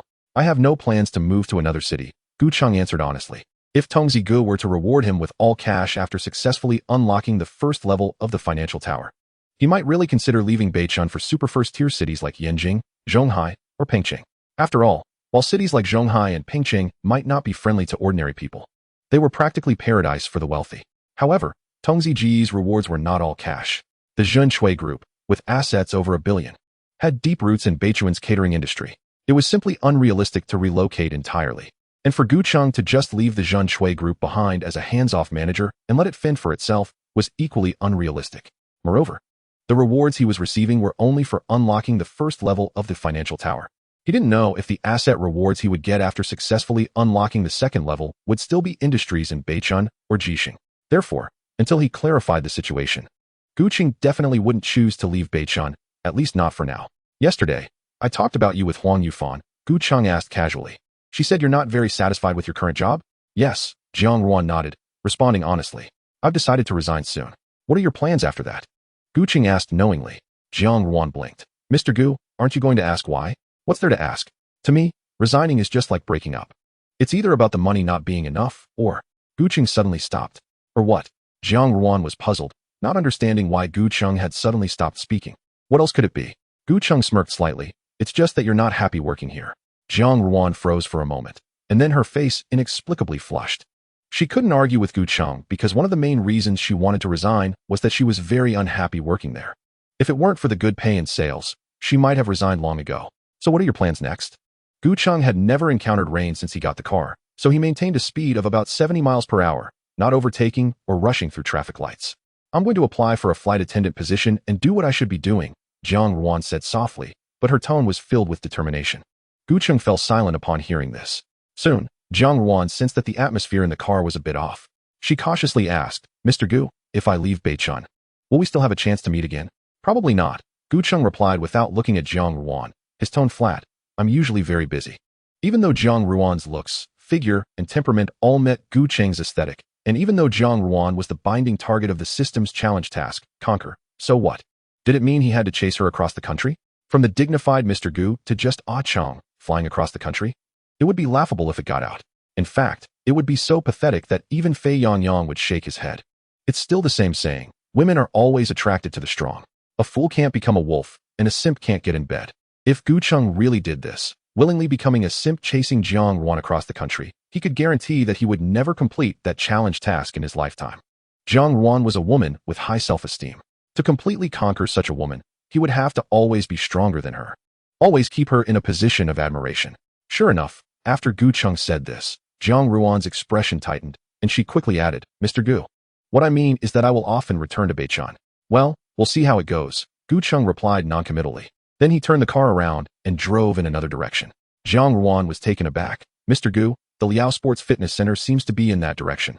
You're heading the other way now. I'm not in the mood in the rain, Gu Cheng replied. I'll just take you home directly. Gu Cheng still didn't look at Jiang Ruan, his tone inexplicably a bit cold. Fine then. Jiang Ruan's voice subtly revealed a hint of grievance. She could clearly feel that as soon as she said she wanted to leave Beichun, Gu Cheng's attitude changed immediately. But she had already said she was willing to come back to find him. Wasn't he that enough? Forget about the fact that they currently had no relationship. Even if they did, he couldn't interfere with her independent will. The more Jiang Ruan thought about it, the more aggrieved she felt. And the two remained silent until Gu Cheng dropped her off downstairs. It was raining heavily. You keep the umbrella. Gu Cheng handed the folding umbrella from the back seat to Jiang Ruan. Thank you. Jiang Ruan bit her lip and thanked him softly. Gu Cheng didn't say anything. And Jiang Ruan opened the car door, holding the umbrella, and quickly walked towards the building. After Jiang Ruan disappeared from view, Gu Cheng withdrew his gaze. He felt a bit irritated inside. Having zero experience in relationships and suddenly encountering such a tricky problem, he really didn't know what to do. Sigh. If only there was someone experienced to give him some advice. Gu Cheng sighed lightly, turning the steering wheel and driving away. However, just after Gu Cheng sighed, Wang Baoshan's face from the previous night's dinner suddenly flashed through his mind. Gu Cheng suddenly stepped on the brakes, hesitated for a moment, and finally took out his phone and chose to call Wang Baoshan. Chapter 61. Xinchuan International at Night, Tianmu Hot Spring. Gu Cheng and Wang Baoshan soaked side by side in an independent, spacious hot spring pool, surrounded by a serene environment, with steam gently rising before them. Behind the two were two young girls with good looks, massaging Gu Cheng and Wang Baoshan's shoulders and heads. Not far away, several waitstaff stood in the corner. The independent room spanned hundreds of square meters, including a hot spring area, shower area, bathing assistance area, sauna area, and rest area. The surrounding walls were made of pure natural black rock, and all bath products were from top international brands. Gu Chang had lived in Beichun for several years and had naturally heard of Tianmu Hot Spring, knowing it was the most high-end luxury bathing center in Beichun, and there was no second to it. Just to enter here, the ticket price was as high as 188 yuan. If one wanted to experience bathing assistance services and a buffet, it would cost at least 500 yuan per person. However, Gu Chang hadn't expected that the package deals he had seen on group buying apps were merely the most basic services of Tianmu Hot Spring. The secret to its status as Beichun's most high-end luxury bathing center was hidden in the top 3 floors. Today, he came with Wang Baoshan and learned that all the independent hot spring pools on the top 3 floors of Tianmu Hot Spring were similar to the one they were in now. These independent hot spring pools were not open to ordinary customers. Only those who recharged to become Black Gold members of Tianmu Hot Spring could qualify to reserve the independent pools on the top 3 floors. The minimum recharge amount for a Black Gold member was 68,888 yuan. Many ordinary people in Beichun might not earn this amount even after working hard for a whole year. Yet, with such a high consumption threshold, according to Wang Baoshan, it was often difficult to book an independent hot spring pool on weekends and holidays. 3 entire stores, 54 independent hot spring pools, unable to book. After listening, Gu Chang couldn't help but laugh. I'm laughing at my former self for being poor. At this moment, Gu Chang soaked in the appropriately heated hot spring pool, enjoying the gentle massage from behind, and the irritation he felt earlier because of Jiang Wan instantly vanished. Mr. Wang, what time did you and President Qian drink until last night? Gu Chang slightly turned his head to ask Wang Baoshan, who was also wearing a facial mask. Around 3 o'clock, I think. Wang Baoshan opened his eyes. If we're talking about who can drink, it's President Qian who can drink. He got me drunk last night. Beer? Gu Chang raised his eyebrows. Foreign wine. Wang Baoshan raised his hand to take off the facial mask. We went to the Platinum Club. There's no beer there. The Platinum Club? Upon hearing this, Gu Chang couldn't help but visualize a scene in his mind. Golden and resplendent, luxury cars gathered. Occasionally, girls in strappy long dresses and high heels would come out. Each one a beauty in the eyes of ordinary people, and each very young. The Platinum Club, the top of Beichun's 4 high-end business venues. To play there for a night, it generally started at 5,000 per person.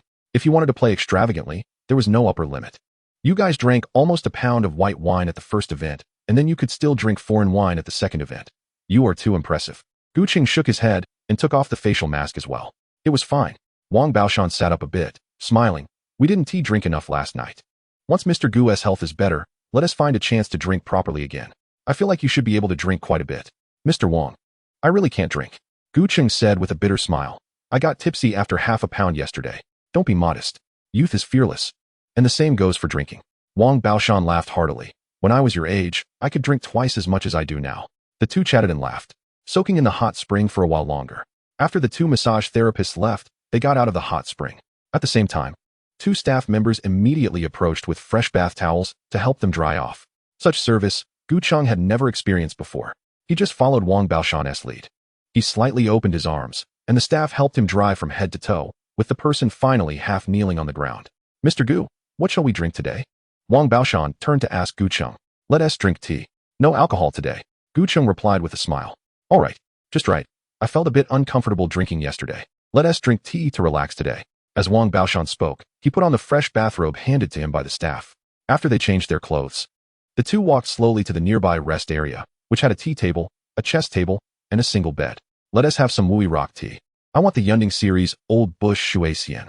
Wang Baoshan sat down at the tea table and casually instructed the room manager. Okay.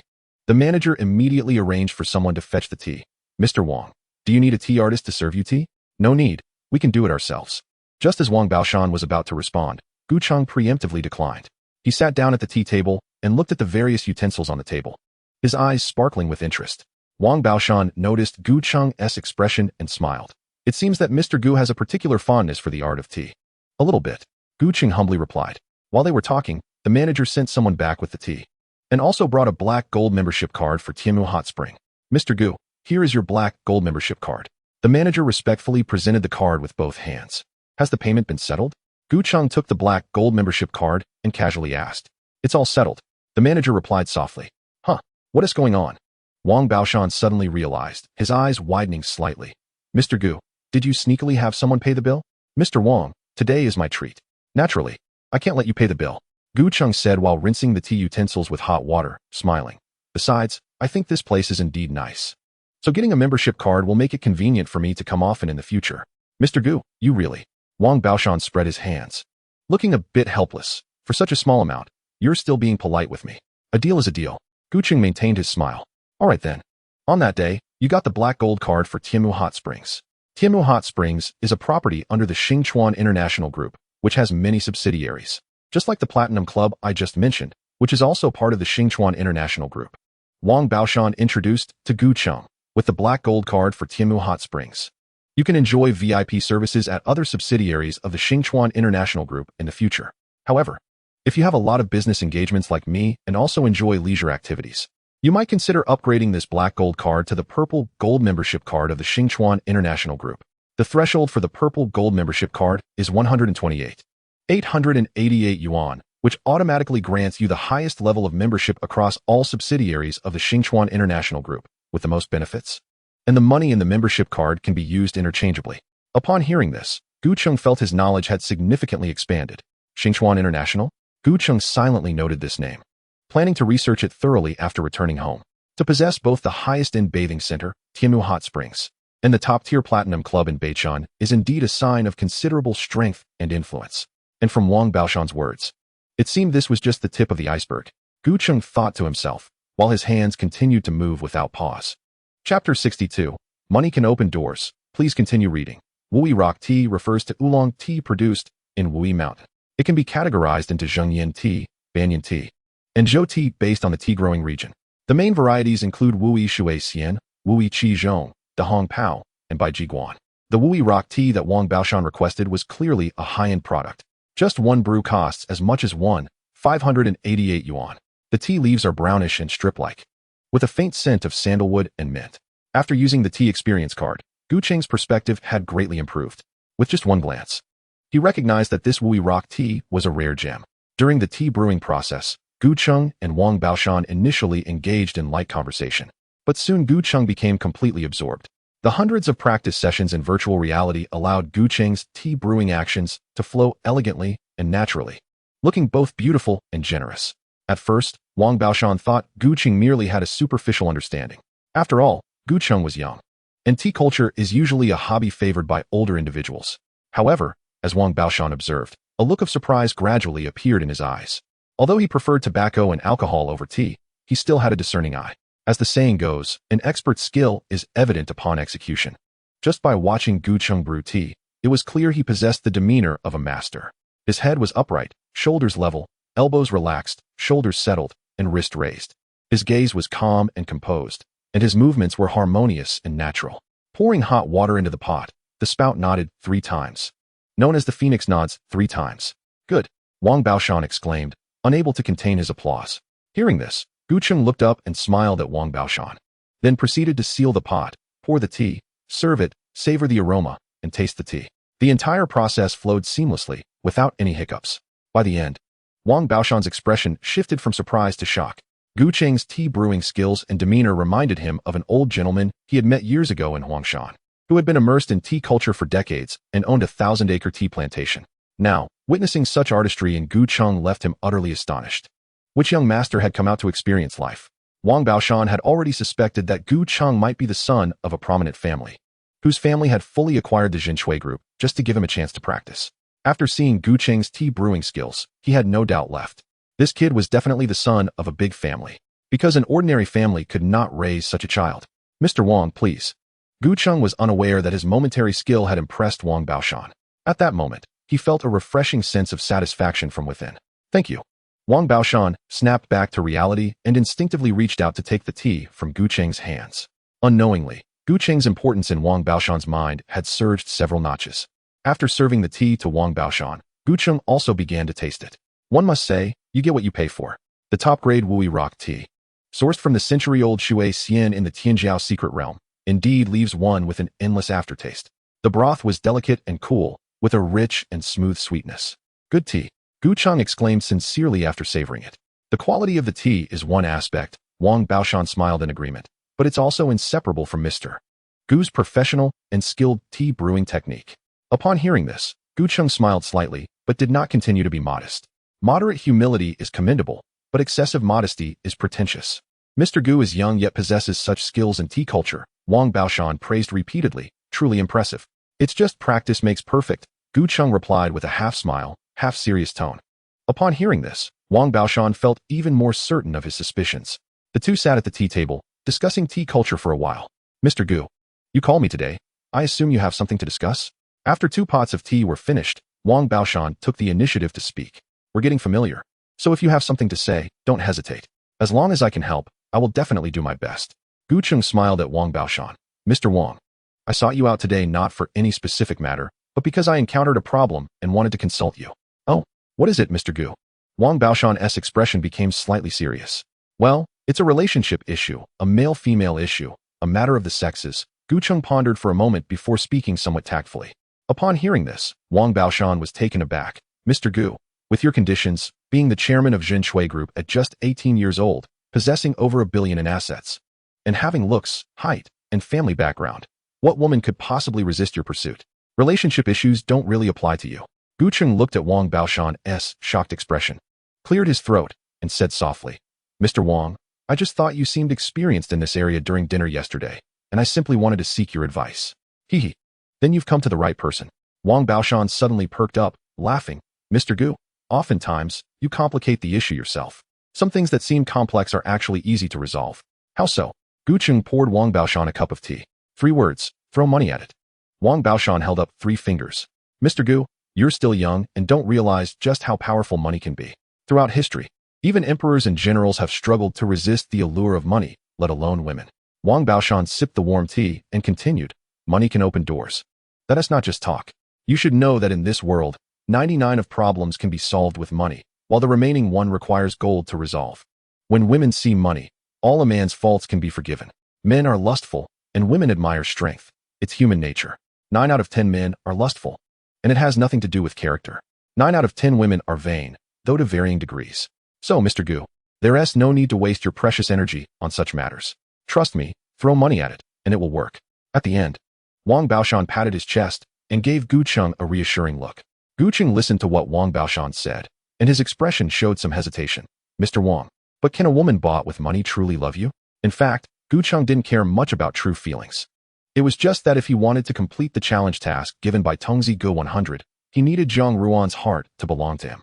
Mr. Gu, haven't you heard that classic saying by Eileen Chong? Besides that, you occasionally create some romance for her, show her some care and tenderness, and over time, she will naturally fall in love with you. Wang Baoshan shrugged. Mr. Gu, with your conditions, young, handsome, and well off, if I were a woman, I would even have to pay to be with you. Gu Cheng pondered and lightly nodded. After Wang Baoshan's words, Gu Cheng realized that he had indeed overcomplicated the issue.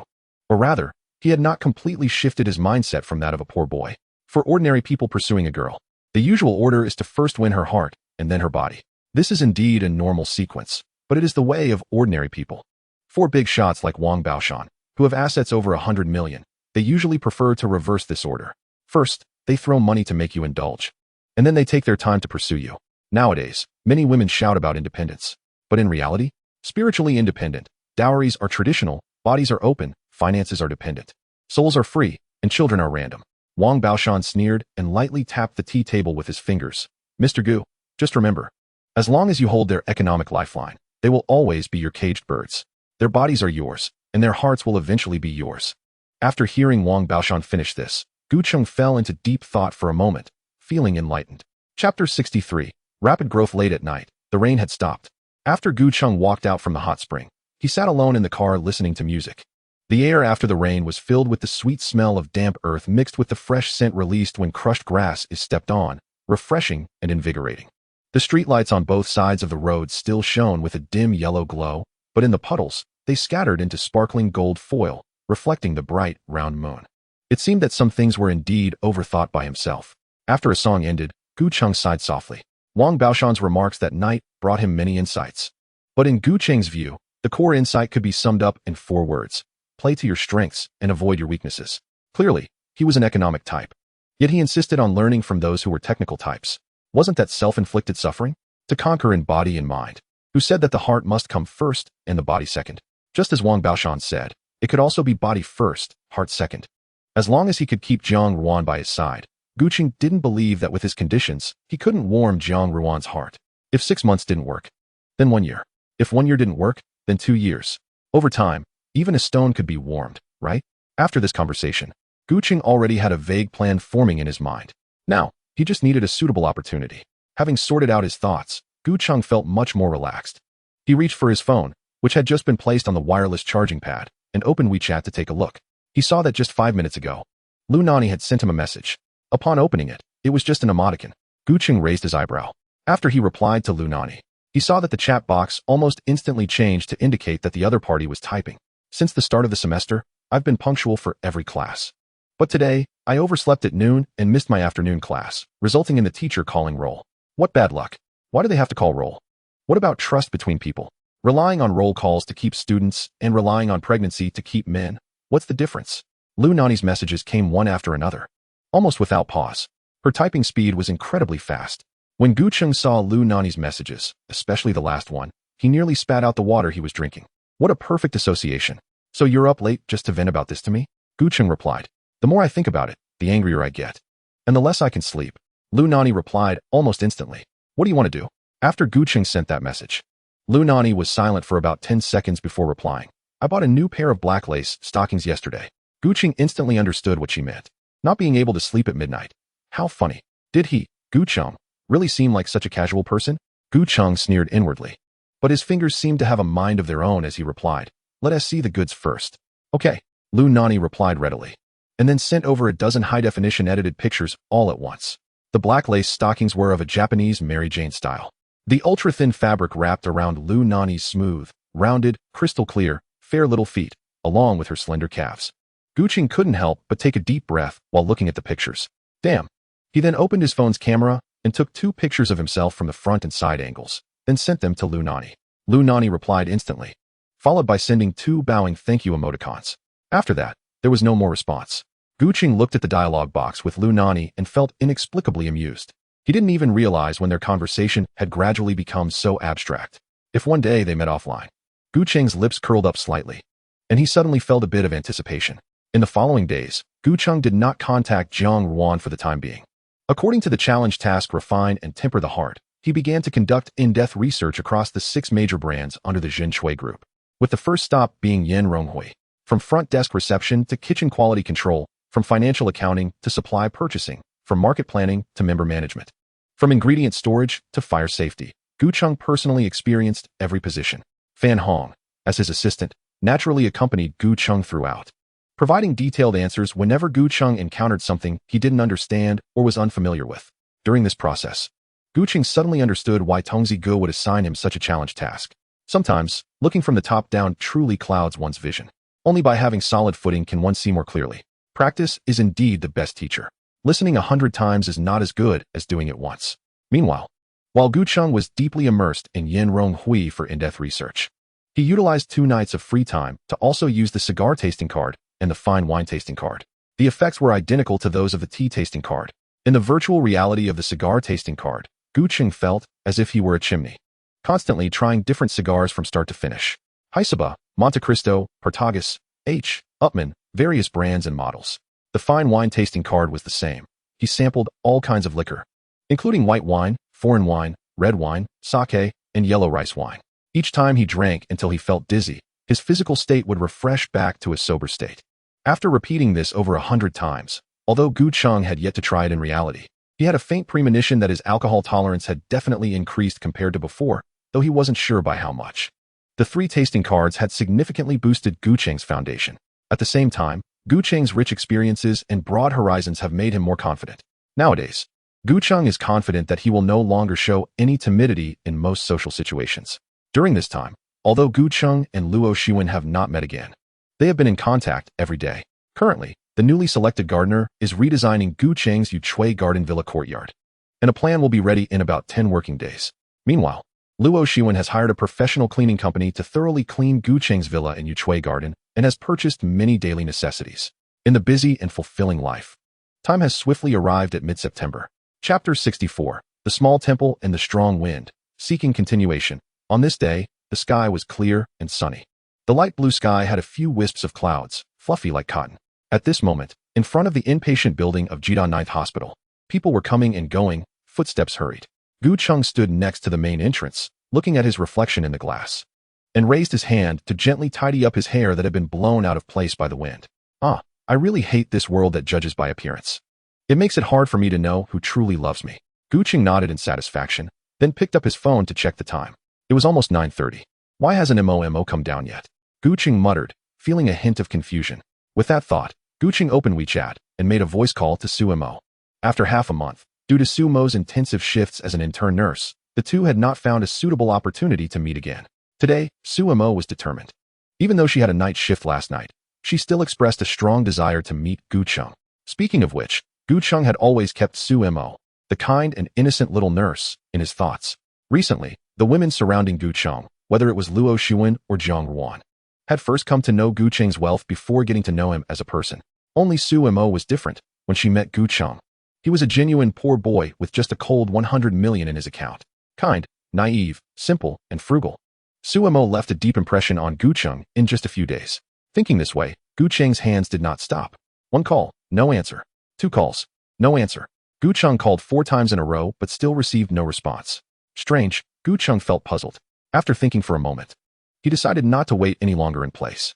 He put away his phone and walked toward the inpatient building. Since he had stayed here before, he knew which floor Su Mo worked on. Ding! As the elevator doors slowly opened on both sides, Gu Cheng had just stepped out when he heard a stern reprimand from a distance. After 2 months of internship, you haven't made any progress at all. You can't even understand the blood glucose meter, and you can't even perform intravenous injections correctly. I really don't know what you've learned in school. Even if you don't know anything, can't you call for the nurse in charge to come quickly? When it involves life and death, is that something you can be stubborn about? Gu Cheng looked in the direction of the voice and saw a group of white-coated nurses gathered around the reception desk, with the stern reprimands coming from there.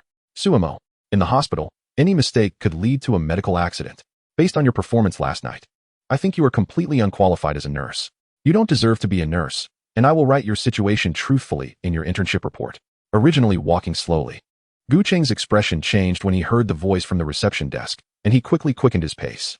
He had thought Su Mo was one of the onlookers, but did not expect that she was the one being reprimanded. Gu Cheng hurriedly arrived near the reception desk. In the center of the crowd stood a woman in her 30s, wearing a nurse's hat with a blue stripe indicating she was the head nurse. She looked furious, with a stern expression on her face. In front of this head nurse stood the little nurse, Su Mo. At this moment, Su Mo had her head down, looking like she was about to cry, her hands tightly clenched in front of her, her fingers turning pale from the pressure. The surrounding people, both nurses and intern nurses, had different expressions, but no one dared to say a word at this moment. Seeing this, Gu Cheng's brows furrowed. In his impression, Su Mo had been quite diligent and serious during her work. Due to her poor family background and the precious opportunity to intern at a top-tier hospital, Su Mo had put in far more effort than other interns. Furrowing his brows, Gu Cheng scanned the crowd until he saw Lu Dan. Danjia. Gu Cheng quietly approached Lu Dan from behind and tapped her shoulder. Lu Dan was startled at first, but when she saw it was Gu Cheng, she immediately composed herself and stepped back from the crowd. Danjia, what's going on? Gu Cheng asked straightforwardly. That's just bullying. Lu Dan replied angrily. Last night's incident was not Su Mo's fault at all. It was entirely that Hu Yan's problem, yet all the blame was placed on Su Mo. Lu Dan, seeing Gu Cheng, immediately vented her pent-up anger. She then recounted the events to Gu Cheng in a simple manner. Interns like Su Mo typically had several experienced nurses guiding them, and Lu Dan was just one of them. The Hu Yan Lu Dan mentioned was another of Su Mo's teaching nurses. Last night, Su Mo and Hu Yan were on the night shift together. They were responsible for monitoring an elderly patient who had been hospitalized due to an acute myocardial infarction and had a history of diabetes, requiring close monitoring of blood sugar and vital signs. Since blood sugar needed to be monitored every half hour, Hu Yan, finding it troublesome, passed this responsibility to Su Mo, instructing her to handle it alone and to call for her if anything came up. Normally, this was not compliant with protocols. As a result, in the late hours of the night, the patient really did have a problem. The patient's blood sugar suddenly dropped, and he fell into a coma. As an intern nurse, Su Mo had never encountered such a situation before, so she immediately pressed the call button. However, after repeatedly pressing it, Hu Yan did not come. Su Mo had no choice but to attempt to administer intravenous glucose herself, but due to panic and lack of experience, she failed repeatedly, leaving several bloody marks on the patient's hand. It was only at this point that Hu Yan finally arrived. Sometimes, even if family members of patients seem easy to talk to, when something happens, they can quickly turn hostile. This morning, the elderly patient's family members caused a commotion, believing the hospital had not provided timely assistance last night and demanded an explanation. which even alerted the deputy director of the nursing department. In the end, they had to be appeased through negotiation. At this point, Lu Dan glanced at the somewhat flamboyantly dressed nurse standing behind the head nurse and said resentfully, "That Hu Yin relies on her family's connections in the health bureau and usually acts arrogantly. Since Suemo came, she has bullied Suemo a lot, frequently making her do this and that. After last night's incident, she simply pushed all the blame onto Suemo." Hearing this, Gu Cheng's expression had already turned quite grim. "So whatever Hu Yin says, your head nurse believes it?" Lu Dan listened and looked around, lowering her voice again. After MO's batch of interns arrived, every intern assigned to Ding Xia basically brought something for her. All the interns except MOMO didn't give her anything. So she has always looked down on MOMO+. Hu Yan's family has some power, and since she usually didn't give her gifts, she naturally turned a blind eye and placed all the blame on MOMO. After Lu Dan finished speaking, she couldn't help but let out a soft sigh. "Xiao Gu, don't blame me for not helping. I really am powerless. I can't afford to offend Ding Xia." Lu Dan's expression showed some guilt. "If I offend her, she will definitely make my scheduling a nightmare. Hee, it really is a small temple with a big demon, shallow water with many turtles. The position isn't high, but the authority is quite significant." Gu Heng looked at Ding Xia, the head nurse, who was still sternly reprimanding Suemo in the center of the crowd, and a slight cold smile appeared on his face. "Xiao Gu." Lu Dan noticed Gu Heng's expression and felt a bit worried that he might act impulsively due to his youth. "Danjia, who is the top boss in your nursing department?" Gu Heng suddenly turned his head and asked Lu Dan. "Director Pang Wan." Lu Dan instinctively replied. Gu Heng shook his head. "Danjia, I mean the top boss, the highest one." "The highest?" Lu Dan didn't know what Gu Heng was up to, but still answered honestly. "That should be Dean Jiang Man, who is in charge of the entire administrative department of our hospital. Our nursing department is one of the many departments she oversees." "Oh, what a coincidence."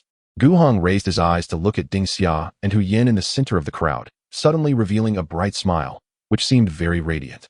But to Lu Dan, it sent an inexplicable chill down her spine. Chapter 65. I know everything. In the crowd, Suemo, who was already petite, looked like a pitiful little dog drenched in rain, facing the leader's scolding and her colleagues' cold stares. I clearly pressed the call bell, but I pressed it many times, and no one came. Upon hearing that Ding Xia wanted to write this incident into her internship report, Suemo finally couldn't help but start to argue. "Suemo, what do you mean? Are you saying last night's incident was my fault?" Hu Yin, standing behind head nurse Ding Xia, changed her expression immediately after hearing Suemo's defense. "I rushed over as soon as you pressed the call bell last night. If you don't believe me, go check the surveillance. It was you who acted on your own and violated the rules. And now you're pushing the responsibility onto me?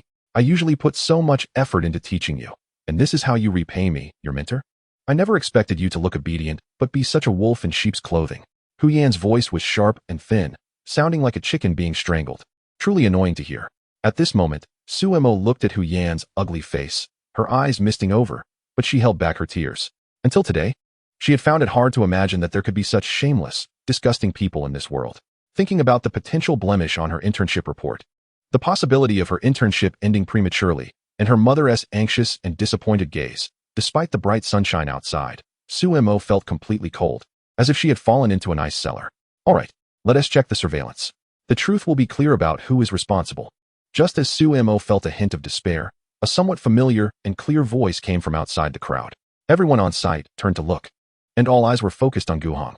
Today, Gu Heng's outfit was not as businesslike as usual.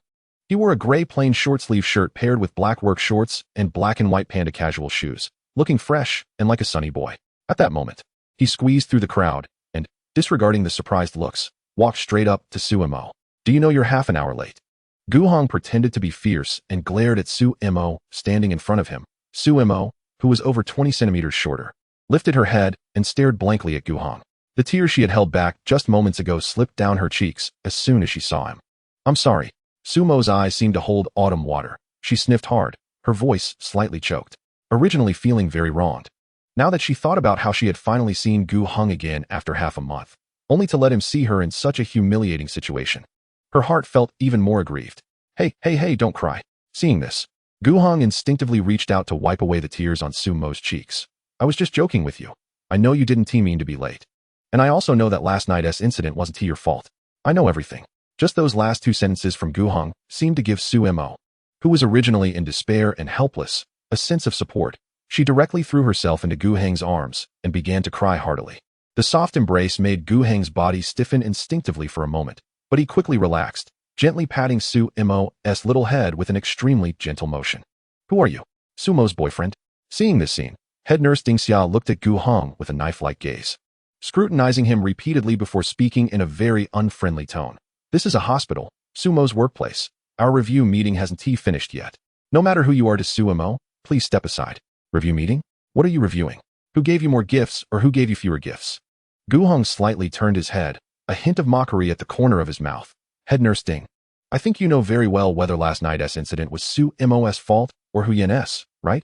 You still have the nerve to say Su Mo isn't fit to be a nurse? Fit. Are you a dog? You think anyone can fit? As soon as Gu Heng said this, all the nurses present were dumbfounded, and then they quickly recalled the saddest things in their lives to avoid bursting into laughter.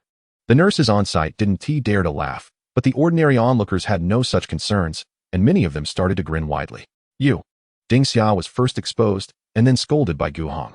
Now, hearing the laughter around her, her face turned almost liver-colored. This is outrageous. Someone, call security. No. Call 110.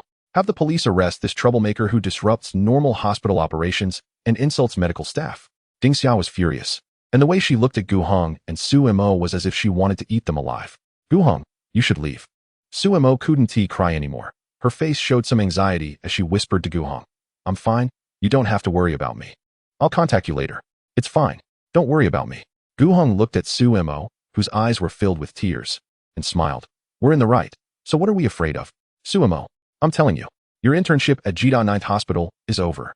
And your medical career is over too. I said it. It won't work with anyone. Ding Xia, seeing Gu Heng openly scold her and still standing there flirting with Su Mo, felt her blood boiling. She has been working in the nursing industry for 16 years, and by the age of 29, she was already a head nurse. Her husband is an associate chief physician in the neurology department at Jilin University First Hospital, and it's only a matter of time before he is promoted to chief physician. Her father-in-law was previously the director of the medical department at Jilin University First Hospital. Although he retired 5 years ago, he still holds some influence among the hospital's leadership. Given her status, the hospital leaders often came to inspect her work and treated her with kindness. Yet now, she is being insulted by a young upstart in front of many subordinates. She wasn't very forgiving by nature, and she found herself hating Su Mo as well. However, just after Ding Xia's words were spoken, a somewhat indifferent voice, accompanied by hurried footsteps, quietly drifted over from the end of the corridor. Chapter 66. Absolutely no leniency. Please continue reading. Oh, I don't believe what you just said. The indifferent voice echoed through the room, causing many medical staff to turn their gazes toward the source of the sound. In an instant, everyone became exceptionally stiff and formal. The voice belonged to none other than Jiang Man, the vice president of Jilin University First Hospital.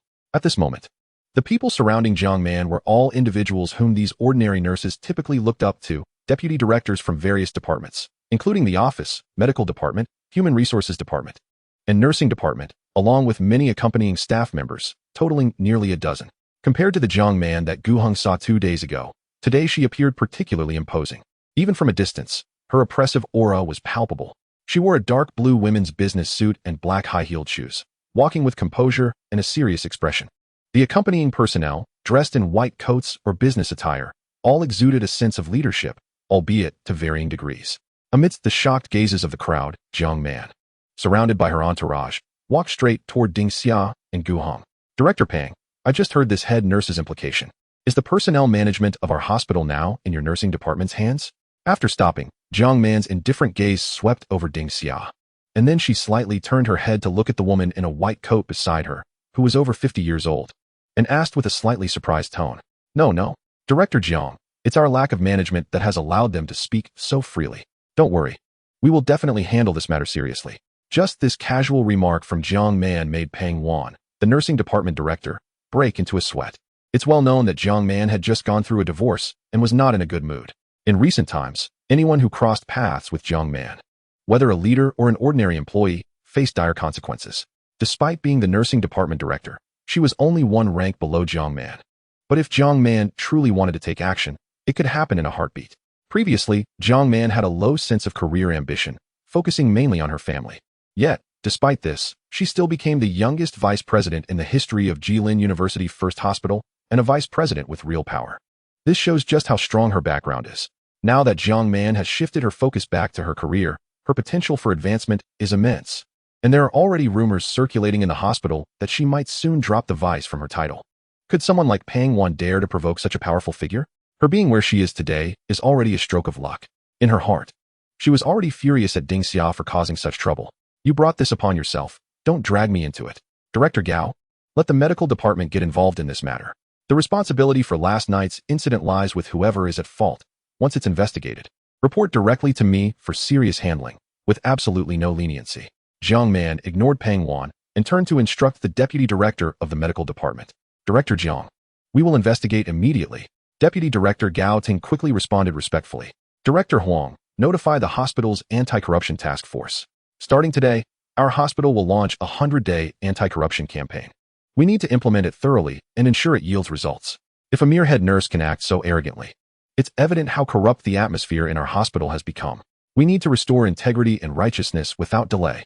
Jiang Man's gaze shifted again, her expression and tone exceptionally serious. Director Jiang, this matter is our dereliction of duty. We will implement your requirements with the highest standards and strictest measures to restore clarity to our hospital. The deputy director of the hospital office also looked extremely serious. At this moment, the numerous department leaders who accompanied Jiang Man cast looks at Ding Xia that seemed to want to devour her whole. Because of her, the entire hospital would face tough times ahead. Before making such outrageous statements, can you consider the occasion? A mere head nurse dared to claim that no one could do anything about her? How could she be so arrogant? While everyone secretly cursed, even Pang Wan, the nursing department director, didn't he have a good expression, as Ding Xia was one of her subordinates. At this moment, Ding Xia and Hu Yan, the protagonists of the incident, were completely stunned. They never expected that such a small matter could attract the attention of the vice president of their hospital and even lead to such a large-scale response.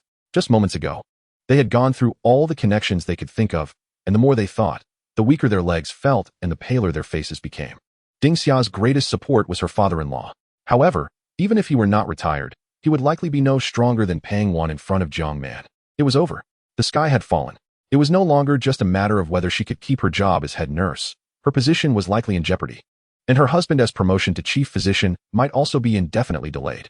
Jiang Man's recent directives for the hospital office's upcoming actions were clearly targeted, and she knew best how clean her own hands were. After giving instructions to the deputy director of the medical department and the deputy director of the hospital office, Jiang Man walked directly to Gu Heng.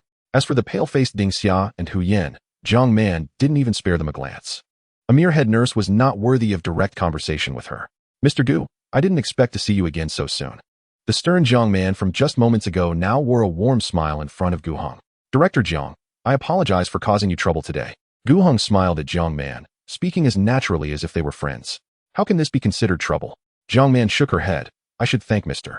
Gu for helping me uncover the pests within the hospital. A single ant can destroy a 1,000-mile dam. If you hadn't called me, I wouldn't have known how rampant some individuals had become. It was a coincidence that this matter came up.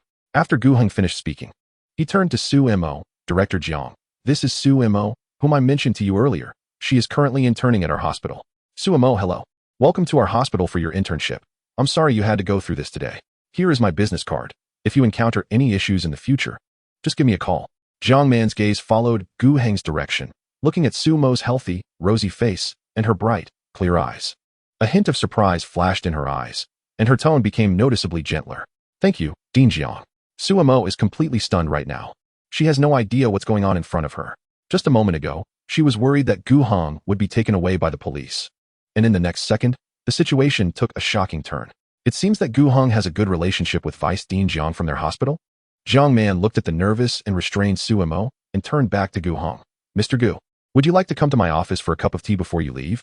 Su Mo should go change her clothes and tidy up a bit before going on a date with you. Su Mo felt her pure and lovely face blush slightly at the last two words Jiang Man said and couldn't help but sneak a glance at Gu Heng.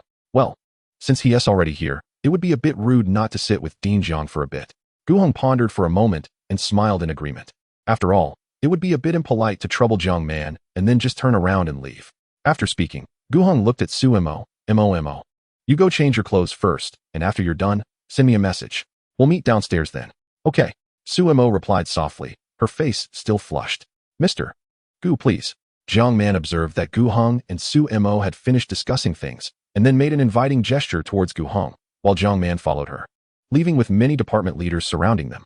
Chapter 67. Model. After many leaders left, The other nurses, who had been as quiet as quails, immediately rushed to Sumo's side. "Mo, who was that young man just now? Your boyfriend? Mo, we really feel sorry for you. We all sympathize with you. But we're too insignificant to help. Evil people will get their comeuppance. That old witch Ding had it coming. Mo, we're all sisters in the same trench. When you become successful, don't forget us." Sumo, who had just been like a plague god, instantly became the center of attention. Looking around, everyone had smiles on their faces, and some even had a hint of flattery in their expressions. Hey, don't put a crown on our Mo. Lu Dan squeezed her way through the crowd. "Hurry and let Mo change her clothes. She still has to go on a date with her little boyfriend." Yes. Don't keep Mo's boyfriend waiting." Upon hearing this, everyone immediately made way. Just a phone call could bring their vice dean over, which was not something these little nurses could provoke. In the center of the crowd, Sumo saw that everyone seemed to have accepted Gu Heng as her boyfriend. She tried several times to explain, but there was never an appropriate opportunity. In the end, she blushed and tacitly accepted their way of referring to him. Mo, you didn't know? After I finished telling Gu Heng about your situation, he was so heartbroken that he immediately called Dean Jiang. The crowd surrounded Sumo as they headed to the changing room. Lu Dan walked alongside Sumo, mimicking Gu Heng and recreating the scene. "Hello, Dean Jiang. This is Gu Heng. Is it a good time to talk?" Lu Dan pretended to have a serious expression, using one hand to make a phone gesture and lowering her voice to a very magnetic tone. Experiencing such a dramatic event, Lu Dan was a bit excited. Her whole demeanor resembling that of a dramatic actor, mimicking the entire process vividly. Of course, from a female perspective, Gu Heng's actions today were akin to a hero saving a damsel in distress, so Lu Dan added a touch of drama to her imitation, giving it a hint of urban romance flavor compared to the original. For these young nurses, urban romance was their favorite genre, so after Lu Dan finished describing, they all looked at Sumo with envy. Mo, I just heard Dean Jiang call your boyfriend Mr. Gu. What does your boyfriend do?" A young nurse asked curiously. Sumo was at a loss for words because she herself didn't know what Gu Heng did, and they had never discussed it before. Mo's boyfriend is quite low-key, so don't pry too much. Lu Dan saw Sumo's expression and immediately stepped in to help her out. All right. Everyone disperse. Go back to what you were doing." Lu Dan and Hu Yin were both experienced under Ding Xia and were now closest to Sumo. So when the crowd saw Lu Dan starting to shoo them away, they all tactfully dispersed. Once the crowd left, Lu Dan and Sumo returned to the changing room. Mo, hurry and change your clothes. Don't keep Gu Heng waiting," Lu Dan urged as she quickly went to rummage through a cabinet. Sumo didn't know what Lu Dan was looking for, but obediently went to her own locker and began to change out of her nurse uniform. "Danjia, thank you." In the quiet changing room, Sumo's soft voice suddenly rang out. Lu Dan, who was rummaging through the cabinet, paused slightly. Mo, I actually feel quite ashamed today. I knew that Hu Yin was wronging you and colluding with Ding Xia, but I didn't dare to stand up for you. I really feel like a failure." Sumo spoke earnestly. "Danjia, I would be very grateful if you could tell Gu Heng the truth about what happened." Lu Dan turned around, looking at Sumo with a complex expression. Then, holding something she had just found in the cabinet, she quickly walked over to Sumo. "Here," Lu Dan said, as she stuffed the item into Sumo's pocket. "What is this?" Sumo looked puzzled, instinctively reaching into her pocket to take out the item Lu Dan had just put in. In an instant, Sumo's fair and translucent face turned completely red, because the item Lu Dan put in her pocket was a child's gas bag, something she had only heard of but never seen before. "Danjia, why did you give me this?" Sumo's delicate little ears turned red as well. "Just in case, it's better to be prepared," Lu Dan said in a tone of someone with experience. "You're both just adults now. It's the easiest time to lose control. You're a girl. You need to know how to protect yourself." "Danjia, Gu Heng, and I." Sumo, with her shy eyes, replied, "We are just ordinary friends." "How could we possibly do that?" "Oh, ordinary friends? Then who was it just now who threw themselves into his arms crying?" Lu Dan teased Sumo with a smile. "Danjia." Sumo felt her cheeks burning as she was teased by Lu Dan, making her even more unable to raise her head. "Ha, just listen to me. It's better to be prepared. This thing isn't heavy, but it could really save your life at a crucial moment." Lu Dan disregarded Sumo's protests and stuffed the child's gas bag back into her pocket. Sumo, with a red face, stammered for a long time but ultimately didn't take the item out again, seemingly tacitly agreeing with Lu Dan's words. Seeing this, Lu Dan's eyes flashed with a hint of amusement. Mo, the box I just gave you is full size. It contains 3 sizes, small, medium, and large. If you ever need to use it, remember to take the right size. If Gu Heng is particularly large and you give him a small one, it won't be comfortable or safe. Just when Sumo was beginning to ease her embarrassment, She didn't expect Lu Dan to bring up even more explicit matters. If this moment were to be described in a comic style, Sumo would now be like a boiling kettle, her entire being completely flushed. Dan Jia, I understand, please don't say anymore. New knowledge is indeed new knowledge. Before this, Sumo had no idea that such things actually came in different sizes. However, to speak of such things so openly is rather embarrassing, isn't it? Sumo felt a bit shy and couldn't lift her head, but during Lu Dan's narration, an uncontrollable thought suddenly flashed through her mind, making her even more bashful. What model could Gu Heng possibly be? With this thought, Sumo felt her little heart thumping wildly. Chapter 68. Investing in Relationships, Seeking Follow-Up, in the Vice President's Office. Gu Heng and Jiang Man were sitting opposite each other on the sofa. Director Jiang, there's no need to trouble yourself. I'll just sit here for a while and then leave. Gu Heng saw Jiang Man preparing tea for him and raised his hand to stop her, smiling as he spoke. It's fine, it's not a bother. I was going to brew some tea for myself anyway. Jiang Man smiled and continued her actions. All right. Upon hearing Jiang Man say this, Gu Heng didn't stop her any further. As the vice president of a provincial top-tier hospital, Jiang Man's office was naturally very spacious. The essential furnishings included a desk, sofa, coffee table, and a resting bed. In addition, Jiang Man had several potted plants in the office, placed near the window, basking in the sunlight and looking lush and green. Is that girl Gu Dong's girlfriend? Jiang Man skillfully brewed the tea, indicating she was likely a tea lover. Not yet. Gu Heng replied with a smile. I see. Jiang Man understood the implication behind Gu Heng's words. As she spoke, she handed Gu Heng a cup of freshly brewed tea.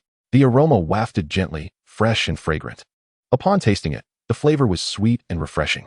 Although this tea was somewhat inferior to the Wui Rock tea Gu Heng had enjoyed with Wang Baoshan at Tianmu Hot Springs a couple of days ago, it was still considered high quality. Junshan Silver Needle. Gu Heng slowly set down his teacup and smiled. Director Jiang, it's quite rare to find someone who enjoys yellow tea here. Jiang Man showed a hint of surprise in her eyes upon hearing Gu Heng identify the tea's origin. Gu Dong, you're quite the connoisseur. Jiang Man smiled and said, I've been drinking this box of Junshan Silver Needle for nearly half a year, and you're the first person to recognize it. Just a bit of knowledge. Gu Heng humbly replied, then hesitated for a moment before tentatively asking Jiang Man, Director Jiang, I hope this question isn't too presumptuous, but are you really planning to let your ex-husband's intentional diversion of your marital assets during your marriage go just like that? Jiang Man didn't expect Gu Heng to suddenly bring this up. While she was pouring tea, her hands paused slightly. Let it go? Of course. I can't just let it go. Jiang Man put down her teacup, a cold glint flashing in her eyes. He'd better not let me find evidence. Otherwise, I will make him return all the property that rightfully belongs to me, with interest. Gu Heng was not surprised by Jiang Man's response. Based on their recent interactions, Jiang Man was not the type of career woman, nor was she a submissive housewife who depended on a man. She had thoughts, vision, and insight. According to Wang Baoshan, Jiang Man came from a very good family. Both her parents were top experts in the medical field, and her two older brothers were also outstanding figures in medicine. In fact, Jiang Man herself was also an expert in obstetrics and gynecology. However, in recent years, she had gradually moved away from the operating room to take on administrative work. Such a woman, who had been deceived and bullied by her ex-husband to such an extent. How could she possibly choose to give up? It was merely a matter of timing. Gu Heng looked at Jiang Man, whose eyes sparkled with cold light, and quietly took out his wallet from his pants pocket, then slowly pushed a business card toward Jiang Man. This is... Jiang Man looked at Gu Heng's action, casting him a questioning glance. Tao Shichong, one of the 5 partners at Juncheng Law Firm, a top family lawyer in the country, particularly skilled in divorce litigation. If Director Jiang needs anything, you can call him anytime. Just tell him I recommended you, and he will help you with everything afterward. Gu Heng explained softly with a smile. What is networking? It's not about how many people you know, but how many people know you. It's not about how many people can help you, but how many people you can help. Strength brings connections. Without strength, you will never have connections. In Gu Heng's eyes, Jiang Man was a very valuable connection. Whether it was her own capabilities or her family's background, she was worth getting to know. In life, one usually cannot escape 3 professions: a teacher, a doctor, and a police officer. A teacher represents education. A doctor represents health. A police officer represents safety. China is inherently a society of connections, and the North is even more so. Having connections makes things easier. A friend in the medical field can be a lifesaver in critical times. Jiang Man is worth Gu Heng's investment. Tao Shichong. Jiang Man looked at the business card in front of her, her expression showing a hint of surprise. Lawyer Tao has been in a semi-retired state for several years now and rarely takes on cases personally. Gu Dong really has quite the influence to invite Lawyer Tao to take action. Jiang Man's thoughts surged. She originally thought she had already held Gu Heng in high regard, but she realized she had underestimated him. I have some connections with Junsheng law firm. Gu Heng took a sip of tea with a gentle smile. I still have the ability to help Director Jiang make connections. Gudong, let's not say too much. This matter counts as a huge favor owed to you. In the future, please don't hesitate to ask me for anything. Jiang Man took a deep breath, not hesitating, and directly expressed her stance to Gu Heng. The importance of lawyers in civil litigation is unquestionable. However, sometimes, the gap between lawyers can be even greater than the gap between humans and dogs. A top lawyer can help you turn the tide and make a comeback. But if you end up with a mediocre one, sometimes even a guaranteed win can be lost. Moreover, top lawyers usually come with substantial judicial resources. In comparison to her ex-husband, Jiang Man was already at a disadvantage. After her ex-husband transferred most of their marital assets, he had far more wealth than she did, and his connections from decades of business were beyond her reach. In this situation, Gu Heng introducing Tao Shichong to her was truly like sending charcoal in the snow. Director Jiang, you're being polite. Everyone encounters difficulties sometimes. Gu Heng smiled. Today, didn't you help me too? That little matter is nothing to worry about. Jiang Man shook her head. Regardless, I will remember this favor. Whether you need it is your business, but I must keep it in mind. All right. Seeing Jiang Man's insistence, Gu Heng didn't continue to be polite. After this matter, their relationship had further improved. Gu Heng sat in Jiang Man's office for about 20 minutes. After feeling that Su Mo had tidied up enough, he bid farewell to Jiang Man and left her office. Chapter 69. Bittersweet on a sunny summer day with a gentle breeze. In front of the inpatient building of Jidan 9th Hospital, Su Mo, who had changed out of her nurse's uniform, wore a light pink spaghetti-strap dress. The lace-trimmed hem of the dress barely reached her knees, revealing her smooth, slender calves beneath, paired with white socks and small black shoes.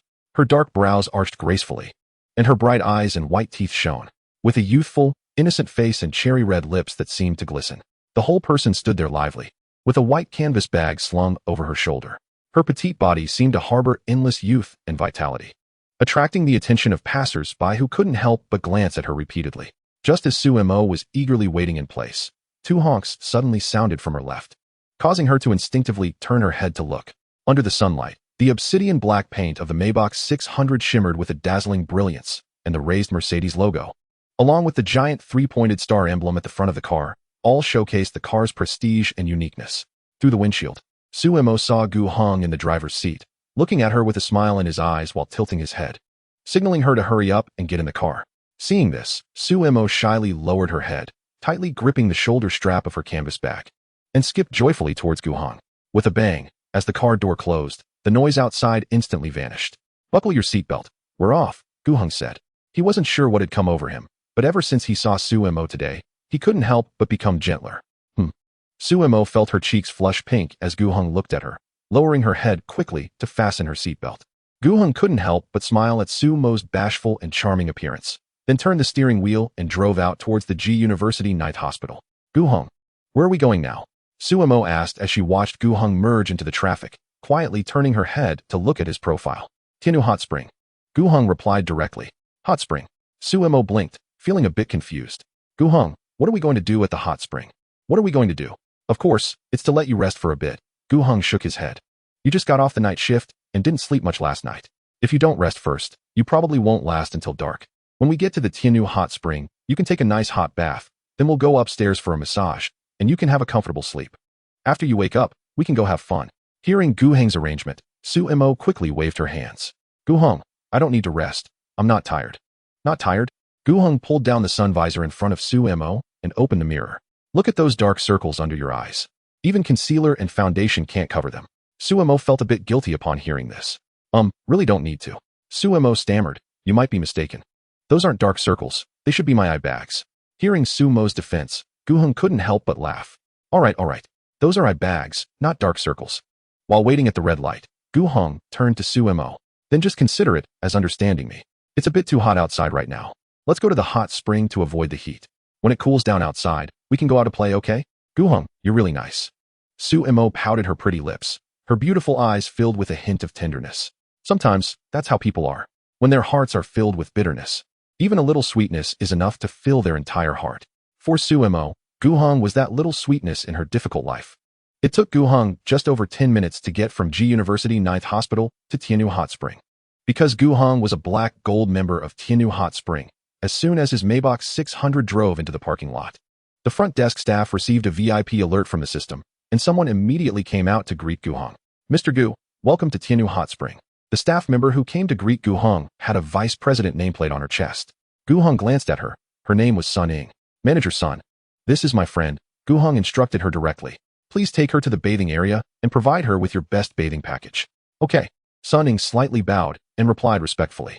Gu, I just need to take a simple bath. I don't need the bathing package." Suemo looked around at the opulent and luxurious decor, gently tugging at Gu Heng's clothing, her expression somewhat timid. "I have a membership card here. The money inside will expire if I don't use it. It would be a waste. Just consider it helping me out." Gu Heng glanced at Sun Ying, then slightly leaned down, placing his hand over Suemo's delicate ear, speaking as if it were very serious. Suemo felt Gu Heng's warm breath on her ear, and the tickling sensation made her feel a bit weak and her mind go blank, so much so that she didn't quite catch what Gu Heng was saying. "Also, open a suite for me, with standard room specifications." Gu Heng straightened up and instructed Sun Ying again. "Okay," Sun Ying immediately responded. "Go ahead. We'll meet upstairs later." Gu Heng looked at the charming Suemo and couldn't help but reach out to pat her little head, softly saying, "See you soon." Facing Gu Heng's slightly affectionate gesture, Sumo's cheeks flushed even more. "Okay," Suemo obediently replied, and then followed Sun Ying towards the women's bathing area. 1 hour later, a refreshed Gu Heng came up from the men's bathing area. Although he had never dated a girl before, he knew that girls usually take a long time to bathe, especially since he had arranged the most expensive bathing package for Suemo. Sun Ying had arranged a suite for Gu Heng on the 7th floor, which was only second to the private hot spring rooms on the top 3 floors. The suite was over 100 square meters, hardly different from a 5-star hotel's executive suite. Gu Heng casually wandered around the suite and then lay down on a bed in the bedroom. On the table beside the bed, there was a fruit platter wrapped in plastic wrap, filled with expensive fruits like cherries, mangoes, blueberries, and strawberries. The lighting was dim, and the air was filled with a pleasant osmanthus fragrance. So comfortable. Gu Heng lay on the bed, feeling that life was truly wonderful. But it requires money. After lying on the bed for a while, Gu Heng waited for Suemo while using his spare time to communicate with the gardener. Currently, the overall plan had been preliminarily determined. Luo Xuan and the gardener were busy purchasing greenery and flowers, preparing to plant them in the Yutsue garden villa that Gu Heng had bought. After an unknown amount of time, the sudden sound of the door lock brought Gu Heng's attention back to reality. He looked towards the bedroom door, and a petite and charming figure quickly appeared in his view. Chapter 70. Is this reasonable? Request for follow-up reading. Suemo, who had just finished bathing, was wearing a brand new sauna robe. Her black, shiny short hair framed a pure and beautiful face. Her clear eyes seemed to hold autumn waves, and her bright red lips were naturally rosy. Since sauna robes are usually quite loose, petite Suemo looked like a delicate little figurine in it. Gu Heng watched Suemo walk in, slowly sitting up and gazing at her, unable to look away. "Gu Heng, why are you looking at me?" Suemo felt a bit shy under Gu Heng's gaze, lifting her hand to tuck her hair behind her ear, her voice soft and quiet. "Mo."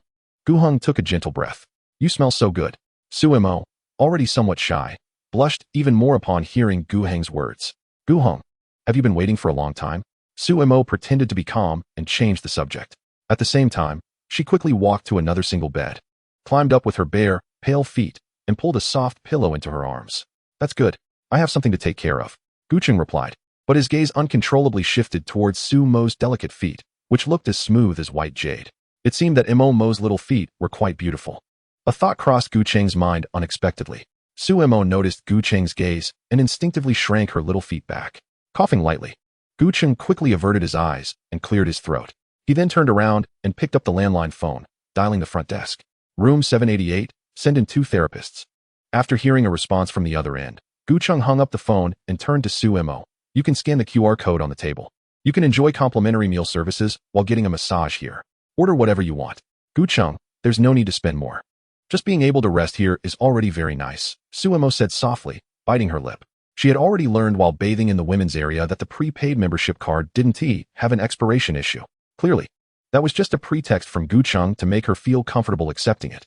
Moreover, Suemo only realized how high the consumption level was here after entering the bathing area. Just a basic bathing service could cost hundreds or even thousands of yuan. The bathing package that Gu Cheng had the deputy manager arrange for her was priced at an astonishing 888 yuan. Upon seeing this, Suemo immediately refused to go through with it. Deputy manager Sun Ying tried to persuade her several times, but had to bring a consumption slip from the front desk, telling Suemo that the package had already been deducted from Gu Cheng's membership card. and whether she went through with it or not, the money couldn't be refunded. After hearing this, Suemo finally compromised. During the bathing service, Suemo closed her eyes and thought a lot. In fact, since the day Gu Cheng was discharged from the hospital, she had a vague suspicion that Gu Cheng's financial situation might be quite good. But she didn't have a clear idea of just how good it was.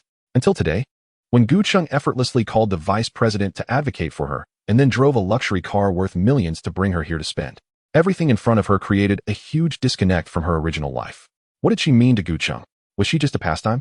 Or was it genuine affection? Suemo felt a bit lost, and her heart was in turmoil. Just consider it keeping me company.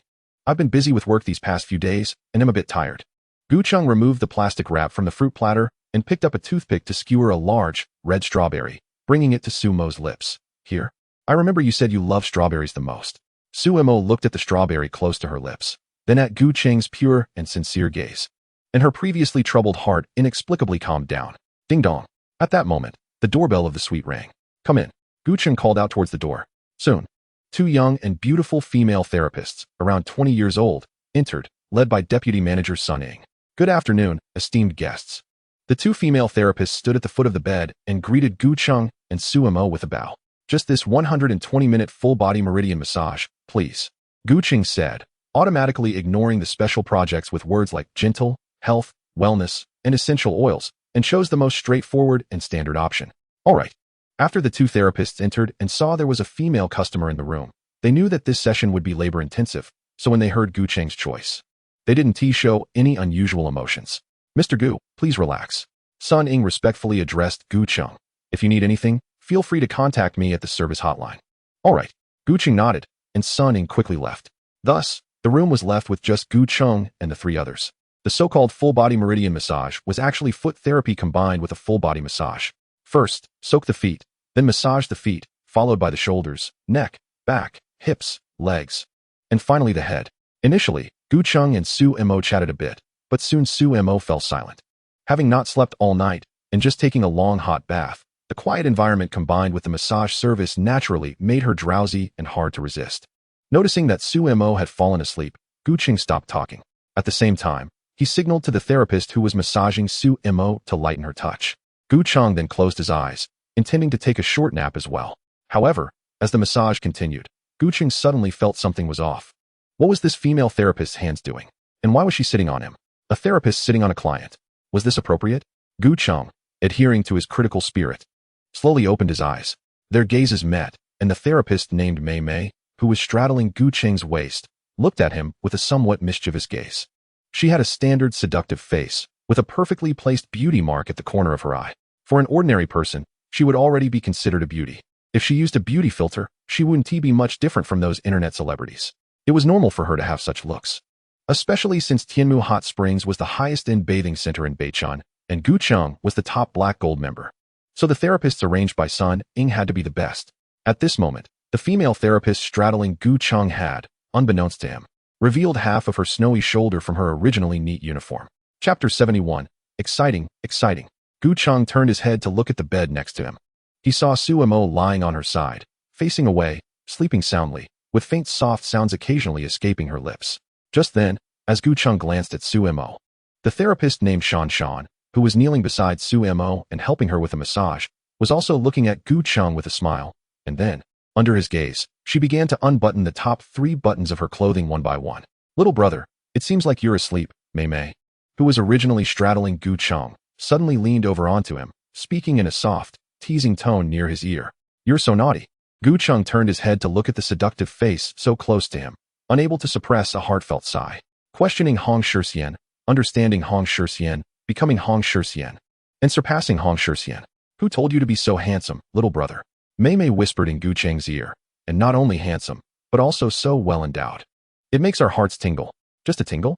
Gu Cheng raised an eyebrow and softly retorted. Little brother, you're so bad. Mei Mei smiled widely and lightly pecked Gu Cheng's cheek. Gu Cheng couldn't help but take a deep breath. In the past, he often saw people online asking, is the paint good? Is there still a market for performances? Now, aside from the last question, for which he temporarily had no say, he already had answers to the first 2 questions in his heart. However, Gu Cheng glanced at Suemo for a moment, and his gaze quickly shifted to Shan Shan, who was kneeling beside Suemo, as she had quietly taken off her uniform top. The sight was indeed quite eye-catching. seeing that Gu Cheng was staring at her. Shan Shan slowly moved from Su Mo's bed to kneel beside Gu Cheng's bed. Gu Cheng could only think of two emojis to describe his feelings at that moment. One is from the Battle of Pskov, where Ding Wei enjoys smoking his pipe. What a thrill. The other is from a skit by Uncle Ben Shan, where when Song stomps his feet in excitement. What a stimulation. Gu Heng can't help but sigh again. It's great to have money. As dusk falls, the sunset glows brilliantly. Su Mo slowly opens her eyes, feeling her previously drowsy mind becoming particularly clear at this moment. She instinctively raises her arm and stretches comfortably. With this movement, her clothes inevitably ride up, exposing her delicate waist and the barely noticeable edge of her shorts. Awake? Gu Heng's warm voice comes from beside her, causing Su Mo, who was just stretching, to suddenly freeze. At this moment, she suddenly remembers that she is not at home. Realizing this, she quickly lowers her arms and sits up from the bed. Looking up, she sees Gu Heng leaning against the headboard, leisurely sipping tea. Calm, composed, peaceful, and relaxed. With clear and bright eyes, his demeanor is elegant and natural, making him seem like a sage.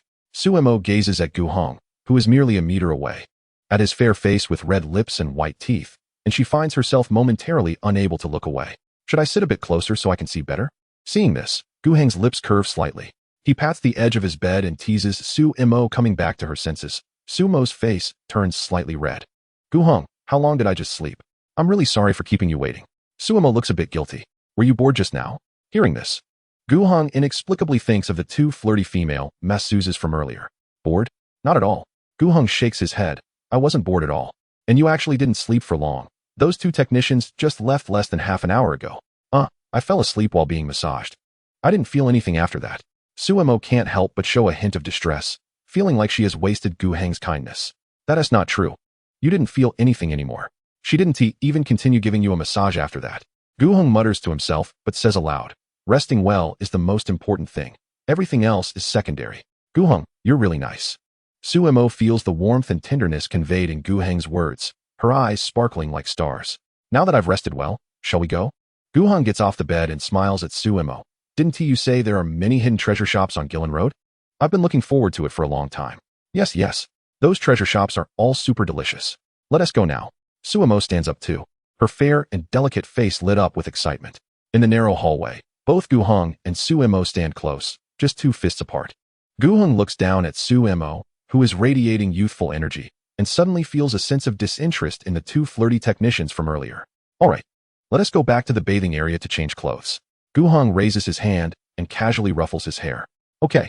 Su Mo feels a bit shy at Gu Heng's slightly intimate gesture, but feels a sweet sensation in her heart. Not only is she not disgusted, but she actually likes it. Recently, she has found it quite strange. Even though she and Gu Heng have not known each other for long and haven't met that many times, she really likes him and constantly wants to be close to him. Only recently did she realize that there are indeed differences in liking someone. One is physical attraction, while the other is emotional attraction. And her feelings for Gu Heng are clearly the former. After they decided to leave, they took their personal belongings and took the elevator back to the bathing area to change clothes. When Su Mo finished changing and came out from the bathing area, Gu Heng had already settled the bill. As for the bill, Gu Heng felt just one thing upon receiving it. The sales champion truly deserves the title. The strong never complain about their environment. Mo, can you ride a bike? Gu Heng collects his thoughts and asks the lively Su Mo, who is walking towards him. Of course. Su Mo replies cheerfully, I often ride a bike. Then shall we ride to Gillen Road? It's quite congested there and hard to park. Gu Heng suggests. I just checked, it's only 2 kilometers from here. Great. Su Mo's eyes light up, and she immediately agrees. Then let us walk. Gu Heng waves his hand, leaving the car keys at the front desk of the Tianmu Hot Spring, and then he walks out of the Tianmu Hot Spring with Su Mo. Chapter 72. The Smoke and Fire of Humanity. Ding ding ding. On the spacious street, Gu Heng and Su Mo each ride a shared bicycle. They weave through the flow of electric bikes, heading towards Gillen Road. The summer in the north is hot, but not oppressive. As the sun sets, the evening breeze gradually becomes refreshing.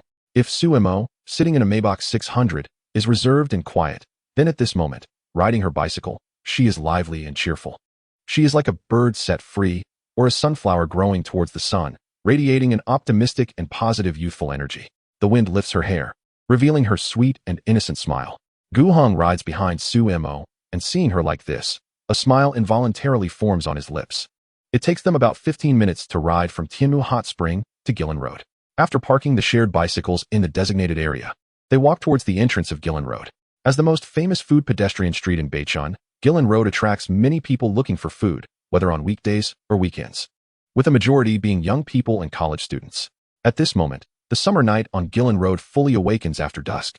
It's like a pot of boiling soup, simmering the heat of the day into a delightful human experience. In the distance, the sky is filled with a brilliant rosy hue. Even before the sky completely darkens, the streetlights on Gillen Road are already lit. Gu Heng and Su Mo catch the aroma in the air before even stepping into Gillen Road. From the smoky barbecue to the rich aroma of durian cheese, from the spicy scent of clams to the deliciously tempting grilled oysters, from the caramel fragrance of candied chestnuts to the sweet and sour taste of traditional chicken racks, the clattering of spatulas and iron plates, the sizzling of oil in pans, the bubbling of clay pots, and the popping of wine bottles all combine to create the most authentic depiction of human life. Amidst the steam, various figures weave in and out. Wow, it's so lively. Su Mo, wearing a light pink doll dress, stands on the street, watching the bustling food pedestrian street with her eyes full of anticipation. It's Saturday. How could it not be lively? Gu Heng looks at the scene before him, feeling quite pleased. Gu Heng, I'll take you to eat that grilled oil edge first. Their oil edge is particularly large, and they have a secret sauce that is limited daily, so if we go late, there won't be any left. Su Mo feels right at home here. Gu Heng follows Su Mo, listening to her introduce those hidden gem shops. Soon, after turning two corners, the grilled oil edge shop Su Mo mentioned appears before Gu Heng's eyes. Compared to the shops on the main street, this shop is somewhat off the beaten path. However, the foot traffic here is quite impressive. Gu Heng, wait for me here. It's a bit messy over there. I'll buy it and come back to find you. Su Mo's face looks slightly flushed after hurrying earlier. She finished speaking to Gu Cheng and hurriedly walked towards the grilled oil edge shop. After Su Mo joined the end of the line, she subconsciously glanced back in the direction she had come from, only to find that Gu Cheng was gone. Are you looking for me? At that moment, she suddenly heard Gu Cheng's familiar voice from behind her. Turning around, Su Mo saw Gu Cheng standing right behind her. Gu Cheng, how did you come over? It's a bit dirty here, and the smoke is quite heavy. Seeing Gu Cheng standing behind her, it felt as if he was protecting her with his broad frame, just like the boyfriends of those little couples ahead. Although she felt sweet inside, she looked at the discarded barbecue skewers and trash on the ground, slightly worried that it might make Gu Cheng uncomfortable. What's wrong? Am I such a delicate person in your heart? Gu Cheng, who also came from humble beginnings, was even more insecure and sensitive than Su Mo in the past. So he naturally understood what she was worried about. That's not what I meant. Su Mo hurriedly waved her hand, her eyes slightly nervously looking at Gu Cheng. Mo, I'm not as delicate as you think. Gu Cheng smiled. Actually, compared to eating a big meal in a suit at a high-end restaurant, I feel much more comfortable and at ease here. Really? Su Mo looked up at Gu Cheng. Really? Gu Cheng nodded sincerely. That's good. Su Mo said softly. I was just afraid you wouldn't adapt to this kind of environment. Don't mention this kind of environment. Even in a worse place, I can adapt. So if you have any hidden gems, feel free to take me to eat. As Gu Cheng said this, he deliberately showed an expression as if to say, don't hide it. Okay. Su Mo no longer had any worries in her heart, and a bright smile blossomed on her face. However, at that moment, due to the narrow alley, people frequently passed by. Gu Cheng suddenly felt a bump from behind, causing him to stumble forward and bump into Su Mo. In a moment of panic, Gu Cheng instinctively reached out his arm and wrapped it around Su Mo's slender waist. With a little force, he pulled her into his embrace. In that fleeting moment, Gu Cheng and Su Mo were still maintaining eye contact. At this moment, their eyes met. Su Mo's fair and pure face instantly flushed crimson at a visible speed. The shyness of a girl, even the bright blush at the edge of the sky, felt dim in comparison. Just now, someone bumped into me from behind. Gu Cheng's throat rolled slightly as he whispered to Su Mo. In this situation, with such a beauty, not to mention a sage, even a saint couldn't withstand it. It's okay. Facing Gu Cheng's slightly heated gaze, Su Mo first lowered her head in a fluster, but soon mustered the courage to look back at Gu Cheng. Just as the atmosphere grew more intimate, Gu Cheng's shoulder was suddenly tapped by someone. Gu Cheng turned his head to see a little chubby boy in a school uniform standing behind him, holding a squid skewer in his left hand with some grease on the corner of his mouth. Big brother, it's your turn. The little chubby boy looked at Gu Cheng with a bit of shyness, his eyes filled with desire for food. Got it. Gu Cheng almost squeezed the words out through clenched teeth. Good kid. We've met before. I really want to get an address to send you a couple of boxes of gifts. On the other side, Su Mo had already shyly run out of Gu Cheng's embrace and called out to the uncle at the grill. Uncle, I want 3 skewers of grilled oil edge. 1 with extra spice. The other 2, Su Mo turned to look at Gu Cheng. The other 2 also with extra spice. Gu Cheng added with a smile, instinctively opening his phone to scan the QR code to pay. No. But just as he opened his phone, Suemo stopped him. Her pretty face was filled with seriousness. Gucheng, we agreed that I'm treating for dinner tonight. The day Gucheng was discharged from the hospital, he left Suemo with 6 big bags of fruits and snacks. That night, Suemo said she would treat Gucheng to dinner when she had time. Half a month later, Gucheng had long forgotten about it, but he didn't expect Suemo to still remember. Okay, then you pay for these 3 skewers of grilled oil edge. Next, whatever we eat, I'll pay. Gucheng didn't insist. Suemo extended her delicate fingers and shook them at Gucheng. No. Tonight, no matter what we eat, I have to pay. You can't go back on your word. Gucheng looked at Suemo's serious and even somewhat persistent gaze, thought for a moment, and smiled, nodding. All right. Then it's all on you. I won't compete with you. Yay. Suemo saw Gucheng compromise, her face finally showing a relaxed smile.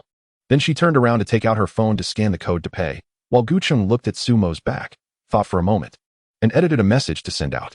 Chapter 73. We are just a perfect match, seeking follow-up reads. As night fell and the moonlight was hazy, Gucheng and Suemo strolled by the South Lake, surrounded by young people like them who came here to take a walk after eating their fill on Gillen Road. There were also middle-aged and elderly people living nearby, out for a night stroll. I'm so full. Suemo rubbed her belly, her pure and beautiful face full of satisfaction. Gucheng, are you full? After expressing her feelings, Suemo turned to look at Gucheng. Did you like the little shops I recommended? I was already full when we finished that pizza. The last bowl of spicy hot pot you ordered, I had to force myself to eat. Just now. Gucheng had followed Suemo around Gillen Road for almost 2 hours. It had to be said that the little shops Suemo took Gucheng to were indeed treasures. Each one had its unique characteristics. There were juicy grilled oil edges that burst with flavor at the first bite, cheese-covered fruit pizzas, fragrant and spicy clam vermicelli, and the famous spicy hot pot from Jisheng. These treasure food shops might have somewhat lacking hygiene, but they were all extremely affordable, and the flavors were unique. The main thing was having a beautiful girl like Suemo by his side, which was indeed a feast for the eyes and increased his appetite. Reflecting on the envious and jealous gazes from many boys along the way, Gucheng couldn't help but smile slightly. The summer night breeze gently brushed against them, carrying a hint of moisture from the lake. The two continued walking along the South Lake, but as they walked, they were attracted by the lively scene ahead. They saw a crowd gathered in front, with several vertical promotional posters standing in the center, displaying the name and logo of the Zhenshui Group. Seeing this, Suemo's eyes sparkled with curiosity. Sister, what is happening up ahead? Suemo stepped up cheerfully, quickly approaching someone coming out of the crowd to politely inquire. Our Jisheng catering giant, Zhenshui Group, is holding an anniversary event. Just follow their WeChat official account for a chance to win a prize. The first prize is the latest Model 15 just released. The second prize is a 798 yuan 2-person buffet package at the Chaoyu Seafood Buffet restaurant under Zhenshui Group. The third prize is a 398 yuan 2-person buffet package at the Chaoyu Seafood Buffet restaurant. The fourth prize is a 100 yuan voucher for the original grilled steakhouse under Zhenshui Group. And finally, there's a thank you for participating. The girl whom Suemo asked saw how pure and lovely Suemo looked and was willing to chat more with her. You and your boyfriend can give it a try at the event organized by the Zhenshui Group. The winning rate is quite good. Even I won a fourth prize. I just saw that several people also won third prizes. You have 2 chances, and if you win a third or second prize, you little couple can enjoy a meal at the Chaoyu Seafood Buffet restaurant without spending any money. That is the highest-end seafood buffet restaurant in our province, with all kinds of fresh seafood available. Suemo saw that the girl misunderstood her relationship with Gucheng, and a hint of redness flashed across her fair pink face. However, she did not explain anything and continued to feign calmness while looking at the person in front of her. Thank you, sister. Then let's give it a try. After the girl finished speaking, Suemo sweetly thanked the other person. Gucheng, let's give it a try too. Suemo turned around, her expression showing a bit of eagerness. Sure, let's give it a try. A hint of a smile flashed in Gucheng's eyes. Seeing Gucheng nod in agreement, Suemo followed him into the crowd. In the center of the crowd, there were about a dozen staff members from the Zhenshui Group. Gucheng looked around and recognized only Fan Heng among them. However, while Gucheng did not know them, they all recognized him. MOMO. How many times do you think we've been mistaken for a couple today? As Gucheng protected Suemo while walking into the center of the crowd, he suddenly leaned down slightly and whispered in Suemo's ear, "It seems we really look good together in the eyes of outsiders." At Gucheng's words, Suemo instantly turned red, her face resembling that of someone who had drunk too much, with a hint of shyness sparkling in her eyes. At this moment, the two were surrounded by citizens who had come to join in the fun. Suemo stood beside Gucheng, who used his body and arms to create a relatively safe small space for her. We are quite a match. Suemo murmured softly. What did you say? With the noise around them and Sumo's voice being too soft, Gucheng could not hear what she said clearly. I said we are quite a match. Sumo, not knowing where her courage came from, suddenly lifted her head to meet Gucheng's gaze and, standing on tiptoe, repeated her words loudly in his ear. Hearing this, Gucheng couldn't help but smile even more. He slowly reached out his hand and gently held Sumo's soft little hand in the crowded crowd. Sumo blushed, but offered no resistance. Just like that, Gucheng held Sumo's little hand and squeezed forward again. Hello, do you want to participate in the lottery?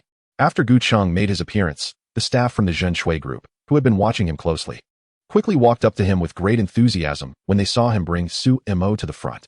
Yes, Gucheng nodded. Then please follow us to pay attention to our Zhen Shui group's official account, and then we can draw lots. Under the staff's guidance, Sumo quickly completed the follow. She did not notice that among the Zhen Shui group staff around her, some of the younger girls were struggling to hide their envy in their eyes. Who is Gucheng? The chairman of the Zhen Shui group, a big boss with assets in the hundreds of millions. The key is that Gucheng is only 18 years old and so handsome. Who wouldn't want a man like this? Meanwhile, the male employees of the Zhen Shui group looked at their female colleagues, whose eyes were almost turning red with envy, with some helplessness. Come on. Before you envy and hate, shouldn't you take a look in the mirror? If they were Gucheng, they would definitely choose a pure and clean girl like Sumo. What man wouldn't love a girl like that? Everyone had different thoughts, but did not show any signs on the surface. After all, this was a task personally instructed by Gucheng, and anyone who messed it up would probably be packing their bags and leaving the next day. Ma'am, you can now participate in the lottery. After Sumo followed the official account, the staff member in front of her took a red box from a colleague behind and presented it to Sumo with a smile. Good luck. Gucheng looked at Sumo, who was full of anticipation and rubbing her little hands, and encouraged her gently. Sumo nodded vigorously at Gucheng, then reached into the lottery box in front of her and slowly took out a piece of paper. Chapter 74. How could someone cause such a big mess? When Sumo slowly opened the paper and saw the contents written on it, she instinctively exclaimed. What's wrong? Gucheng asked curiously. Gucheng, I think I won the first prize. Sumo's delicate face showed a hint of nervousness. Really? Let me see. Gucheng took the paper from Sumo's hand and said seriously, you're amazing. You just randomly drew and won the first prize. Not far away. Fan Hong was smiling and watching Gucheng and Sumo. However, at that moment, a very pale staff member rushed in front of Fan Hong, looking flustered. Fan Dong's assistant, there was a mistake. A mistake? What do you mean?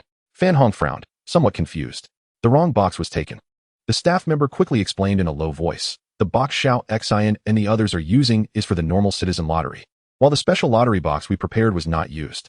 But Gudong's friend just won the first prize? After hearing the explanation, Fan Hong's frown deepened. Assistant Fan, before our event started, we randomly put a first prize in the normal citizen lottery box. The first prize that Gudong's friend drew is the one I was talking about, which means Gudong's friend won the first prize purely by luck. Huang Feng anxiously explained, his face full of tension and fear as he looked at Fan Hong.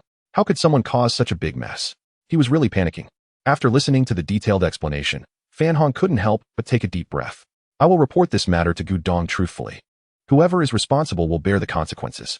After saying this, Fan Hong did not pay any more attention to the person in front of him and strode toward Gucheng.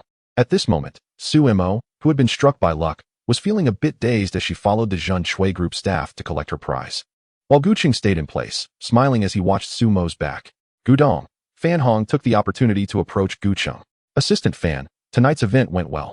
Gucheng smiled and praised. Not only did we achieve our goal, but the citizens' response to our event seems quite good. It's a double win. Gudong, you might have praised it too soon. Upon hearing this, Fan Hong couldn't help but show a hint of a bitter smile. What do you mean? Gucheng was slightly taken aback, not quite understanding. In response to the inquiry, Fan Hong succinctly recounted the blunder caused by the staff below. Are you saying that the first prize Sumo won was purely by luck? Gucheng's reaction was not much different from Fan Hong's earlier. He also wore a look of astonishment. Yes, Fan Hong said with a bitter smile. Gudong, this matter is all my fault for not keeping an eye on them. I bear a lot of responsibility, please punish me. Well, such a low-level mistake should not have happened. Gucheng nodded slightly. Then Assistant Fan's entire bonus for this month will be deducted, and as for whose fault it is below, you and Chi Min will investigate and handle it together. The person primarily responsible for this matter will be punished according to the same standards as you, while those with secondary responsibility will have their punishment halved. There are national laws and family rules. If a mistake is made, there must be a penalty. Even if Fan Hong is his trusted aide, he must bear responsibility for mistakes. Without rules, nothing can be accomplished. Fairness must be upheld. If Fan Hong makes a mistake and Gu Cheng turns a blind eye, but strikes hard against other executives for their errors, such double standards in management will inevitably lead to a loss of trust among the entire management team towards him. And it can easily foster a sense of arrogance in Fan Hong. A favor will lead to resentment. This life lesson was taught to him by Fan Hong in the past. All right. Thank you, Director Gu. Upon hearing this, Fan Hong readily agreed, feeling a hint of relief. To be honest, no matter how angry Gu Cheng got over this matter, Fan Hong felt it was justified, as the mistake they made today was indeed very basic. After explaining the situation to Gu Cheng, Fan Hong noticed Su Mo returning with her prize and quickly left Gu Cheng's side. Gu Cheng, they actually gave me the latest Model 15. Su Mo exclaimed, holding a brand new 15 phone, her rosy cheeks glowing with excitement. At this moment, Gu Cheng looked at Su Mo with a strange expression. When Su Mo won the first prize, his surprise was feigned, but now his astonishment was genuine. It is worth noting that out of the thousands of prizes in those ordinary lottery boxes, there was only one first prize. The odds of winning such a low probability prize are astonishing, and Su Mo had managed to hit it.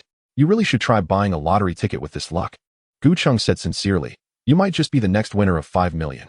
I don't buy lottery tickets. The internet says they are all scams, Su Mo murmured. Then urged Gu Cheng, come on, you should draw one too. Oh, I'll draw one. Gu Cheng replied, casually reaching his hand into the lottery box. After realizing that this lottery box was just an ordinary one, Gu Cheng didn't have high hopes. Throughout his life, it seemed his luck had never been that good. He hadn't even won a second bottle of iced tea when he ordered one. Come on, let us see. Su Mo looked at Gu Cheng expectantly, urging him quietly. Gu Cheng smiled and opened the slip of paper in front of Su Mo. Wow. Second prize? When Gu Cheng saw the contents of the paper, his eyes widened in disbelief, and he instinctively looked over at Fan Hong, who immediately shrugged his shoulders in response, indicating he hadn't done anything to rig the draw. This was just the most ordinary lottery box. Wow. Second prize. Gu Cheng, you are amazing. Su Mo cheered upon seeing Gu Cheng win the second prize, not knowing what was happening. When did her luck get so good? Gu Cheng felt puzzled, sensing something was off. A moment later, as Gu Cheng and Su Mo left the scene with their prizes, it marked the conclusion of the anniversary event held by Zhen Shui Group. After the event, a curious Fan Hong took the lottery box that Gu Cheng and Su Mo had just used and dumped out all the remaining prize slips. As he flipped through them, he saw they were all thank you for participating. Out of the remaining 87 slips, 80 were thank you notes, and there were only 7 fourth prizes. Not to mention the second prize, even the third prize was nowhere to be found. How incredible was this luck? Fan Hong looked at the scattered slips and couldn't help but be impressed by Gu Cheng and Su Mo's fortune. Chapter 75. I consider you a good friend. But you want to sleep with me? The summer night was slightly cool, with stars dotting the sky. Gu Cheng and Su Mo stood under a willow tree by the roadside, waiting for the driver, Zhou Sheng, to bring his car over. Near the lakeside, a gentle evening breeze carrying a hint of moisture brushed against their faces, making it feel quite comfortable. Gu Cheng, I'm planning to sell this phone at the mall tomorrow, Su Mo said, holding a canvas bag in her left hand and holding Gu Cheng's hand with her right. She suddenly turned to look at Gu Cheng and added, I just checked online, and the official price for this latest Model 15, 256 gigabytes version, is 6,999 yuan. Given how in demand the 15 is right now, I could sell it for at least 6,500 yuan, and with that money, I won't have to ask my mom for living expenses during my internship over the next 4 months. Gu Cheng wasn't surprised by Su Mo's plan.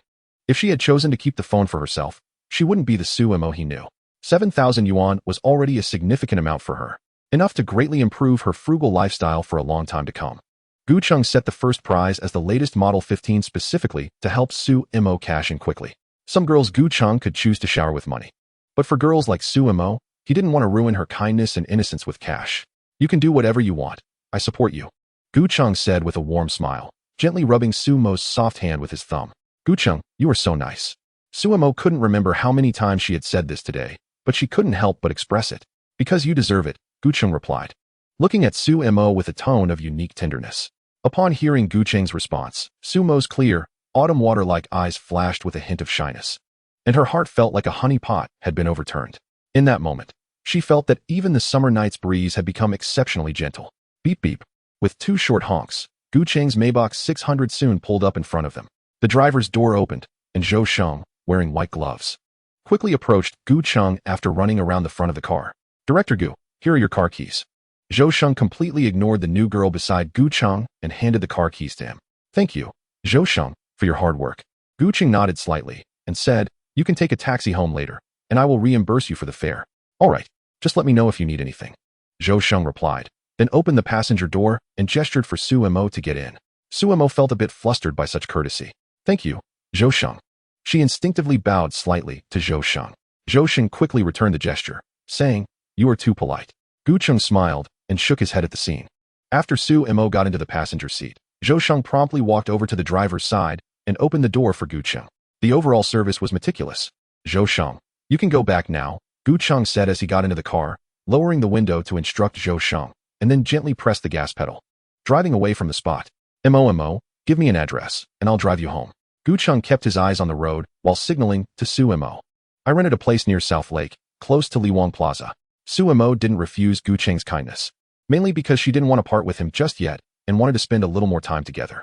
Just input your neighborhood into the navigation. Gu Cheng raised his hand to open the car navigation, and then he asked with a slightly puzzled tone, You're interning at Jida 9th Hospital. Why did you rent a place near Liwang Square? Isn't that a bit far from your workplace? I'm renting with my sister, Su Mo explained to Gu Cheng. She's a student at Jida, and her campus is near Liwang Square. Usually, she stays in the dormitory and comes back occasionally on weekends. Plus, the houses near Liwang Square are relatively cheap compared to those around Jida 9th Hospital. There's quite a big price difference. Gu Cheng then asked, Is it convenient for you to commute every day? Very convenient, Su Mo nodded repeatedly. There's a subway station near my home, and it only takes about 20 minutes to get to work. That's good. During their conversation, Gu Cheng quickly drove to Su Mo's building. Overall, the community wasn't very new, but it wasn't very old either. At least the property management was still functioning normally, and there was a security guard at the gate. Gu Cheng parked the car by the roadside, and after turning off the engine, the interior lights came on. Gu Cheng, how did you get blood on your finger? Su Mo suddenly grabbed Gu Cheng's right hand with a concerned tone. Gu Cheng hadn't even noticed. After hearing Su Mo's words, he realized that there was a sharp cut about 2 centimeters long on the back of his index finger, with a faint trickle of blood seeping out. Maybe I accidentally scraped it somewhere just now. Gu Cheng wiped it with his thumb. It's nothing, just a small injury. If I had discovered it a bit later, it might have healed on its own.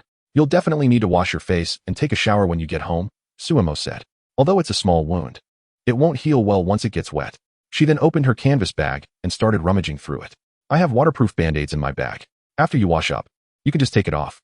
Seeing Su Mo's serious little expression, Gu Cheng smiled and did not refuse her kindness. Found it. After searching for a while, Su Mo finally found the band-aid she was looking for, but in her haste, she accidentally knocked the canvas bag over.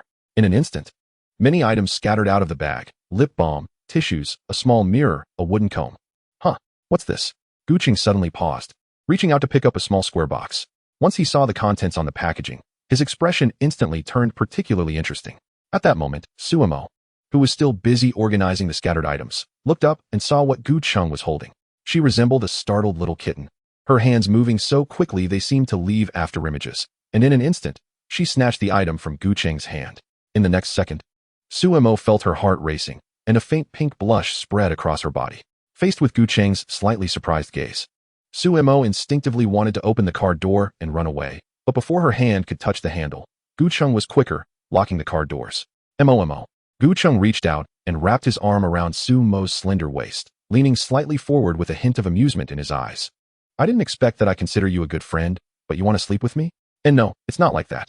Su Mo stammered, feeling shy and flustered. It was Dan Jie who insisted that I keep it in my bag.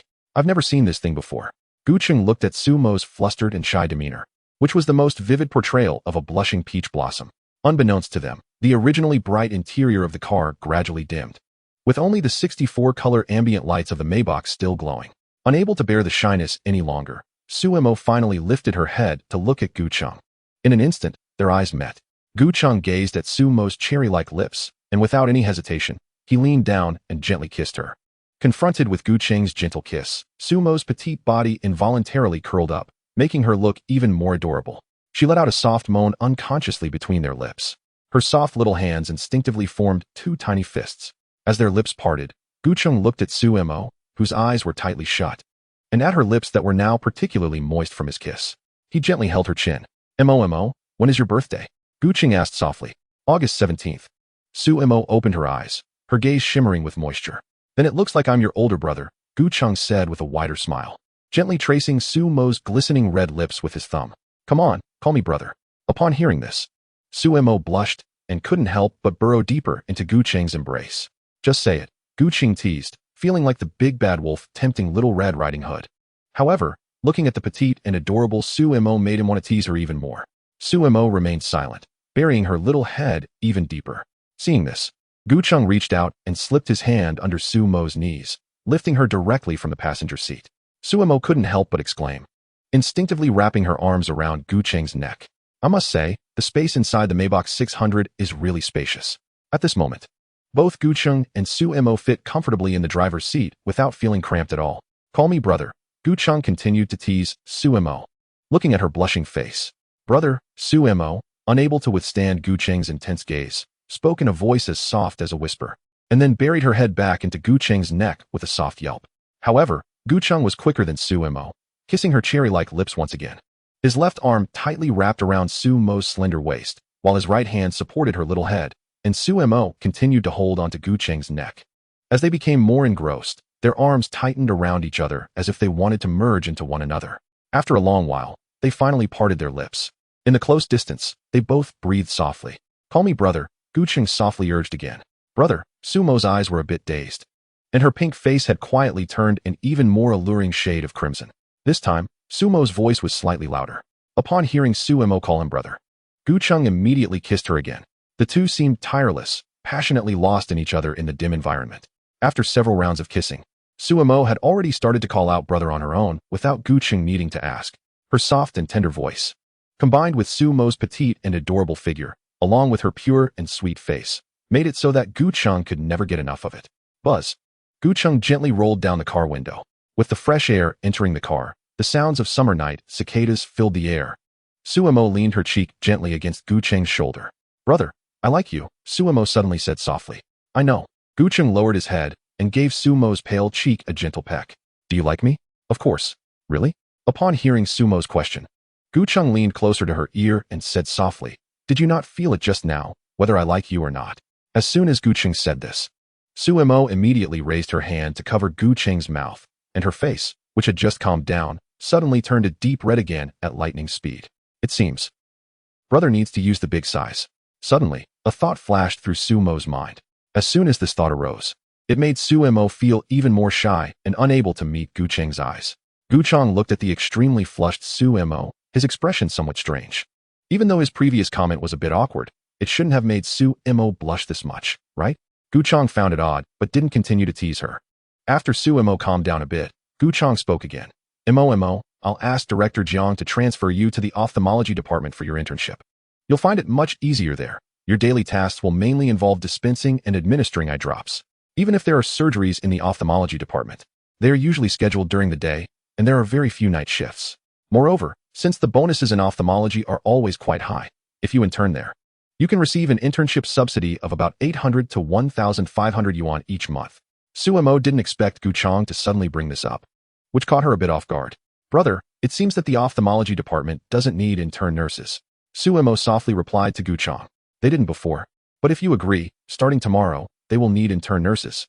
Gucheng smiled, his tone carrying an indescribable dominance. You just need to tell me whether you want to stay there or not. I definitely want to. Suemo's expression showed a hint of hesitation, but if I stay there, I might not learn anything. Mo, what were your plans after the internship? Gucheng shifted the conversation to Suemo. I originally planned to find a private clinic in Beichun after the internship, Suemo replied honestly. If that was your plan before, then you should indeed learn more. But that is all in the past now. You're my girlfriend. And how could I let you work in a private clinic? Gucheng raised his hand to tidy Suemo's messy hair, softly saying, with me around. You have many choices now.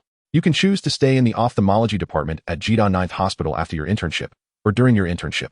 You can study hard for a year and take the college entrance examination next year to see if you can get into a university or college. You could even choose to end your internship early. Whatever you want to do, I will support you. After hearing Gucheng say this, Suemo fell silent for a while. Brother, I know you have a lot of money, but I genuinely like you. Even if you came to find me on a bicycle today, I would still like you. Suemo sat up, her eyes clear as she spoke. Upon hearing this, Gucheng couldn't help but smile at Suemo's innocence. What was that saying?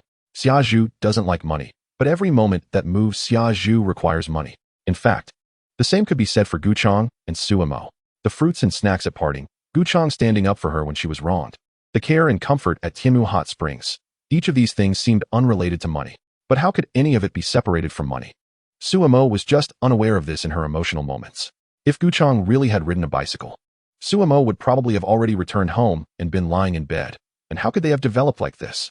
Mo, I know you genuinely like me. Likewise, I genuinely like you. Guchang said softly with a smile. Because I genuinely like you, I want you to have an easier life. You said you would continue in the emergency inpatient department. You're so busy every day that we might not see each other for half a month. Don't you want time to see me more often? Suemo quickly replied. Of course I want to see you often. I even want to see you every day. But Suemo hesitated a bit. She wasn't unwilling to accept Guchang's kindness. She just didn't want Guchang to feel that she liked him because he was wealthy. In that case, let us not say but. Guchang noticed Suemo's conflict and said with a smile, I'll first transfer you to the ophthalmology department for your internship. And then you can think carefully about what you really want to do in the future. Just tell me when you've decided. Brother, thank you. Suemo bit her lip, her expression somewhat moved. Hearing this, Guchang gently stroked the back of Suemo's head. With a little force, he pulled her back into his embrace. After both of them expressed their feelings, Suemo appeared even more emotional this time. Chapter 77. Small and cute. Please continue reading. Click. In the late night, Suemo, dragging her somewhat soft body, finally returned home. Sister, you're back? Suemo looked at the shoes at the door and then at the fresh fruits on the table, and she immediately realized something.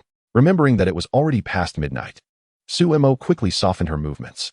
After sneaking back to her room, she took out a set of clean clothes from the wardrobe and immediately dashed into the bathroom.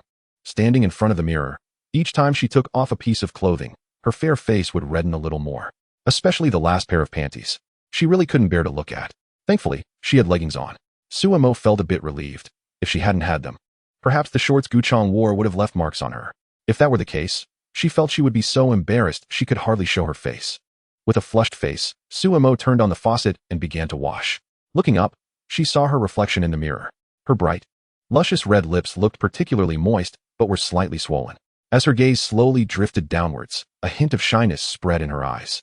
At the same time, her expression was tinged with a bit of discontent. What do you mean small and cute? I'm a potential stock. I'm definitely going to grow up more. Suemo thought about Guchang's teasing earlier and felt quite unconvinced. However, while she said this, looking at the slightly protruding small dumpling in the mirror, she felt somewhat discouraged. After washing her panties clean, Suemo turned and walked into the shower area. After a quick rinse to clean her body, she changed into fresh underwear and walked out of the bathroom. Oh, you scared me, Suemo exclaimed, startled to see Su Tang standing by the table, holding a cup of water. I thought you were already asleep. Su Tang, wearing a white silk nightgown, had her long black hair naturally cascading behind her. With her picturesque eyebrows and delicate features, even without makeup, she looked as beautiful as a painting. From any angle, she was perfect. Moreover, not only was her face stunning, but her figure was also exceptionally outstanding. With a long neck and a curvy silhouette, she was full where she should be and slender where she should be. With long limbs.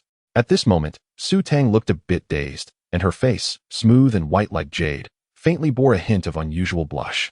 Upon hearing her sister's exclamation, Su Tang, who was drinking water, froze momentarily, and a flicker of panic flashed in her beautiful eyes, but she quickly regained her composure. Mo, why are you back so late? Su Tang set down her cup. I thought you were on the night shift and wouldn't come back. Suemo felt a bit guilty when Su Tang asked her like that. I just went out for a stroll with friends. Oh, since you just got back, did you hear any noises? Su Tang bit her lip, cautiously probing Suemo. What noise? Suemo looked a bit confused. When I came back, I saw your door closed, so I thought you were asleep. So I took my clothes and went to the bathroom to shower. Hearing this, Su Tang felt a slight sense of relief. If her sister had caught her secretly practicing judo with training equipment in her room, that would have been too embarrassing. Originally, she thought Suemo was on the night shift tonight. After being cooped up in the dormitory for a week, she had just been a bit too reckless. She hadn't even made an effort to suppress her voice. Ever since she was 14. When her somewhat awkward best friend opened the door to a new world for her, her judo skills had improved rapidly in just 4 years. In simple terms, she was inexperienced but eager to learn. The main reason she shared this apartment with her sister Suemo was that she wasn't used to the crowd in the dormitory and wanted a personal space outside of school where she could focus on practicing judo. That was a close call. She almost ruined her image as a high and mighty figure in her sister's eyes. Su Tang looked at Suemo, who had a confused expression and looked puzzled, and harshly criticized her own carelessness and negligence. She decided that in the future, before practicing judo, she must understand her sister's whereabouts clearly. It's fine. Su Tang casually laughed it off and quickly changed the subject, asking Suemo, Mo, why are you back so late from shopping with your friends? We lost track of time. Su Mo, always pure and well-behaved, never lied. At that moment, facing her cousin's questioning, she stammered and was at a loss for words, her soft little hands unconsciously gripping the hem of her nightgown. Mo, something's off with you. Su Tang immediately noticed her cousin's odd behavior, her eyes filled with suspicion. Tell me the truth. Have you started dating someone? Yes. Su Mo knew she couldn't hide it from her cousin. After all, they lived together, and even if she could keep it a secret for a moment, it would eventually be discovered. It was better to confess directly. Huh, you really are dating? Su Tang didn't expect to hit the nail on the head. Her expression became slightly serious. Who is he? How old is he? What does he do? What progress have you made? Mo, you have a kind and innocent personality. Men's words can be deceiving. You must not be fooled. Su Tang's mother and Su Mo's mother were biological sisters. The former married a wealthy businessman early on and had been living quite well, while the latter, lacking discernment, married an alcoholic due to a moment of infatuation. Over the years, Su Tang's mother had quietly supported her sister as much as she could. Unfortunately, Su Mo's alcoholic father was hopeless. Eventually, Su Tang's mother became unable to help any further. Because of their blood ties, although Su Tang was only a few months older than Su Mo, she always carried herself with an elder sister's demeanor in front of Su Mo. Take this apartment, for example. Although she had some selfish motives for wanting an independent space to freely pursue the pinnacle of judo, she also wanted to lessen Su Mo's pressure and help her live better within her means. She knew Su Mo was always sensible and frugal, often reluctant to buy herself fruits, so she took the opportunity to buy as many fruits as possible when she went home every weekend. Under these circumstances, seeing Su Mo suddenly dating without a word naturally made Su Tang worry, fearing that her kind and innocent cousin would be deceived by some bad man. He has the same age as me. He runs a business, but I'm not sure what it is. Su Mo honestly admitted, we just started dating. Same age. Runs a business? Upon hearing this, Su Tang's brows furrowed. This sounds so unreliable. Mo, you're not being deceived, are you? Sister, he is not a scammer. Su Mo quickly shook her head and then briefly recounted what happened at the hospital that morning to Su Tang. If he were a scammer, it's impossible for our hospital's vice president to be in on it too. Well, if you put it that way, it does sound somewhat reliable. Su Tang gently nodded and then said, so, you came back so late, you two weren't. No. Su Mo's face turned slightly red. We just kissed for a bit. Mo, once men get what they want, they don't cherish it. Su Tang seriously reminded her. Even if he is a good person and you truly like him, you can't foolishly give yourself to him so easily. Oh, okay. Although Su Mo responded like this, in her heart, she thought Gu Cheng was the best. If Gu Cheng really wanted to, as long as he said he loved her, she might not be able to resist giving in. The love brain is indeed hereditary. After Su Tang repeatedly cautioned her, she felt a little more at ease. Then she raised her hand to gently hold Su Mo's fragrant shoulder and quietly asked, Mo, tell your cousin, what does it feel like to kiss a man? No. I want to say. Su Mo's face immediately flushed, and she lowered her head, wanting to run back to her room. But how could her petite figure escape from Su Tang's long arms? She was directly pulled into Su Tang's embrace. Come on, tell your sister the truth. Su Tang transformed into a mischievous figure, and after holding the delicate Su Mo, her hands didn't stay idle, touching and pinching here and there. Even more rogue than Gu Cheng. Say it. Sister, stop touching. Su Mo, already weak from Gu Cheng's earlier advances, now found herself unable to resist her cousin's boldness and quickly surrendered, confessing. Chapter 78. I believe in him. Late at night, the sisters talked for a long time. Don't be fooled by how experienced Su Tang seemed when she was advising Su Mo. In reality, she was also a newbie who had been single for 18 years and was full of curiosity and longing for love. You two were downstairs just now, kissing for over 2 hours? Su Tang's beautiful eyes widened slightly. Aren't you tired? Are men really that good to kiss? I don't know if men are good to kiss, Su Mo blushed and muttered, but my brother is really good to kiss. If it weren't so late, I would want to kiss him again. Ugh, how cheesy. You even called him brother. Su Tang couldn't help but tease when she saw her cousin's lovesick expression. Upon hearing this, Su Mo couldn't help but recall the moment earlier when Gu Cheng insisted she call him brother in the car, which made her feel even more bashful. Oh, by the way, you just said your boyfriend drove you back. Su Tang suddenly asked, what car did he drive? A Mercedes.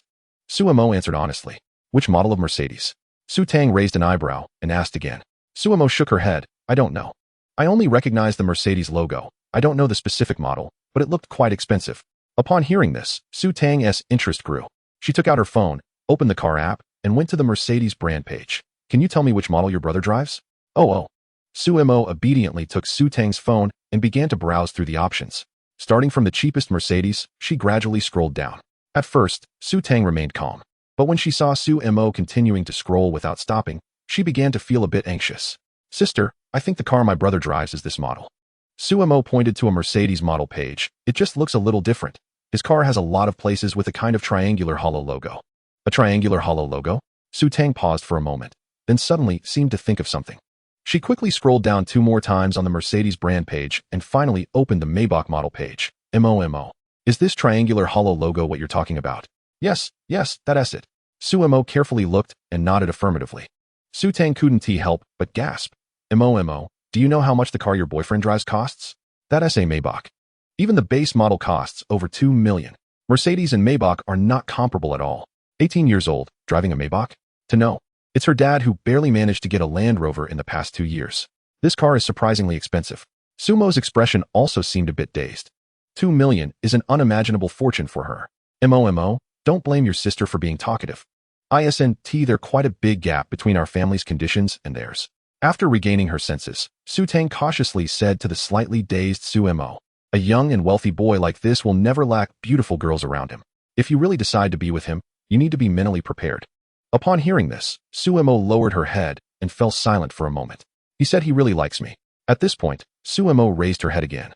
Her eyes as clear as ever. I believe him. All right. Since that's the case, you two should get along well. Seeing Su Mo's firm attitude, Su Tang naturally didn't want to say more. Oh right, sister. Su Mo suddenly remembered something and asked Su Tang, do you know where we can sell new phones for a good price in Beichun? What's wrong? Su Tang asked, somewhat confused. Upon hearing this, Su Mo got up and walked to her canvas bag, pulling out a brand new iPhone 15. The latest 15? The most popular 256 model. Where did you get it? Su Tang was surprised when she saw the 15 Su Mo took out. Is it a gift from your boyfriend? Su Mo shook her head. I won it myself. Saying this, Su Mo briefly recounted how she won the lottery at the anniversary event of the Guchun Group. My goodness, your luck is too good. Su Tang exclaimed in genuine surprise, and then her expression suddenly changed. Mo, did you just say you want to sell this phone? Su Mo nodded seriously. Mo, can I discuss something with you? Su Tang tapped the latest 15 in Su Mo's hand. Why don't you sell it to me directly? I'll give you the official price of 6,999. The only thing is that I don't have that much money right now. Once I sell my current 13 on the second-hand market, I can give you 4,000 at once, and for the remaining 3,000, can I pay you in 2 months? Looking at the latest 15 in front of her, Su Tang couldn't help but feel a surge of competitive spirit. For more than half a month since school started, she had been at odds with her roommate Feng Yao. On the surface, they seemed to get along well, but in reality, they were always subtly competing with each other. Both were just newly grown girls, having been pretty since childhood, and always living in the shadow of others' praise. Naturally, both were proud and unwilling to concede. In terms of clothing, food, housing, and transportation, Su Tang and Feng Yao had engaged in a full-scale comparison. If she could go back to the dorm with the latest 15 just 2 days after its release, Feng Yao's expression would surely be entertaining. Thinking of that scene, Su Tang felt a sense of satisfaction. Sister, if you want to use it, just take it. Upon hearing this, Su Mo didn't hesitate at all and directly shoved the phone into Su Tang's hands.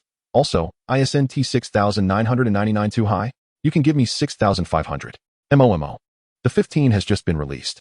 If you want to get it from a physical store now, you have to pay a premium. So giving 69.99 is already a bargain for me. Su Tang shook her head. It's settled then. I'll take the phone first. And I'll transfer the money to you as soon as possible. All right then. Seeing Su Tang's firm attitude, Su Mo didn't say anything more. MOMO, you're so nice. To reward you, I've decided to sleep with you tonight. Su Tang looked at the obedient and lovely Su Mo and directly hugged her. Sleeping is fine. Su Mo pouted her little face and warned softly. You mustn't touch me inappropriately. TSK, you've forgotten your sister now that you have a brother. Su Tang raised her eyebrows and teased with a smile. So only the brother can touch you, but not the sister? Su Mo blinked her eyes but didn't respond. Just quietly turned around and opened the wardrobe to get another blanket for Su Tang. Seeing this, Su Tang instinctively glanced towards her own bedroom, her eyes showing a bit of sadness. If she had a choice, she would definitely prefer to sleep by herself. Unfortunately, her recent breakthroughs in jiu-jitsu had caused quite a mess. Now, that place was a disaster zone. Even if they brought in heavy artillery, it would be impossible to see the ground. Sigh. I can only wait until tomorrow when Momo goes to work to clean up the battlefield. Su Tang sighed silently in her heart, then followed Su Mo to tidy up the bedding. After turning off the lights, the two exhausted sisters quickly fell asleep. Chapter 79. Wealth Level 10. The next morning, Gucheng sat by the window of the executive lounge, a sumptuous breakfast laid out before him. Director Jiang, I'm counting on you for this. Can you transfer Lu Dan to the ophthalmology department to be Mo's head nurse? Would that be too troublesome? All right. Thank you. Director Jiang, in 2 weeks, it's the Mid-Autumn Festival. I'll contact General Manager Wang and President Qian, and we can gather at Jinyu. This time, I'll treat. All right, let us do that. Director Jiang, take care. After hanging up the phone, Gucheng set down his phone and took a sip of coffee. His gaze passed through the glass curtain wall, overlooking the cityscape of Beichun in the morning, feeling inexplicably emotional. The power of capital is still too strong. Ability? Qualifications? Rules? In the face of capital, they all have to yield. Many ordinary people expend a lot of effort and money on dreams that are difficult to achieve. But for those in control of capital, it's just a matter of making a phone call. This is reality. The essence of socializing is value exchange. If you have value, everyone is willing to help you. Wherever you look, there are friends. Without value, knowing anyone is useless, and even your relatives and friends will avoid you. Just as Gu Cheng was feeling contemplative, a crisp voice suddenly echoed in his mind. Pre-mission 1. Rest and recuperation. Mission progress. Completed. Mission reward. Basic body optimization agent has been issued. Would you like to use it immediately? A highly sci-fi light screen suddenly appeared in front of Gu Cheng, followed by several prompt boxes. Seeing this, a smile appeared on Gu Cheng's face. He didn't immediately choose to use the basic body optimization agent, but directed his thoughts towards Wealth Tower. After completing both pre-tasks, the fog that had shrouded the second layer of Wealth Tower quietly dispersed at some point. As Gu Cheng's thoughts descended, the magnificent golden tower gently trembled. Challenge task: reduce body fat percentage from 22 to 15. Task time: 10 weeks. Task reward: unlock the second layer of Wealth Tower. At which point your wealth level will be raised to 10. Thump, thump, thump. Gu Cheng stared blankly at the text before him, clearly feeling his heart start to race faster. Wealth level 10. What does this mean? It means that as long as Gu Cheng successfully completes this challenge, his assets will experience another surge.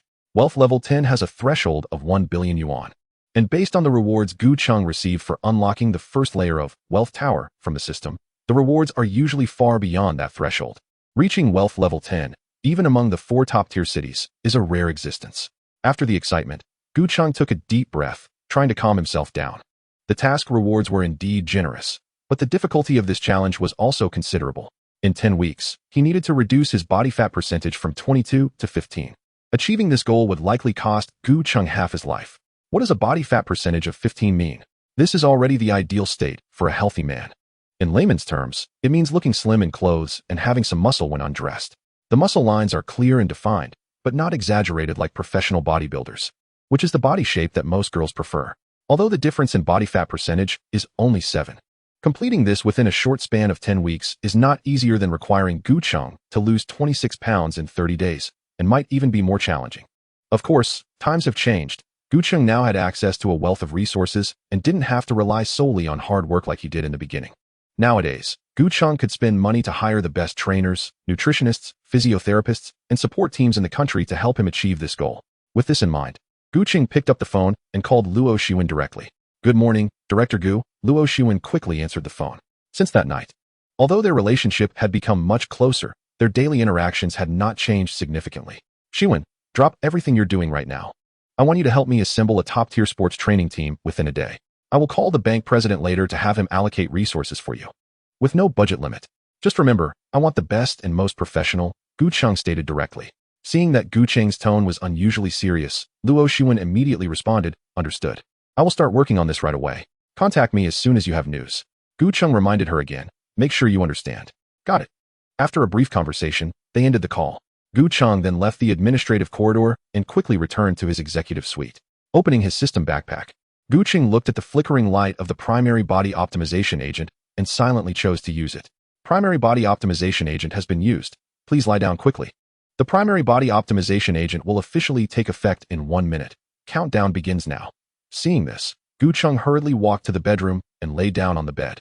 60 seconds passed in the blink of an eye. At the moment the countdown reached 0, Gu Cheng felt his whole body start to heat up rapidly, followed by the sensation of countless small hands kneading his body. The pleasant feeling almost made Gu Cheng moan. However, this pleasurable sensation did not last long. As the kneading intensity increased, Gu Cheng gradually began to sweat. If the previous feeling was like a young girl giving him a massage, now it felt like that young girl had been replaced by a burly man. The comfort began to turn into pain, and every part of his body started to hurt. Gu Cheng gasped, his teeth slightly chattering. Fortunately, this pain did not continue to escalate endlessly. After reaching a certain level, it stopped changing. This sensation lasted for an unknown amount of time. The pain gradually began to weaken, eventually transforming back from a burly man to a young girl, until all feelings disappeared completely and his body temperature returned to normal. Primary body optimization agent has been fully used. Gu Cheng saw the reminder from the system and let out a long sigh of relief. He lay on the bed for a while before slowly sitting up. Checking his phone, it was now 10:57. It had been about 2 hours since he used the primary body optimization agent. Let us see what changes there are, Gu Cheng murmured to himself, then walked barefoot to the full-length mirror at the entrance of the suite. Chapter 80. Golden Ratio. It seemed that there was indeed quite a change. Standing in front of the mirror, Gu Cheng looked at himself after using the primary body optimization agent. His shoulders were broader, his legs were longer, he had grown taller, and even his head seemed to look smaller. However, these were just Gu Cheng's feelings. He trusted real data more than feelings. So, he picked up his phone and called the brand store manager at the Zhuozhan shopping center to send a professional measurer to his place. As a major client, they naturally did not neglect him and immediately agreed. After the call, Gu Cheng turned and walked into the bathroom, just as the primary body optimization agent took effect. He had sweated a lot, leaving his whole body sticky. After a quick rinse, Gu Cheng changed into a new bathrobe, sat down on the living room sofa, and took out the newly purchased tablet to search for information on rapidly reducing body fat percentage and the best body proportions for men. Height 185, 81 centimeters. Head length 21, 76 centimeters. Head to body ratio approximately 8:5. Upper body length 50, 42 centimeters. Leg length 113, 63 centimeters. Shoulder width 46, 86 centimeters. Waist to hip ratio 0:77. 20 minutes later, Gu Cheng stood in the spacious area of the living room in shorts. In front of him was the professional measurer from the brand store. Under their professional measurement, Gu Cheng's body data was precise to 2 decimal places. From the moment the measurer announced Gu Cheng's height, he knew his earlier feelings were correct.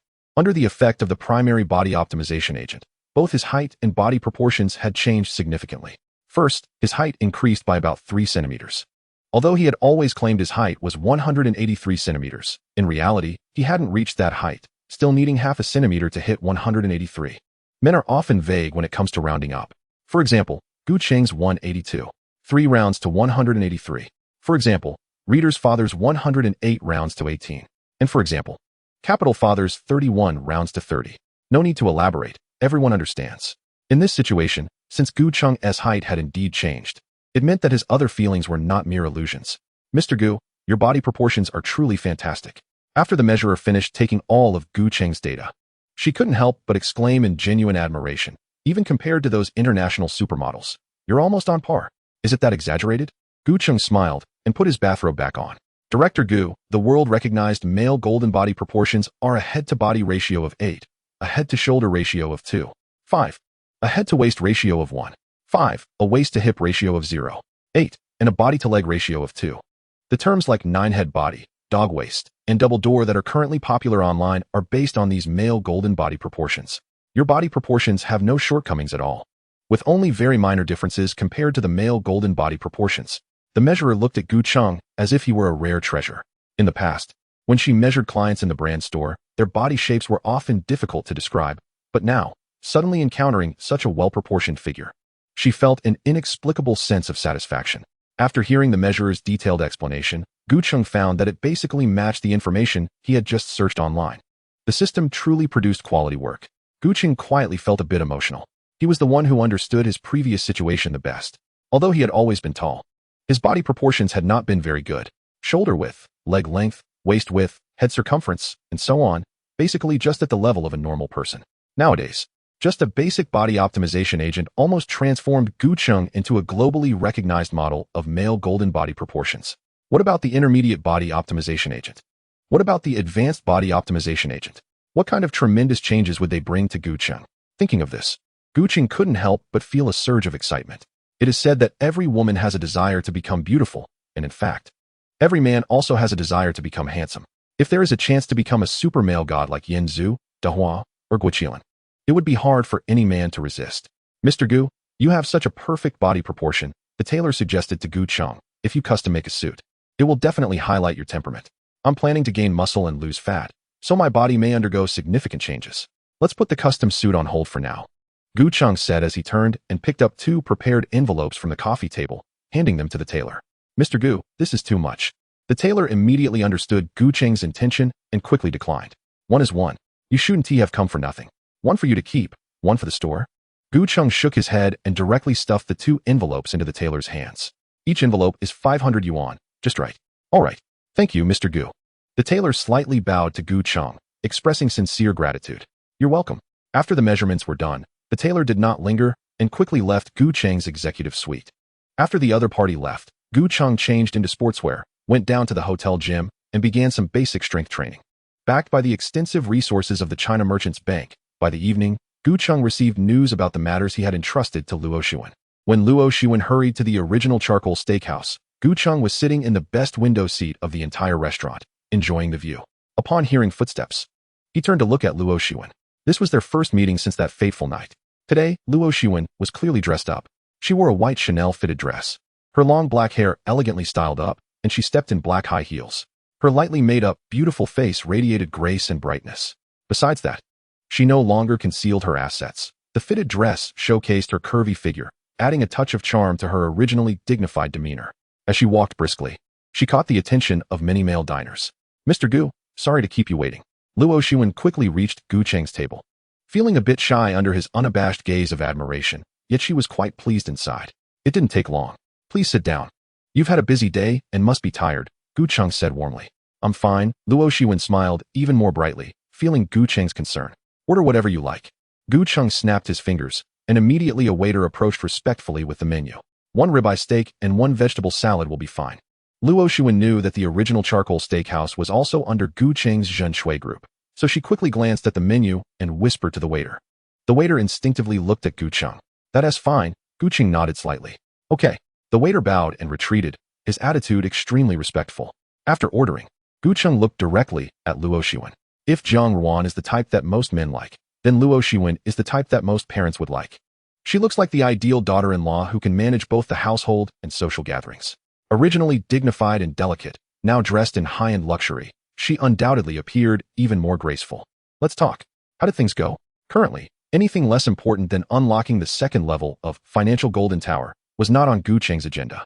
So he planned to finish the important matters first before enjoying a meal with Luo Xuan. Seeing Gu Cheng's serious expression, Luo Xuan immediately turned around and pulled out a document from her handbag, handing it to Gu Cheng with both hands. Chapter 81. Spark. Gu Cheng opened the document Luo Xuan handed him, his expression becoming serious. Mr. Gu, the Spark Fitness Studio you see here is the best target I found among many fitness teams in the country as per your request. It was founded in 2006. Headquartered in Port City, and has focused on the high-end fitness field for 17 years, providing customized services for many international film stars like Liu Dehua, Liang Chaowei, Gong Li, and Zhang Zi, as well as many top domestic tycoons.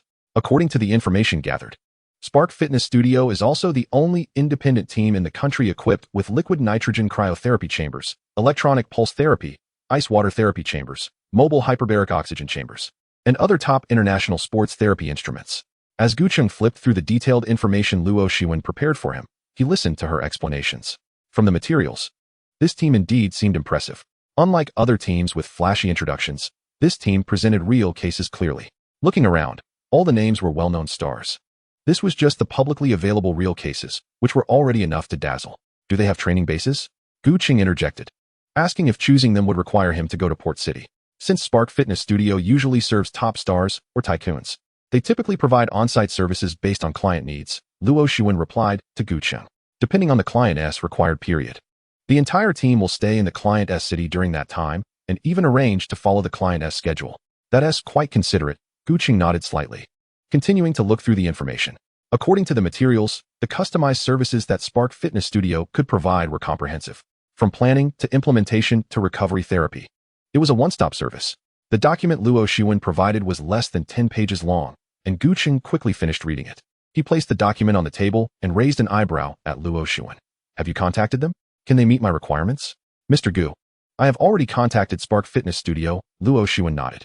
According to their feedback, if you want to reduce your body fat percentage from 22 to 15 in 65 days, it's indeed very challenging, but as long as you strictly follow their training plan and use their advanced sports therapy instruments, there is still a good chance to achieve this goal. At this point, Luo Xuan hesitated a little. Mr. Gu, they suggest that even if you want to reduce your body fat percentage quickly, there's no need to set the time too tight. If we plan according to your requested timeline, it will inevitably put a huge burden on your body and mind. Luo Shiwen whispered to Gu Cheng. I have my own timeline. This matter is non-negotiable. Gu Cheng shook his head, his attitude firm. If he had a choice, he certainly wouldn't want to set the timeline so tight. However, this was the deadline set by his boss, and there was no room for discussion. Of course, he could choose to slack off and give up. But is that even a possibility? That could lead to a reward of billions in assets in the next 10 weeks. No matter how hard Gu Cheng trains, he will not give up. People are inherently ambitious. Once they have seen the beautiful scenery from the peak of a mountain, they naturally desire the view from an even higher peak. Now, the opportunity to ascend to a higher class is right in front of him. Gu Cheng must do everything he can to seize this chance. When Luo Shiwen saw Gu Cheng's determination, she knew his mind was made up. Although she was somewhat curious about why Gu Cheng was so eager, she felt it was best not to say anything more. Mr. Gu, as per your request, I have estimated the costs with the Xingho Fitness Studio for you, which will be around 1 million yuan. This includes various supplements and the usage fees for many sports therapy equipment you will need for training. Luo Shiwen introduced the information she had to Gu Cheng. This price is acceptable. Gu Cheng nodded slightly. He had researched in advance and knew that the price quoted was reasonable. The items Luo Shiwen mentioned, such as the nitrogen cryotherapy chamber, electronic pulse therapy, and mobile hyperbaric oxygen chamber, are currently the top-tier sports therapy equipment in the international sports field. Those top athletes, whose worth is often in the tens of millions of dollars, use these very instruments for their daily recovery. Can they be ready in 3 days? The total time given to Gu Cheng by Tongzi Gu is only 10 weeks. Every day is extremely valuable to him, and he can only afford to spare 3 days at most. 3 days? It seems highly unlikely. Luo Shiwen looked hesitant. From what I understand, they need to conduct a comprehensive examination of the client's physical condition before officially signing the contract. After confirming the client's health, a deposit must be paid. Once the deposit is received, the Xingho Fitness Studio will create a detailed training plan for the client. And only after reaching an agreement will both parties officially sign the contract. This entire process will take at least half a month at the fastest. Fortunately, I asked today, and they currently have a professional team available. They still have openings in the next 3 months. Otherwise, I don't know how long the wait would be. Upon hearing this, Gu Cheng's brows furrowed. Half a month? By then, it will be too late. Call them now and tell them I can't wait that long. Gu Cheng said with a frown, at most 2 days. I want to see their entire team in front of me. By the 3rd day, everything must be on track. 3 days? How is that possible? Luo Shiwen opened her mouth, feeling that Gu Cheng's request was quite harsh, but seeing Gu Cheng's unsightly expression, she obediently picked up her phone to call the Xingho Fitness Studio. The call connected quickly. Since Luo Shiwen contacted the Xingho Fitness Studio through the private banking channel of China Merchants Bank in the afternoon, the contact person on the other end was very enthusiastic due to the credibility of the bank. Initially, the conversation went very smoothly. However, once they discussed the deadline Gu Cheng requested, disagreements began to arise. After a moment, Luo Shiwen looked at Gu Cheng with a slightly troubled expression and whispered while covering the microphone, Mr. Gu, they said the preparation time you requested is too short and does not comply with their signing process, and they have never had such a precedent. Have the studio leader take the call, and I'll speak with them. Gu Cheng waved his hand, signaling Luo Shiwen to relay his message. Luo Shiwen had no choice but to release the microphone and convey Gu Cheng's intentions. About 2 minutes later, Luo Shiwen handed the phone to Gu Cheng. At the same time, she quickly introduced in a low voice, the other party is the vice president in charge of major clients at the Xingho Fitness Studio. Gu Cheng nodded to indicate he understood and then took the phone from Luo Shiwen. Hello? Is this Mr. Gu? A female voice with a Cantonese accent came through the phone. I am Huang Shui, the vice president of the Xingho Fitness Studio. My subordinate just relayed your request to me. I sincerely apologize, but 2 days is indeed too rushed. Would 10 days be acceptable? That is our limit. Soon. A polite voice came from the other end. Although her tone was very courteous and she made some concessions from the original half-month time frame, it still did not satisfy Gu Cheng. 10 days? Limit? In response, Gu Cheng simply replied with 3 words, I will pay more.